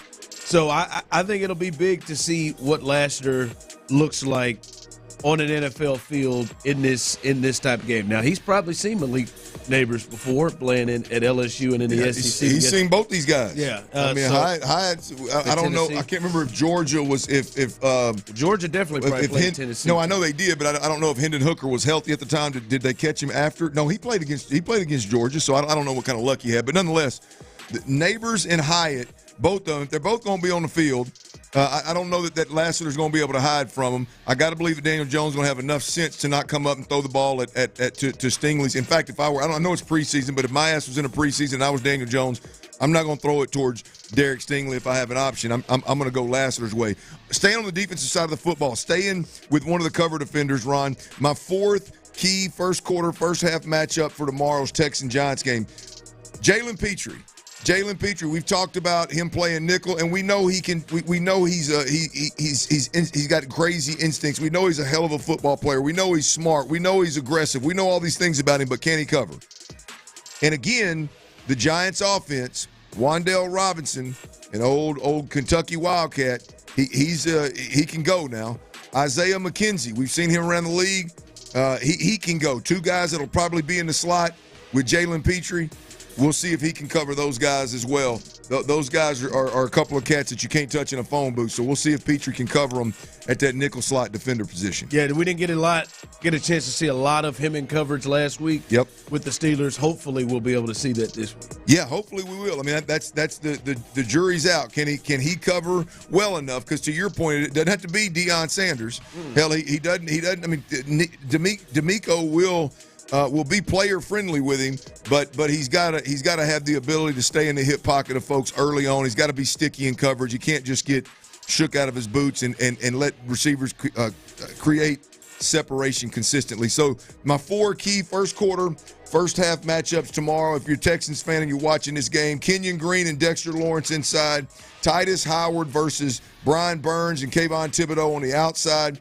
Kamari Lassiter on the defensive side of the football, corner, versus the wide receivers for the Giants, Malik Neighbors, rookie, and Jalen Hyatt a little bit more specifically. And then Jalen Petrie against Wan'Dale Robinson and Isaiah McKenzie in the slot. Those kind of matchups, I don't know if we're going to see all of them. I got to believe we're going to see 1 or 2 of them. So we may not pull much from all 4 of these matchups, but if we just see a couple of them, Ron, I think we'll know a little bit more about our Texans. Yep. Yeah, and that's what you want to learn before you get in, because this may be the last time they play before the regular season starts against the Colts. So this could be the only game that Lassiter plays in the preseason before, if D'Amico decides to sit all his starters in the 4th and final preseason game against the Rams. Might be, probably will be. Yeah. By the way, we got. I didn't get to my weenus and flagina conversation. We got 2 more hours. We'll get there. Coming up, I can't wait. I'm sure you can. We'll let you hear from Alex Bregman himself, as there is audio. He talks about the injury that has him out for the weekend and a move being made. We finally found out the move made to keep or to be able to get the young guy Whitcomb called up. We'll let you know who is leaving the Astros coming up next. All right, H-Town, what's good? Look, I hope you or your loved one, I hope y'all are never injured in an accident. I hope it never happens to you. But if you are, I need you to know this.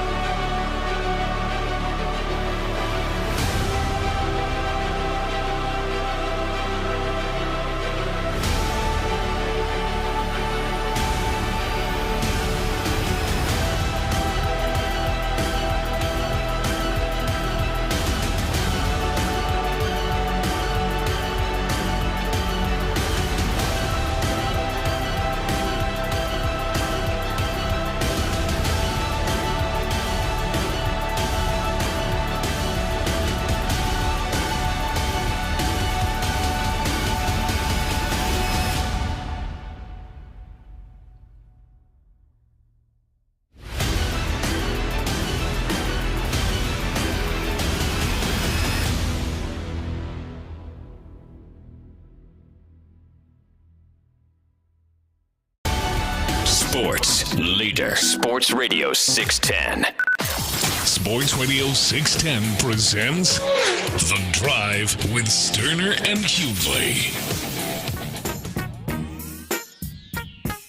All right, as we talked about the young fella getting called up, as Tyler said, he is smashing, swinging the hell out that bat.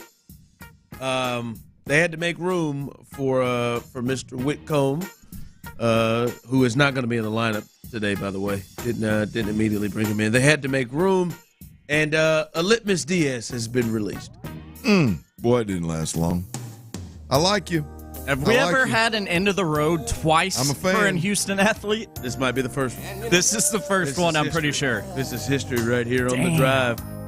Twice. Damn, AD. I like him. Man. How many at-bats did he get?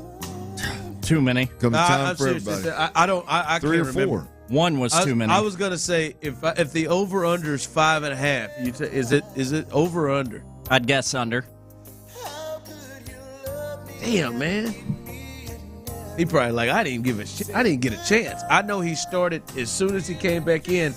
I just can't remember if he got any more at bats.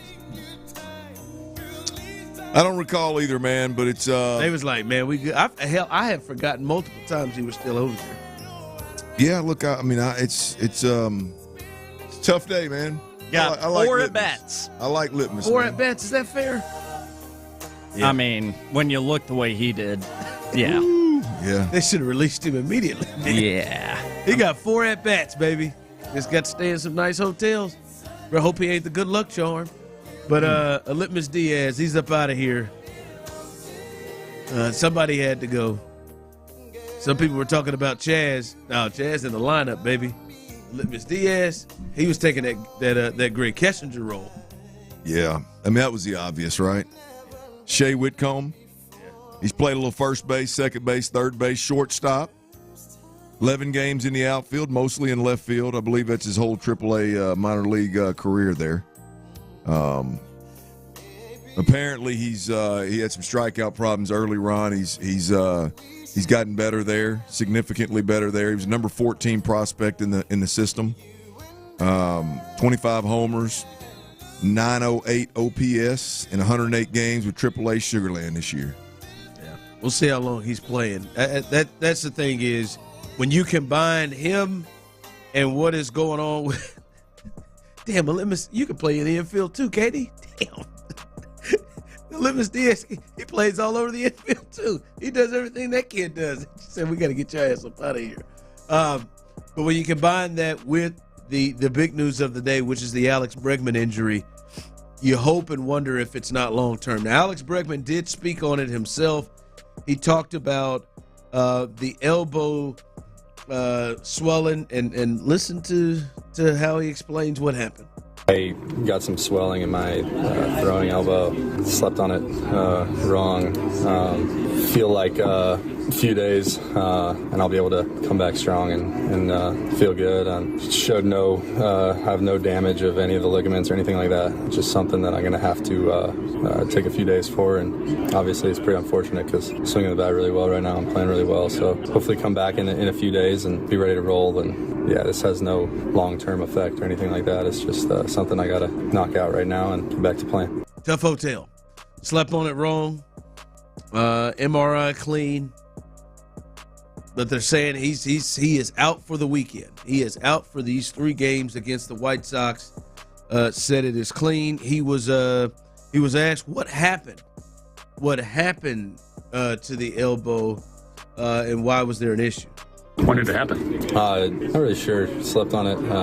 Woke up. Didn't really feel that great a few days ago, and just kind of played through it for a day, and yeah. So he tried to play through it for a day, and they couldn't do it. So he's going to be down for a bit. He says 3 days. Hopefully that is it. Hopefully he couldn't. It's not something that's even more long term. But damn, man, I mean, he must have really slept on that sucker wrong. Yeah, he must have. I mean, look, if you got anything going on right now, this is the time in the month of August to get it worked on, get it fixed, get it worked out. Is when the White Sox are in town. Hate that it's coming in the middle of the hottest stretch he's ever had in baseball in terms of how well he's swinging the bat. But if you're gonna get it worked on, man, let's get it knocked out. Yeah. He said it's not really when he does baseball activities; it's when he does other things. But I guess they're gonna get it right, hopefully. And he returns to the team. But very, as you said, very unfortunate because he was swinging the bat. I mean, he was swinging the hell out of raking. Shout out to the text line, fellas. This is something that I didn't realize. I was curious if y'all did. Did y'all realize Chas McCormick's batting average is dipped below 200? Absolutely. Yeah, Absolutely. Yeah, Clint said 198? 190 something. 198. There you go. Oh, my God. Yeah, man. What the hell, Chad? I mean, look, Abreu was down at around 130. He's going to mess around and creep up on that. Hey, take you a peek at take you a peek at old Jake's batting average, Chief. Might be time for Chaz to head to the Abreu League. Well, look, it's time for something because it is not. It don't look like it's turning anytime soon. Why did you just have to take out Chaz? I bet Chaz is sitting there thinking, hey, no, man, we talking about Alex Bregman. Where the hell I come from? I looked down at the text line and said, hey, why don't y'all look at Chaz below 200 now? And I was like, I knew he'd been bad, but holy. You were surprised when you saw that? I mean, not like floored, but I didn't realize that's a benchmark, you know? I mean, I did not realize it had gone below 200. The way Chaz, the way it's been going for Chaz, if I look down there, 190 something, yeah. Feels about right. I'm surprised it's not worse, to be honest with you. The way he's playing, man, he's lucky he made that damn catch in October, a little while back, because Stros fans are not pleased. That's the biggest part with Chaz is, like, he is messing up in the field. Like, you can't swing the bat like that and then mess up in the field. So bad. He had that throw home a week or two ago. Oh, yes. Dude, I promise I'm not exaggerating. Worst Major League Baseball player throw from the outfield I have ever seen. I didn't see it. Hey, Jake looked over there and was like, damn. He was offline by a football field. Jake looked over there and said, damn, 197 and that, I'm safe. Jake looked over there and said, like, listen, I may not be able to throw that ball as far as you did, but I would have bounced it over there 8 times. I mean, he missed it by a mile. Yeah. Oh. And then he's coming in lazy, catching pop-ups. Dudes are tagging up on him. Like, what was that? Not Another Team movie? Mr. T said, damn, what was that? Yeah. So that is the latest there as well. By the way, JV looks good, and we'll have some more info on Justin Verlander, who looked good last night. 4 innings, 57 pitches, 1 earned, struck out 5 with no walks. So it looks like he is getting closer. But he did speak with the media today a little bit later on. We'll get the thoughts on that, by the way. Hey, coming up, there's a player that this would have been a big day for in the second half, although he's not going to play. I wonder, is this a situation where he may get Wally pipped? We'll discuss that coming up there. All right, look here. I got to tell y'all every day about these cold Coors Light.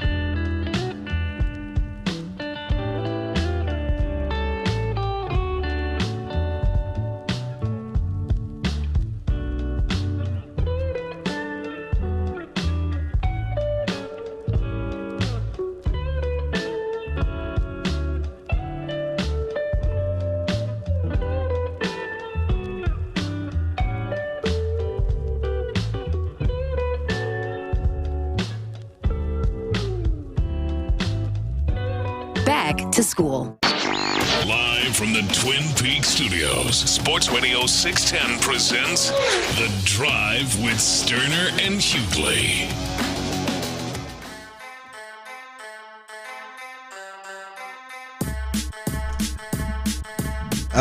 I've been sitting there cracking up. I'm wondering, Tyler, what did you expect? Like, what number did you expect to see when you put up? I don't know. Like, I'm thinking, like in your head, 713-572-4610. Those of you on YouTube and Twitch, you can jump in on this too. In your mind, like Tyler, what number, what batting average number in your mind were you thinking you were gonna see when you looked down at Chaz's batting average? Well, the thing is, I mean, I guess I just really didn't think about it at all, like give it any thought. I'm about to say, because I'm thinking you thinking like the way you look like, I thought I might see 215, 210. Yeah, maybe that area.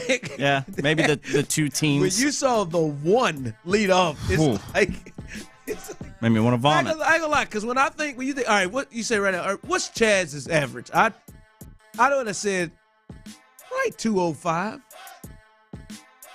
That's what I've been thinking. Like you said to me, like I don't know Jake's right now, but you said to me, what's Jake's average right now? I would have said like 227, 225. I know he had gotten hot, he had been hanging on, but that's like where I would be. You said Bregman, I feel like Bregman's hitting 280. Even with his slow start, I don't think he's hitting 280. But like, I wonder what he was looking down there thinking he was gonna see, because he saw that one. Like I said, I'm surprised it's not lower. His at bats may have the feel of a 163 hitter, but I it's not ideal. I can't tell you the last time I've seen a hit. I saw him rip one the other day that I thought was a home run, but he got on top of a lot of topspin, and then the left fielder never moved. He right in the glove.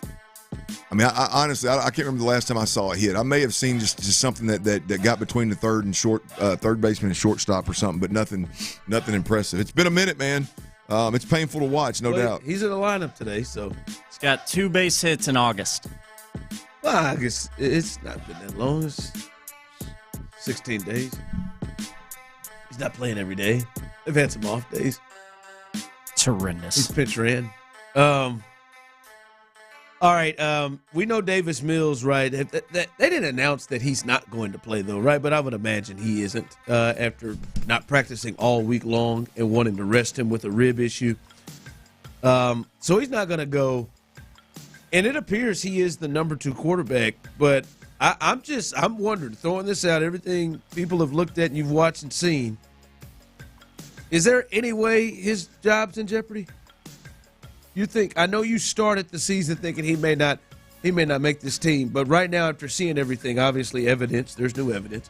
After seeing everything, is this a potential situation where somebody with him not playing could go up and jump ahead of him? No, I don't think it is. Look, they have not, they have not made Tim Boyle a priority at all. Case Keenum's got more reps than Tim, so it never was. Surprised by that. I thought it would be more of a competition. I'll be honest with you, I'm surprised as hell at how many reps Case Keenum has gotten in games and practices. To be completely honest with you, but no, I don't think his job's in jeopardy. But at the same time, Ron, I'll be honest with you, I don't feel any better about it. There's nothing that Davis Mills has done this year that we haven't. So you still don't feel great about him having to go into a regular season game? No, I don't. I mean, I won't feel good about Davis Mills as the backup quarterback until I see DeMeco Ryans make that decision when the need arises, and I see him play well. Now, I mean, look, we've seen a guy, as I said before, big, strong kid, plenty of arm strength, can make all the throws, technically, mechanically sound, high-level processor. Like I've thrown all the different quarterback, sayings and analysis I can at Davis Mills, and all those things are still true. But it still boils down to getting in the huddle and those 10 guys believing that you're going to give them a chance to win ball games. It still boils down to getting in the game. And in the moment, with live bullets flying, it's chaotic as hell. There's going to be 2 or 3 plays every single game that you either make and the team wins, or you don't make and the team struggles and or loses. And Davis Mills, for the most part, has not made those plays. Now, I've said this before. Davis Mills has been dealt a piss-poor hand in terms of the dysfunction that was in this organization that he was tasked with quarterbacking through. But there's nothing that Davis Mills can physically do in training camp that's going to make me feel any different about the backup quarterback situation. I'm going to tell you, anybody out there that says they're really confident in the backup quarterback situation is lying through their teeth. There's no way, given what D'Amico Ryans and Nick Caserio decided last year. No, yeah. There's no way you can that you've watched training camp and you all of a sudden feel better about what Davis Mills brings to the table. There may be something behind closed doors, the information that we're not privy to that has changed significantly, and all of a sudden Davis Mills has this different vibe around him, and D'Amico and company feel like they now can win games with him, but we're not privy to that information. And there's been nothing that he's done that all of a sudden has put me in a position where it's like, yeah, this year they're going to decide to go with him over Case Keenum. Yeah, I didn't. I don't. Yeah, you're right. I thought Tim Boyle was probably the only one that had a real chance to take his job. Yeah. But clearly, this is almost like a Kenyon Green situation. Like they clearly have him in that spot, and they didn't bring Tim Boyle in to challenge him. It seems like they brought Tim Boyle in. This is another camp body. Yep. Tim Boyle will be a camp body. He'll probably be put on the practice squad, and if anything happens to any of the guys, he'll move up and be a third-string quarterback or an emergency quarterback. That's what my guess would be. Yeah, that's what it's looked like. And and that's the part. Whether we feel confident about it, I don't think you can. I do. I wonder if they're pressed. Where are they? How do they feel? How confident does D'Amico right now feel about it? Because D'Amico can say all the stuff he wants to say. Like he said yesterday, we're happy with Davis, and that very well may be true. Last year, when it came down to it, you said, nah, proof is in the pudding. Let's go with somebody else. So that is still the last space that we're in. I feel like this, Ron. I feel like if there were a need for Davis Mills to play in the first month of the season, there is going to be really at any point in time in the season. Whenever C.J. Stroud, knock on wood, hope it doesn't happen. If C.J. Stroud goes down and they know he can't play, that evening there's going to be a round table with all the decision makers, and they're going to decide what they're going to do at the quarterback position. It is not a typical, like you would like to think, given that you are a team that is a Super Bowl caliber team with the way you built this roster, you would like to think that, no, man, we got our backup. It's lock, stock, and barrel. This is a dude that we feel like can go out there and win games for us. I don't believe that anything has happened that all of a sudden miraculously they feel that way. Because clearly they felt strongly the other direction 6 months ago, 8 months ago, however long ago that was. Text line coming through. I think Mills' job is just like y'all feel about Mechie. Mills just doesn't have it. Don't make excuses for him, Clint. Mills wasn't good in college. Nothing I said was making excuses for anybody. In fact, I just told you I'm done ultimately making all of the quarterback excuses and the using the catchphrases and leaning on the mechanics, and I can't do it anymore. I've seen enough. I've until he gets in the game and in critical moments makes those plays, then I can't feel or think any different than Davis Mills. But I will say it is like the Mechie situation. Like they have him in a role. I mean, he's absolutely more secure than Mechie, but they have him in a spot where you're like, all right, that looks like a guy that's gonna hold on to that spot. Looks like Mechie seems like a top 6 receiver on this team by the way they play him, and it looks like Davis gonna be the backup guy. Yeah, I don't think Tim Boyle can come in and go off and potentially take his job. Hey, by the way, it's we're going to the third preseason game, fellas. How y'all feel about the new kickoff? We hadn't really talked about it. We saw it in person at the Hall of Fame game, Clint, and then we watched it yesterday. Tomorrow we'll see it live at NRG for the first time. But what's the feeling right now about this kickoff? Well, I think out of the gate, I love the change. You love it? Yeah, I think it's a good change. I can ultimately, Ryan, watch kickoff and kickoff return, and I can understand where the league might want to tinker with things. Word of the week, by the way.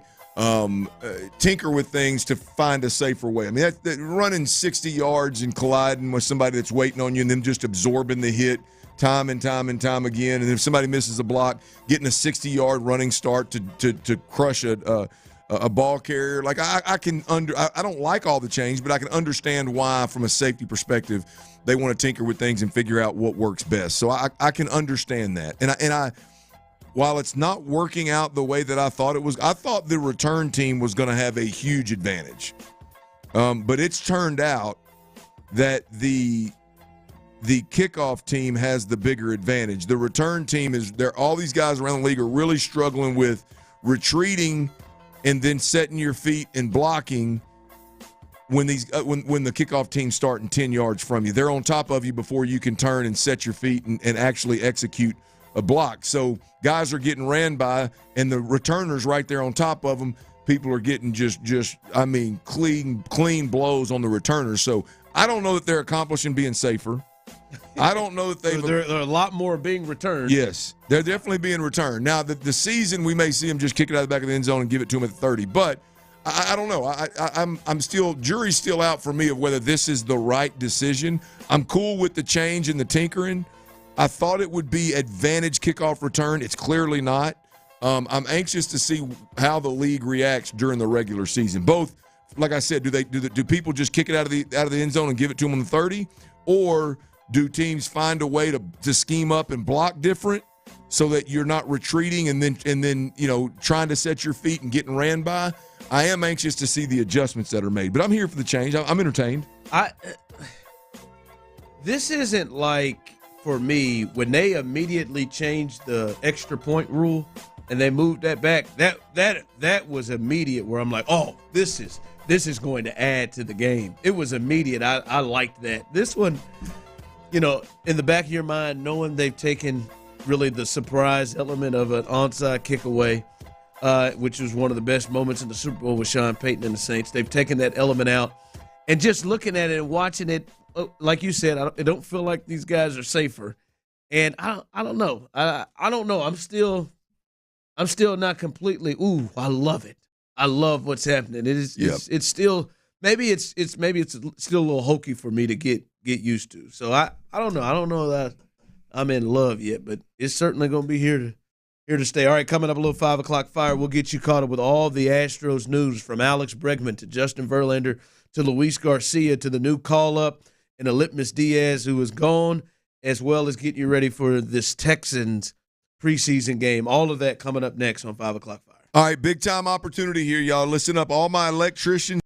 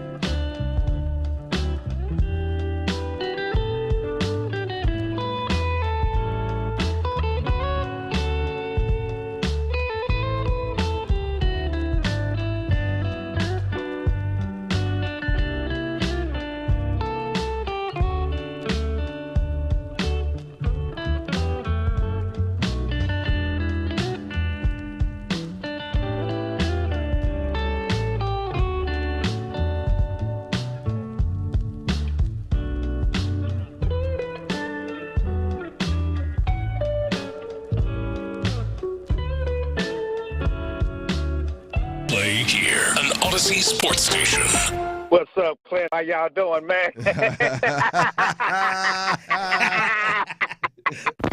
Sports Radio 610 presents The Drive with Stoerner and Hughley. It's the 5 o'clock fire. It is 5 o'clock. Congratulations. Hopefully you're off work. Luckily for you, Old Dirty and the Dilf. The Big Dilf. And Psycho T, a.k.a. T-Mill, a.k.a. Moneybags, have the latest for you. And Moneybags, you're back on it tonight.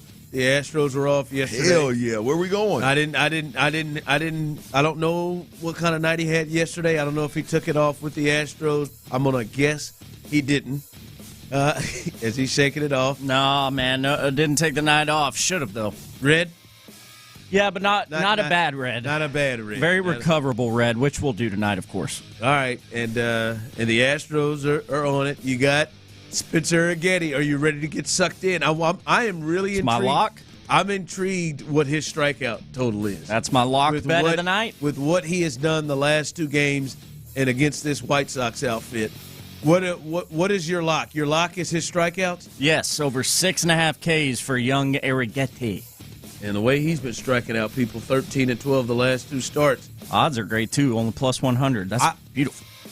I'll be honest, Clint. I think the starters are going to combine for over 20 strikeouts in this game. You think so? The two starters. The way that Spencer Getty's been the way that Spencer's been throwing the ball and striking folks out, and then Garrett Crochet is one of the best strikeout pitchers in the game. Has been in the top 3 all year long in terms of strikeouts. So I think this could be a high strikeout day. Especially with young batters in there, no Bregman in that lineup. This could be a high strikeout day for both teams. So you got how many? So you got that as your lock. That's the lock is strikeout 6.5 for Spencer Getty, who's been going off. Yeah. What else you got? I'm, of course, Clint's listening. On Yordan Alvarez over 1.5 total bases at plus 120. Why not? I wouldn't pitch to him tonight. Maybe not as extreme as Clint. And the last one here, I'm on the Astros minus 1.5 runs tonight. I like the Spencer Getty strikeouts. Let me put 100 on it. I got you, bro. Let's ride. 100 on it, huh? Yeah, man. You really go for it. I got 2 bills on it. Do you? We got 3. You all got. It's my lock, man. I always got to bet big on my lock. You all got 300 on them strikeouts. Should be. I mean, you just talked me into it, man. Yeah, no, the way that the White Sox swing the bats, I think it could be something. He seems to be hot right now. All right, we'll get to setting up that game in just a bit. Let's get to the news of the day. A lot of news of the day for the Astros. Alex Bregman, he is going to be out of the lineup today and going to be out of the lineup the entire weekend for this series against the Chicago White Sox. He said he slept wrong on his arm and he has a swollen right elbow, his throwing arm, that's going to keep him out today in the next 3 games against the White Sox. He did speak about the issue and spoke about if it's hurting when he's throwing, which you would imagine is very important to his elbow with that right throwing arm, that issue there. Here's his answer to that. Kind of a little combination of both. Most of the time it's not really, I don't really feel it that much during, I hadn't really felt it that much during baseball activity, more so elsewhere. But overall, I think just a few days will make it feel a lot better. All right, so interesting. Not really feeling it during baseball activities, but feels it elsewhere. So that's interesting. Listen, he said it's not going to be long term, and that would be the hope. But it's something, Clint, to just say, hey man, we will sit you down for not just today, like day to day. No, we're gonna sit you down all 3 games of this week. Yeah, his elbow's flaring up. Whatever they found probably needs to be addressed with some level of treatment. That treatment is probably going to respond better if he's not throwing and swinging during the 2 or 3 days that they're going to treat it. and they're going to nip it in the bud while the White Sox are in town before the rest of this August schedule hits. And it's a luxury the Astros have had. They built themselves a little bit of a cushion here. He's got a little bit of a problem that he doesn't want to turn into something bigger, and he's going to take a few days off for it. I'm good with it. Yeah, hopefully he's good. Hopefully it is just a few days, and whatever happens or whatever's happening to this elbow heals up in a space where he feels better. By the way, he did have an MRI, and it did come back clean, as he said. He spoke to the media himself earlier today. By the way, other moves with that, they call up Shea Whitcomb, who was swinging the bat pretty well in AAA all year. He can play all of the infield positions with the exception of catcher and a little outfield, so he is there as some insurance. And with that, they released Litmus Diaz, who got all of 4 at-bats in his time here. Didn't get a lot of playing time, but they released Litmus Diaz for the second time in as many couple years here. They let him go, move on from him, so he is gone, and Shea Whitcomb is in. By the way, other news: Luis Garcia is still not throwing. So, as he said, what was that, last week? They're running out of days. I would imagine they're running out of more days right now. But the good news here is Justin Verlander, who threw 4 innings yesterday, 57 pitches, and struck out, ended his night striking out the side in the 4th inning, and was able to get the last 10 out of the last 11 batters last night for Corpus. So he looked pretty good in his rehab start, his second one. Here's Verlander talking about what potentially could be the next move and how he felt yesterday. Feel good, yeah. Especially the last couple innings, kind of felt like I was able to dial in a little bit, and physically felt good. Major league mound, or kind of you guys discussed that? No, not sure yet. A couple more steps. Got the bullpen. To be determined. All right, to be determined. Got to throw a bullpen. Didn't see any of that. Topped out at 96 yesterday, but Clint, it feels like he's awfully close to getting there. Maybe they want to kind of raise the pitch count for him, see what he looks like if he throws north of 75, 80 pitches. But judging by what we saw or what we heard from last night, it looks like he's getting close. Yeah, every step, every box he checks is a step closer. Now, I don't know. I'm with you. I think there's whether it's a bullpen or I don't know what it looks like. Yeah. But somehow getting the only step that I think would be left at this time, unless something flared up overnight, the only thing that would be left at this point is if they feel the need for him to pitch again with either Sugar Land or Corpus and get that pitch count up. I for one would like to see him just do it with the Astros. You think your old stomping grounds made a little money last night? I imagine they did. I had a partner that went up there. Yeah, Northwest Arkansas. He played up the Northwest Arkansas Naturals. That's where he played. Got a beautiful ballpark up there, and I had a couple of buddies that went up there and said they packed that thing out, rocking that Astros gear. How about that? All right, so that's the latest injury-wise with the Astros. As Verlander, hopefully we'll see him soon up here with the big team. 5 o'clock fire. All right, look here, man. They play the Astros this weekend. I know Bregman is not there, and maybe you have to kind of look at it a bit different, but this is one of the worst teams we've seen in a long time. Not just this year. They already have 93 losses. They are 29-93, have not got to 30 yet. Spencer Getty going tonight, Hunter Brown going Saturday, and Framber going going Sunday. 3 pitchers who have been throwing the ball extremely well here of late. You're on an 8-game winning streak, and I almost feel like this thing needs to be pushed to 11, Clint. I know it's hard to start saying, hey, man, let's call for a sweep in Major League Baseball, especially when you're as hot as you are and you lose Alex Bregman. But, man, I'm okay with I'm not afraid to call for a sweep. This is such a bad team, and a team that it's not just bad. They're bad, Clint. They have traded some of their better players, and they've checked out. Yeah.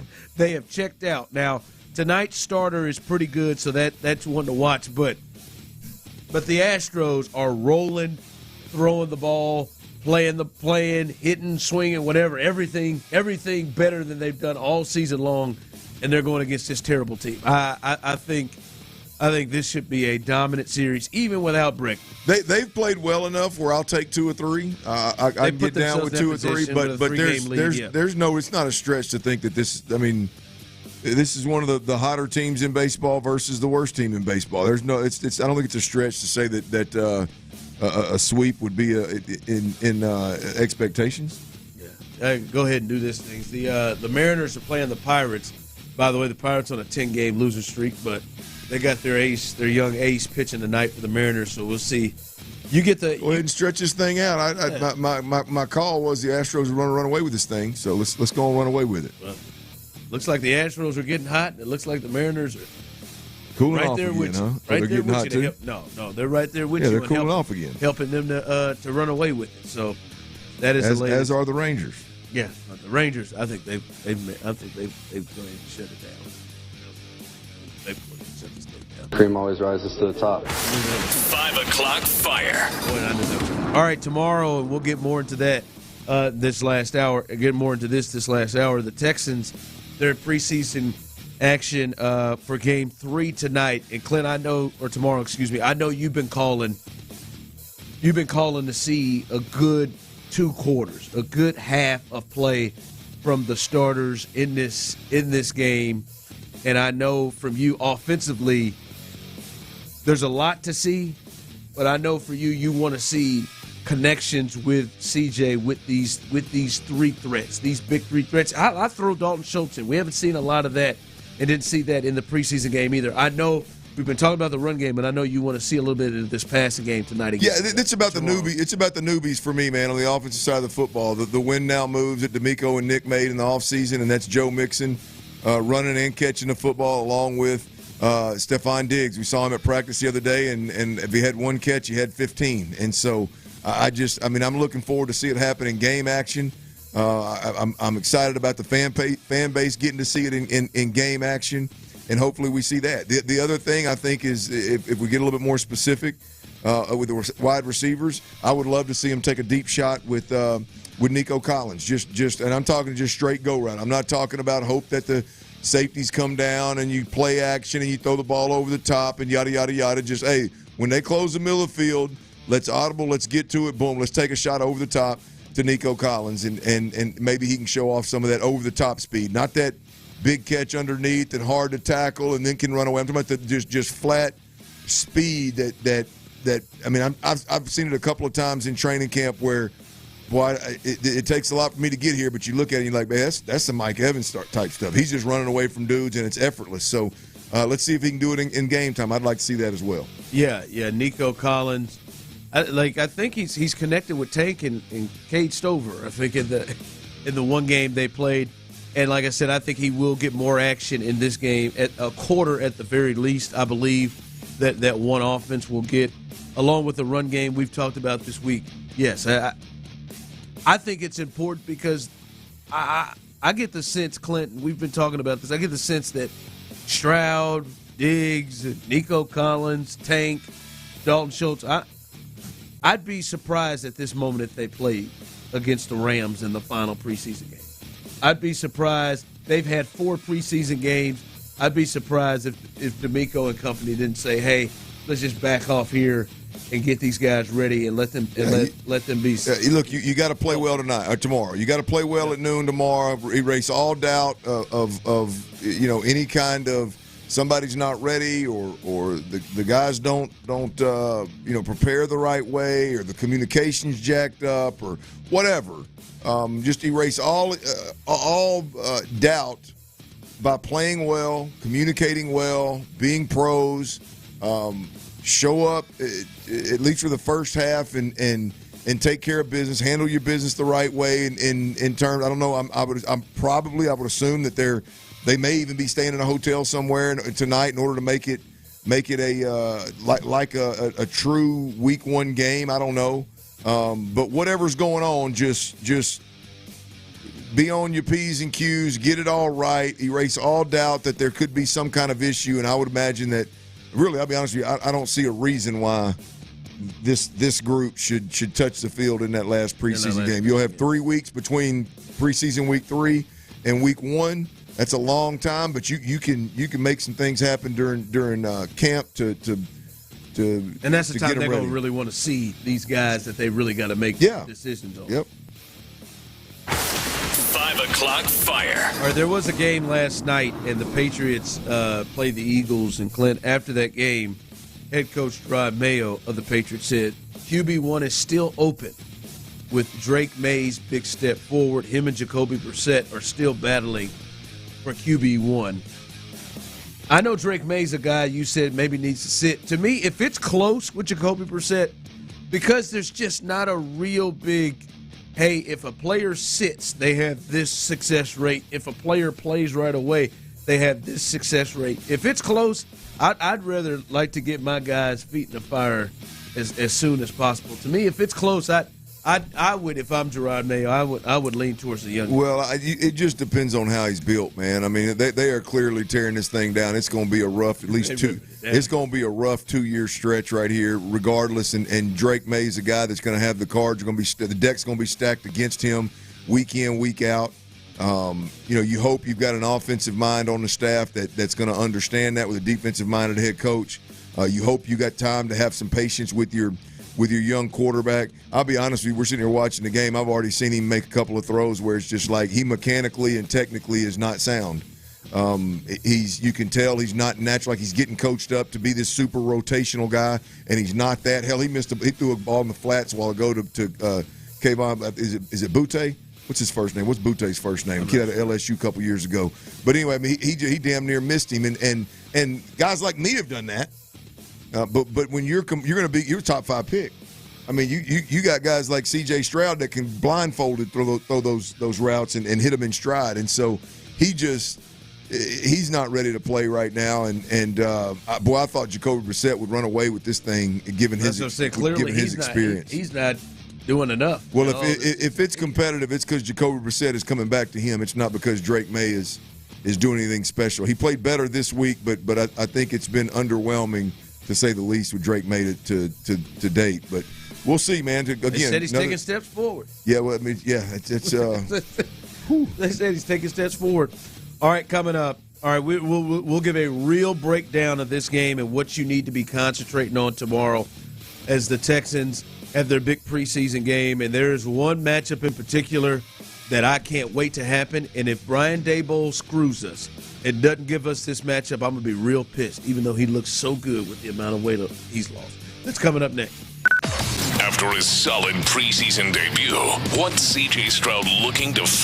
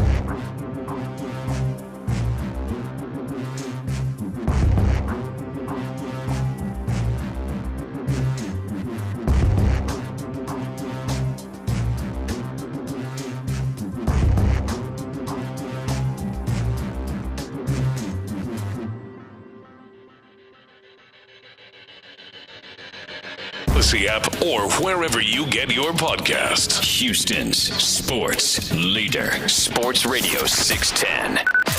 Sports Radio 610 presents The Drive with Stoerner and Hughley.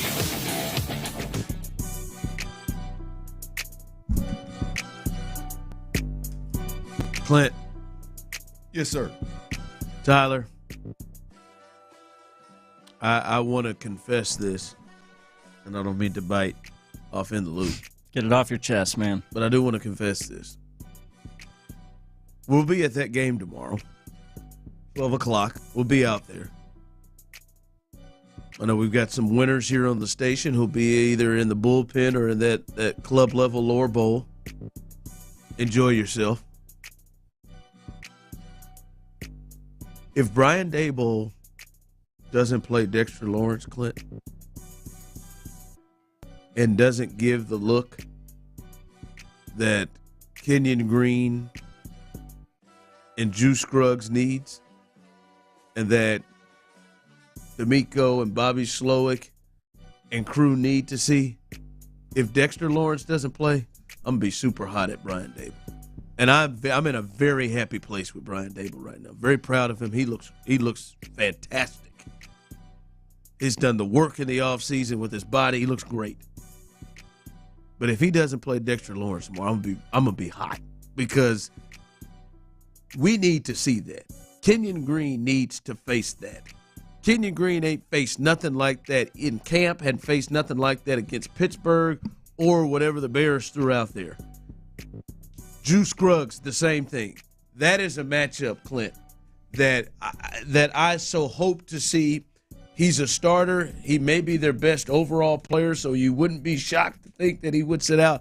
I hope that Brian Daboll is looking at where their team is, and everybody needs work. I need to see that matchup. Yeah, I'm with you. And in fact, it's a perfect build-up for Kenyon Green, given what he's done the last 8-10 months of his career, right? Is he rebuilt the body, obviously. We've talked about it ad nauseum, and then you look up and he's moving well. He's performing well in training camp, and then he gets a couple of patty cake games where, no disrespect, but you don't have Dexter Lawrence and these type of guys across the ball from you. And so he's had plenty of time to feel really comfortable. A lot of reps versus his own guys. He's had plenty of time to get really comfortable with what Bobby Slowick wants out of him, to get really comfortable in his body, to get really comfortable with Juice Scruggs. They've had a lot of time together, and this, like, next in line is the ability to hold your own against a great player, because – look, there are a number of great interior defensive linemen on this schedule this year. And, hell, if you're going to make a run to a Super Bowl, you have to hold your own at the very least against these caliber guys in the playoffs. And so I think it's perfect timing for Kenyon Green. He's had plenty of time to get right on all fronts and be prepared for Dexter Lawrence, as prepared as you possibly can. So I'm with you. I hope Brian Daboll, I hope the Giants throw Dexter Lawrence out there at least for a couple of series. I hope he gets matched up on Green. And I don't need Green to move mass. I don't need anything like that. It'd be nice, but I don't need anything like that. I just need him to hold his own. I need interior pressure not to be a problem in this football game consistently. If it happens, it happens. Dexter Lawrence is one of the best in the game. But if the Texans' pass game and C.J. Stroud's ability to sit in the pocket and deliver the football is affected consistently because of inside push, then we're going to have to circle back and talk about this interior offensive line. And when we talk about that, it starts with Kenyon Green and Juice Scruggs on the inside. So, yeah, that matchup's going to be big, no question. No, I hope we get it. I definitely hope we get it. But there are several matchups I know.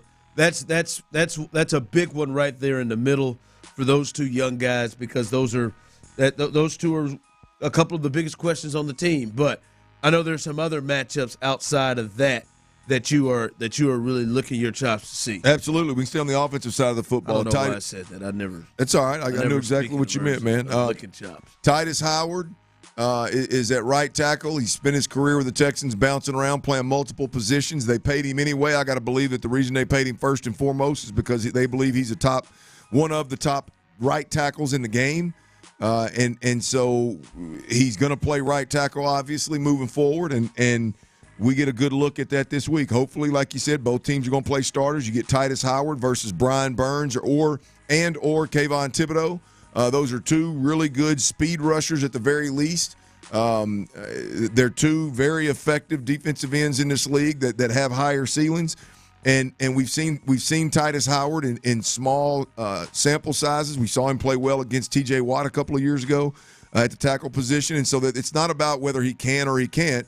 I'm looking for that moment with Titus Howard of let's establish ourselves as one of the top right tackles in the game. Let's and it's not going to happen in a preseason game, obviously. But I would like to see Titus Howard show some elite athleticism blocking these guys. I'd like Titus Howard to have a couple of moments in this game where it's either that elite athleticism with movement with his feet, or maybe a snap or two where he snatches somebody up, where he just gets palms on somebody, grips on somebody, and locks them up to a point where we go, that was impressive. That was awfully impressive. So Titus Howard, Kenyon Green / Juice Scruggs really on the inside, but those two guys. That's a serious matchup up front, baby. Yeah, man. It's a serious matchup, baby. Ain't no doubt. It's going to be fun to watch. Hopefully we get it. Hopefully. I don't know that we'll get all of these matchups that we're discussing, but I think we'll get one or two of them. Those ones up front, what do you feel like you're going to see? I feel good about them. You do? I feel really good about Titus Howard at right tackle, assuming he can stay healthy. We've seen him. Yeah. Assuming he can stay healthy, I feel really good about him at right tackle. And again, we're not talking about Kenyon Green here dominating Dexter Lawrence. We're just talking about getting in there and holding your own. And at guard, especially in pass protection situations, as you've mentioned, there's been a couple of snaps in camp that we've caught where he struggled with the bull rush. Not surprised being a young player at this point in time with that happening. But truth be told, in a game, I would imagine wherever Dexter Lawrence is, the uncovered offensive lineman is going to be helping. I would imagine that Juice Scruggs is going to be helping towards Dexter Lawrence, and so now we can see that nasty physical center maybe sticking him in the ribs a couple of times and helping Kenyon Green out. So it's really not just about Kenyon Green. It's going to involve in some way, shape, or form. It's going to involve Juice Scruggs as well. But yeah, those are some hellacious matchups. Look, the New York Giants. I don't know what the hell they're going to be this year. I don't have high expectations for them. But when you look at the depth chart, they've got some dudes now. They've got some especially dudes, there on the line. Yeah, on the defensive line. They've got some dudes that can rush the passer. They got some dudes that can be a problem for an offensive line. So that matchup is for me first and foremost where we got to start. All right, defensive side. I know there's a couple of matchups over there you want to see. Yeah, Kamari Lassiter, man, the first draft pick this year was a second rounder out of Georgia, cornerback. He was handed the starting position by D'Amico Ryans and Nick Caserio immediately. And he's got a lot of work in practice, but we have not seen him in a game yet. I'm not as convinced as there's Johnny Harris is convinced that it sounds like he is super high on this guy, and I've heard Johnny Harris say he feels like he deserves Derek Stingley type of treatment, if you will, in the preseason. I can't get there yet. I need to see more, and I'm excited about seeing Kamari Lassiter this week versus the outside receivers, which the two that I think stick out right now for me in New York is Malik Neighbors, the rookie, and Jalen Hyatt. Last year's was he a first round pick too? First or second? He wasn't. He was first or second. He was up there now, but he was a speedster out of Tennessee back when Hendon Hooker was throwing it all over the park before Hendon Hooker got hurt. So Lassiter on one of or both of those guys at some point in time early in this ball game, I think is going to be very telling. Yeah, Lassiter's got to be at the top of the list for many Texans fans. He was the first pick you got in this year's draft, and automatically has started since minicamp, since OTAs has been the one with the ones from the word go. So you definitely want to see what the hell it is that they're talking about. Now, You've seen some stuff at camp, but a game setting is different. You want to see what this is about. I mean, they're really excited. In terms of D'Amico and the Texans defensively, fans are excited. Now you want to go and get a chance to see him because he didn't play in the first two games. Yeah, D'Amico is really, really big on and I applaud D'Amico for saying it. I understand why they feel good about Kamari Lassiter at this point, given what D'Amico has said is true, right? I mean, the maturity, being where he's supposed to be, having a short-term memory, being physical. I mean, he is what D'Amico Ryans wants. Now, the thing that's missing is, to me, what's missing is we've seen Derek Stingley, we've seen Jeff Okudah, we've seen Kalen Bullock. We've seen these guys make big plays, breaking on the football, whether they were interceptions or just pass breakups. I've not seen a ton of those out of Kamari Lassiter. I need to see more. So Lassiter, Neighbors, Jalen Hyatt, those are key. Well, he got his first pick off Tim Boyle the last practice they had. So there you go. Hopefully he can build off of that. So yeah, a lot of matchups that are going to be good to kind of give a bit of a test to the Texans before the season starts. All right, it is Friday, and we do have the best of the week. We'll let you hear that, one of our favorite segments, coming up, and continue about the big story, the latest thing here with Alex Bregman as we continue rolling on here live on The Drive. All right, let's talk about Our Vision Homes, y'all. You have questions? Good, because they got answers. If you're looking to build your dream home, Our Vision Homes is the place to go, man. They have information and design centers in Magnolia and furnished model homes in Texas Grand Ranch and Republic Grand Ranch.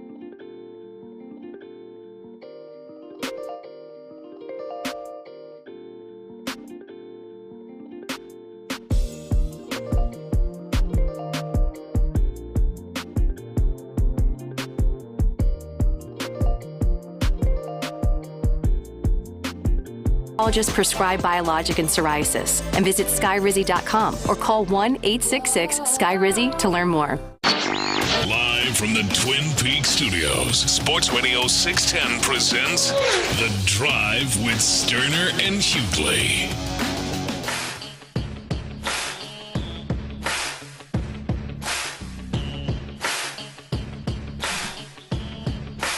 $12 tomorrow, baby. Killer ball game to get to. We'll try not to just absolutely go crazy in that press box. You betting on the game, Tyler? No, I don't bet preseason. Oh, you don't? Nah, that's amateur hour. See, you couldn't even say it with a straight face. No, I really don't though. I never bet. No, he don't bet on preseason games, but he bets on stuff that some people may think is worse than betting on preseason. What? Like what? What were you betting on when there was no baseball? What the hell was he betting on? Hockey. A couple of days off. You had some. What was it? Because people said, man, if you're betting on this, you got a problem. I don't bet preseason. No, it wasn't preseason. It was something else.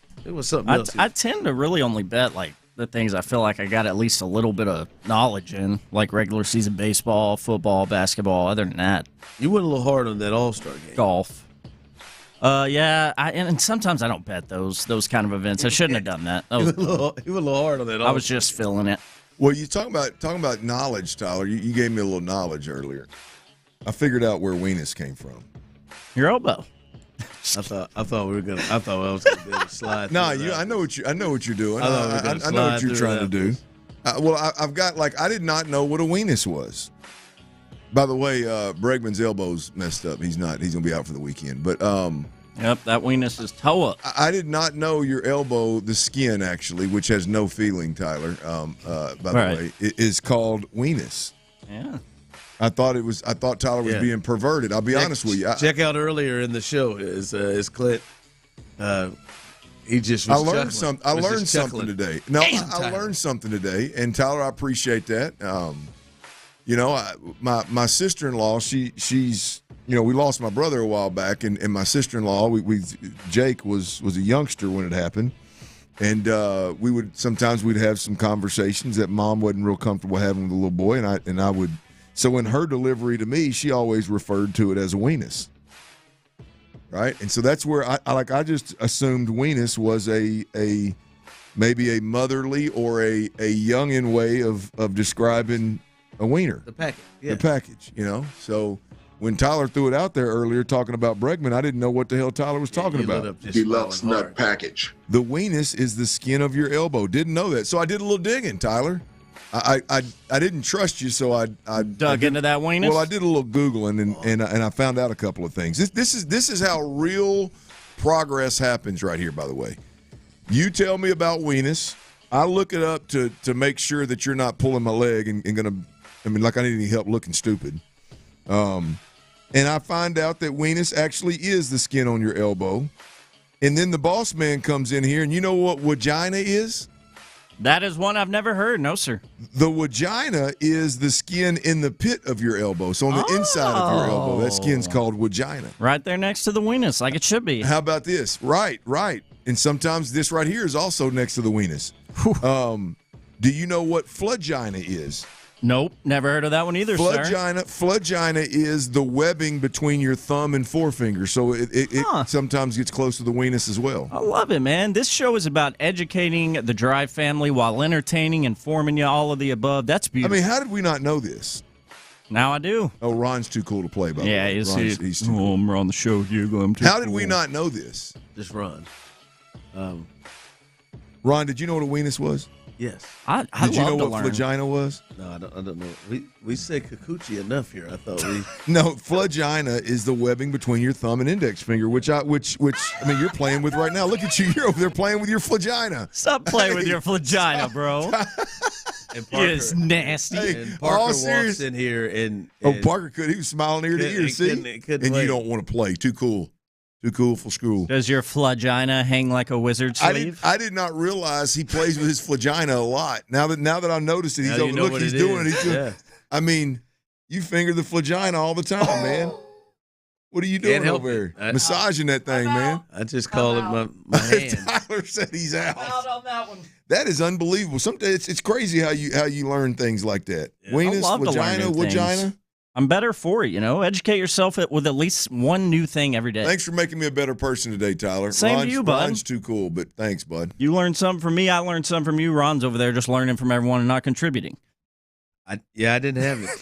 Didn't have it to contribute. Just the look of excitement in your eye every time you heard the new one. I just don't know. I just from Weenus, and then when you got Fludgina, and then you got what is the other one? Woodgina. Woodgina. When I looked it up, more. Fludgina just hit me right in the face. I'm telling you, I cannot believe the perverted state in which I've lived in for 40 plus years, and the perverts like Tyler that I've hung around. Whoa. I cannot believe that I did not know the skin on your elbow. I'm just nasty.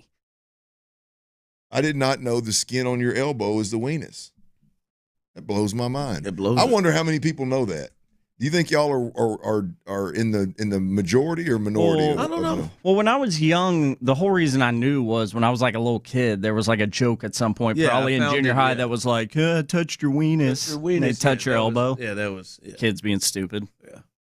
Yeah, we didn't do that in Baytown. Sorry. I'm from Baytown. He was in Baytown. Bingo. Yeah, well, he was on the north side. Is that not Baytown? Shout out Gentry Jr. You're right. We didn't do that on the south side. On that side of Baytown. On my side of the tracks, we didn't touch each other's weenuses. Yeah, they were just burning bugs. Yes, we were smoking cigarettes and burning bugs. There were weenuses being touched in Kansas City. We do this every Friday. Oh, yeah.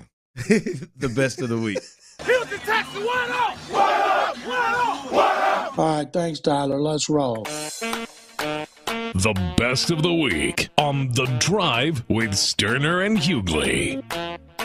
The Drive is live. You hear Clint. Tyler is in the building as well back there. Cal McNair is continuing, huh? Cal McNair had himself a night. Go ahead, Cal. Go ahead with you. Hold on, Joe. If you want to appeal and relate to blue-collar Texas, blue-collar H-Town, shotgunning a beer on stage with one of the hottest country music stars in the game. I didn't see it. And then punting that joker into the crowd like you've been there before. Once again, Hannah. Cal came out $1 million.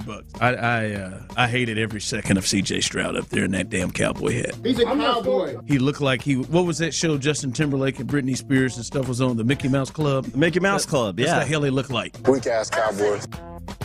Looks like the Texans brought in a new defensive lineman, Feldarius Payne. It's a hell of a name. I think that's it. Sounds like a philosophizer. Sounds like a creative parent. Sounds like to me, Feldarius.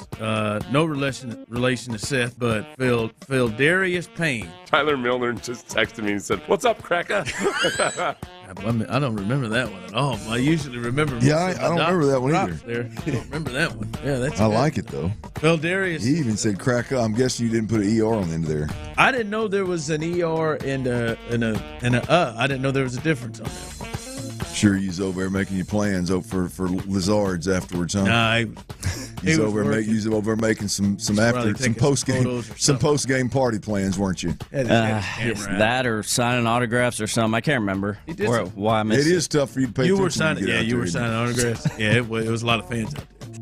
You're scared to be at. Who said they're scared? Scared. I just don't. When Ron said he didn't go to practice over the hot ass sun in H-Town. But that don't mean he's scared. Yeah, I mean scared and scared of the heat. How else you define that? I would call it smart. How else you find that? We can't all be as big a men as Clint Stoerner. You know what Dick was doing? What was he doing? Cleaning up yard work, cleaning up yard. That's what he sounds like. That's what he sounded like. 86 These years old. whippersnappers are so picking up his own logs and limbs and burning them in a fire. It was even hotter. Those damn millennials.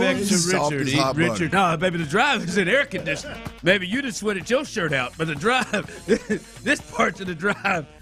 Look at that, Ron. That's how you do yours right there, Ron. I was about 45 pounds heavier whenever that bobblehead was made of me, too. See the little belly? Ron's over there wobbling that head like he's taking a leak or something. I think they should have made the head a little bigger. I want to be there to help with the design. Ron, no. Sidewinders? No, I don't have sidewinders. I'd never worn sidewinders. Y'all can all kiss my ass. Tonight is Kikuchi night. Oh, I'm on them Kikuchi K's for Kikuchi. I know. You just do it anyway.